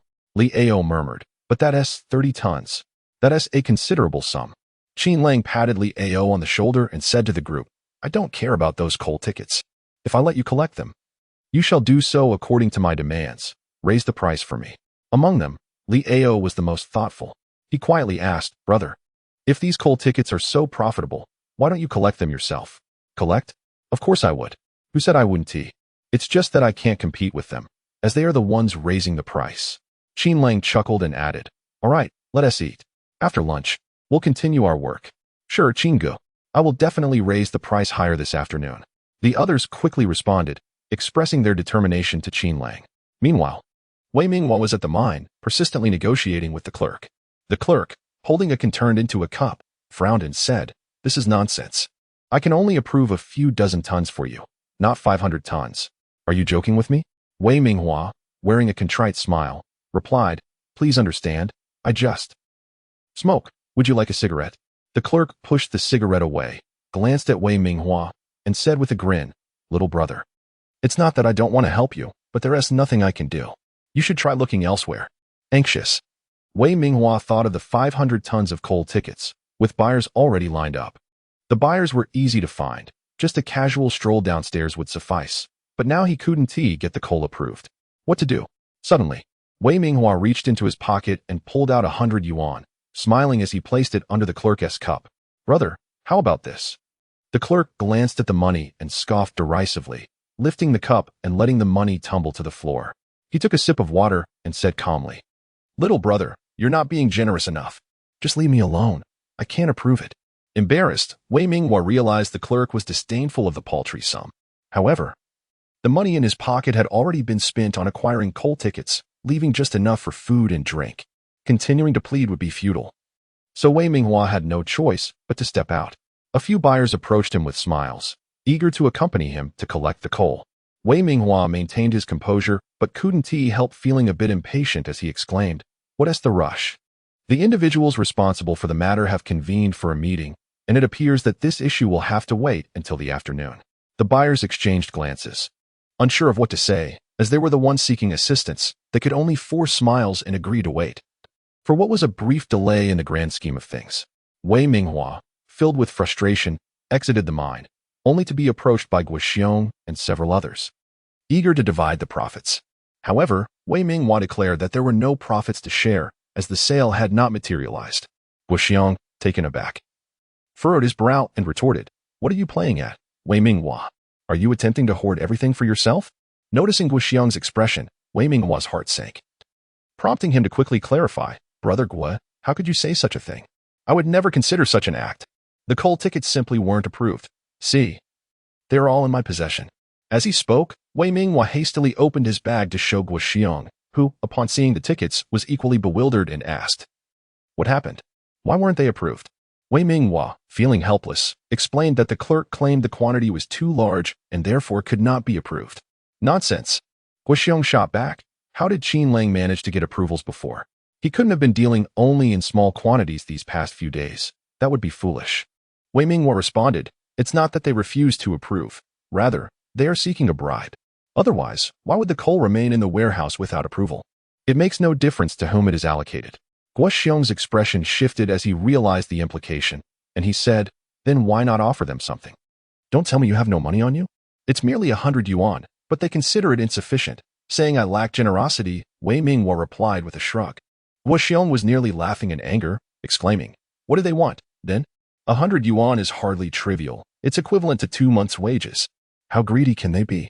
With a darkening gaze, Wei Minghua remarked, it seems someone has been feeding them well. These people are dismissive of small sums when they are eyeing a feast. Not one to be easily fooled. Guo Xiong pondered.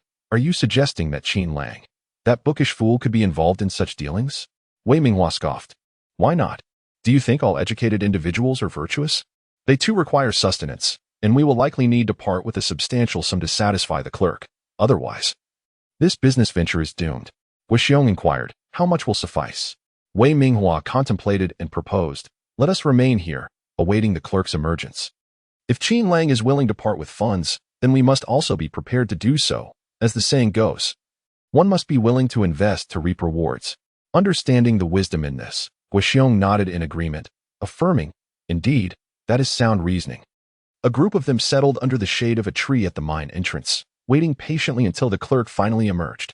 As soon as Wei Minghua saw the clerk, he approached eagerly, but to his surprise, the clerk turned and fled, leaving Wei Minghua momentarily bewildered. He instinctively glanced back, nearly cursing aloud. Guo Xiong, along with his cohorts, followed closely behind, exuding an air of intimidation, which likely caused the clerk to believe Wei Minghua was out for confrontation. Do not follow me, the clerk exclaimed in panic. You've scared him away. Wei Minghua turned around and scolded, then hurriedly chased after, shouting, Mr. Yu, please do not misunderstand. I wish to invite you to dinner. Half an hour later, a few individuals found a nearby place to sit. With a face full of contrition, Wei Minghua said, Mr. Yu, look at the commotion this has caused. I apologize for startling you. I raise this glass in your honor. Please forgive us. Yu Banshur appeared somewhat embarrassed and waved his hand, saying, it's all right, it's all right. Wei Minghua served Yu Banshur some dishes while offering a flurry of flattering words. Before finally asking, Mr. Yu, I would like to consult you on a matter. Previously, someone was collecting coal tickets, and, whatever they offered, we were also willing to match. But could you possibly guide us on the pricing from the other party? Chapter 66, A Favor to Ask. The clerk cast a glance at Wei Minghua and chuckled. Brother, your words are rather straightforward, leaving me at a loss for how to respond. Wei Minghua laughed heartily. My friend, that is simply my nature, blunt and forthright. I do not dilly-dally in my dealings, and I understand the importance of gratitude. Therefore, if you treat me well, I shall reciprocate 100-fold, ensuring you do not suffer any loss. The clerk smiled, both parties aware of the unspoken understanding between them. Yet articulating it required a touch of courage, especially given that such fortunate circumstances rarely befell someone of his standing. The clerk licked his lips, a hint of anxiety in his demeanor. Noticing this, Wei Minghua promptly poured him a glass of wine, reassuringly stating, do not worry, my friend. It's all just banter over drinks. Indeed, just banter. The clerk laughed. Whether my words are right or wrong, whether you heed them or not, is of no concern to me. Certainly, merely the musings of a convivial toast. Wei Minghua replied, while Guo Xiong shot a surprised glance at him, inwardly acknowledging that this fellow possessed a certain skill. Such audacity could surely lead to prosperity. It seemed prudent to cultivate this connection. The clerk's expression shifted to seriousness. I want to deceive you. Before you arrived, others had indeed come to engage in this business. I must admit, they have an eye for opportunity. Wei Minghua nodded eagerly, whispering, you speak wisely. I too have been enlightened. The clerk chuckled and continued. Most importantly, they were generous from the outset, never hesitating. Later on, to secure coal, they even made a substantial investment. This amount, he raised 3 fingers. 3,000. Guo Xiong gasped inwardly, reflecting on how remarkably generous Qin Lang was. The clerk scoffed lightly, shaking his head. 3,000. Not a single person received less than 2,000. They dined with 6 clerks in total, and I've only heard, merely heard, Mind you, the first acquaintance received 10,000, while the remaining 5 split the rest, totaling 20,000. Gasped. Both Wei Minghua and Guo Xiong inhaled sharply, their eyes wide with disbelief. A sum of 30,000? Such extravagance was beyond comprehension. Wei Minghua's heart raced, unable to fathom that Qin Lang could make such a decision. 30,000, enough for 3 households to thrive. No wonder the clerks dared to take risks on Qin Lang's behalf. This was an investment that bore no loss, even if their jobs were on the line. The clerk grinned. I must admit, I hold a certain admiration for that individual. This is indeed no trivial sum. However, let us not forget, this is not without its complications. The supply of inferior coal from the warehouse is limited, and it takes time to replenish after each emptying. Thus, for your demand of several hundred tons, no one is willing to approve it. If they do, we would simply await the higher-ups' approval. The clerk's words were deliberate, yet both Wei Minghua and Guo Xiong grasped the implication. Wei Minghua mused that the clerk was indeed greedy. Otherwise, he would have specifically mentioned the 10,000 prepared by Qin Lang for the first clerk. Yet, the reasoning held true. There was no justification for them to squander their funds on perilous ventures. During a meal, both parties felt an undercurrent of anxiety. The clerk anticipated that Wei Minghua would pay, while Wei Minghua and Guo Xiong were troubled about the source of the funds. After the meal concluded, the clerk left empty-handed, somewhat irked, despite Wei Minghua's numerous conciliatory words, which could not compete with a substantial amount of money. As the clerk departed, Wei Minghua and Guo Xiong exchanged glances, with Guo Xiong stating that the funds must be found. Wei Minghua, barely suppressing a laugh, retorted that while they must find the money, the question remained, where would it come from? Although they could gather enough from their coal coupons, they were unable to cash them in without prior funds, as the authorities would not issue tickets without payment. Guo Xiong scratched his head, acknowledging that their coal coupons were undoubtedly worth the amount needed. Yet it was impractical to present the coupons to the clerk as a form of payment. I truly did not expect Qin Lang, that brutish fellow, to resort to bribery. Guo Xiong cursed. Wei Minghua replied solemnly that they had underestimated Qin Lang. Despite his brutish demeanor, he was not rigid in his thinking. Moreover, such actions did not infringe upon his moral boundaries. Although money was involved, it remained within the rules, as those coal coupons should have been convertible into coal. He merely sought a simple and convenient solution. Guo Xiong shot a glance at Wei Minghua, scoffing, "You seem quite impressed with him. Why not continue associating with him?" Wei Minghua's expression stiffened, and he merely responded, "What would be the point? We are enemies with Qin Lang. Must we also create internal strife?" Guo Xiong rolled his eyes in exasperation, and Wei Minghua continued, "If that doesn't work, we need to find a way to borrow some money. Without resolving this issue, we will only be watching Qin Lang profit." Guo Xiong, who specialized in lending money, lamented, "Borrow? From whom? 30,000 is no small sum." Wei Minghua whispered, "Wu Qunlong." Guo Xiong suddenly turned to Wei Minghua, exclaiming, "Wu Degu, are you sure he will lend you money?" "He will. First of all, Wu Degu has also been played by Qin Lang. While there is no deep-seated enmity, he would certainly enjoy seeing Qin Lang in trouble. Moreover, our business is genuinely profitable. If we offer a higher interest rate, I cannot believe Wu Degu would remain indifferent," Wei Minghua asserted. However, Guo Xiong felt apprehensive. Wu Qunlong was not like him. He merely scolded clients and occasionally resorted to threats. Wu Qunlong was genuinely dangerous. Wu Degu is quite prominent in Huai City. Consider this carefully. If we fail to repay the debt, our lives would be at his mercy, Guo Xiong cautioned Wei Minghua. Wei Minghua chuckled, "Brother Guo, are you being overly timid? Is this something we need to worry about? Just the coal coupons we possess are worth 40,000. Upon hearing this, Guo Xiong felt a flicker of hope. Indeed, what if the interest rate was high? They could recoup their investment in just a day or two. Even at a high interest rate, it would hardly matter. Then let us give it a try." Guo Xiong thought eagerly. Meanwhile, Qin Lang and Qin Shuang had just seen off Li Ao, and Qin Shuang turned to Qin Lang, asking, "Do you think Wei Minghua and the others will continue their pursuit this afternoon?" "Not necessarily. It is prudent to prepare thoroughly. If they do not accept, then neither will Li Ao, to avoid any waste." Qin Lang chuckled, recalling that when he had just seen Li Ao off, he had mentioned that if they did not encounter Wei Minghua and his companions by afternoon, the coal tickets would not be collected for the time being. Yet, they have no valid reason not to accept them. Qin Shuang expressed his confusion. Qin Lang glanced at Qin Shuang with a smile, then spoke mysteriously, "Theoretically, they should accept them. However, what if their funds are insufficient?" "What? Selling just 2 coal tickets would suffice," Qin Shuang replied. Nevertheless, Qin Lang shook his head. I fear that the proceeds from 1 or 2 coal tickets may fall woefully short. Chapter 67. Wei Minghua's greed and gambler's nature. The predicament faced by Wei Minghua is not without its resolutions. A steady approach could suffice. He could divide the coal tickets in his possession among various mines for redemption and allocate a portion to the aides for persuasion, reserving the remainder for acquisitions. However, Qin Lang understands that Wei Minghua would not opt for such a prudent course of action. Wei Minghua is an avaricious individual, heavily inclined towards gambling. In his previous life, this man lost over 10 million at a casino in Macau, even utilizing his own funds to recover his losses. Prior to that staggering loss, he had actually secured considerable winnings, but his insatiable greed in a single round rendered all prior efforts futile. This is the very reason why, in his past life, Wei Minghua could never rise to prominence and remained a mere shadow in Qin Lang's vicinity. From Qin Lang's perspective, once Wei Minghua has secured funds, he would never relinquish them easily. His gambling tendencies and greed are too pronounced. It is highly likely that he would resort to borrowing, seeking to leverage other people's money for profit. After all, the coal ticket business is immensely lucrative. Even borrowing against high-interest loans would not result in a loss. It could be said that engaging in the coal ticket trade is more profitable than lending itself. Of course, one cannot entirely dismiss the possibility of Wei Minghua suddenly opting for a conservative approach. Nevertheless, that would be inconsequential.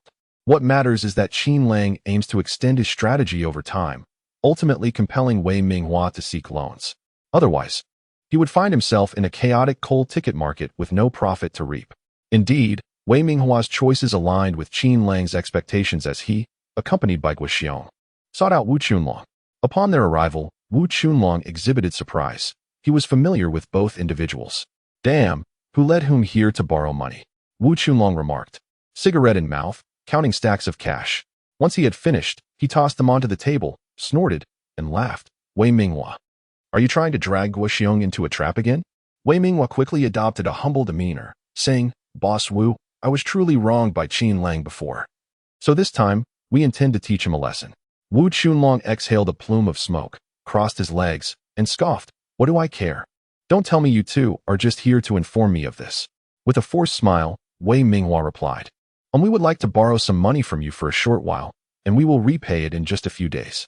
Wu Qunlong smiled, saying, now that's more like it. If you both are here to support my business, then you are my guests. Hurry, someone, bring them chairs. Can't you all see? Guo Xiong felt cold sweat trickling down his forehead. He harbored apprehensions towards Wu Qunlong. If he considered himself a small-time thug from Qianwei village, then Wu Qunlong was the kingpin of the entire Huai city. This man was genuinely capable of murder, and Guo Xiong suspected that Wu Qunlong was likely involved in criminal activities. Borrowing money from him was akin to seeking refuge with a tiger. However, at this juncture, there was no alternative but to proceed. Once the two were seated, Wu Qunlong finally spoke. Now let's get to it. How much do you wish to borrow? Considering our mutual acquaintance, I can afford to lower the interest. Wei Minghua licked his lips and declared, we would like to borrow 100,000. Damn. What the hell? Both Wu Qunlong and Guo Xiong exclaimed in unison, with Guo Xiong staring at Wei Minghua in disbelief. Have you lost your mind? Guo Xiong retorted angrily. Wu Qunlong, upon witnessing Guo Xiong's expression, burst into laughter, intrigued by Wei Minghua's audacity. Wei Minghua, licking his lips once more, replied, Brother Guo, what is there to fear? Isn't there a difference between 200,000 and 300,000? Do you doubt our ability to repay? Guo Xiong was momentarily taken aback. 100,000 yuan. It certainly seemed like a substantial sum. However, he was acutely aware of the profitability of his current business.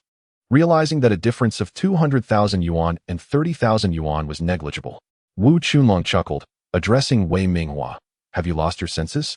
You two inept individuals dare to borrow 20,000 from me. I possess the funds, but what reason do I have to lend them to you? Wei Minghua inhaled deeply before responding. We can offer you the highest interest, adhering to your terms. Are you treating me like a fool? Wu Qunlong retorted angrily. You take the money and vanish. How would I find you then? Wei Minghua quickly interjected. Boss Wu, you could have someone monitor us. We may be incompetent, but we certainly don't wish to court death, do we? Thus, we are confident in repaying the money. Otherwise, if we borrowed 20,000, it would be inevitable for you to eliminate us. We aren't that foolish. Wu Qunlong regarded Wei Minghua silently, then scoffed. While there is merit in your words, The fact remains that you wish to borrow 20,000 without any collateral. I cannot possibly lend it to you. Growing anxious, Wei Minghua pondered for a moment before stating, Boss Wu, I have a business venture that is quite lucrative. Allow me to explain, and if you find it satisfactory, I kindly request a loan of 20,000. Then enlighten me, Wu Chunlong replied. Wei Minghua proceeded to elaborate on the specifics of how profits could be generated from coal tickets. Upon hearing this, Wu Chunlong's expression shifted to one of astonishment, and he couldn't help but exclaim, Good heavens, I never imagined such a method existed. This is even more profitable than my own lending operations. Boss Wu, all I need is a sum of money for 1 week. In return, I will repay you 40,000 after that week. What do you think? Wei Minghua proclaimed with audacity. Wu Chunlong scrutinized Wei Minghua for a moment before finally nodding in agreement. All right, you are quite the talent to conceive such an idea. With that intellect, I shall lend you 20,000. Thank you, Boss Wu. Thank you. Wei Minghua rejoiced. Wu Chunlong instructed his subordinate to provide the funds to Wei Minghua. Then added, I will assign Crazy Dog to accompany you. Should anything arise, you can have him relay a message to me. I will certainly offer my assistance. Both Wei Minghua and Guo Xiong acknowledged that Wu Chunlong was merely assigning a subordinate to keep an eye on them. A reasonable precaution given the substantial sum of 20,000. As they departed with the money, one of Wu Chunlong's subordinates inquired, Boss, since we know this venture is so profitable, why don't we undertake it ourselves? Wu Chunlong cast a sidelong glance at the subordinate and replied, One must possess self-awareness. With minds like ours, we are ill-suited for business endeavors. Moreover, in business, there are gains and losses. We have a guaranteed profit without risk. Why pursue a venture fraught with uncertainty when we have a sure thing at hand? Your reasoning seems rather flawed. The subordinate was left speechless. Wu Chunlong gazed at the entrance, a grin spreading across his face. There are countless lucrative enterprises in this world, yet most are inscribed within the penal code.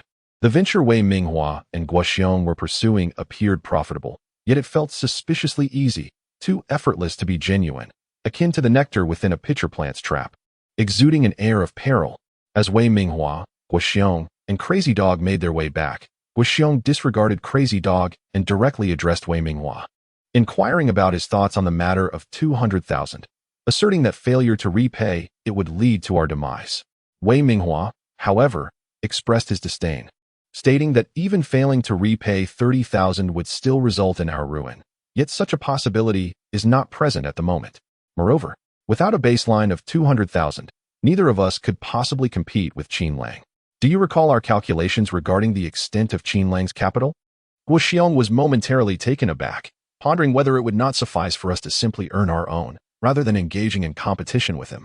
Chapter 68. Something is amiss with my daughter-in-law. In the afternoon, around 4 o'clock. Li Ao and his companions realized that Wei Minghua's team had resumed the acquisition of coal tickets. They promptly dispatched someone to inform Qin Lang. Upon receiving the news, Qin Lang instructed Li Ao and his companions to proceed as they had in the morning. He then patted his backside and headed home. Chen Chuang, in a state of bewilderment, asked if he was returning just like that. Qin Lang waved his hand, stating that everything was back on track, and that they could leave the rest to time and circumstances.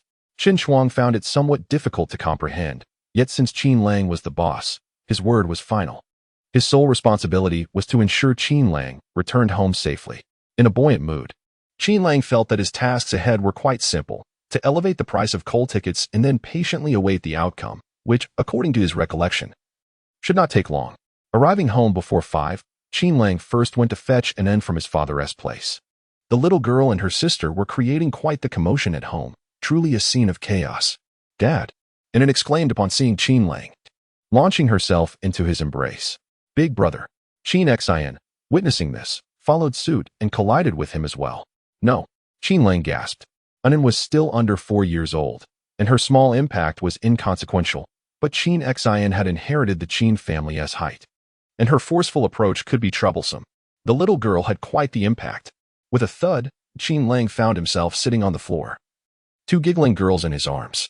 He inhaled sharply, feeling a sharp pain in his tailbone, nearly bringing tears to his eyes.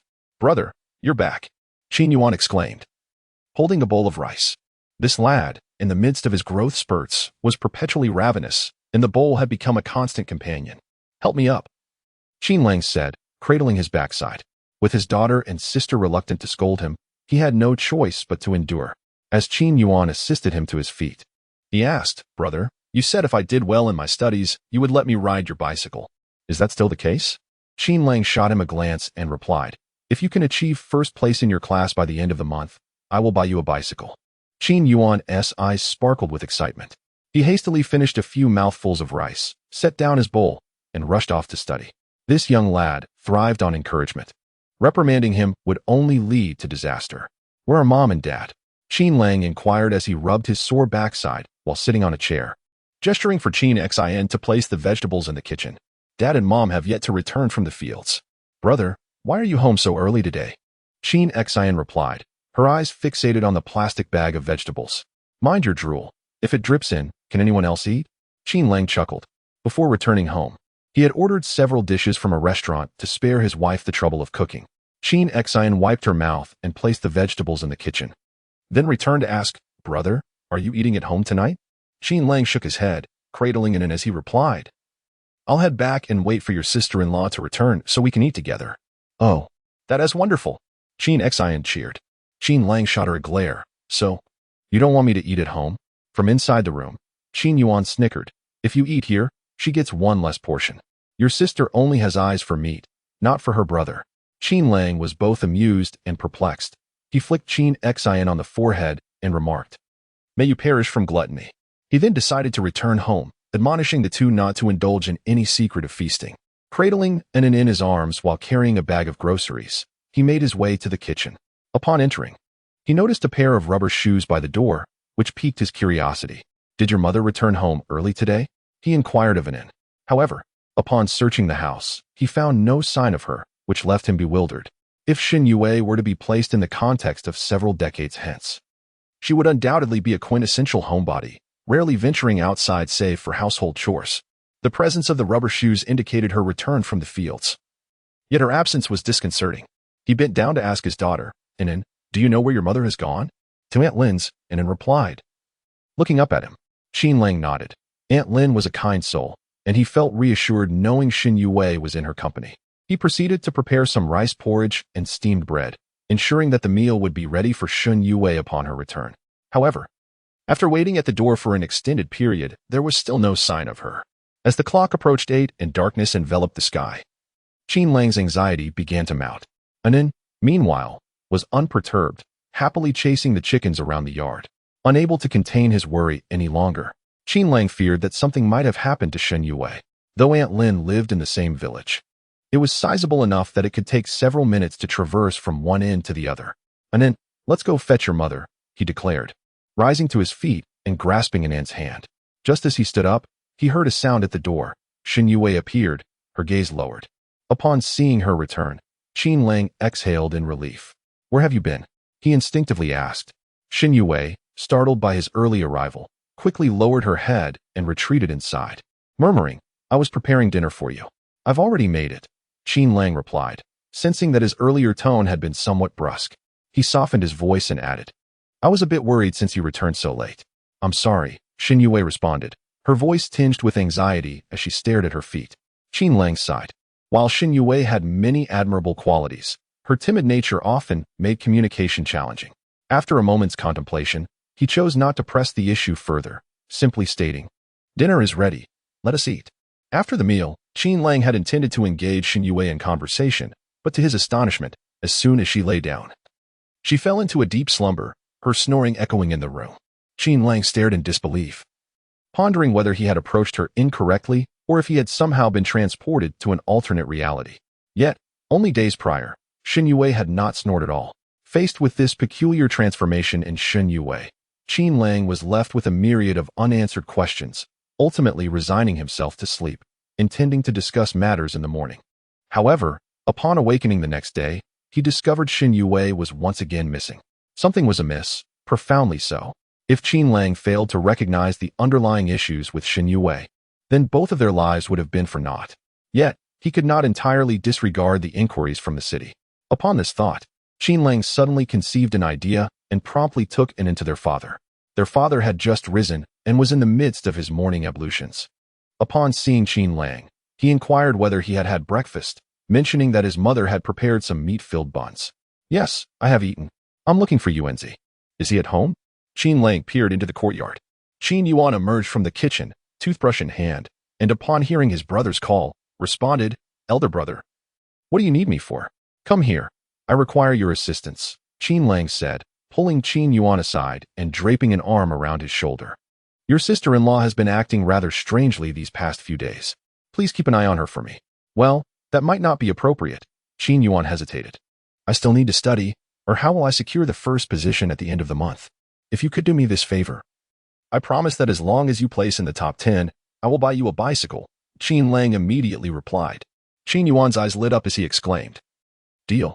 You are my brother, and I am your. If I don't help you, who will? Chapter 69. The master detective Qin Yuan, upon receiving a task from his elder brother Qin Lang, Qin Yuan immediately took it to heart, primarily motivated by his brother's promise to purchase a bicycle for him, although the requirement was to place within the top 10 of his class. Hope still flickered brightly in his mind.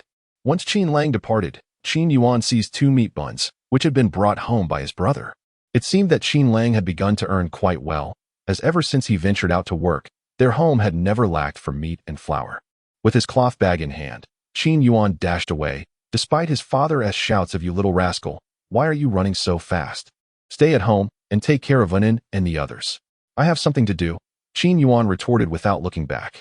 Before his brother left, Qin Lang had mentioned that his sister-in-law was with Aunt Lin, so Qin Yuan hurried to Aunt Lin's house. Upon arrival, he found Aunt Lin's grandson, lost in thought at the doorway, cradling a dog. "Dog boy, where's your grandmother?" Qin Yuan climbed onto the earthen wall, peering down as he spoke, while taking a hearty bite of his meat bun. The aroma of the bun wafted through the air, capturing the attention of both Dog Boy and the dog, whose eyes widened in surprise. Noticing Dog Boy's dazed expression, Qin Yuan pressed on. "I'm asking you a question. Where did your grandmother go?" Dog Boy took small steps towards the wall and, looking up, asked, "Brother Yuan, are you eating meat buns?" Qin Yuan took another bite, savoring the delicious mixture of pork and green onion, the satisfaction of the bun akin to the solid foundation of a building, causing him to squint in delight. "Indeed. Pork and green onion," he replied with certainty. "Is it made with fine flour?" Dog Boy inquired further. "Of course. Who would use coarse flour for meat buns?" Qin Yuan laughed, then noticed Dog Boy's gaze fixed on the bun in his hand, prompting him to ask, "Have you ever tasted one?" "I've never had one. I heard my grandmother say that only landlords eat meat buns," Dog Boy said, swallowing hard, feeling a pang of envy at the delectable aroma. "That was in the past. Landlords are long gone now," Qin Yuan declared, perched on the wall. "Tell me where your grandmother has gone, and I'll give you a meat bun." He waved another bun enticingly. Dog Boy's eyes lit up, quickly responding, "My grandmother went to the brick kiln at Beishan to haul bricks." Beishan brick kiln? Qin Yuan was taken aback. His brother had mentioned that his sister-in-law was with Aunt Lin. What could she be doing at the brick kiln? Just as he prepared to leap down from the wall, Dog Boy called out, "Brother Yuan, you promised me a meat bun." "Oh." Qin Yuan nodded, devouring the meatball from the bun before handing the dough to Dog Boy. "Here, have it. It's made with fine flour and is truly fragrant." Dog Boy appeared momentarily stunned, as if sensing something was amiss, yet he could not pinpoint the problem. Qin Yuan jumped down from the wall, disappearing in the blink of an eye. In that instant of Dog Boy's bewilderment, a large yellow dog sprang up, snatching the bun wrapper from his hand. "Wow, my meat bun!" Dog Boy cried, chasing after the dog in vain. The family dog, having long been trained not to guard its food, was surprisingly swift. By the time Dog Boy managed to pry open the dog's mouth, the wrapper had already vanished into its belly. In an instant, Guo was reduced to tears, resembling a pitiful figure, while the large yellow dog looked on in confusion. "Aren't you the one who claimed to have no appetite? Why then, when I offer to eat for you, do you appear so discontented?" At that moment, Qin Yuan hurried towards the Beishan brick kiln, established by 2 brothers from the neighboring village. It was rumored that they had amassed considerable wealth. It seemed the elder brother had earned in mere days what Qin Yuan could only hope to match in several hours. The kiln was renowned far and wide as a prosperous establishment, drawing many to toil there in exchange for a modest sum. The Beishan brick kiln was not nearby, but fortunately, Qin Yuan was swift on his feet. After over half an hour, he finally arrived, spotting the kiln from a distance, smoke billowing into the sky. In these times, few were aware of the concept of environmental protection. As long as money could be earned, they would dig up their ancestors' graves if necessary. However, the irony was that exhuming graves would yield no profit, so it was best to let the forebears rest in peace. Qin Yuan rubbed his nose. For the smoke from the kiln was somewhat irritating. The ground was pockmarked with large holes from where bricks had been excavated. Not every site was suitable for brick firing. Specific clay was essential.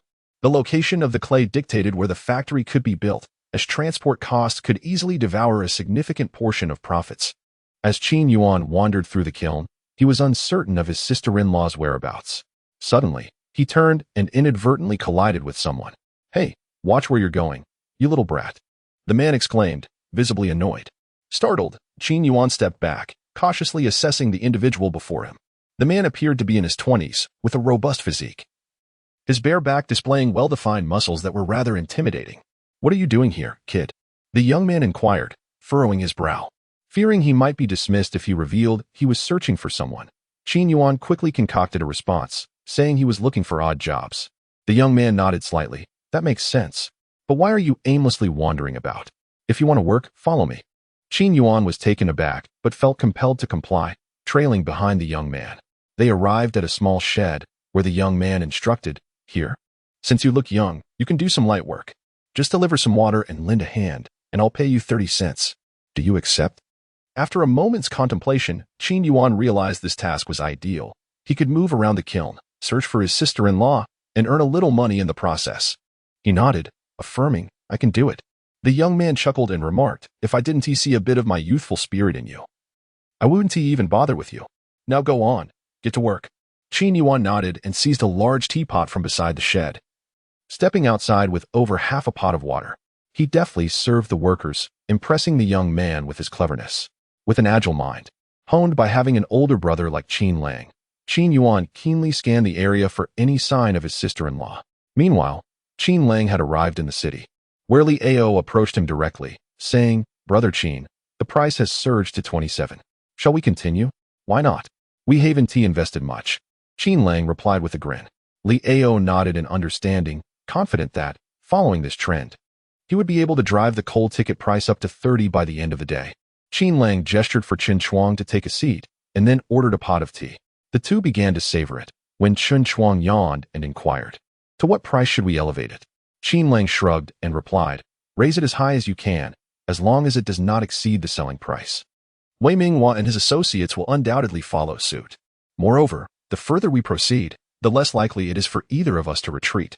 Observing the bewildered expression on Chen Chuang's face, Qin Lang chuckled. "When the price was at 15 yuan per ton, I earned 65 for each ton. However, as the price escalated to 31 yuan per ton, my profit dwindled to 50. From my understanding of Wei Minghua, he is unwilling to concede.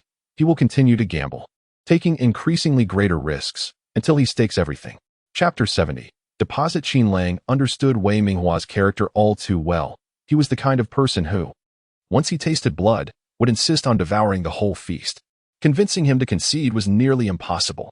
Thus, Qin Lang anticipated that Wei Minghua would continue gambling. Especially when prices soared, this was when he was most reluctant to part with coal tickets. "How else can he gamble?"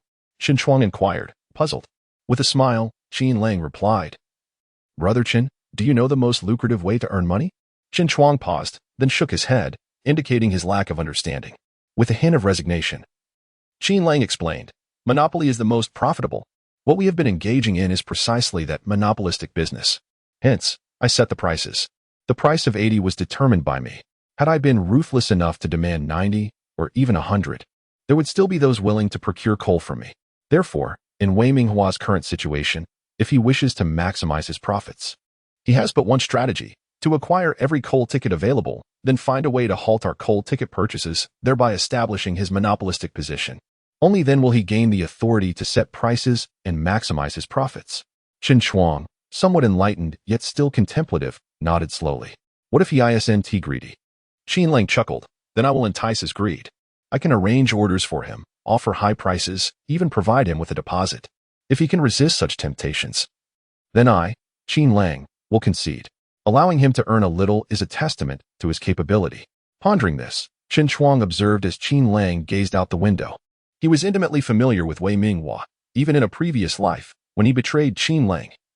It stemmed from Qin Lang's overconfidence rather than a lack of insight into Wei Minghua's true nature. Meanwhile, Guo Xiong wiped the cold sweat from his forehead, acutely aware that the purchase price of coal tickets was escalating. With each increment of 1 yuan, it translated into thousands in profit losses for him. Wei Minghua narrowed his eyes and sneered. Qin Lang is competing with me, driving up the price of coal tickets. What should we do? Guo Xiong immediately asked. What should we do? We continue to buy? Wei Minghua declared without hesitation. As long as we acquire enough coal tickets, we will have the power to set prices. The money spent in competition will eventually be recuperated from those individual vendors. Brother Guo, think of it this way. Those buyers are working for us. Guo Xiong found some merit in Wei Minghua's reasoning but countered. However, this cannot go on indefinitely. We buy, and Qin Lang buys. In the end, we will both suffer. Wei Minghua shook his head. That's why we must stifle Qin Lang's coal ticket purchases. In addition to raising prices, we need to monitor his people and sabotage their efforts. Guo Xiong immediately protested. But this is a family area. Wouldn't that be courting disaster? Wei Minghua replied. Brother Guo, we owe Boss Wu 200,000. If we cannot secure enough coal tickets, it will be our demise. You must handle this. Guo Xiong hesitated, suddenly feeling as though he had boarded a pirate ship. Yet, with no other options available, he finally conceded. I will take people to do it. But who will handle contacting the buyers? Wei Minghua assured. I will handle it, so you need not worry. All right then. Guo Xiong nodded. Seemingly without any better alternatives at that moment, Wei Minghua exhaled a deep breath, silently affirming to himself, what Qin Lang can accomplish, I, Wei Minghua, can equally achieve. And I shall do it even better. In the restaurant, Qin Lang and Chen Chuang continued their casual conversation. Chen Chuang speculated, what do you think? Has he taken out a loan? If he hasn't, with the scant amount of money he possesses, he could still expand, albeit at a slower pace. Surely, he wouldn't dare to take such a risk? Qin Lang smiled knowingly. He certainly will. It's in his nature. A dog cannot change its habit of eating excrement. And if he refrains from borrowing, I will compel him to do so. The execution is not difficult. Chen Chuang looked puzzled, unable to comprehend how Qin Lang found such matters easy. Furthermore, he was baffled by the intense animosity between Qin Lang and Wei Minghua, which seemed akin to a vendetta over familial honor. Meanwhile, Wei Minghua had located several buyers. After showcasing the approved coal tickets, he cheerfully stated, Gentlemen, I possess the coal. Yet you are many. Satisfying all of your demands will undoubtedly require time to prepare. The buyers were already captivated by Wei Minghua. Earlier, he had taken them to the coal depot, revealing hundreds of tons of coal, and now they were completely convinced of his capabilities as a significant figure. Merely looking to earn some pocket money. Understood. You have worked hard, one of them remarked. To be able to associate with a person of your stature is truly a blessing earned over 10 lifetimes. Indeed, without Mr. Wei, where would we find coal? Another chimed in. Suddenly, someone interjected, but the price of coal seems a bit steep. Wei Minghua frowned, about to respond when the earlier flatterer exclaimed, You know nothing. If you do not want it, I will take it all. Mr. Wei has already exerted himself for us. Can you refrain from making such thoughtless remarks? The man quickly apologized to Wei Minghua, who felt invigorated. This was the life one ought to lead.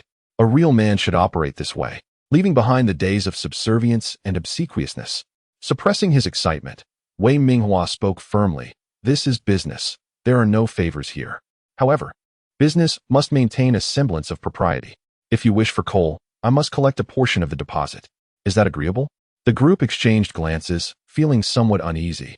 But upon noticing Wei Minghua's stiff expression, someone quickly said, Of course. I will provide 30% as a deposit. Is that acceptable? Wei Minghua smiled again, nodding in agreement. In a matter of hours, he had collected several tens of thousands in deposits, which thrilled him. With this capital, his cash on hand exceeded Qin Lang's, and it would not be long before he could decisively surpass Qin Lang, halting his coal ticket business entirely. As long as Qin Lang could not obtain coal tickets, the money he held would become stagnant, gradually being suppressed until Wei Minghua's capital significantly outstripped his. At that point, he could crush Qin Lang with exorbitant prices, ensuring his complete exit from the scene. In the family quarters, Li Ao spat disdainfully and turned to exit the area. Upon encountering Repaying at the entrance, he remarked with a smile, They have come to trouble you as well, haven't they? Repaying shrugged and replied, They haven't approached me directly, but they have been spreading slander about me among the others in the community.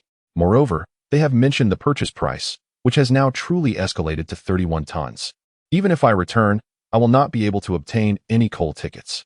Li Ao chuckled and said, Qin Ji's predictions were indeed accurate. I knew he would resort to underhanded tactics today. Had it not been for Qin Ji's prior warning, I would have ended up in a brawl with them just now. Chapter 71. Collusion. Li Ao and his companions returned to the restaurant and shared the developments with Qin Lang. With a smile, Qin Lang nodded in approval, advising them to match whatever price he suggested, maintaining pressure on their pricing. As for any troubles they might encounter, he instructed them to evade, for they had no intention of genuinely collecting. Li Ao chuckled, noting their palpable panic. As they raised their prices, the opposition would undoubtedly follow suit. Qin Lang remarked that it was only natural, as coal tickets were still profitable, despite the ongoing compression of margins. They would not relinquish their hold, for their current strategy was to exhaust us. Once they succeeded, they would monopolize the market, regardless of how high they pushed the prices. He insisted they must consume it all. Possessing coal tickets equated to wealth. The prices were to continue their ascent, with efforts to accumulate more. Wei Minghua, clutching tens of thousands in deposits, tossed the entirety into their capital, loudly declaring to the group. Upon witnessing Wei Minghua's success in selling a coal ticket so effortlessly, Guo Xiong's confidence soared. Indeed, as long as coal tickets held value, all the talk of hospitality and family of coal miners was nonsense. Profit was the true objective. In the afternoon, the purchasing continued with Qin Lang raising prices and Wei Minghua following suit, all the while facing incessant disturbances from those harassing Li Ao and his group, hampering their acquisitions. Although Li Ao and his companions struggled to secure tickets, their expertise in price escalation remained evident. By 4 in the afternoon, prices had surged to 34. Yet Wei Minghua sensed a stagnation in coal ticket transactions. What is happening? Why is no one interested in eating? This is money. We stand to gain, my brothers. I have promised 1,500 tons of coal, and everyone will profit. I've already collected deposits.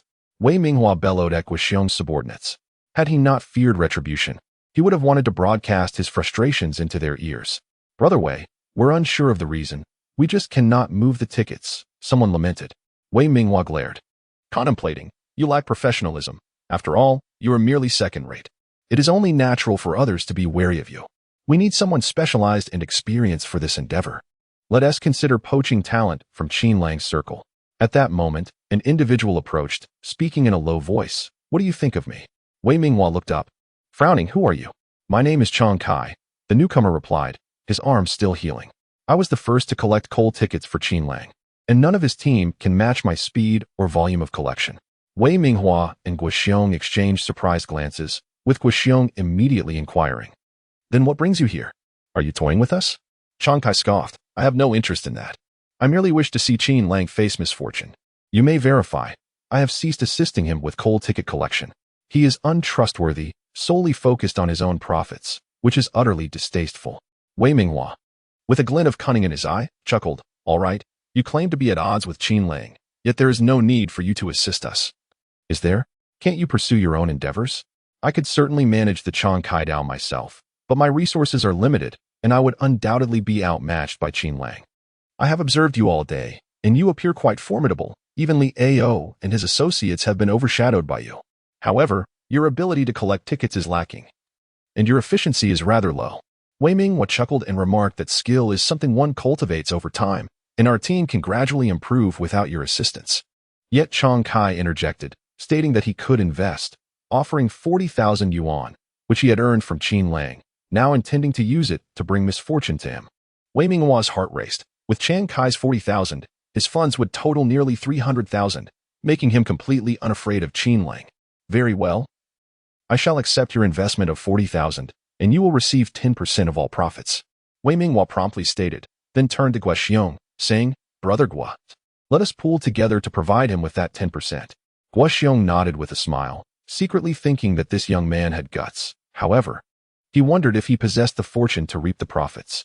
Meanwhile, Qin Lang was in the restaurant speaking to Chen Chuang, suggesting that they were unlikely to receive the coal tickets. Yet he anticipated a surge tomorrow, leading to the tickets being released. Chen Chuang, growing weary of conversing with Qin Lang, wished to disengage, but Qin Lang persisted, causing Chen Chuang considerable frustration. Qin Lang, with a grin, explained that there was nothing complicated about it. It was quite simple.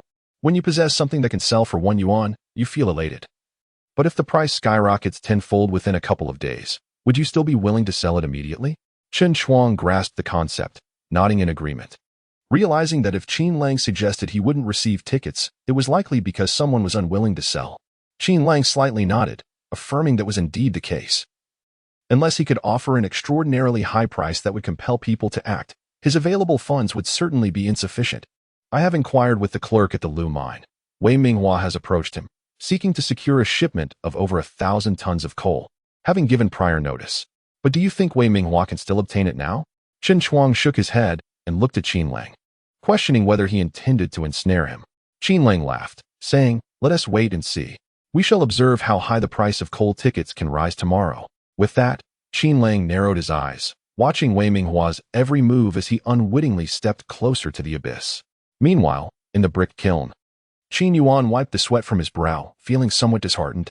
Could it be that his sister-in-law never came here? What was he doing here, earning a mere 30 cents? Just then, someone called out to him, "Young man, come pour me some water." He turned to see none other than Aunt Lin. Qin Yuan immediately asked, "Aunt Lin, where is my sister-in-law?"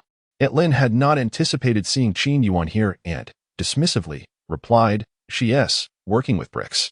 I told her she couldn't handle that work. But she is stubborn and insists on doing it." Qin Yuan turned and headed toward the small brick factory, which had been enclosed with iron sheets. He had never ventured inside before, thus unaware that his sister-in-law was within. Upon reaching the factory entrance, a security guard immediately stopped him, saying, "What are you doing? Who allowed you to barge in?" I am here to serve water." Qin Yuan raised the small kettle in his hand and, without waiting for a response, dashed into the workshop. Upon entering, he immediately spotted Shen Youwei pushing a two-wheeled cart laden with prepared bricks and mortar. Beside her, two women, likely in their 40s, sat grinning and taunted. "Shen Youwei, can you manage? Do you think earning 50 cents is easy? If you cannot, then get lost. You are just hindering others. Hurry up and unload that cart over there as well." Shen Youwei's face flushed crimson. She uttered not a word and simply focused on her labor. Observing this, Qin Yuan scratched his head, finding nothing particularly unusual. After all, there was no shortage of work in the fields, and it was often far more arduous than this. "Sister-in-law," Qin Yuan called out, carrying the teapot as he approached her. Chapter 72, Buried Alive Sister-in-Law. Qin Yuan scampered over to Shen Youwei and inquired, "Where's your water cup? I shall fetch you a glass of water." Shen Youwei was taken aback by Qin Yuan's unexpected arrival and responded, "Yuanzi, what brings you here?" I came to earn some pocket money." "Sister-in-law, what about you?" Qin Yuan, not entirely foolish, refrained from disclosing Qin Lang's predicament and concocted a plausible excuse instead. Shen Youwei, naturally, did not ponder further and shyly replied, "I'm just trying to earn a little to help with the household expenses." Qin Yuan, surprised, remarked, "Isn't my brother making money? Why are you out here doing odd jobs?" Shen Youwei pulled Qin Yuan aside and explained, "Your brother has been short on cash recently. He even sold his bicycle. I thought, if I could earn a bit, it might relieve him." Qin Yuan's expression turned to one of shock as he exclaimed, "My brother sold his bicycle?" "Yes," Shen Youwei nodded, feeling a pang of sympathy. Qin Yuan recalled his own thoughtlessness in asking his elder brother for a bicycle, which made his face flush with embarrassment. He immediately declared, "Then sister-in-law, allow me to assist you." Shen Youwei replied, No, I can manage on my own. You only have a big mouth." A woman sitting on a brick slab rolled her eyes and interjected, "Just listen to you. How much have you actually accomplished? There are still several stacks of bricks over here." Those were done by everyone together," Shen Youwei murmured. The woman shot her a glare and retorted, "If you're not going to work, then scram. Carrying bricks earns 50 cents a day. You can go do odd jobs for 30 cents instead. We don't need you here, so hurry up and leave. Otherwise, you can go work with the male laborers. Don't hang around us." Shen Youwei bit her lip. The woman, noticing her demeanor, sneered, "Don't want to leave, huh? If you don't want to go, then get to work. Or you'll be of no use here." "How can you speak like that? Why should my sister-in-law be the one to work while you all just stand around?" Qin Yuan protested, bristling with indignation. Another woman, slightly older, chuckled, "You young one don't understand a thing. We're protecting her. Otherwise, with her ample figure, she could end up in a precarious situation with the male workers, and no one would be the wiser. If you don't like it, you can leave and join the men. They would surely relish having someone like you around, and you can just wait to collect your pay." A flicker of fear crossed Shen Youwei's eyes as she tugged at Qin Yuan, saying, "Yuanzi, it's all right. I can finish this myself." Qin Yuan was furious, feeling as though he might explode, but not wanting his sister-in-law to work alongside those men. He said, Sister-in-law, let me help you. All right. Shen Youwei beamed brightly. Meanwhile, in the city, Qin Lang yawned. The afternoon had gone as expected. The price fluctuations wouldn't be significant. Yet he planned to continue pushing the prices upward the following morning to exert pressure on Wei Minghua. Additionally, that matter was nearly at hand. He briefed Li Ao and the others, instructing them to keep an eye on the coal ticket situation before departing with Qin Shuang. On the way, Qin Shuang remarked, I can't shake the feeling that Wei Minghua and the others are merely dealing with a matter of gains, and they won't incur any losses. Brother Chun, even if I tell you now, you wouldn't believe me. Let us just wait and see, Qin Lang replied with a smile. As Qin Lang reached the village entrance and bid farewell to Qin Shuang, he had yet to return home when he spotted his father limping towards their direction. Seeing this, Qin Lang quickly exclaimed, Father, what are you doing? Upon noticing Qin Lang, his father rushed over, grasping Qin Lang's arm fervently, and urged, Hurry, the North Mountain brick kiln. Youwei is in trouble. Qin Lang was taken aback, and his father, noticing his stunned expression, pressed him to move quickly, explaining that Aunt Lin had sent word that Youwei had been buried under the fallen bricks. Without hesitation, Qin Lang took off running, while his father struggled to keep pace behind him. Qin Lang's heart raced with fear and uncertainty, questioning why Shen Youwei would venture to the North Mountain brick kiln. As he ran, Qin Lang felt as if his lungs might burst, and his legs began to wobble. This youthful body, though relatively strong, was not quite robust enough. Had he not been well fed and cared for these past days, he would have struggled even to reach this point. By the time Qin Lang arrived at the North Mountain brick kiln, his legs felt heavy, nearly giving way beneath him. Nevertheless, he pressed on into the chaotic scene before him. Spotting Aunt Lin amidst the turmoil, he rushed over and demanded to know what had happened. How could Youwei end up working here? Explain. Aunt Lin, her eyes red with worry, replied that Youwei had wished to earn some money. Just then, a voice shouted, We've got her out. Qin Lang turned to see Qin Yuan, his face covered in dust but unharmed, being pulled from the rubble. He rushed to Qin Yuan, checking him over before anxiously inquiring, Where's your sister-in-law? You brother. Sister-in-law is still down there. She hasn't come out yet, Qin Yuan stammered, visibly shaken and trembling, pointing towards the collapsed bricks. Without a moment's hesitation, Qin Lang dashed towards the indicated spot and began to clear the debris, just as two young men arrived on the scene. One of them, the very person who had secured work for Qin Yuan, shouted in confusion, What happened? I told you to be careful. How could this happen? The older women exchanged glances, and one stepped forward to address the young man, explaining, It's not our fault. It was Shen Youwei who insisted on showing off her abilities, and in her eagerness, she caused the bricks to topple and buried herself. The young man furrowed his brow and questioned, Really? Wasn't he just said that newcomers shouldn't be handling the bricks? An older woman interjected, It's truly not our fault. That girl was blinded by the prospect of money. We all warned her against it, but she refused to listen, and we couldn't stop her. At that moment, Qin Yuan, still sobbing, approached and retorted, It was clearly your fault. You were sitting on the bricks, leaning against my sister-in-law. When you couldn't hold your balance, you caused the bricks to collapse and buried her. An older woman shot back, Don't you dare blame us. Just because something went wrong doesn't mean you can pin the blame on others. Qin Yuan wiped his nose and insisted, It's you. You shirk your own responsibilities and only boss my sister-in-law around. A man scoffed, Boss, do you think he will babble nonsense? We are here to work. And there are indeed fools willing to help others, truly adept at feigning pity. The young man who had brought Qin Yuan and furrowed his brow, about to speak when an elderly woman suddenly shoved Qin Yuan aside, berating him, Ungrateful wretch. We have always taken care of your sister-in-law, and yet you accuse us, a family of miscreants. Meanwhile, Qin Lang remained utterly oblivious to the commotion around him, tirelessly hauling bricks. At last, the space before him cleared, revealing a slanted wooden board that partitioned a narrow area, where Shen Youwei lay on the ground, her hair disheveled. Chapter 73.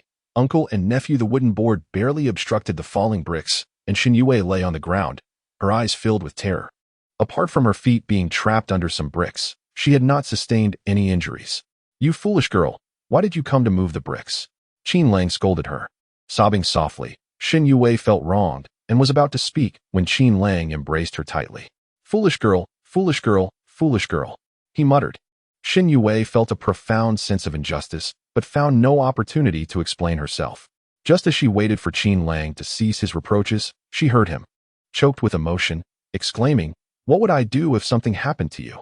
Shen Youwei was taken aback as Qin Lang released her and grasped her hand, anxiously asking, "Are you all right? Are you hurt anywhere? Speak to me. You're driving me mad." Dazed, she shook her head, suddenly sniffled, and burst into tears, lamenting. "Please don't let anyone else be Yinen's mother." Qin Lang paused, pondering whether Shen Youwei's mind had been damaged by the falling bricks, as her words seemed utterly illogical. However, before he could inquire further, Shen Youwei continued, "If you don't want me anymore, please give in to me. Don't let Hu Yanyan be Yinen's mother." A pang of realization struck Qin Lang, and he finally understood the situation. It was indeed Shen Youwei who had hidden that night. How could she be so oblivious? "I will never abandon you," he quickly assured her. "That night, it was you, wasn't he it?" Shen Youwei nodded, her expression resembling that of a frightened little hamster as she gazed at Qin Lang. He ruffled her hair and, with exasperation, asked, "Then why didn't you watch until the end?" Confused, Shen Youwei shook her head. Qin Lang, in a gentle tone, explained, "Do you know how I responded to Hu Yanyan after you left?" Shen Youwei again shook her head. With utmost seriousness, Qin Lang declared, "I told her that my feelings for Youwei are profound, that I love her dearly, and I am grateful for everything she has done for our family. I am confident that we will grow old together, thus, I will never part with her. For the rest of my life, I will cherish her in this home." Looking deeply into Shen Youwei's eyes, he added softly, "If you doubt my words, you may ask Hu Yanyan. Though she may lack clarity at times, she should not speak falsely. If you are concerned about any inconsistencies, I can stay here until you finish your inquiries before returning." "I believe you," Shen Youwei suddenly exclaimed, meeting Qin Lang's gaze, her cheeks flushing as she lowered her head. "I trust that you would not lie." Qin Lang smiled, lifting Shen Youwei into his arms. Aunt Lin, relieved to see Shen Youwei unharmed, let out a sigh.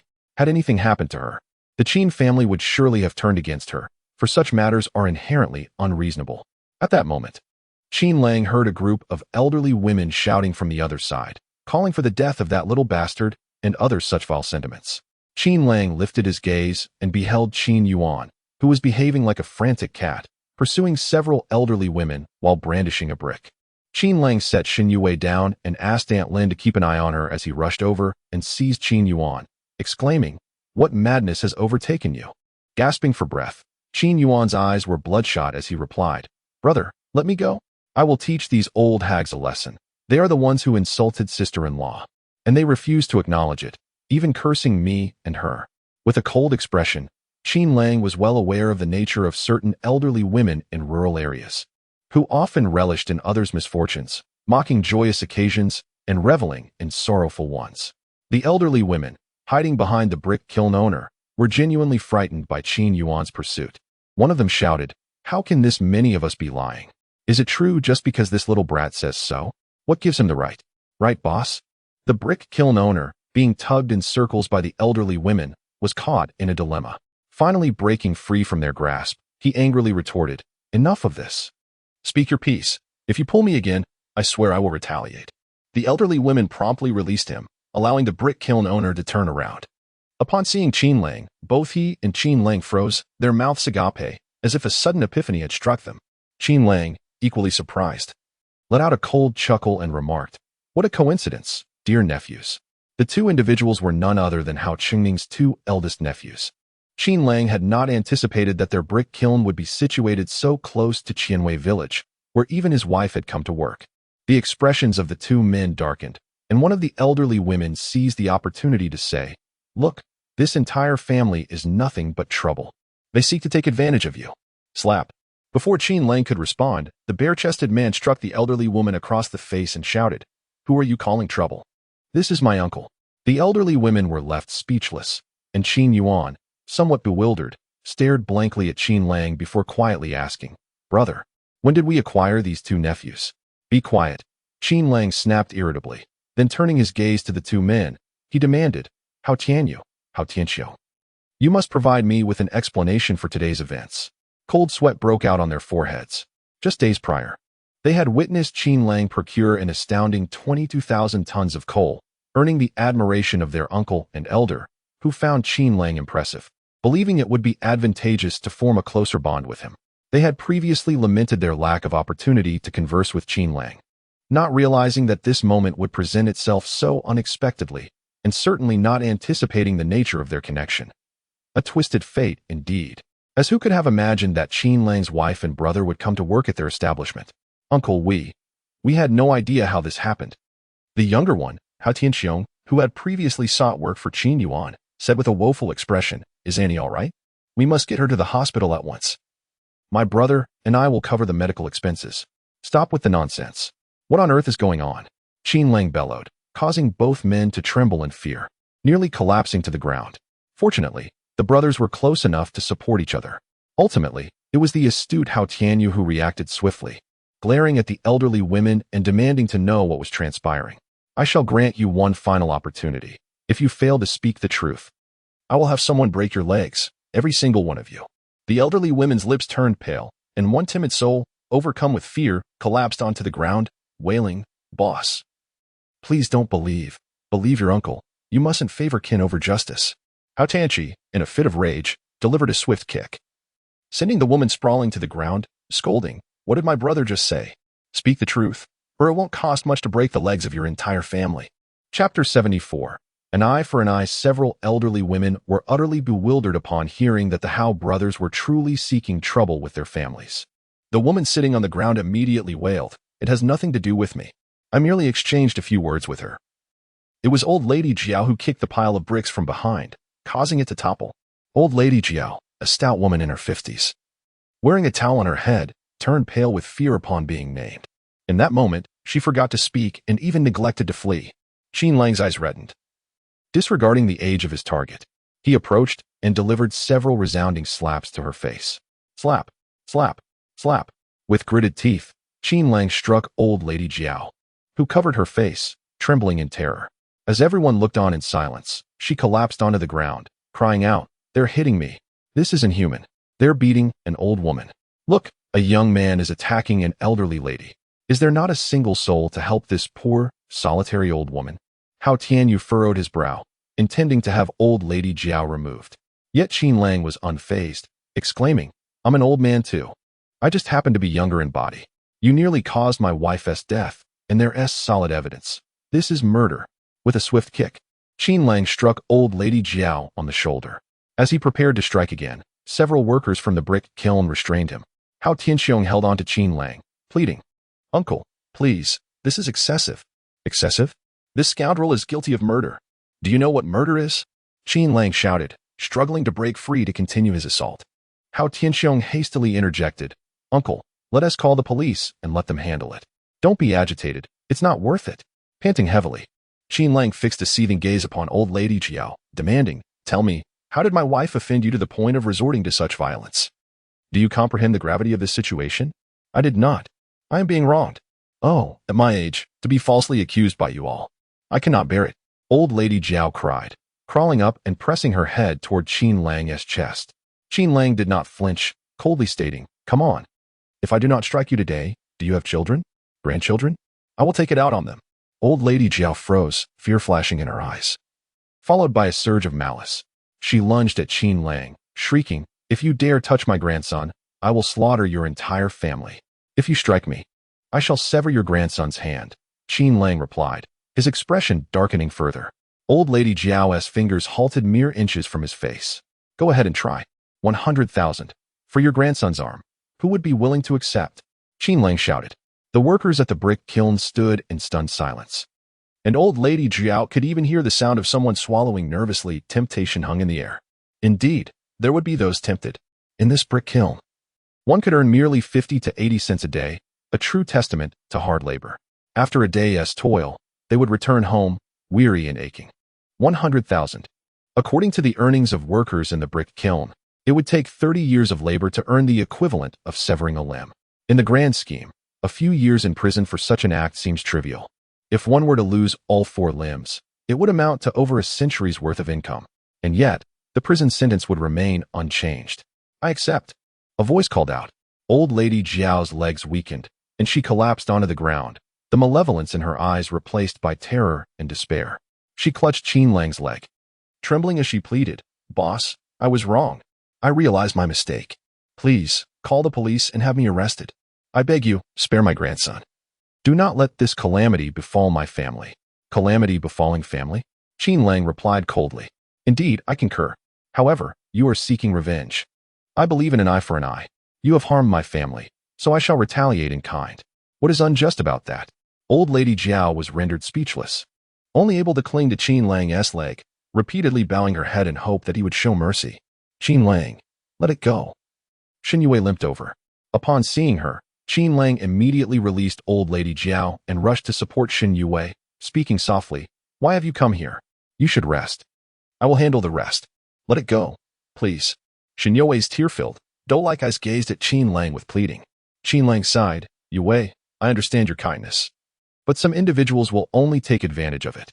They will not appreciate your goodwill, but rather perceive you as a fool, a do-gooder. Such individuals must be taught a lesson. They need to learn to respect others. Shen Youwei found Qin Lang's perspective quite reasonable. Yet upon witnessing Old Lady Jiao on her knees, her heart ached. I know, she is not a good person, but she surely did not intend to harm me initially. It was merely an accident. You have already taught her a lesson. I am certain she will not dare to repeat such actions in the future. So, can we give her a chance? Qin Lang fell silent. Shen Youwei, unable to meet his gaze, lowered her head and said, at the very least, let the police handle her, please. All right. Qin Lang nodded, releasing a long, heavy sigh. Upon seeing him relent, Old Lady Jiao exhaled deeply as well, her body collapsing to the ground, devoid of strength. Qin Lang glanced at the brothers Hao Tianyu standing nearby, then silently crouched down, addressing Shen Youwei. Come, I will carry you home. Shen Youwei felt a bit shy, hesitating to climb onto his back. Qin Lang looked at her and said, if you do not come up, I will handle this myself. I.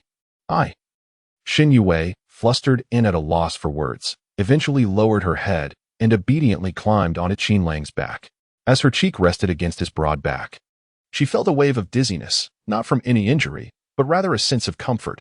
With her worries dissipated, she felt secure. With Shen Youwei on his back, Qin Lang turned to Qin Yuan, asking, are you all right? All good. Qin Yuan nodded vigorously. Hao Tianyu and Hao Tianxiong approached, eager to speak. But Qin Lang shot them a glance and said, just follow me. I am quite busy.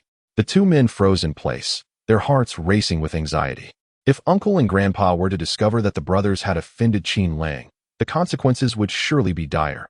A mere beating would be the least of their worries, and the fate of their brick kiln would be uncertain.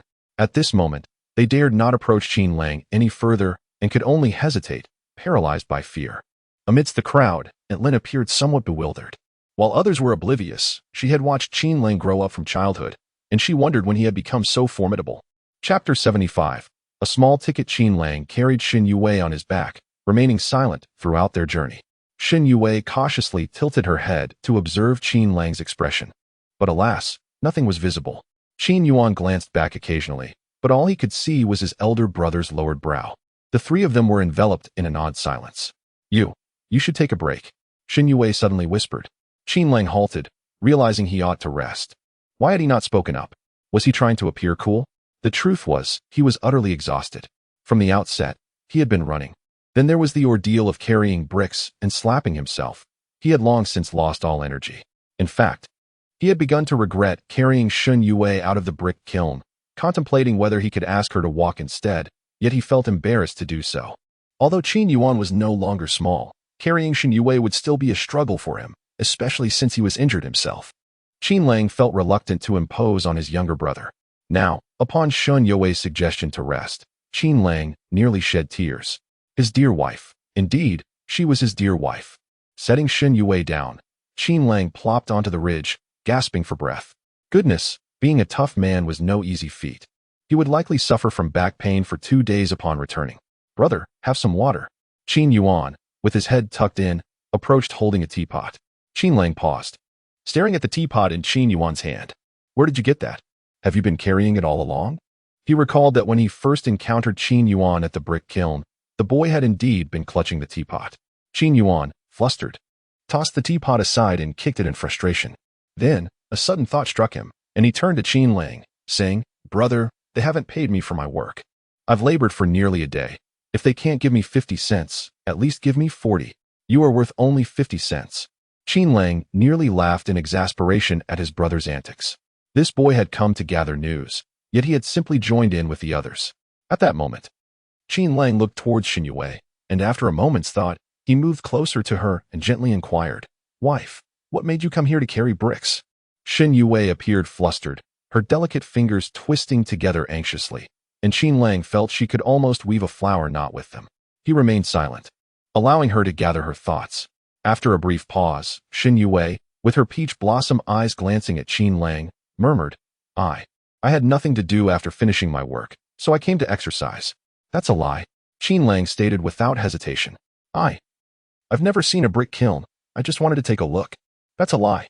The weather was nice, and as I walked, I found myself here. That's a lie. That's a lie. I haven't even finished speaking. Shen Youwei pouted in grievance, protesting that it was unfair for him to accuse her when she had not said anything yet.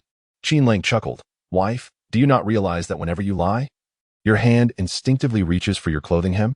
Thus, even without your words, I can discern the truth. Shen Youwei stared blankly at Qin Lang, then suddenly glanced at her hand, only to find it indeed fiddling with her clothing hem. Qin Yuan observed with a grin, but when he caught his elder brother's gaze, he promptly declared, My sister-in-law mentioned that you are in need of funds and even sold your bicycle. Hence I wish to earn some money to alleviate your burden. Shen Youwei was taken aback by her younger brother-in-law's straightforwardness. With her enchanting peach blossom eyes narrowed in disbelief, she glared at Qin Yuan. However, Qin Yuan, with a fortitude akin to that of a city wall, earnestly replied, Sister-in-law, my intentions are purely for your benefit. Do not let falsehoods tarnish the trust between you and your husband. Qin Lang kicked Qin Yuan lightly with the tip of his shoe, prompting Qin Yuan to leap aside and roll his eyes in response. Qin Lang wore an expression of exasperation, having not anticipated that financial strain was the root of the issue. He had believed that by bringing home meat and vegetables in recent days, Shen Youwei would not feel financially burdened. Yet, he realized that her perceptiveness regarding the affairs of those around her was unparalleled. Here, Shen Youwei withdrew a wad of cash from her pocket, the bills gleaming with a golden hue. However, the denominations were rather diminutive, consisting entirely of 1-cent notes, totaling just over $1. Qin Lang stood in stunned silence as Shen Youwei furtively glanced at him before placing the money in his hand. I can also earn money. You need not work so hard, she murmured softly, as Qin Lang held the warm, modest bills. An unexpected wave of emotion washed over him, causing his eyes to sting. At that moment, a limping figure appeared. Their father had finally arrived, drenched in sweat. Upon noticing Shen Youwei seated on the ridge, he faltered and collapsed onto the ground. Father, are you all right? All three sprang to their feet. Qin Lang rushed to support his father, anxiously inquiring, Father, how are you? Is anything troubling you? The elder man shook his head, insisting, I'm fine. Just a bit winded. Youwei, how about you? Shen Youwei quickly replied, Father, I'm fine, just twisted my ankle a bit. That is good to hear. The elder exhaled a sigh of relief and then addressed Qin Lang. Longzi, I know times are tough, but how can Youwei be expected to work in the brick kiln? It's better to eat less meat and flour at home than to force her into labor. Qin Lang found himself at a loss for words, only managing to say, Father, I understand. Tonight, I have something to discuss with everyone. The elder looked perplexed, but since it was his son's request, he nodded in acquiescence, saying, As long as you all manage to get by, whatever you wish to say, I will listen. As Qin Lang supported Shen Youwei and Qin Yuan assisted their father, the four of them returned home just as dusk fell. Anan spotted her mother limping back and, before she could inquire about the situation, burst into tears, prompting the adults to soothe her for a while. That evening, they gathered around the family's octagonal table. The elder smoked his pipe, Shen Youwei cradled Anan, and their mother held the younger sister. Qin Yuan glanced at himself, while Qin Lang shot him an exasperated look, suggesting, Go to father. You wouldn't want me to hold you, would you? At this moment, the elder spoke, Longzi, if you have something to say, do so. We are family, and there is nothing that cannot be discussed openly. Qin Lang nodded eagerly, then with a weary smile, confessed, Father, in truth, I have earned a considerable amount of money. Well then, do not send Youwei to the brick kiln. What if something were to happen? I said with irritation, feeling that my son was blinded by monetary concerns and showed no compassion for his wife. Qin Lang quickly responded, I truly had no knowledge of this matter beforehand. Of course, I acknowledge that it is indeed my fault for not communicating clearly, which led Youwei to think so much. After speaking, Qin Lang turned to Shen Youwei and, somewhat awkwardly, confessed, In truth, I did not sell the bicycle. I gave it to a friend. Chapter 76. Not just brother. How can you not act human?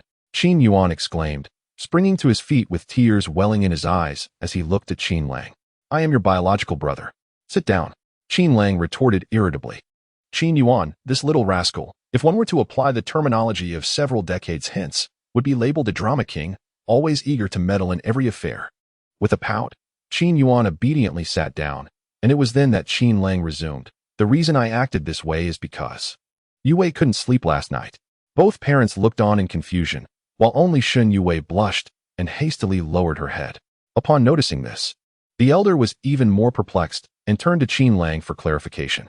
Qin Lang explained, Youwei was worried that there might be ill-intentioned individuals in our village who could steal our bicycles. Consequently, she couldn't dare to sleep soundly, which severely affected her rest. I casually remarked that I would sell it, and unexpectedly, she assumed I was short on money, hence. He sighed, alas. It is all my fault. Qin Lang's admission of guilt was so sincere that even his father was at a loss for how to reprimand his son, resorting to a frustrated poke at Qin Lang with his finger. Qin Lang then turned to Shen Youwei, speaking gently, My dear, I truly am not lacking in funds. I was merely having a friend ride the bicycle for me, intending to put your mind at ease. However, it seems. You forgive me, won't you? Shen Youwei was taken aback. She had never anticipated Qin Lang would ask for her forgiveness. Yet, she did not feel he had done anything wrong. It was her own timidity that had placed such a burden on her husband. No, it is I who should apologize. I am too timid, Shen Youwei murmured, her face nearly buried in Anan's hair. Qin Lang beamed at her and continued, In any case, do not worry in the future. I have genuinely earned a considerable sum. And just how much have you earned? Qin Yuan inquired with curiosity. Qin Lang was momentarily taken aback. This little fellow's questions were remarkably direct. Casting a glance at Qin Yuan, Qin Lang smiled but remained silent. Sensing the atmosphere shift, Qin Yuan quickly asked, Brother, do you have 1,000 yuan? You bought a bicycle and earned 1,000? That's impressive. Brother, I want a bicycle. You promised me. I want a new school bag. Piped up his sister, Qin Xin. Qin Lang shook his head. Not just that. Everyone fell silent, and after a moment, their mother pondered aloud. Son, you wouldn't have earned several thousands, would you? Qin Yuan was ecstatic. Brother, then I want a new school bag, and I want a pencil case. Yet, Qin Lang continued to shake his head. Not just that.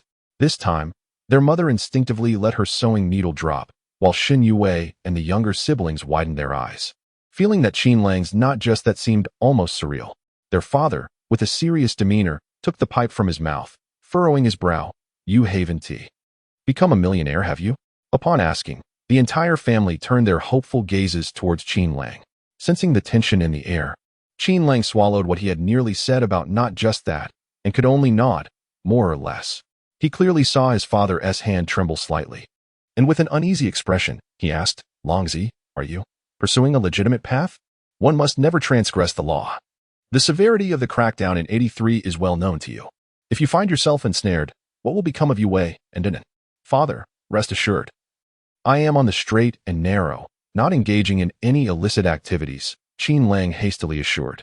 He refrained from disclosing the extent of his earnings to his family, fearing it might alarm them. In these times, for a rural family like his, earning 1,000 is a cause for joy, while 10,000 brings trepidation. And a fortune in the hundreds of thousands is a source of distress. Moreover, one must not underestimate the corrupting influence of wealth. A man becomes depraved with riches, and a woman acquires wealth through depravity. This is no jest, especially when one experiences a sudden and drastic change in material circumstances after enduring prolonged hardship. Few can retain their true nature. Thus, Qin Lang hoped that the family's transformation would be gradual, allowing them to acclimate slowly, rather than experiencing an abrupt windfall that would render them mere spendthrifts. The family commenced a vigorous discussion regarding the prospect of becoming affluent. Qin Yuan insisted, I want to buy a bicycle, while Qin Xin, displaying her innocence, expressed a desire for a new pink backpack and Anan wished for meat. However, their parents were filled with concern. The mother inquired whether the money was securely hidden, cautioning against revealing their wealth, for it is wise to keep one's riches concealed. The father furrowed his brow, suggesting that too much money should not be left idle.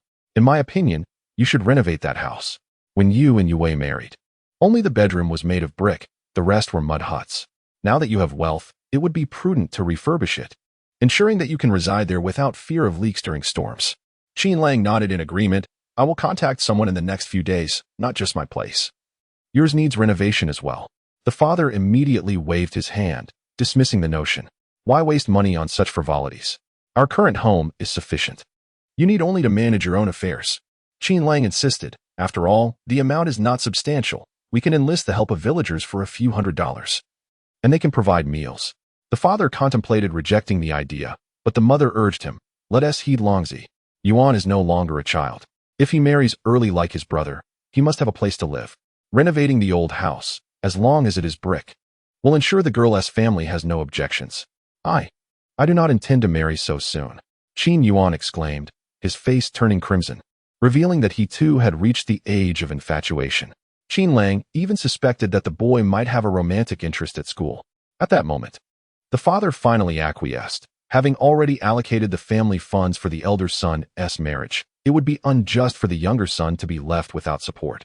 Now that the elder son has become capable, he still thinks of his brother, which brought the old man a sense of contentment. By the way, Longzi, if you have time, do visit your sister, the mother suddenly said in a hushed tone. Qin Lang was momentarily taken aback before nodding. The family comprised 4 siblings, with Qin Lang being the eldest son, although his sister, Qin Shuchu, was the true elder sibling. However, she was 5 years his senior and had married several years prior. Against their father's vehement objections, as her husband, despite appearing commendable, was notoriously lazy and did not partake in any labor, an archetypal well, bearing a resemblance to Qin Lang in his earlier days. After her marriage, the elder sister has not experienced a life of ease in recent years. However, when Qin Lang got married, she received a substantial sum, amounting to over 200. Subsequently, it was rumored that she had quarreled with her husband over this matter. In truth, the Qin family is well aware of the elder daughter's plight. The crux of the issue lies in her inability to bear a son. Over 4 years, she gave birth to 3 daughters, and with the stringent family planning policies in recent years, the prospect of having another child has become increasingly difficult. Thus, the elder sister has come to be regarded as a hen that cannot lay eggs in the eyes of the rural community. Chapter 77. Recruiting in my previous life. My elder sister indeed bore a son, but it was only with her 5th child that a boy was born. By that time, she was nearly 40. On the day she welcomed her son, her family promptly conveyed the news to me. In my past existence, I was rather neglected by my family, almost severing ties with them. Thus, the joy my sister experienced in sharing this news with me is beyond imagination. However, whether my sister's life was truly happy is something I cannot judge, much like my own previous life, where immense wealth seemed to confer boundless glory. Yet what was the reality? Who has the right to comment on the inner desolation or joy of another? I have made up my mind. I will sort out my affairs in the next few days and then visit my sister. Qin Lang nodded, feeling a genuine longing for her. In my previous life, she was the only one who thought of her younger brother in such trying circumstances. That evening, upon returning home, Qin Lang applied medicinal wine to Shen Youwei's injured ankle. As his hand gently massaged her ankle, he looked up to find her beautiful eyes no longer filled with fear and anxiety as they were when he first returned to life. Instead, they now reflected a sense of reassurance. If anything arises, do not hesitate to ask me. Do not keep it bottled up inside. All right? Qin Lang spoke softly. Shen Youwei nodded gently. Qin Lang smiled tenderly, taking a piece of hard candy from his pocket and placing it in Shen Youwei's mouth.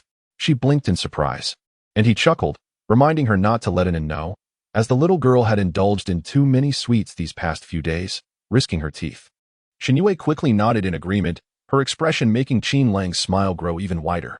That night, as usual, Shen Youwei snored softly, and Qin Lang, both amused and exasperated, lay on the bed gazing at her face. In his previous life, he had never observed his wife so closely. Now, taking a moment to simply watch, he realized how stunningly beautiful she truly was. The next morning, Qin Lang arose early, preparing breakfast for Shen Youwei and Shen Youwei, having been startled the previous day, slept particularly soundly. When she finally awoke, she discovered that Qin Lang had already set the table. You're up. I made scallion oil noodles and fried some radish cakes. Hurry and wash your face and brush your teeth. It's time to eat. Qin Lang called to the 2 women in the house. Anin quickly sprang up, not bothering to put on shoes, and sat at the table, her little nose twitching as she inhaled the delightful aroma.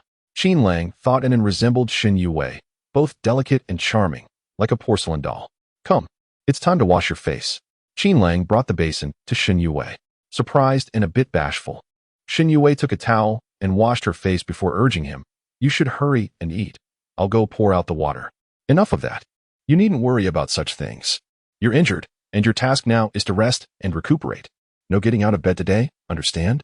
Qin Lang leaned down, locking eyes with Shen Youwei, their faces nearly touching. "Got it," Shen Youwei murmured, feeling a touch bashful. Qin Lang did not mind. He smiled as he gently patted Shen Youwei's head. After pouring out the water, he remarked, "I must hurry out now, my dear. Today, your mother is not allowed to leave the house. If she does, do you know what you should do?" Anin quickly raised her hand and exclaimed, I know. I will cry, and I will cry very loudly." Qin Lang set down the basin, lifted Anin into his arms, kissed her, and said with a grin, "My daughter is so clever. All right, I'll leave your mother in your capable hands. Father is heading out now. Goodbye, Daddy," Anin sweetly chimed in. As Qin Lang waved and exited, Shen Youwei could not help but smile, suddenly feeling that life was indeed beautiful. Upon reaching the village entrance, he spotted Qin Chuang smoking alone. Approaching him, he said, "Brother Chun, have mercy on me. I am currently in the midst of quitting smoking. Could you refrain from smoking in front of me? I implore you." Qin Chuang chuckled. "It's not like I forced you to quit. Would you like a cigarette?" "Huang Shan, the same as the one you gave me last time." "Forget it. I don't want to sabotage my efforts." Qin Lang quickly shook his head. After mounting his bicycle, he inquired, "By the way, how are the AO and the others doing?" Qin Chuang replied, "They should be fine. I asked before coming here. I heard that this morning the price of coal tickets was 36, which is more than double what we collected." Qin Lang nodded with a smile, knowing his task was to squeeze the capital from Wei Minghua, urging him to expand his borrowing. It was not the last straw that broke the camel's back, but every single straw. He was merely in the process of adding straws. Upon arriving in the city, Qin Chuang asked, "Are we going to sit and drink tea again today?" Qin Lang shook his head. "Not today. Let's move around and help me find some people." "Find people? How many?" Qin Chuang asked. "About 600, Qin Lang replied. Qin Chuang was taken aback and quickly asked, "Why do you need so many? Are you preparing for a battle?" "Not at all. I need people to help me hold a place in line." Qin Lang laughed. Qin Chuang looked puzzled, but since he never fully comprehended Qin Lang's strategies, he instinctively chose to suppress his questions and simply follow Qin Lang's directives. "What kind of people are you looking for?" Qin Chuang inquired. "Preferably from our mine. If not, they should be young and in good health. I'll pay 10 yuan per person. They don't have to do anything else. Just hold the line for me," Qin Lang explained. Qin Chuang nodded. 10 yuan a day. "All right, I'll ask around. There should be over 100 who are off duty." After contemplating, Qin Lang said, "Then you first help me find 100. I'll find the rest." Qin Lang instructed Qin Chuang to ride his bicycle and visit a few staff members he had connections with. He also asked them to help find part-time workers at their mine. Initially, several were reluctant, but upon learning that Qin Lang was offering payment of 10 yuan per person and bringing them 2 fine cigarettes, they readily agreed with smiles. For the staff members, this was an opportunity to benefit from both ends. They could gain favors and cigarettes from Qin Lang, while also earning a good reputation among the workers. Considering that finding a job paying 10 yuan a day was not an easy task, having accumulated several days' worth of wages, Qin Lang, after finalizing his choice, returned to the restaurant with Qin Chuang, just in time for lunch, as Li Ao and the others were also expected to return for their midday meal. However, shortly after Qin Lang arrived at the establishment, he was taken aback by the appearance of a familiar face, none other than Hao Qingning. "How, my old friend," Qin Lang exclaimed, somewhat surprised by Hao Qingning's arrival. Their business dealings had concluded, with all debts settled. What could have prompted this visit? "My brother, I must apologize," Hao Qingning began, firmly grasping Qin Lang's hand. "My 2 reckless nephews have already informed me of the situation. How do you intend to deal with that old woman?" "I am entirely at your disposal." Chapter 78.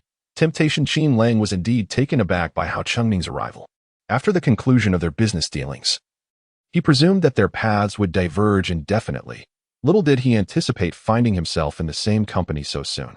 "How? It's not that serious. As I mentioned earlier, we will address it as deemed appropriate. That woman has already confessed, hasn't she? We can simply hand it over to the police." Qin Lang remarked casually while pouring a glass of water for Hao Qingning. Were it not for his temperament, he would have retaliated against the old woman who dared to harm his wife with a vengeance. However, since Shen Youwei had already spoken up, Qin Lang wished to avoid disappointing her. Consequently, he was disinclined to inquire further and decided to leave the matter to the authorities. Hao Qingning immediately reassured him, "Rest assured, We have already reported it. The workers at the brick kiln are witnesses. That wretched woman will undoubtedly face justice. Qin Lang nodded slightly, a smile gracing his lips. I am truly grateful, Brother Hao. Hao Qingning chuckled. Your two big nephews feel guilty. Had I known my sister-in-law would take up work, we would have never let this happen. Qin Lang raised an eyebrow, finally comprehending the purpose of Hao Qingning's visit. He was here to gauge Qin Lang's situation. However, with his wife working at the brick kiln, there was no longer any room for concealment. The truth would inevitably surface. Forgive me for being candid, brother. I was merely drifting aimlessly before, causing my wife to fret incessantly. This sudden fortune has left me hesitant to confide in my family, fearing that such rapid wealth may vanish just as quickly, leaving us with nothing but disappointment, Qin Lang confessed. Hao Qingning squinted slightly, acknowledging, your concerns are entirely understandable. Yet, there is no need for such trepidation. Establishing connections with high-ranking officials in the mining industry is far more secure than those in the stock market. I believe this newfound prosperity will be yours for a lifetime. Qin Lang shrugged with a smile. Brother, let me be frank with you. I have no influential patrons or mystical benefactors. Are you prepared to overturn the table?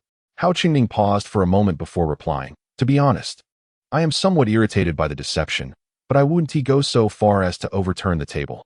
I am not so blind as to fail to see your capabilities. If you truly had no support, you could not have stirred such considerable commotion. I would only admire you more. Qin Lang chuckled, gesturing for Hao Qingning to enjoy his tea. In that case, what is the purpose of your probing? Hao Qingning was momentarily taken aback, not expecting to be cornered by Qin Lang. He couldn't help but laugh.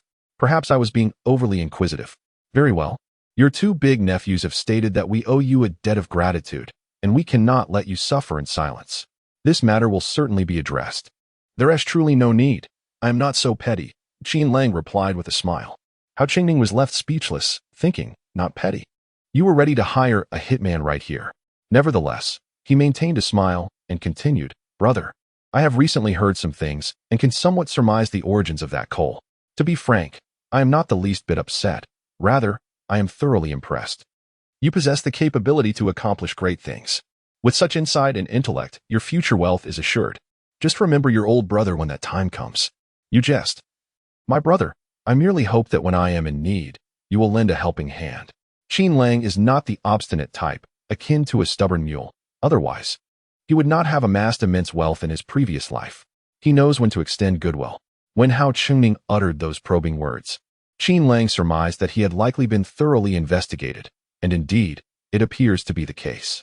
However, Hao Qingning is certainly not a fool. Regardless of the truth in his earlier remarks, he must express gratitude. Rest assured, my good brother, I have no objections. Hao Qingning patted his chest, and the two exchanged vows of loyalty before he departed. Once Hao Qingning left, Qin Lang lightly tapped his fingers on the table and remarked, it seems that uncovering the matter of the coal tickets is not solely the concern of Wei Minghua. How do you know? Shen Chuang inquired, puzzled. Qin Lang replied with a smile, there is nothing to know or not know. It is merely a matter of common sense. This business is not overly complicated. It is simply a matter of perspective. That said, it would be splendid if you could stoke the flames for me. Wei Minghua sat in a modest eatery, while Guo Xiong frowned and declared, this is utterly preposterous. At 42, if this continues, what can we possibly earn? Wei Minghua, calmly analyzing the situation with several coal tickets in hand, replied, it seems that besides Qin Lang, others have entered the fray. Damn it, these individuals are truly perceptive. How many coal tickets do we have now? Guo Xiong promptly responded, quite a few, if we count the unreleased coal tickets for which you have taken deposits. We already have over 4,900 tons. Is that all? Wei Minghua expressed his dissatisfaction. If we subtract the few hundred tons for which I have already received deposits, my remaining tickets will be even fewer. Guo Xiong remarked. This is largely thanks to Chang Kai. That fellow indeed excels at acquiring coal tickets compared to us. The costs have escalated tremendously. Initially, it was 15 yuan per ton, and now it has surged to 42, nearly tripling. We were fortunate to have bought early. Otherwise, we would have nothing at all. How much money do we have left? Guo Xiong suddenly inquired. Wei Minghua glanced at him and replied, around 100,000. That is decent. Guo Xiong exhaled in relief. Wei Minghua added, including the several thousand brought by Chang Kai and those deposits. Guo Xiong gasped, feeling a pang of anxiety, and immediately asked then, What about after deducting that amount? Still over 20,000, Wei Minghua stated. Over 20,000, at the current price, can only acquire over 500 tons. Adding that to our 4,900 tons, we could potentially have 5,400 tons. At 81 yuan per ton, that would yield 430,000. Guo Xiong's face turned pallid. Wei Minghua's expression was similarly grim. 420,000, after repaying Qin Lang, leaves only a few 100,000. Yet, this must also account for the bribes to clerks, daily expenses, and already paid deposits, leaving us with even less. Essentially, it has amounted to little more than a futile endeavor. These past few days have felt like working tirelessly for Qin Lang and borrowing funds. Yet I find my resources scarcely increasing. Wei Minghua found it difficult to accept the situation. Suddenly, with gritted teeth, he declared that the money from Chen Kai and the deposit I received also belonged to us. Collectively, it amounted to over 80,000. This could yield nearly 2,000 tons, translating to a profit of 160,000. This is our profit. Let us expedite the issuance of the coal tickets. We need to settle the accounts first. Guo Xiong exhaled deeply, realizing that if calculated this way, there would still be a considerable sum for everyone to share. However, at that moment, a flicker of ferocity crossed Wei Minghua's eyes as he gritted his teeth and insisted that it could not be issued now. If we do so, our earnings would be too meager. We must endure a little longer. Endure longer. Guo Xiong's heart sank at that thought. Chapter 79. Delivery of bricks. Why wait? What are we waiting for? Guo Xiong exclaimed, his eyes wide with alarm. He was already on edge, watching the soaring prices of coal tickets each day, feeling as though they were robbing him of his hard-earned money. Wei Minghua, however, gritted his teeth and replied, "We must endure as the prices of coal tickets continue to rise." "Are you out of your mind?" Guo Xiong retorted, astonished. Wei Minghua explained, "There are certainly others entering the fray besides Qin Lang and us. The price of coal tickets will inevitably rise, and consequently, the price of coal will follow suit. If we wish to maximize our profits, we must be patient. After all, we still have time before we owe Wu Laoda. If necessary, we can redeem the coal tickets a day early. There will always be buyers for coal tickets." Guo Xiong pondered for a moment, realizing that Wei Minghua had a valid point, and nodded in agreement. "All right then, but we must ensure to redeem them early. We cannot afford any delays. Wu Laoda is not someone to be trifled with. With so much money involved, he could very well eliminate us. Rest assured, I have everything under control." Wei Minghua assured him. Coal tickets represent coal itself. With coal readily available, there will always be demand. That is no laughing matter. Meanwhile, Qin Lang lingered in the city until noon. Upon hearing from Li Ao and others that the price of coal tickets had surged to 44, he concluded that there were indeed other players in the market. As for these newcomers, Qin Lang harbored but one sentiment. If they sought their demise, he would bury them all. "All right, Brother Chen, please take me home," Qin Lang called out. "Boss, is my meal packed?" He dashed to the kitchen. Having become quite familiar with the owner over the past few days, had he not been planning to venture into the restaurant business, he would likely have invested in this establishment by now.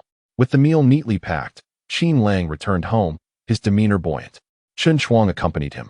Reflecting on how anyone observing the young man in the back seat, who appeared so genteel, would never suspect that he had amassed a fortune in mere days.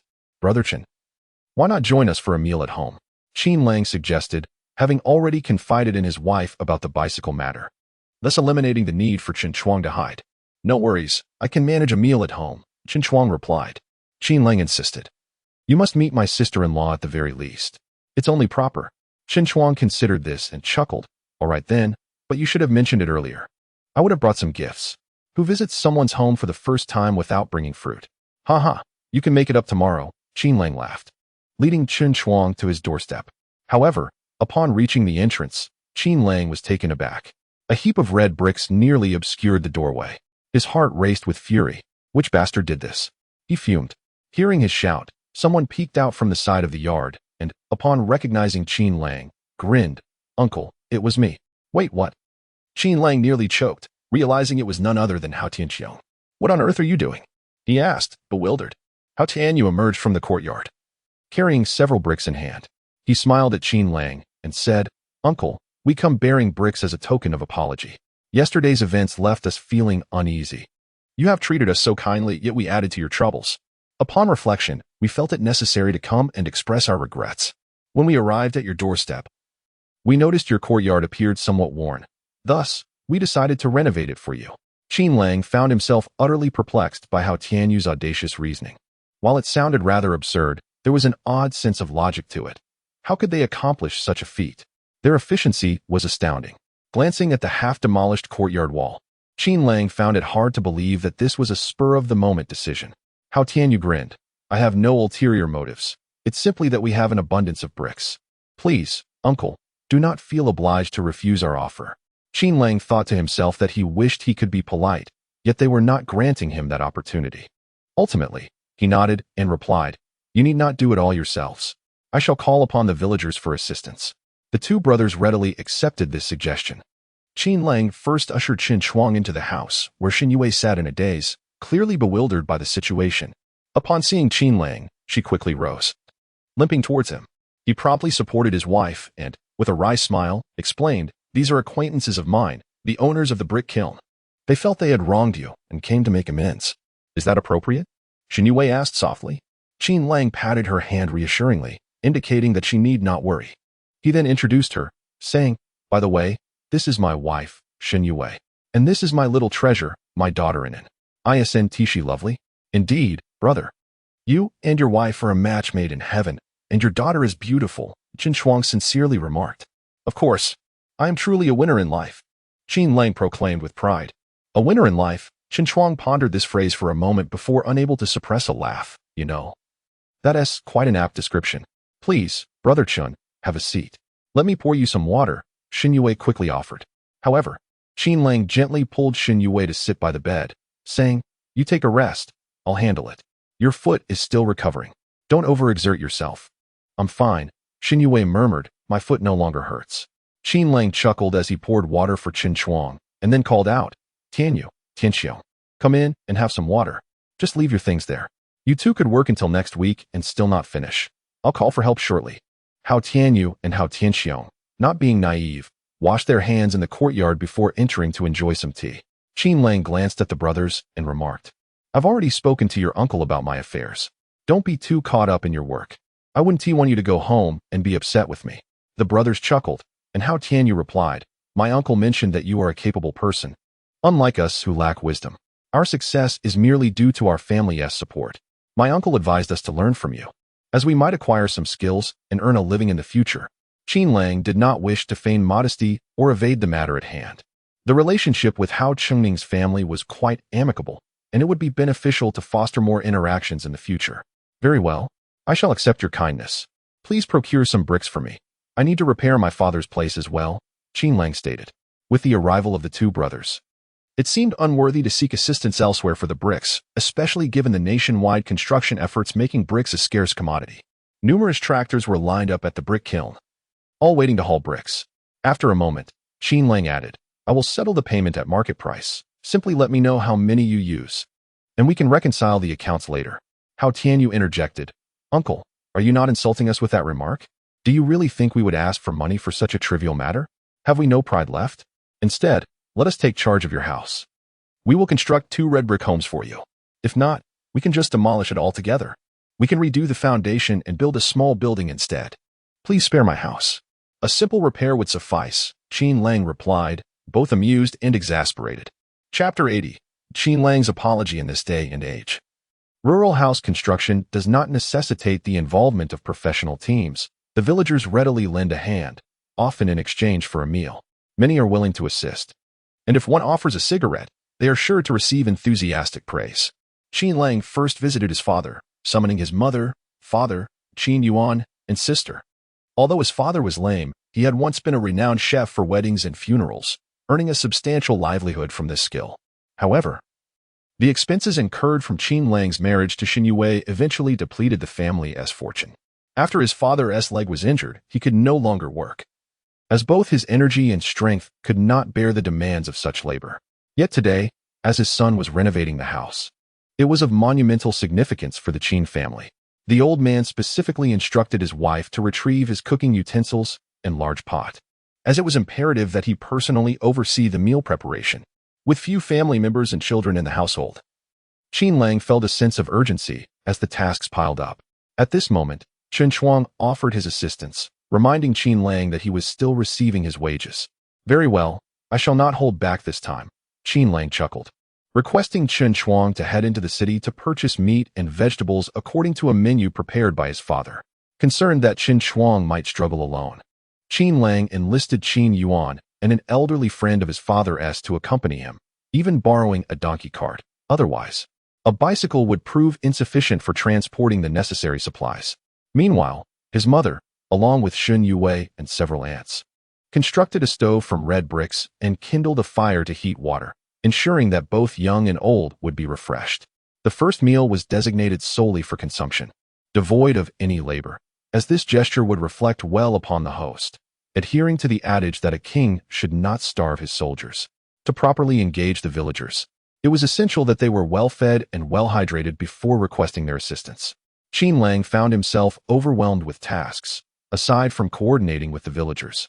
He needed to discuss logistics with Hao Tianyu regarding brick quantities and unloading locations, while also meticulously tracking various expenses. As the saying goes, one does not become impoverished through food or drink, but one can suffer if they fail to keep accounts. Although Qin Lang possessed a considerable amount of money, he understood that it was not a reason to be careless. All accounts must be accurately recorded. Seeing Qin Lang in a flurry of activity, Shen Youwei volunteered to take on the bookkeeping responsibilities. Qin Lang scratched his head and inquired, "Can you manage this, my dear wife?" Shen Youwei pursed her lips and replied, "Of course. I completed the second year of high school." High school? Qin Lang exclaimed, taken aback, as he had been entirely unaware of this fact. In this era, a woman who had attended high school was indeed a true scholar, yet he realized he had never heard of this before, in his previous life. He had no recollection of it at all. "Well, my brother needed to attend school, and we needed money, so I dropped out," Shen Youwei explained.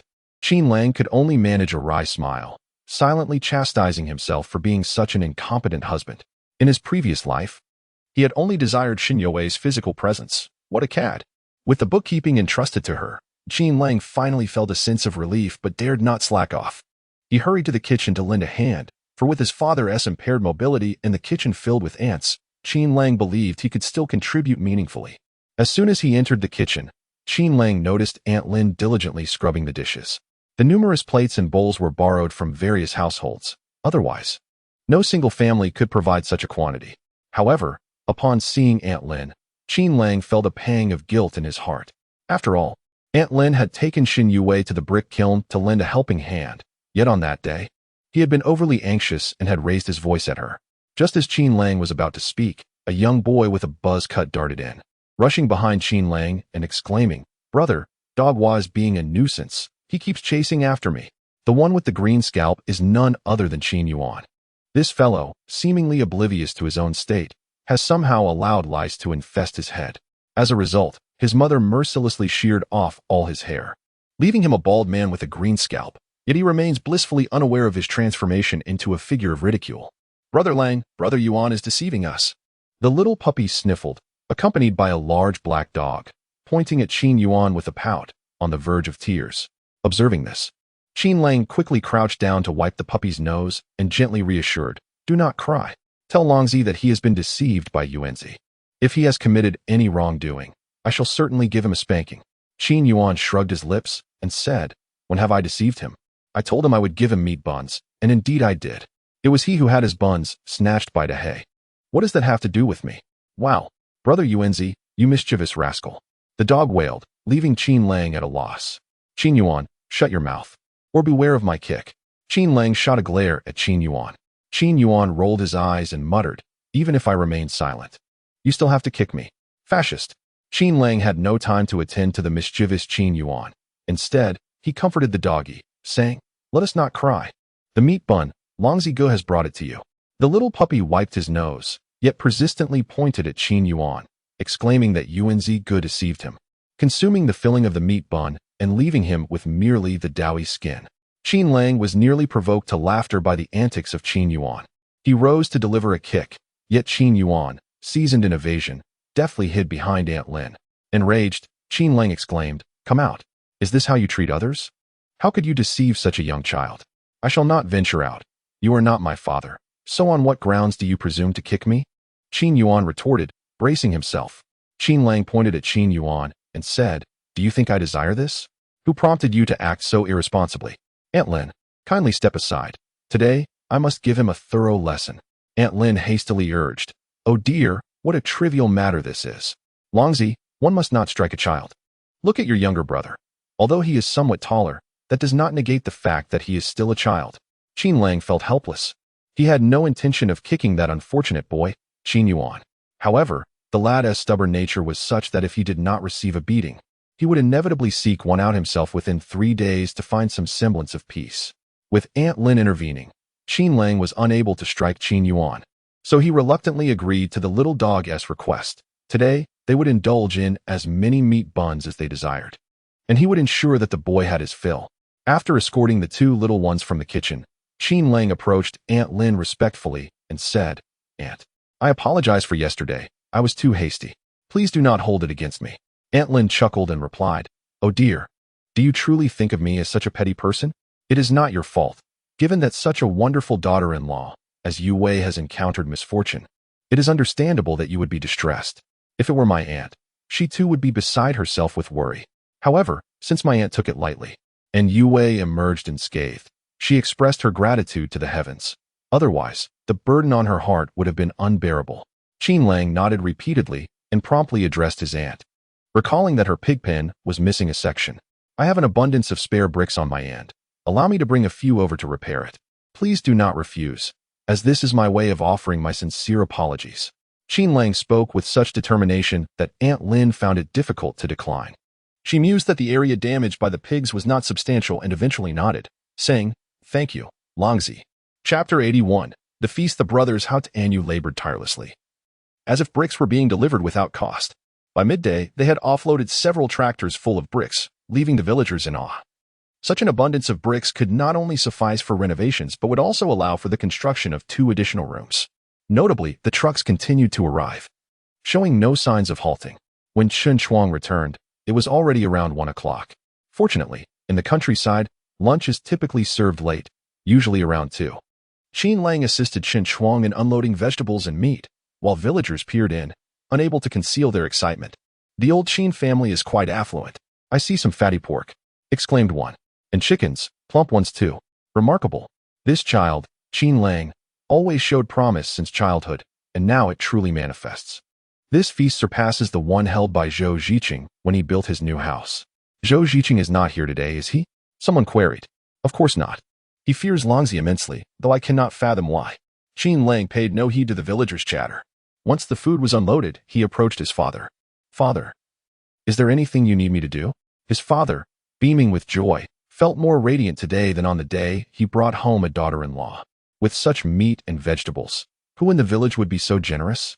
Fat pork and chickens. These are luxuries the villagers dare not even dream of. Some children, I wager, have never tasted anything but chicken. However, his son had now become a man of means, and it would not do to be stingy while inviting help. Otherwise, they would be the subject of ridicule. How much did you spend? His father could not help but ask. Qin Lang replied, a total of 130, mainly because the pork and chicken were a bit pricey. I also bought some cigarettes and beer, but the rest was quite inexpensive, given current prices. Qin Lang could only marvel at the bargains. Pork was priced at 80 cents per pound, and chicken at 35 cents. Today, he had purchased 50 pounds of pork and over a dozen large chickens, all for less than $60. What cigarettes did you buy that were so costly? His father's eyes widened, as he was well aware of the price of meat chickens. I bought Huangshan, Qin Lang replied. Extravagant. Who serves Huangshan to guests for a meal? His father lamented, thinking how his son was squandering money. Even a man of means could not afford such folly. Qin Lang was speechless but tried to reason. It's just this one meal with cigarettes and alcohol. A little indulgence is acceptable. Save the beer. Let's wait until the work is done to serve it, his father suggested. Qin Lang nodded eagerly, understanding that it wasn't that his father was stingy, but rather that they needed to work safely without the influence of alcohol. The beer he had brought back was not meant for immediate consumption. It would be reserved for a celebratory drink after the work was completed. Indeed, some had already noticed the crates of beer. Goodness, are those green bottles on the donkey cart? Qin Jianjun exclaimed. Is Qin Lang bringing beer? If we're being treated to such fine food and drink, we must keep our wits about us. Certainly, but is a high school student truly capable of such success? Longzi has only been out for a few days and has returned with so much. Undoubtedly. Otherwise, Why would the government encourage children to pursue their education? It's a pity my child is so stubborn. Otherwise, I would ensure he completes high school. The public attributes Qin Lang's financial success to his high school education. Indeed, in this era, academic qualifications are undeniably significant for the average person. However, they are not an absolute measure of success. Numerous private entrepreneurs are illiterate, and Qin Lang once conversed with several distinguished business figures who recounted their experiences attending literacy classes in their youth. We live in a time of unrestrained growth, where vision and ambition often outweigh formal education. After all, among his classmates, how many have truly risen to the crest of this epoch? His father's culinary skills are beyond reproach. Although it has been some time since he last prepared such a grand feast, his hands remain deft. A variety of cold dishes are served first, followed by stir-fried dishes, substantial entrees, and finally, a sweet soup to conclude the meal. 50 pounds of pork suffice. Yet there is insufficient time to prepare elaborate dishes like braised pork. Thus, a few extra stir-fried pork strips and a dish of twice-cooked pork are added. 8 or 9 plump chickens are slaughtered, and one is presented at each table, creating an air of abundance, resulting in a feast where diners eagerly seize their portions, leaving the slower patrons with little more than the chicken's rear. Before hastily criticizing the villagers of Qin Youwei for their perceived lack of refinement, one must consider the context of this era. Many are accustomed to a meager existence, with city dwellers who consume commercial grains rarely seeing meat more than a few times a month, let alone the farmers. For many, it is only during the festive season that they can afford to boil a piece of pork, reserved for entertaining guests, while the household heads may enjoy a morsel, leaving the children and women to merely observe. In Qin Youwei, there is a family that has managed to make a small bottle of oil last over a year, using chopsticks to dip it for flavor in their meals, stirring it in the pot, as if that suffices. Is it amusing? Perhaps somewhat. Yet it is predominantly tinged with sorrow. As the saying goes, a poor man's aspirations are short, and a lean horse's hair grows long. After finally enjoying a meal of meat, who cares about such trivialities? Not only now, but even a decade or two from now, such circumstances will likely persist. As the meal progresses, everyone indulges heartily, shedding their shirts in a spirit of camaraderie, primarily driven by the effort involved in the feast. Qin Lang perceives this as a warm-up for the labor ahead. Indeed, after a satisfying repast, the men and women of Qin Youwei are willing to exert themselves, and the progress in the kitchen that afternoon is commendable. His father toils diligently, yet his face beams with joy. Have the ants eaten? Qin Lang inquires, having ensured everyone is well fed before returning to the kitchen to express gratitude to the ants and young wives assisting. His father reassures him, rest assured, I've set aside 2 tables for your ants, just like the ones in front. Dad, do we have any meat noodles left? Could you please steam some meat buns? Qin Lang requests. We do have meat noodles, but why steam buns when we have rice? His father responds, puzzled. With a tinge of exasperation, Qin Lang recounts how Qin Yuan had tricked the little dog, which nearly incited his father's wrath, but fortunately, he intervened in time. This little rascal, utterly incompetent in serious matters, only excels at causing trouble, his father mutters, momentarily forgetting his own shortcomings. Let us deal with him once we're done here. Calm down. Qin Lang soothes. At that moment, the mischievous Qin Yuan breezes into the kitchen, brandishing a chicken leg, his mouth greased with oil. Qin Lang silently reflects that this is indeed a case of heaven presenting a path untraveled, while hell opens its doors wide for those who venture forth uninvited.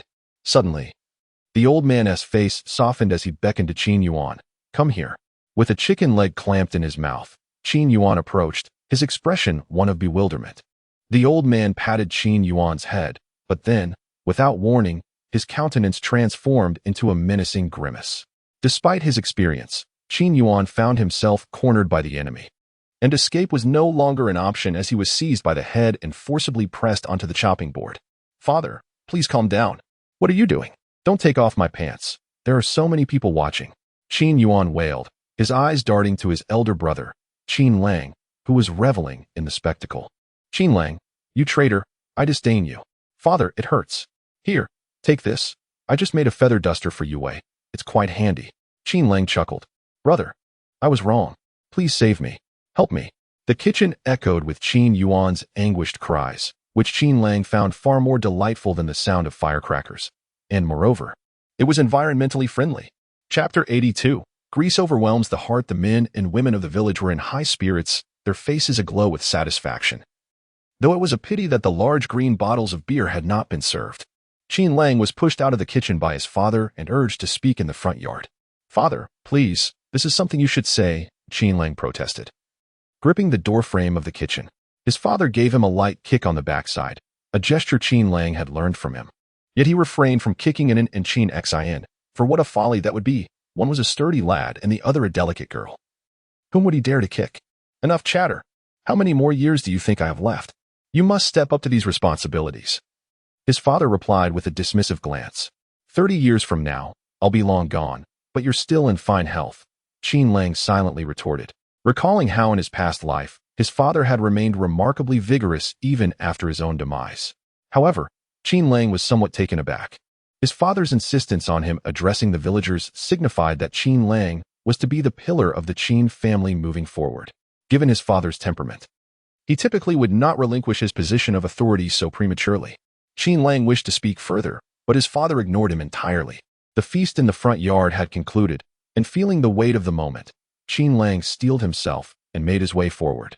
He had never felt such anxiety, not even during a shareholder meeting in his previous life. As he approached the gathered guests, their anticipation was palpable. They seemed unsurprised by his appearance and awaited his words expectantly. Though his heart raced, Qin Lang soon found his composure and addressed the crowd. "Esteemed villagers, today the Qin family invites you to lend us your assistance. We promise to be generous with food and drink, and we hope you will not hold back your efforts. Once the work is done, we shall treat you to another feast, and the green bottles will flow freely. All right, old Wu here has plenty of strength. We won't let you go hungry. Longzi, just tell us what to do, and we shall do it. I'll have my son come help too. Passing bricks will be no trouble at all." The villagers responded enthusiastically, primarily because the Qin family's feast was truly remarkable: succulent pork, rich and unctuous, and whole, golden-fried chickens. The array of vegetables was paired with shredded meat, leaving no room for complaint. Even the cigarettes served, from Huangshan, were a novelty for many, who had never before encountered such luxuries. "Allow me to express my gratitude to all of you," Qin Lang said, bowing his hands in appreciation. Words were unnecessary. The banquet spread before them spoke volumes. Such a feast could rival any in the city. After concluding his address, Qin Lang returned to the kitchen, where he found Qin Yuan munching on a large meat bun, his backside raised as he savored each bite. The little dog, ever the opportunist, nestled close to Qin Yuan, relishing the meat bun, while a large black dog persistently nudged the pup, only to be kicked away. Qin Lang took several meat buns from the pot, using a bamboo basket to carry them back inside. Shen Youwei was still busy tallying the accounts. Qin Lang brought a bun to her lips, coaxing, "Have a bite. It's a delicious meat bun." Her cheeks flushed slightly, and seeing no one else around, she opened her mouth to take a bite. "Is it good?" Qin Lang eagerly inquired. "Delicious," Shen Youwei replied, her smile radiant, making it impossible for Qin Lang to look away from her charming face. "Delicious, you say? Yet you haven't even tasted the meat." Qin Lang glanced at the meat bun and couldn't help but chuckle. This silly girl, with one bite, had only taken a layer of dough without reaching the filling. However, the fine steamed bun is delightful as well. Shen Youwei shyly lowered her head. With another bite, this time she aimed for the meat. For her father's culinary skills are something that ordinary folks seldom experience. Qin Lang laughed. Shen Youwei took another bite, savoring the fresh and fragrant pork filling.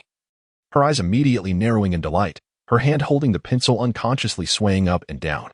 Qin Lang also laughed, placing the meat bun down for Shen Youwei, then kissed her goodbye on the cheek, saying he was too tired and would return early that night after a trip to town. Shen Youwei was taken aback by Qin Lang's sudden affection, her originally fair skin flushed, resembling a hint of rosy clouds on a winter's mountainside. Qin Lang found Qin Shuang, who was also quite busy, assisting with the banquet preparations.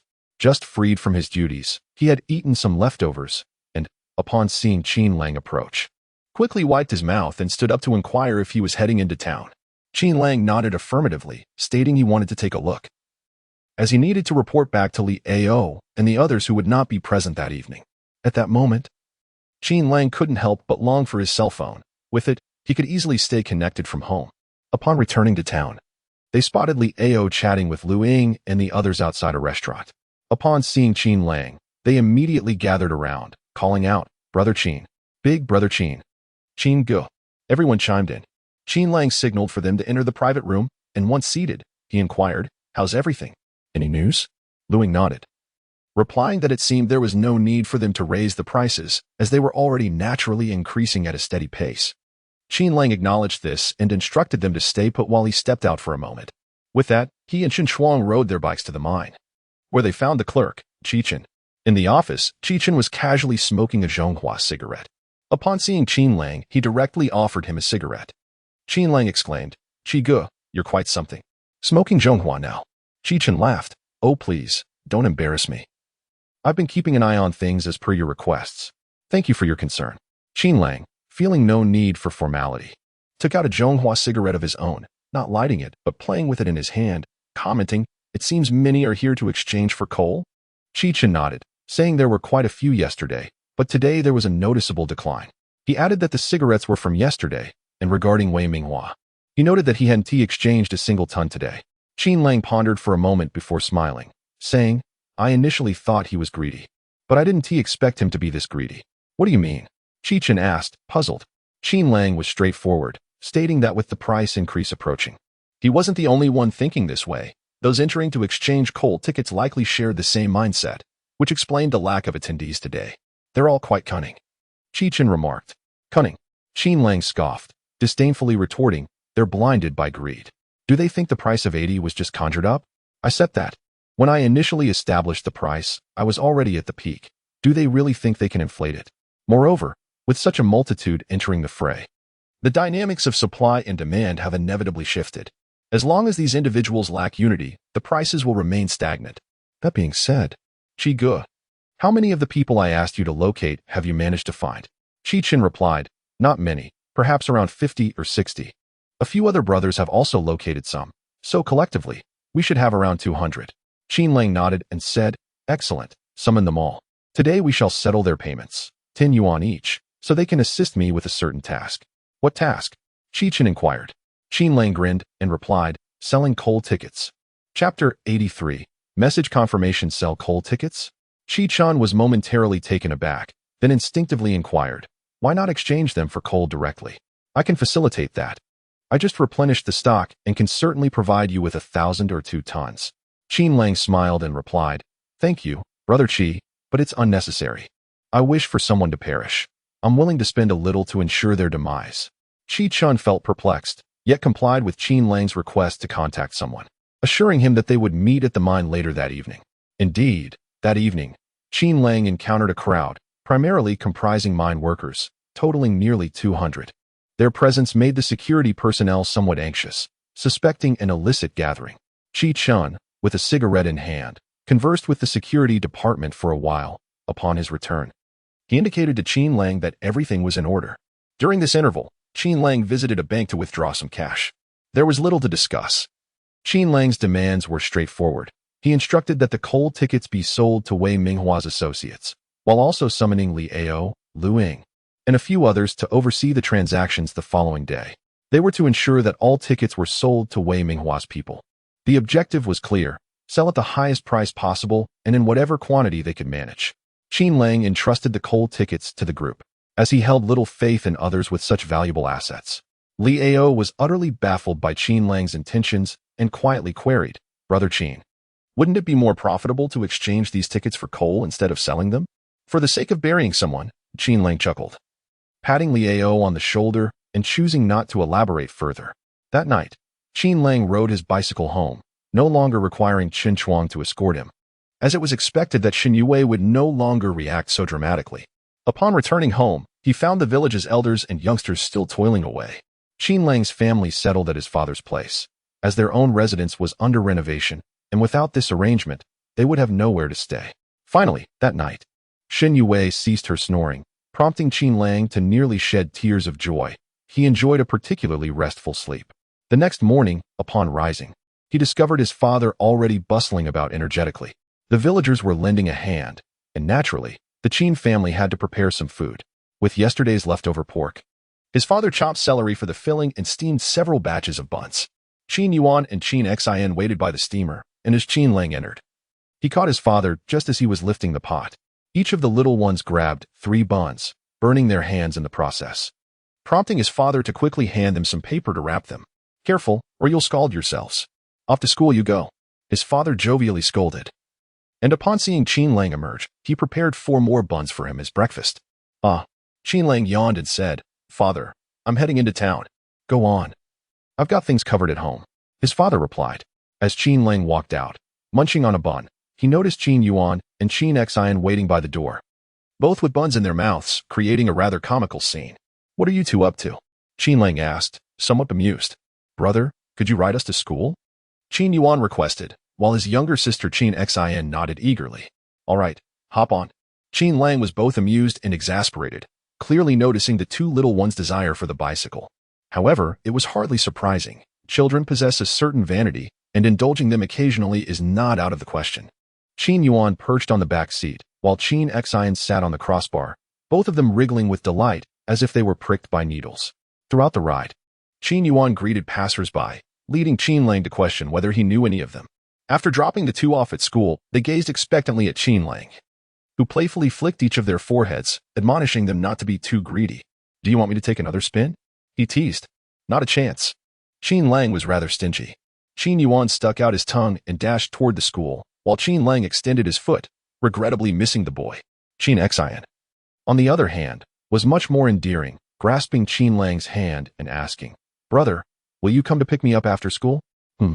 Of course. I will," Qin Lang replied, feeling helpless, for as the older brother, he had to indulge his little sister. With a cheerful bounce, Qin Xian ran off to school, while Qin Yuan, hiding inside, reached out to grab her. Whatever Qin Xian said made Qin Yuan's face turn pale as he looked back at Qin Lang, utterly disheartened. Watching their retreating figures, Qin Lang's heart swelled with joy. The scene was simply delightful. Upon reaching the city, Qin Chuang lounged in the shade at the entrance of the residential area, waiting for Qin Lang. As soon as Qin Lang arrived, he approached him, saying, "They've already started. I saw Wei Minghua's people collecting coal tickets. There's no hurry, let's take our time to observe. Additionally, we need to visit the mine to inquire about some matters with Qin," Qin Lang replied, exchanging a few words with Li Ao, and then leading Qin Chuang to the mine to find Qin. Meanwhile, Wei Minghua was in high spirits, having had a remarkably smooth day of acquisitions. His strategy was to buy as much as possible at the bottom price and wait for coal prices to rise. Even if they did not increase, he was confident he could sell it, as the market demand was not a concern. "Brother Hua, we've collected another 300 tons. One of Guo Xiong's subordinates burst in, waving coal tickets triumphantly. Wei Minghua nodded in satisfaction, patting the man on the shoulder, saying, "Good job, keep it up, and everyone will receive a bonus. Today's lunch will include meat dishes." Guo Xiong stumbled in, grumbling, "Those damned folks swarm in like hornets.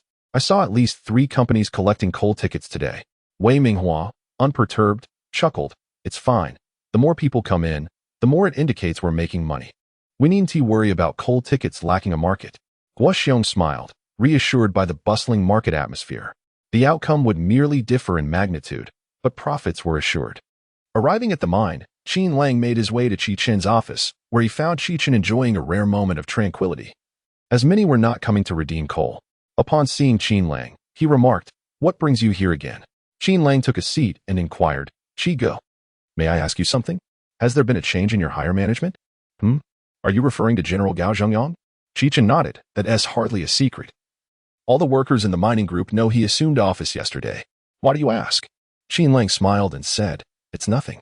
By the way, I heard that the residential area underwent pipeline renovations a few years ago." Qichen lit a cigarette, fully aware that Qin Lang was trying to quit smoking. So he did not offer him one. He replied, "Yes, it's been a few years." Alas, that was purely nonsense, a mere facade for the leaders to claim achievements. Since it was completed, it has never been utilized. However, Qin Lang, with a beaming smile, remarked, "I fear it will soon be put to use. All right, Qi, you carry on with your work. I shan't disturb you." After waving goodbye, he departed. Having confirmed the information with Qichen, Qin Lang realized he would soon be able to reel in his plans. Initially, he intended to ensnare Wei Minghua alone, yet it appeared that some individuals were inadvertently stepping into their own demise. Chapter 84. A Change in the Weather at Noon. Qin Lang went to the school to pick up Qin Yuan and Qin Xian. Qin Xian had been waiting for her elder brother for quite some time. Qin Lang lifted the little girl onto the handlebars and then, puzzled, inquired, "Where's your second brother?" "Second brother fears your kick and dares not to come out," Qin Xian remarked. Observing the cunning expression on Qin Xion's face, Qin Lang realized that this phrase was undoubtedly taught to her by Qin Yuan. In that moment, he found it difficult to be angry. Instead, he shouted towards the school gate, "Qin Yuan, are you not coming out? If you do not emerge, I shall take my leave." At this moment, Qin Yuan sluggishly emerged, catching sight of Qin Lang, his lips twitching slightly as he forced a rather unappealing smile. Realizing that he had acted with undue arrogance earlier in the day and offended a significant figure, he feared impending misfortune. Qin Lang, however, was not one to stoop to the level of a subordinate. After delivering 3 swift kicks, he ceased his actions. As for the subordinate, he was remarkably resilient, seemingly unfazed by the 3 strikes, and took to the back seat, reveling in his triumph as if flaunting it to his schoolmates. It was indeed rare in this day and age to possess a bicycle. Upon returning home, Qin Lang shared a meal with his daughter and engaged in play for a while. In the afternoon, he took the siblings to school before heading into the city. As soon as he entered, he noticed a new notice posted at the entrance of the mining area. Upon reading it, Qin Lang couldn't help but chuckle, acknowledging the impressive efficiency of Mr. Guo Xiong. After perusing the notice, Qin Lang promptly summoned Li Ao and the others, inquiring about the sales of the coal tickets. Essentially, we have sold out. Now, we can only sell as much as we have left. You are suggesting that we sell exclusively to Wei Minghua, otherwise. Within half an hour in the morning, everything will be gone, Li Ao remarked, hastily handing the money to Qin Lang. The 2,000 jin of coal tickets astonishingly fetched over 100,000, indicating that the average price has already surpassed 50, which is indeed not a trivial amount. However, Qin Lang felt that if time permitted, there was potential to push the price up further, possibly reaching 60 or 70, as the profit margin remained substantial. A price of 60 or 70 would be quite reasonable. All right, bring back whatever little you have left, and then take someone to the mine. I have other arrangements. Qin Lang said with a smile, patting Li Ao on the shoulder before returning to the restaurant. Upon arriving at the restaurant, he found Chen Chuang sipping tea. Presently, he had little to occupy himself with. Even the driver, Qin Lang, was no longer needed, leaving Chen Chuang rather melancholic. "Brother Chen, enjoying your tea?" Qin Lang settled down and poured himself a cup of tea, then remarked, "It is indeed quite warm today. If you wish, I could fetch you a bottle of chilled soda?" Chen Chuang inquired. "No need, a brief respite will suffice. You mentioned that there is a remedy for the heat. However, if a person were to become chilled, what remedy would there be?" Qin Lang chuckled, while Chen Chuang, puzzled, inquired, "How could a person possibly be cold?" Qin Lang smiled mysteriously, taking Chen Chuang to the mine in the afternoon. Chen Chuang's previous contacts, combined with those recruited by Chen and others, amounted to over 500 individuals. Lacking the time to meet each one individually, Qin Lang invited a few of the leaders to join him. Among them were 7 people, all miners, some of whom were already acquainted with Chen Chuang and greeted him warmly. "Old Chen, I heard you took sick leave. What happened? Is it your kidneys?" "That shouldn't be the case. I haven't heard that you were looking for a younger sister-in-law," someone chuckled playfully, making an off-color joke. "No younger sister-in-law. I sought out my sister-in-law instead. She was quite gracious, treating me to dumplings, and after we finished, we even enjoyed some leisure time together." Chen Chuang, too, was unrestrained in his demeanor. The coal miners, toiling below, found the atmosphere stifling. When men gathered, they spoke of women, and when women were present, the topic shifted to men, a dialogue so lewd it became tiresome. After a brief exchange of jest, Chen Chuang finally stated, "Today, Mr. Qin has summoned us to work. Each of us will earn 10 yuan for the day, as previously agreed. Is that acceptable?" "Absolutely. After all, we have a break these 2 days. And this is more than what we earn on the job. We must show respect for you, old Chen." One of them laughed heartily. "Boss, what do you plan for us? Something violent, perhaps?" Qin Lang inquired. "Not exactly, but it will require additional payment." The speaker chuckled in response. Qin Lang also smiled and continued, "Gentlemen, there is no ulterior motive in your presence. I simply hope you can assist me in queuing for 2 days to exchange coal tickets for coal." The group exchanged glances, realizing they would need to rely on others for this task. Qin Lang produced a ton of coal tickets and cheerfully remarked, "Each of you will receive half a kilogram at a time. Let's take it slow. Besides, for the next 2 days, no one else will manage to exchange even a gram of coal." Chen Chuang pondered, grasping Qin Lang's intentions, but failing to comprehend their significance. Why prolong the exchange of coal? What could be accomplished in 2 days? The others nodded in agreement. After all, money was to be made, so queuing was no burden. They never considered the possibility of being overtaken in line. It would take a fool to disrupt the coal miners' queue. If one were to name the most formidable violent organization in Hawaii City, it would undoubtedly be the coal miners. Once Qin Lang had set the plan in motion, he settled back to observe the unfolding drama. Meanwhile, the mining group's announcement began to circulate. In a small restaurant, Guo Xiong showed the notice to Wei Minghua. This won't pose any issues, will it? Wei Minghua glanced at it, frowned, and shook his head. No, it's merely promoting gas usage. It doesn't imply a complete abandonment of coal. Furthermore, the coal tickets we purchased will pose no problems regardless of where they are presented. That's true. Otherwise, the workers' families would never agree. Guo Xiong chuckled, realizing he had perhaps overthought the situation.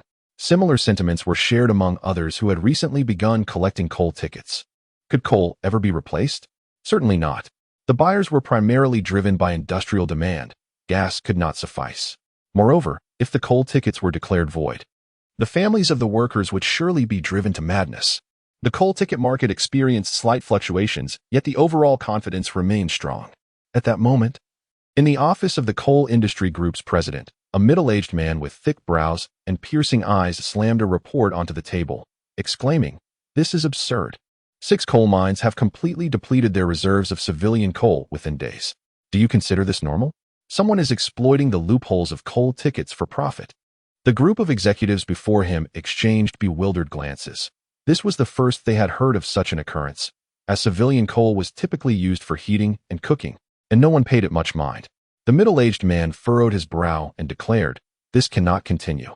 We must expedite the transition to gas. The pipelines are already in place. We must commence trial operations within a week." One person wiped the cold sweat from his forehead and inquired about the coal tickets. "Are they to be reclaimed?"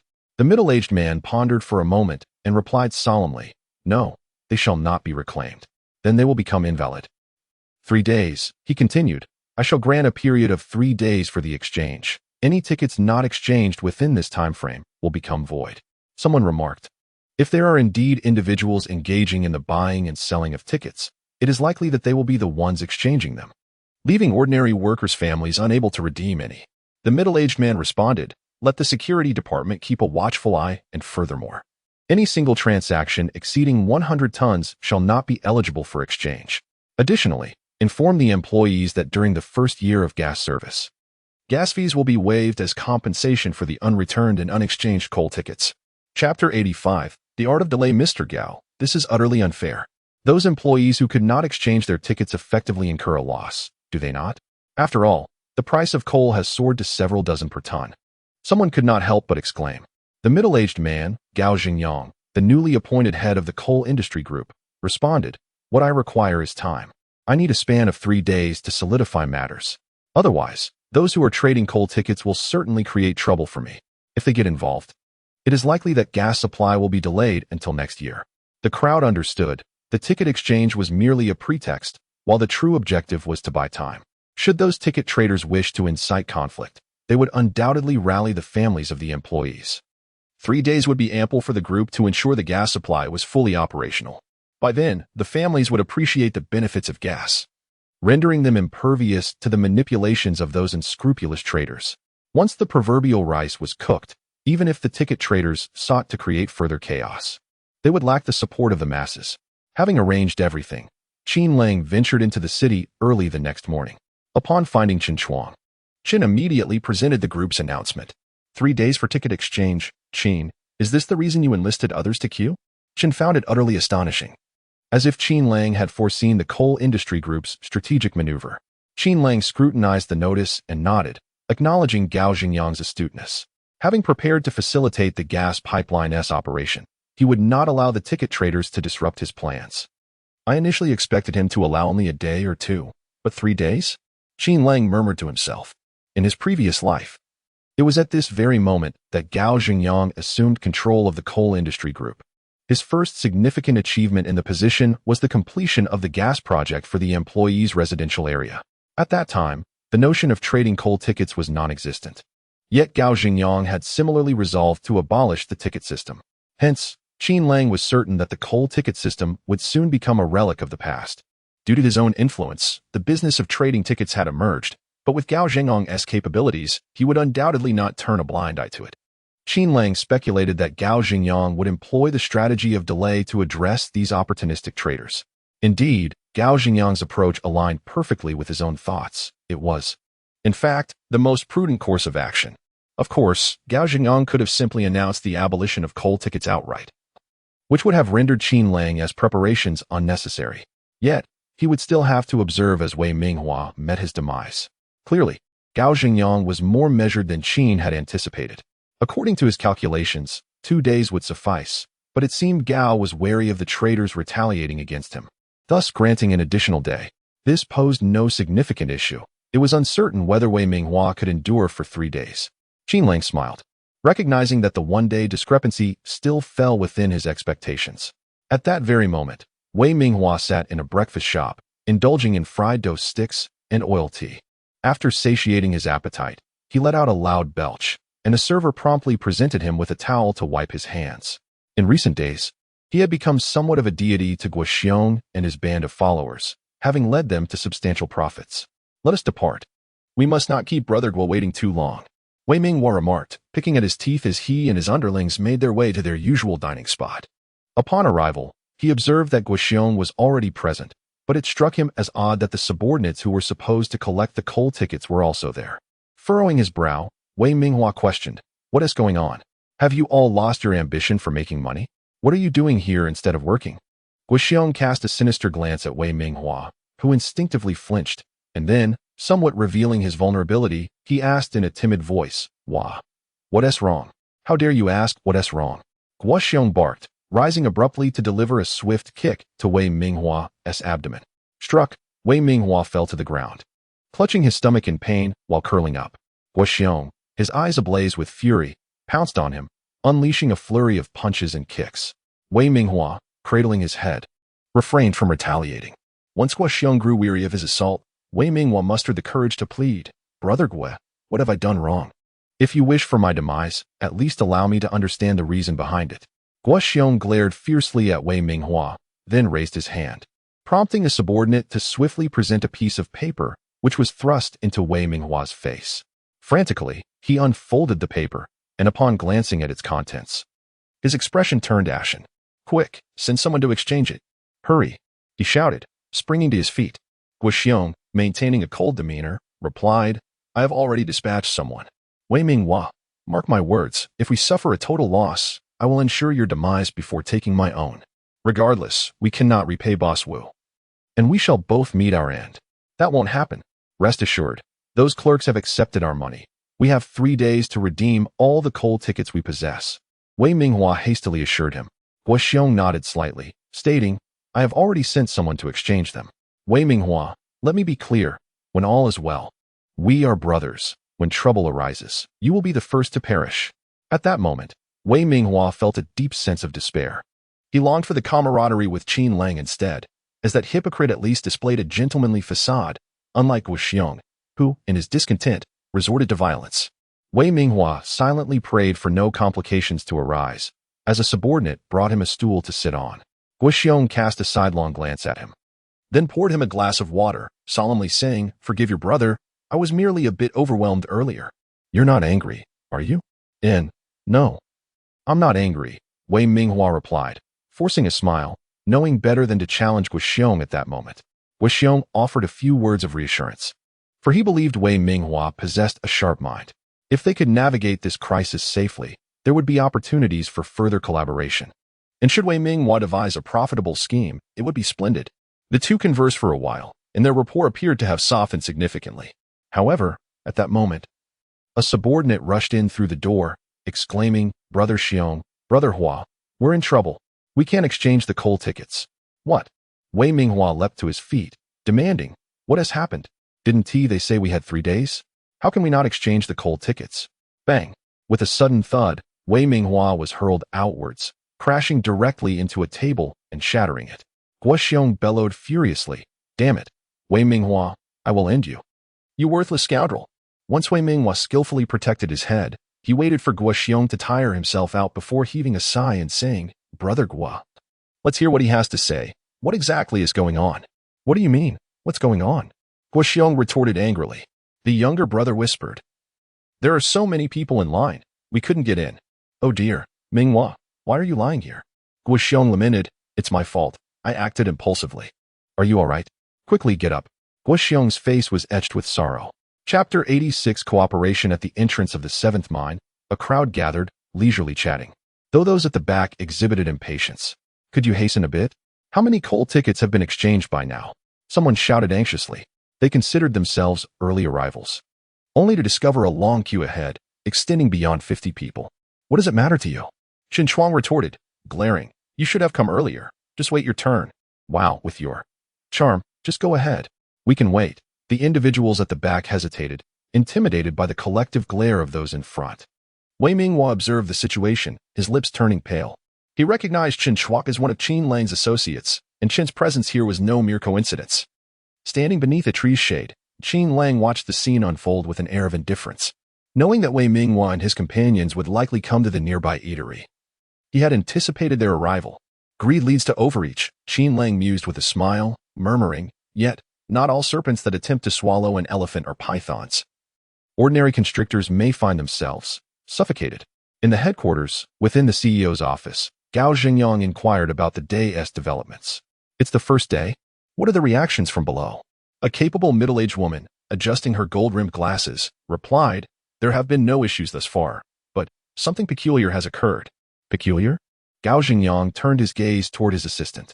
Yes, she nodded. This morning, before our documents were even dispatched, a large number of individuals were already queuing to exchange coal tickets. What?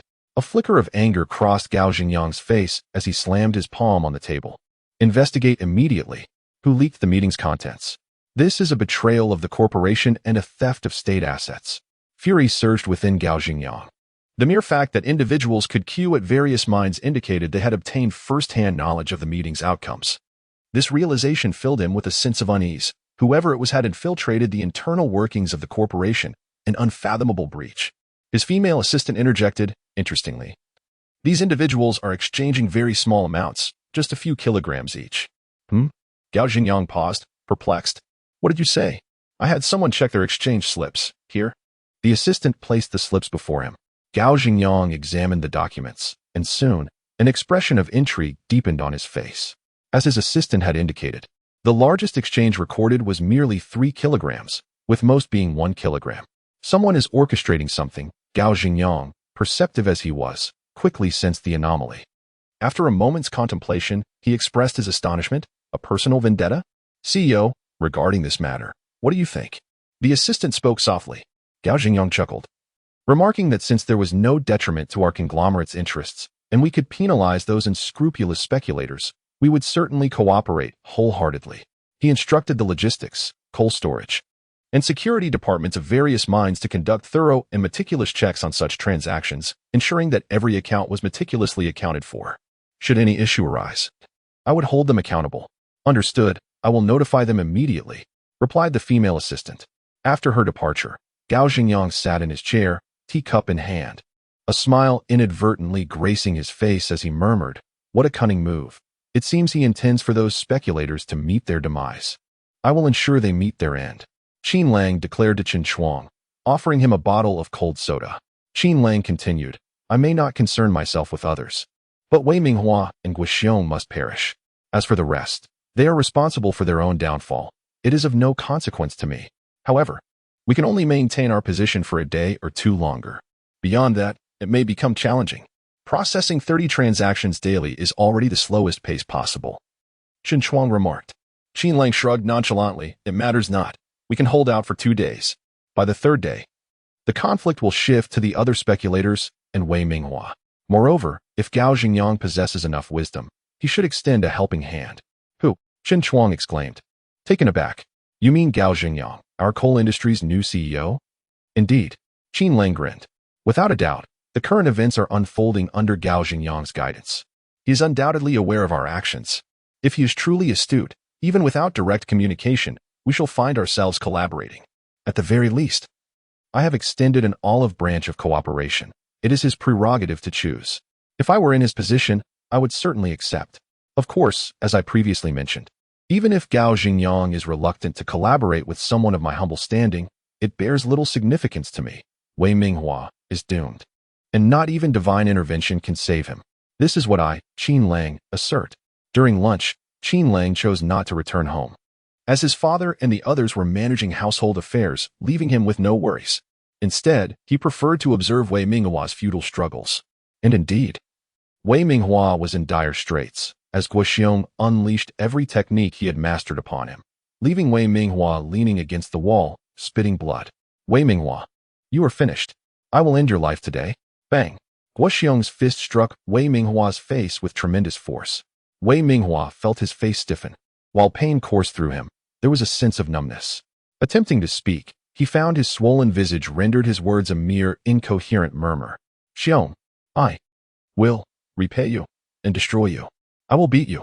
Wei Minghua struggled to kneel, bowing his head to Guo Xiong. Guo Xiong's eyes widened in fury. You dare threaten me? I shall not tolerate such insolence. After enduring another beating, someone quietly remarked, Xiong good. It seems he wishes to repay you. Is that so? Guo Xiong was filled with rage, and at that moment, he vented a fraction of it, gritting his teeth and muttering about the audacity of certain individuals. Deep within, he was in turmoil. His desire to confront Wei Minghua stemmed from a need for release. Yet he was profoundly fearful. How ruthless was Qin Lang towards those who defaulted on their debts? His own meager capabilities paled in comparison to the formidable presence before him. With this thought, Guo Xiong turned his gaze towards Wei Minghua, realizing that this man needed to survive, at least. He must endure long enough to bear the blame for him. Chapter 87. Wei Minghua's predicament. Huazi, I must confess, I am quite anxious.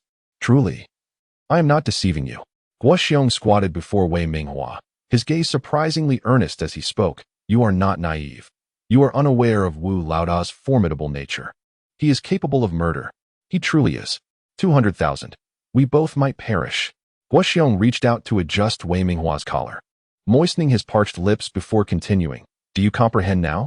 I struck you out of fear. You despise me for it, don't you? Without hesitation, Wei Minghua shook his head, eager to avoid any further brutal beating. Guo Xiong flashed a grin, grasping Wei Minghua's hair and tousling it playfully. Then promise me. Devise a plan so we can overcome this hurdle together. When we do, I will treat you well. Are you aware of the village chief's daughter-in-law from Qianwei village? Wei Minghua nodded with difficulty. She is my mistress, a high school student, Guo Xiong revealed. Her husband is away at university, and I have been keeping her entertained every day. Her skin is tender, and her bosom soft. If you can help me navigate this crisis, I will present her to you for your enjoyment. How does that sound? Wei Minghua paused, a flicker of desire crossing his eyes. Noticing this, Guo Xiong's smile widened as he called out to the others. What are you all standing around for? Help Huazi up. The group hurriedly assisted Wei Minghua to his feet, and someone brought clean water to wash his face. After Wei Minghua caught his breath, Guo Xiong sat opposite him and asked, What do you propose we do? Wei Minghua swallowed hard and replied slowly, We have already spent the money. Those clerks took our funds and are obliged to grant us favors. However, today is definitely not feasible. It is the first day, too conspicuous. But our coal tickets are surely redeemable. As long as we can exchange them for coal, we will not lose. The money remains ours.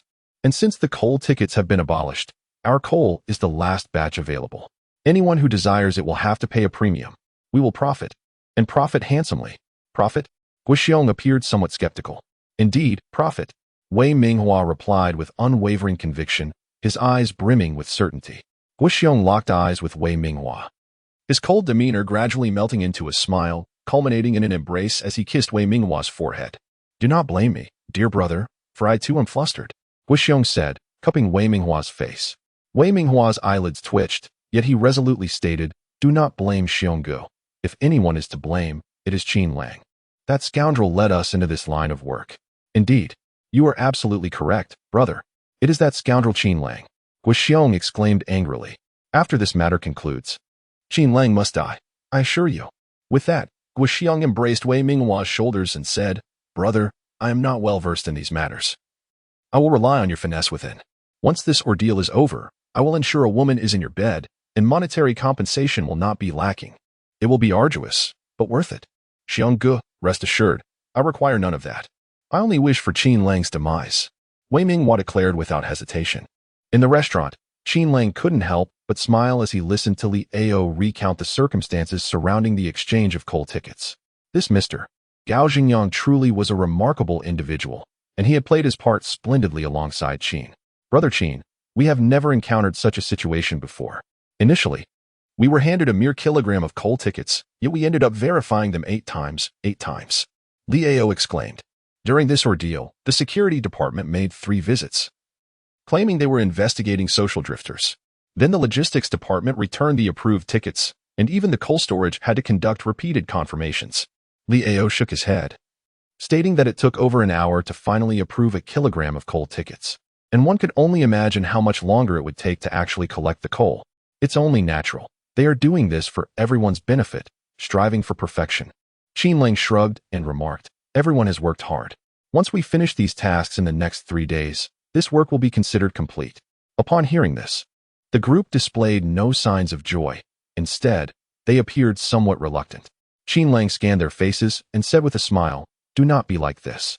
As the saying goes, there are no eternal banquets under heaven. Besides, everyone has earned some money during these days, so there is no need to act as if you're at a loss. Ying shyly interjected, Brother Qin, we have earned money alongside you, but we fear that we may lack the ability to continue earning in the future and might end up losing what we have gained. Qin Lang chuckled. Do not flatter me, but if you are worried about the devaluation of your money, I can offer you some advice. What kind of advice? Several of them asked curiously. Invest in real estate. Property values are bound to rise in the future. I can point out a couple of locations for you to consider, and you will surely profit. Qin Lang suggested. He appreciated the dedication of Liao and the others over the past few days and thought it only fitting to guide them toward making some money. Ying furrowed her brow and said, Brother Qin, I believe that property prices will rise in the future. After all, with so many children in every household, relying solely on the distribution of housing by work units will not suffice. However, I feel that Huai City lacks potential for development. Is it really meaningful to buy property here? Surprised, Qin Lang looked at Ying. Her perspective was rather astute. Then where do you think one should invest in real estate? He inquired. At the very least, it should be in the provincial capital. Ying replied without hesitation. Qin Lang felt an urge to applaud her. She was quite insightful. Ying continued, of course, the most lucrative investments would undoubtedly be in the capital and Shanghai. And what is your reasoning? Qin Lang asked. Ying rolled her eyes and said, what more reason do you need? The capital is the face of our country, and it is bound to flourish. It can't possibly decline. Shanghai is also impressive. It has long been a major city in our country, bustling with foreigners and destined to thrive in the future. Little Ing, your insight is quite sharp. Qin Lang generously complimented her with a smile. All right, I will mark out a couple of areas for you in the capital and Shanghai for you to invest in. Rest assured, you will profit. If you do not, I will take responsibility. I trust Brother Qin. Ying responded cheerfully. Qin Lang laughed. You are just not listening to me. You are destined to become prosperous. After a few individuals finished their meal, they proceeded to observe the workers queuing in the afternoon, while Wei Minghua found himself kneeling in the office of the clerk. Su, I implore you, please. When I handed over the money, I did so without a moment's hesitation. Surely, you cannot refuse such a small favor? Wei Minghua's eyes were filled with desperation. The clerk, feeling helpless, replied, Xiaowei, I acknowledge that I took your money, but there is little I can do. You have over 5,000 tons of coal tickets in your possession, and I simply cannot approve that amount. If you could approve 1,000 tons, that would suffice. No. Even 500 tons would be acceptable. Wei Minghua immediately countered. The clerk could only speak the truth, saying, I must be honest with you. I cannot even approve 100 tons. What did you say? Wei Minghua's heart sank. Chapter 88. Unmasking and Counterattack. What does it mean? Wei Minghua's heart was engulfed in an abyss of unease. The clerk lit a cigarette, inhaled deeply, and said, Xiaowei, let me be frank with you. The order from the group company as president is clear. No coal tickets exceeding 100 tons are allowed for exchange. If you wish to seek an exception, I can assist you, but the quantity you require is simply too high for me to accommodate. Wei Minghua felt as if he were plunging into a bottomless pit, each breath becoming a luxurious endeavor amidst the tumultuous waves. After a brief moment, he regained his composure, slightly swaying his body. Observing this, the clerk hurriedly lent a hand, for he had accepted Wei Minghua's money, yet had done almost nothing in return. Wei Minghua lowered his head, and after a while, suddenly looked up and exclaimed, Brother Su, I beg you, save me. If you don't help me, I am doomed. I am utterly helpless. The clerk, exasperated, replied, Haven't I made myself clear? Anything over 100 tons, I cannot approve. Your distress is of no use to me. No, I don't need you to approve so many coal tickets. Wei Minghua interjected without hesitation. As evening fell, Qin Lang addressed Shen Chuang, Brother Chen. Could you keep an eye on things here? I must return home. Shen Chuang nodded, saying, You focus on your matters. I have everything arranged here and can manage. Thank you, then. I appreciate your help, Qin Lang replied, nodding in acknowledgement. As he pushed his bicycle homeward, he was unexpectedly blocked at the intersection by none other than Wei Minghua. Isn't this Wei the boss? Qin Lang frowned, speaking coldly. Suddenly, Wei Minghua knelt before him, striking his own face with several hard slaps, tears streaming down his cheeks as he pleaded, Big brother Qin, I acknowledge my mistakes. I am worthless, a beast, a scoundrel. Please, I beg you, save my life. Save you? How? Qin Lang frowned. Just lend me some money, 300,000. If you don't, I will perish, Big brother Qin. Wei Minghua moved forward, clinging to Qin Lang's leg. We are brothers. I was momentarily out of my mind. I truly was. I know my mistakes now. Please help me. Wei Minghua implored desperately. Qin Lang kicked Wei Minghua away, his voice low and firm. Shall I repeat what you just said? 300,000. Do you even grasp the gravity of that amount?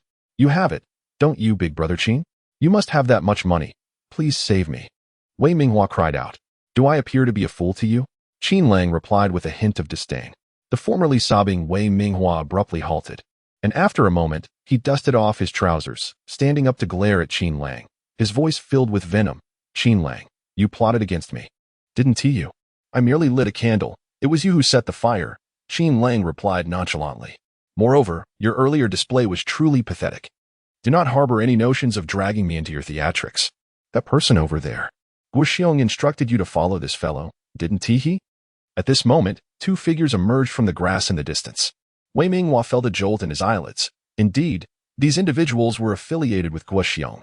He was aware they were following him, which is why they had chosen this moment to confront Qin Lang, intending to use him as a pawn in their scheme. However, he never anticipated that Qin Lang would see through their ruse. Qin Lang smiled and remarked on the theatrics, suggesting that Wei Minghua should return and inform Guo Xiong that they had reached some sort of agreement. As long as Guo Xiong trusts you and ceases to monitor your actions, I believe that with your cunning, it would not be difficult to deceive him, he stated. What? What are you saying? Wei Minghua's eyelids twitched wildly. With a grin, Qin Lang continued, let me take a wild guess. Currently, the mining group prohibits the exchange of coal tickets exceeding 100 tons. However, since you have previously offered those clerks some benefits, it is only reasonable that they would assist you as long as you do not violate any regulations. One mine can deal with 100 tons, with 12 mines. That amounts to 1,200 tons, which translates to nearly 100,000 yuan. And as for Guo Xiong, it's simple enough to create a false document and find an opportunity to flee, lying low for a while. Guo Xiong won't be able to navigate through Wu Chunlong's scrutiny, and once he is out of the picture, you will be free. 100,000 yuan would afford you a life of leisure anywhere. Am I correct? Qin Lang inquired with a smile.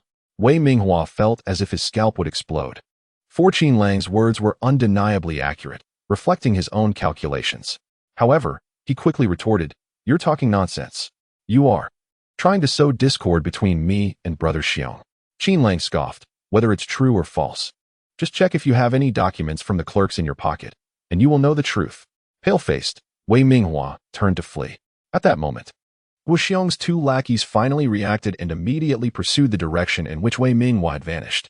Qin Lang rode away, knowing full well Wei Minghua's petty schemes. After all, in his previous life, this individual had engaged in such treachery, betraying his benefactor, and had always specialized in such deceit. As for Wei Minghua coming to him with grievances, he harbored two intentions. Firstly, he hoped to elicit sympathy from Qin Lang, though Qin Lang merely wished to sell this naive version of himself a dose of folly. Secondly, as he had suggested, it was a performance intended for Guo Xiong's observation, for the only one capable of resolving their debt was himself. Wei Minghua approached Qin Lang as if to convey to Guo Xiong that he sought a resolution to the problem. If Guo Xiong lowered his guard, then when Wei Minghua presented the counterfeit tickets, he might indeed relax his surveillance, granting Wei Minghua the opportunity to abscond with the funds. However, Wei Minghua never fathomed that he would inadvertently reveal his entire scheme, effectively sealing his own escape route. Thus, he fled without a moment's hesitation. How tiresome! Qin Lang scoffed, truly finding it amusing that his opponent had collapsed before he even exerted himself. Yet, he remained quite intrigued about whether Wei Minghua and Guo Xiong would ultimately live or flee. In the darkness, Wei Minghua continued to run, inwardly cursing Qin Lang, questioning why he had to treat him in such a manner. Why do you leave me no avenue for survival? Qin Lang, why must you be so ruthless? Is it solely because I betrayed you once that you wish for my demise? Hypocrite, you are the epitome of hypocrisy. Bang! A sharp pain struck the back of Wei Minghua's head, causing him to collapse onto the ground, his crimson blood rapidly saturating the earth beneath him. It's over. A blow to the back of the head, surely he won't perish, will he? One of Guo Xiong's subordinates, in a state of panic, immediately suggested seeking their leader, urging, watch over him, do not let him die. Hurry, another subordinate insisted. Once their comrade had departed, he crouched beside Wei Minghua. Observing the copious blood that marred his face, his eyes tightly shut, as if he had lost all semblance of life. Damn it, do not leave us like this. If you hadn't stayed, I would never have thrown that stone. The subordinate murmured, reaching to check for Wei Minghua's breath. Suddenly, in a silent yet startling moment, Wei Minghua seized the subordinate's wrist and with a swift motion, hurled a stone directly at the subordinate's face. The subordinate had no time to scream before collapsing to the ground. Bloodied and furious, Wei Minghua mounted the subordinate, relentlessly striking with the stone until the subordinate's visage was reduced to a grotesque pulp. Only then did he pause, panting, his face smeared with blood, uncertain whether it was his own or that of the subordinate. Chapter 89. All-mine thunder rumbled ominously, accompanied by flashes of lightning. Oh, it's nothing. Just thunder. Qin Lang reassured, holding and in close, while Shen Youwei grasped one of his arms.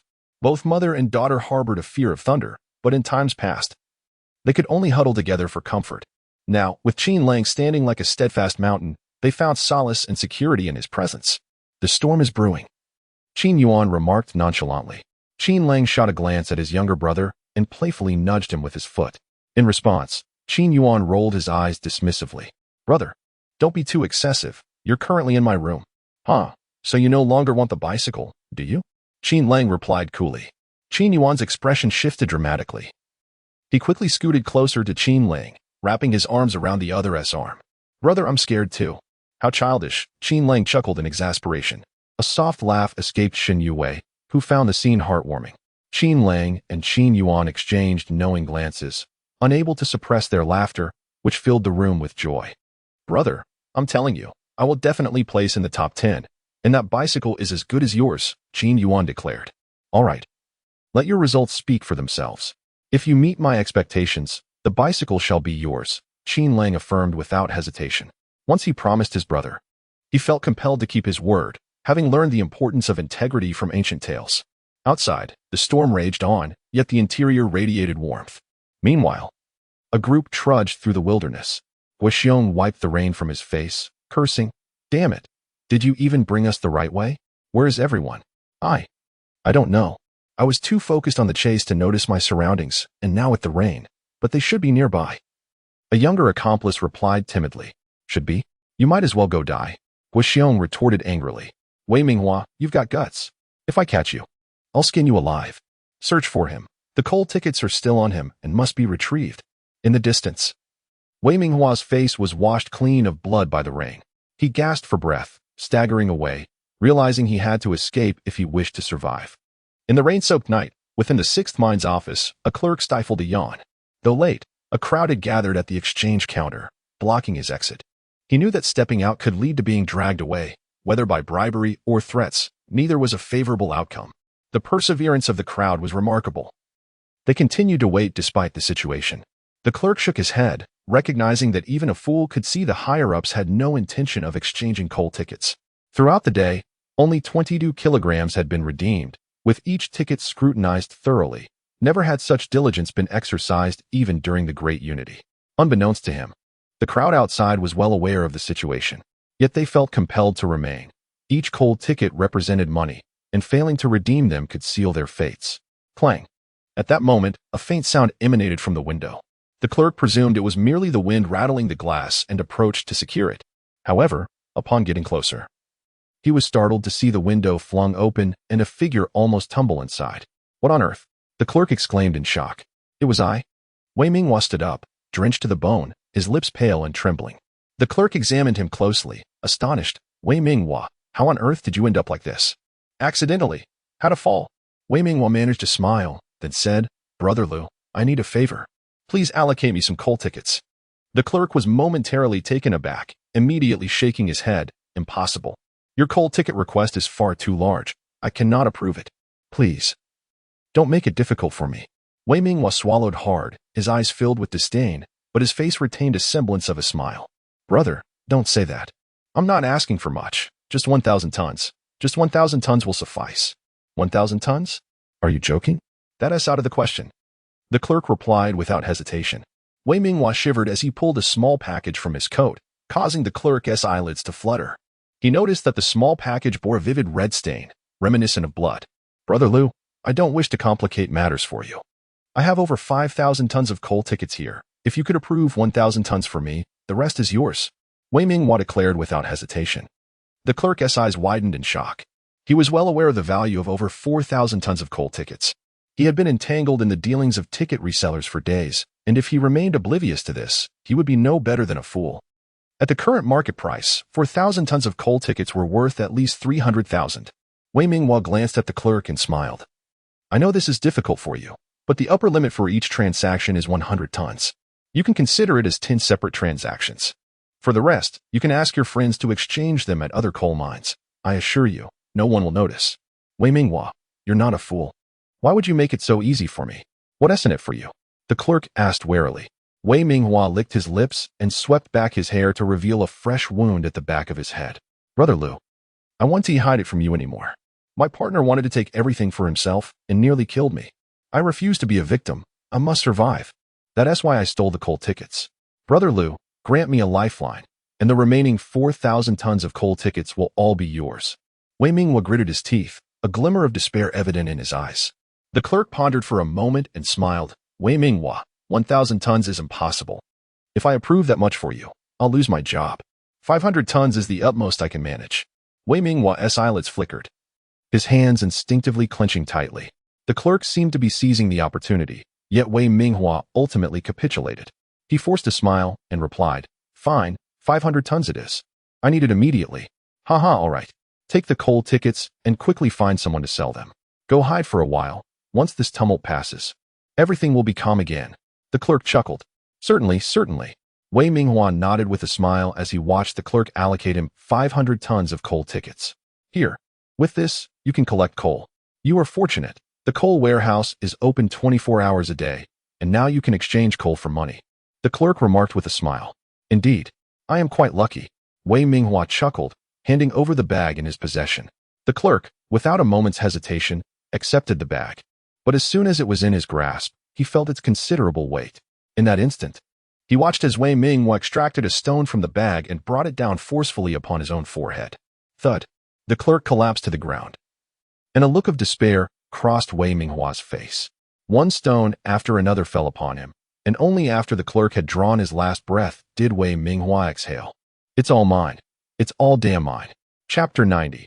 Murder on a beautiful day. Qin Lang inhaled the air, fragrant with the scent of earth, while the warm sunlight enveloped him, instilling a sense of comfort that almost compelled him to exclaim with delight. No one could have imagined that just last night, a tempest of thunder and lightning had raged. Dad, have a bun. Anin presented a large meat bun before Qin Lang, adorned with a tiny bite mark. Oh dear. Anin truly understands, showing such consideration for her father's feelings. Qin Lang picked up Anin and placed a gentle kiss on her cheek, then smiled warmly and inquired, But whose little tooth mark is this? Anin, feeling a bit shy, buried her head in Qin Lang's neck and murmured, Anin will help Daddy check if it's hot. My daughter is truly thoughtful. Qin Lang chuckled. Daddy, bag, Anin, reduplicated words, so annoying, Qin Yuan said, holding a large meat bun in his hand, playfully mimicking An's way of speaking. Qin Yuan, have you become mischievous again? Before Qin Lang could lift his leg, Qin Yuan had already darted out the door like a wild dog unleashed, brandishing his school bag as he set off for school. I'll get into the top school today. Just wait for my report card. Brother, please wait for me. Qin Xian hurriedly followed behind Qin Yuan, her backpack slung over her shoulders as they made their way to school. Qin Lang found himself both amused and exasperated by this younger sibling. whose demeanor was entirely different from the memories of their previous life. In that past existence, their interactions had been limited. After Shen Youwei's death, Qin Yuan had become increasingly withdrawn, his fractured leg plunging him into a state of deep-seated insecurity. Living with two disabilities, Qin Yuan endured considerable hardship, tirelessly striving to repay the debt Qin Lang owed to Guo Lang. It could be said that Qin Lang had much to atone for in regard to his brother. Thus, in this lifetime, Qin Lang earnestly wished for Qin Yuan to lead a carefree life, seeking to compensate for the suffering endured in their former existence. "My dear wife, how is your leg? Has it improved?" Qin Lang inquired of Shen Youwei, who was busy brushing her teeth. With a toothbrush in hand and her mouth frothy with toothpaste, she was unable to respond verbally, so she simply nodded obediently. Qin Lang propped his chin on his hand, gazing at Shen Youwei, and he couldn't help but think how strikingly beautiful she was. After finishing their meal, Qin Lang exchanged greetings with his father. The house renovation still required attention. However, he found himself unable to remain at home for the next couple of days, leaving his father and wife to bear the brunt of the work. Upon arriving in the city, as he approached the entrance of the 7th mine, he spotted Guo Xiong in a frenzy with his team. Qin Lang chuckled, and upon noticing him, Guo Xiong rushed over, his eyes bloodshot, and exclaimed, "Qin Lang, where's Wei Minghua? How should I know? You wouldn't think that I would assist him, would you?" Qin Lang scoffed softly. Guo Xiong was well aware of the improbability of the situation. He gritted his teeth and shot a glare at Qin Lang before turning away. All his coal tickets were in Wei Minghua's possession, and if he couldn't retrieve them, it would spell disaster. He wouldn't be able to repay Guo Lang's money, and even fleeing might not guarantee his escape. After Guo Xiong departed, Chen Chuang approached Qin Lang, revealing that Guo Xiong had been searching the vicinity early that morning, seemingly in search of someone. "He is looking for Wei Minghua, who likely absconded with the coal tickets," Qin Lang remarked. Given the circumstances last night, Wei Minghua had no choice but to flee. Remaining would have meant certain demise. However, Qin Lang dared not to be careless. For although Wei Minghua was not particularly competent, he had a plethora of dubious schemes. If he were to engage in a stratagem akin to openly repairing the road while secretly crossing the city, it was quite possible that Qin Lang would find himself at a disadvantage. Thus, the most prudent course of action was to continue to obstruct as necessary. If he could endure these 3 days, Wei Minghua would inevitably meet his demise. Yet, at noon, a police car suddenly screeched to a halt, and personnel from the mine's security department arrived, conducting thorough interrogations of those exchanging coal tickets, leaving even Qin Lang unable to escape. "What is your name?" the officer in charge of the inquiry asked. "Qin Lang," he replied, understanding that in this situation, compliance was paramount. At that moment, he was merely a bystander. Even if someone were to upend the table and report him for speculation, they would possess no evidence, and he had no reason to fear. "Are you acquainted with the clerks from the 9th mine, 3rd mine, and 11th mine?" the officer continued. Qin Lang pondered for a moment and responded, "I know the clerk from the 3rd mine. We dined together previously." "Why do you ask?" The officer cast a glance at Qin Lang and stated, "Those 3 were murdered last night. Given the current extraordinary circumstances, we have serious suspicions regarding their connection to the coal tickets." "Wei Minghua." Qin Lang's mind immediately conjured that name.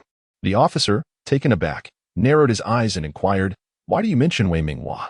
What do you know?" Qin Lang promptly nodded and suggested, "Indeed, officer. I recommend you investigate the coal warehouse's operations from last night and identify who was involved in the coal deliveries. I believe you will uncover the truth." The officer hesitated briefly, then without delay instructed a colleague, "Go inquire about the shipment records from the coal warehouses of the 3 mines in question." Once the colleague departed, the officer said, "Friend, my name is Yumingdong. How shall I address you?" "Qin Lang," he replied. Yumingdong smiled and asked, "Could you elaborate?" "When I mentioned this matter, you immediately invoked the name Wei Minghua. Was there a particular reason?" Qin Lang furrowed his brow and responded thoughtfully, "As far as I know, Wei Minghua has been trafficking coal tickets, and his funds are derived from loans. Now that he stands to lose everything, I suspect he may have coerced the clerks into issuing tickets. Of course, this is merely my conjecture." Yu Mingdong was rendered speechless from a professional standpoint. Qin Lang's hypothesis seemed utterly childish. He gestured for Qin Lang to leave, indicating that the next individual could enter. As Qin Lang exited, Chen Chuang emerged after his own questioning. He approached Qin Lang and remarked, 3 have died. It must be Wei Minghua." Qin Lang narrowed his eyes. Somewhat astonished by Wei Minghua's audacity, it appeared he was indeed desperate enough to act rashly. Should we be cautious of him? Do you think you might be in danger? Qin Shuang asked, concern evident in his voice. Qin Lang shook his head. No, if he were that foolish, I would applaud him. He has already fled. Anyone capable of such actions would never remain in Huai City until dawn. Indeed, at this moment, Wei Minghua found himself seated on a green train, clutching a large bag filled with money, a total of 110,000 yuan, which he had exchanged for coal through a hasty arrangement made the previous night. In order to expedite the transaction, he had significantly lowered his asking price. Otherwise, such a swift exchange would have been improbable. If I can just escape, if I can just get away, I will survive. Wei Minghua mused, rubbing his face as the train clattered away from Huai City. A slight sense of relief washed over him. As long as he could distance himself from Huai City, the skies would be vast for him to soar, and the seas deep for him to leap. He envisioned an opportunity to gather strength and eventually seek vengeance against Qin Lang. However, at that moment, the train came to a sudden halt. In the driver's cabin, several men brandished daggers, menacingly instructing the driver, "Keep going. Do not stop. Just don't stop." Chapter 91. Mutual destruction. The train came to a sudden halt, and before the passengers could fully comprehend the situation, it began to wail and move again. Wei Minghua cast a tense glance around, sensing that something was amiss. Before long, a group of disreputable individuals entered the carriage, their gazes flitting over the passengers. The leader, a man with a wide grin, suddenly spoke up, "Ladies and gentlemen, as the saying goes, one relies on family at home and friends when venturing out. I find myself in your esteemed presence, short on funds, and I wonder if anyone would be so generous as to lend me a little." The passengers exchanged bewildered glances, and a woman in her 20s rolled her eyes, exclaiming, "Are you out of your mind?" The man approached her, and she defiantly raised her chin, asking, "What do you want?" "What do I want?" "Heh." The man chuckled ominously, "I want you." As he spoke, a spring blade snapped out from his hand, pressing threateningly against the woman's face. The carriage erupted in gasps of shock, and the man violently yanked the woman's hair, his expression twisted with malice. "Why do you have so much to say? That mouth of yours is wasted on words. Come play with me." The woman trembled in fear as he dragged her from her seat by her hair. Other passengers instinctively stood up, only to be met by the men who had entered with the leader, each brandishing their own spring knives. "Mind your own business, or you might find yourself with a few extra holes to breathe through," the leader barked. "What are you standing up for? Looking for trouble? Sit down and take out your money. Don't make me do it myself. If I have to, each of you will have a bloody hole in you." The hesitant passengers, after a moment of contemplation, reluctantly sat back down. The man, with a sinister smile, scanned the crowd. "Good, don't make things difficult for yourselves. I'm just here for some cash." He then turned back to the woman, patting her cheek. "You've made me unhappy. What do you think we should do about that?" Shaking with fear, the woman immediately removed her wallet and bracelets, placing them on the seat beside the man, stammering, "Take it all. I'm giving it to you. Now you're being obedient. Ha ha." He laughed heartily, surveying the passengers with satisfaction. Meanwhile, Wei Minghua felt a chilling dread wash over him. He had never anticipated encountering train robbers. These individuals had become increasingly brazen in recent years, devising ways to force trains to slow down or stop, then overwhelming the passengers to carry out their thefts. Their mobility and audacity made them difficult to capture, and even when the police were prepared, it was easy for these criminals to escape by jumping off the train. Wei Minghua's expression hardened, his grip tightening around his bag. Everything inside was his life's work, hard-earned and irreplaceable. He would not allow anyone to take it from him. The man took the woman's possessions, but showed no intention of releasing her. He dragged her toward the restroom, grinning as he said, "With you looking so fresh, let us have some fun together, and I'll return your money. Please, please, spare me. I'm still a virtuous maiden. Don't harm me. I beg you." The woman cried out in desperation. The woman wept and wailed, kneeling on the ground, her hands frantically grasping at her seat, desperate to prevent the man from dragging her away. Yet, the man showed no mercy. He yanked her hair and, with a laugh, his accomplice remarked, "Go ahead, brother. After you, it'll be my turn next. I want the fresh one." "Hey, black hair, you're truly a pervert." Someone jeered. "What do you mean by pervert?" "I'm just close to my brother," the man known as Black Hair, seemingly only 18 or 19, replied, his smile rife with unspeakable lewdness. "Get lost." "You are the pervert," retorted the man tugging at the woman's hair, one hand impatiently undoing his zipper.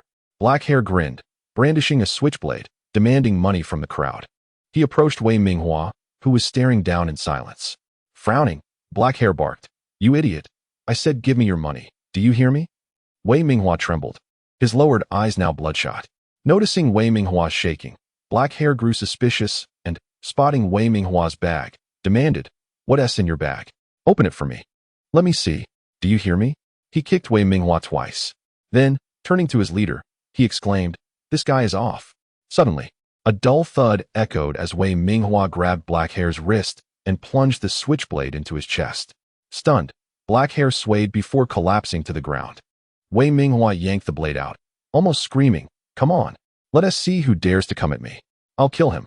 The man holding the woman's hair widened his eyes in shock, releasing her and charging at Wei Minghua. With bloodshot eyes, Wei Minghua rushed forward, when suddenly, a male passenger leapt up, tackling the nearest robber, while an elderly woman attempted to seize the dagger. Armed with the knife, Wei Minghua surged forward, and as he passed, outraged passengers rose to confront the robbers, their courage ignited unexpectedly. The man, feeling a chill in his heart, recognized the chaos had spiraled out of control and sought to regain dominance. Spotting Wei Minghua rushing towards him, he thought to establish authority by taking down this courageous defender. "You're dead," he bellowed, the switchblade dancing in his hand like a butterfly, aimed directly at Wei Minghua's abdomen. With a sickening thrust, Wei Minghua, an ordinary man, had dispatched Black Hair with a hidden attack. However, in this direct confrontation, he was woefully lacking in combat prowess. Yet his mind was singularly focused on one thought: whoever robbed him would die. Even as the blade pierced his abdomen, he felt no pain, retaliating by driving his own knife into the man's chest. The man could hardly believe it. An ordinary individual could be so ruthless. However, he was not to be trifled with either, pulling the knife out only to stab Wei Minghua multiple times. Blood poured from the wounds. Yet Wei Minghua's expression remained ferocious as he glanced at his bag, a genuine smile spreading across his face. At that moment, a passenger shouted, "We can't let our hero fight alone. Let us charge. Let us take down these thugs." They struck at the highway bandits. A group of passengers, some clutching bags, others holding chickens, and a few with salted fish, hurled their belongings at the robbers. In an instant, several of the assailants appeared disoriented from the onslaught. Wei Minghua and the man beside him gasped for breath. The man's spring knife had plunged into his chest, piercing his heart, while Wei Minghua was not faring much better. Blood gushing forth like a relentless torrent. The two staggered and leaned against each other, forming a precarious triangle, and then fell still. The chaos within the carriage persisted for several minutes, but ultimately, the passengers, leveraging their overwhelming numbers, triumphed with only a few sustaining minor injuries. The bandits lay defeated on the ground, each sporting bruised and battered faces. It was not until the railway police boarded the train that the crowd began to calm. An elderly officer approached Wei Minghua and the man, inspecting them with a look of shock as he remarked, "They've perished together." At that moment, a young officer approached, carrying Wei Minghua's bag, exclaiming, "There is a substantial amount of money here, likely around 100,000. Chapter 92. Financial loss. Each of you is utterly useless. 3 have perished, and you dare tell me the suspect has escaped?" A resolute man slammed his hand on the desk in the police station, bellowing at the officers below him. "You Mingdong, what is the progress of the investigation? We are certain the suspect is Wei Minghua, correct?" The team leader inquired. Criminal Investigation Captain Yu Mingdong nodded slightly, standing to salute the director. "I can definitively confirm the suspect's identity. The testimonies from the coal yard workers and the individual coal merchants corroborate this." "Then bring him to me." The director pounded the desk once more. Yu Mingdong's expression turned somewhat awkward as he mustered the courage to respond. "Director, we have investigated Wei Minghua's residence and his frequented locations, but to no avail. Ultimately, we obtained some leads from Wei Minghua's mother." "Speak," commanded the director. Yu Mingdong continued. According to his mother, Wei Minghua visited her in the early hours. Around 3 in the morning, braving the rain, he left her with 10,000 yuan and informed her of his intention to conduct business out of town. Initially, she did not believe him, but he showed her his train ticket. "I suspect he purchased it in advance, fully prepared for his escape." "Advance?" The director furrowed his brow. "Currently, train tickets do not require real name registration. One can board with the ticket alone." Yu Mingdong pressed on. "This individual is exceedingly cunning. During our search of his residence, we discovered several train tickets, 3 for each day, for different times, morning, noon, and evening. He could depart from Huai City at any moment. After the incident, he likely boarded a train and may have already arrived in another city. Notify the railway authorities to assist in the investigation. Furthermore, this case is particularly severe, 3 fatalities. The higher-ups have issued a strict order. We must solve this and apprehend the perpetrator. Therefore, I expect all of you to be alert. Anyone found slacking off will face severe consequences. The director intoned gravely. As the meeting concluded, Yu Mingdong let out a sigh, clutching the testimonies and evidence documents as he exited the office. A girl followed him, tapping him on the shoulder before quickly retreating to one side. However, Yu Mingdong seemed to have anticipated her actions, glancing in her direction and exclaiming, "Zhou Yu, I don't have time to indulge you. Go about your business. Can't you see I'm busy?" The girl stuck out her tongue, responding helplessly, "Master, I know you're troubled, but this is no trivial matter. The suspect is far too shrewd. Why are all villains so cunning? Of course, if the prey were not clever, we seasoned hunters would be out of a job."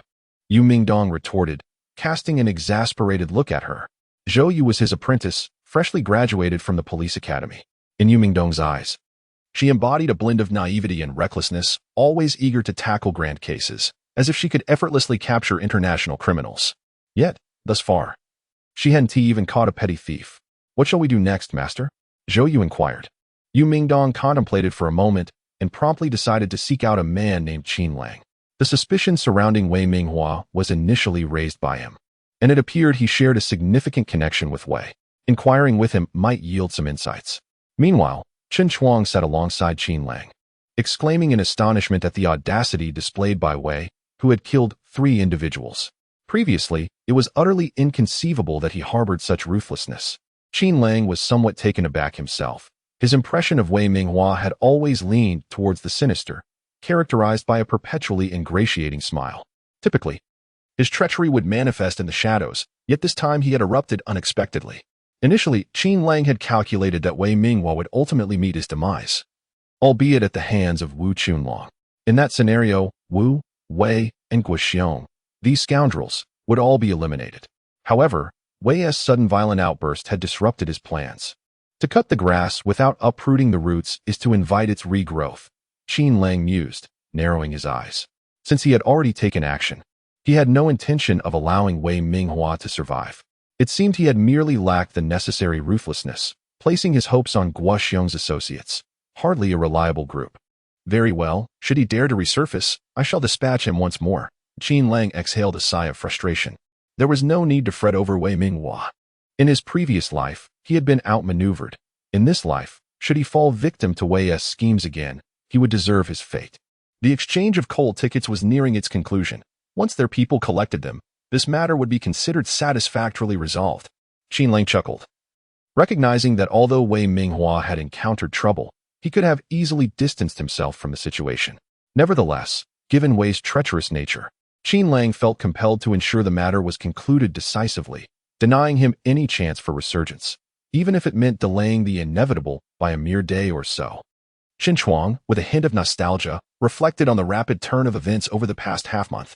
While others might remain oblivious, he was acutely aware of how Qin Lang had stirred the waters of an unprecedented industry, only to see it extinguished by his own hand.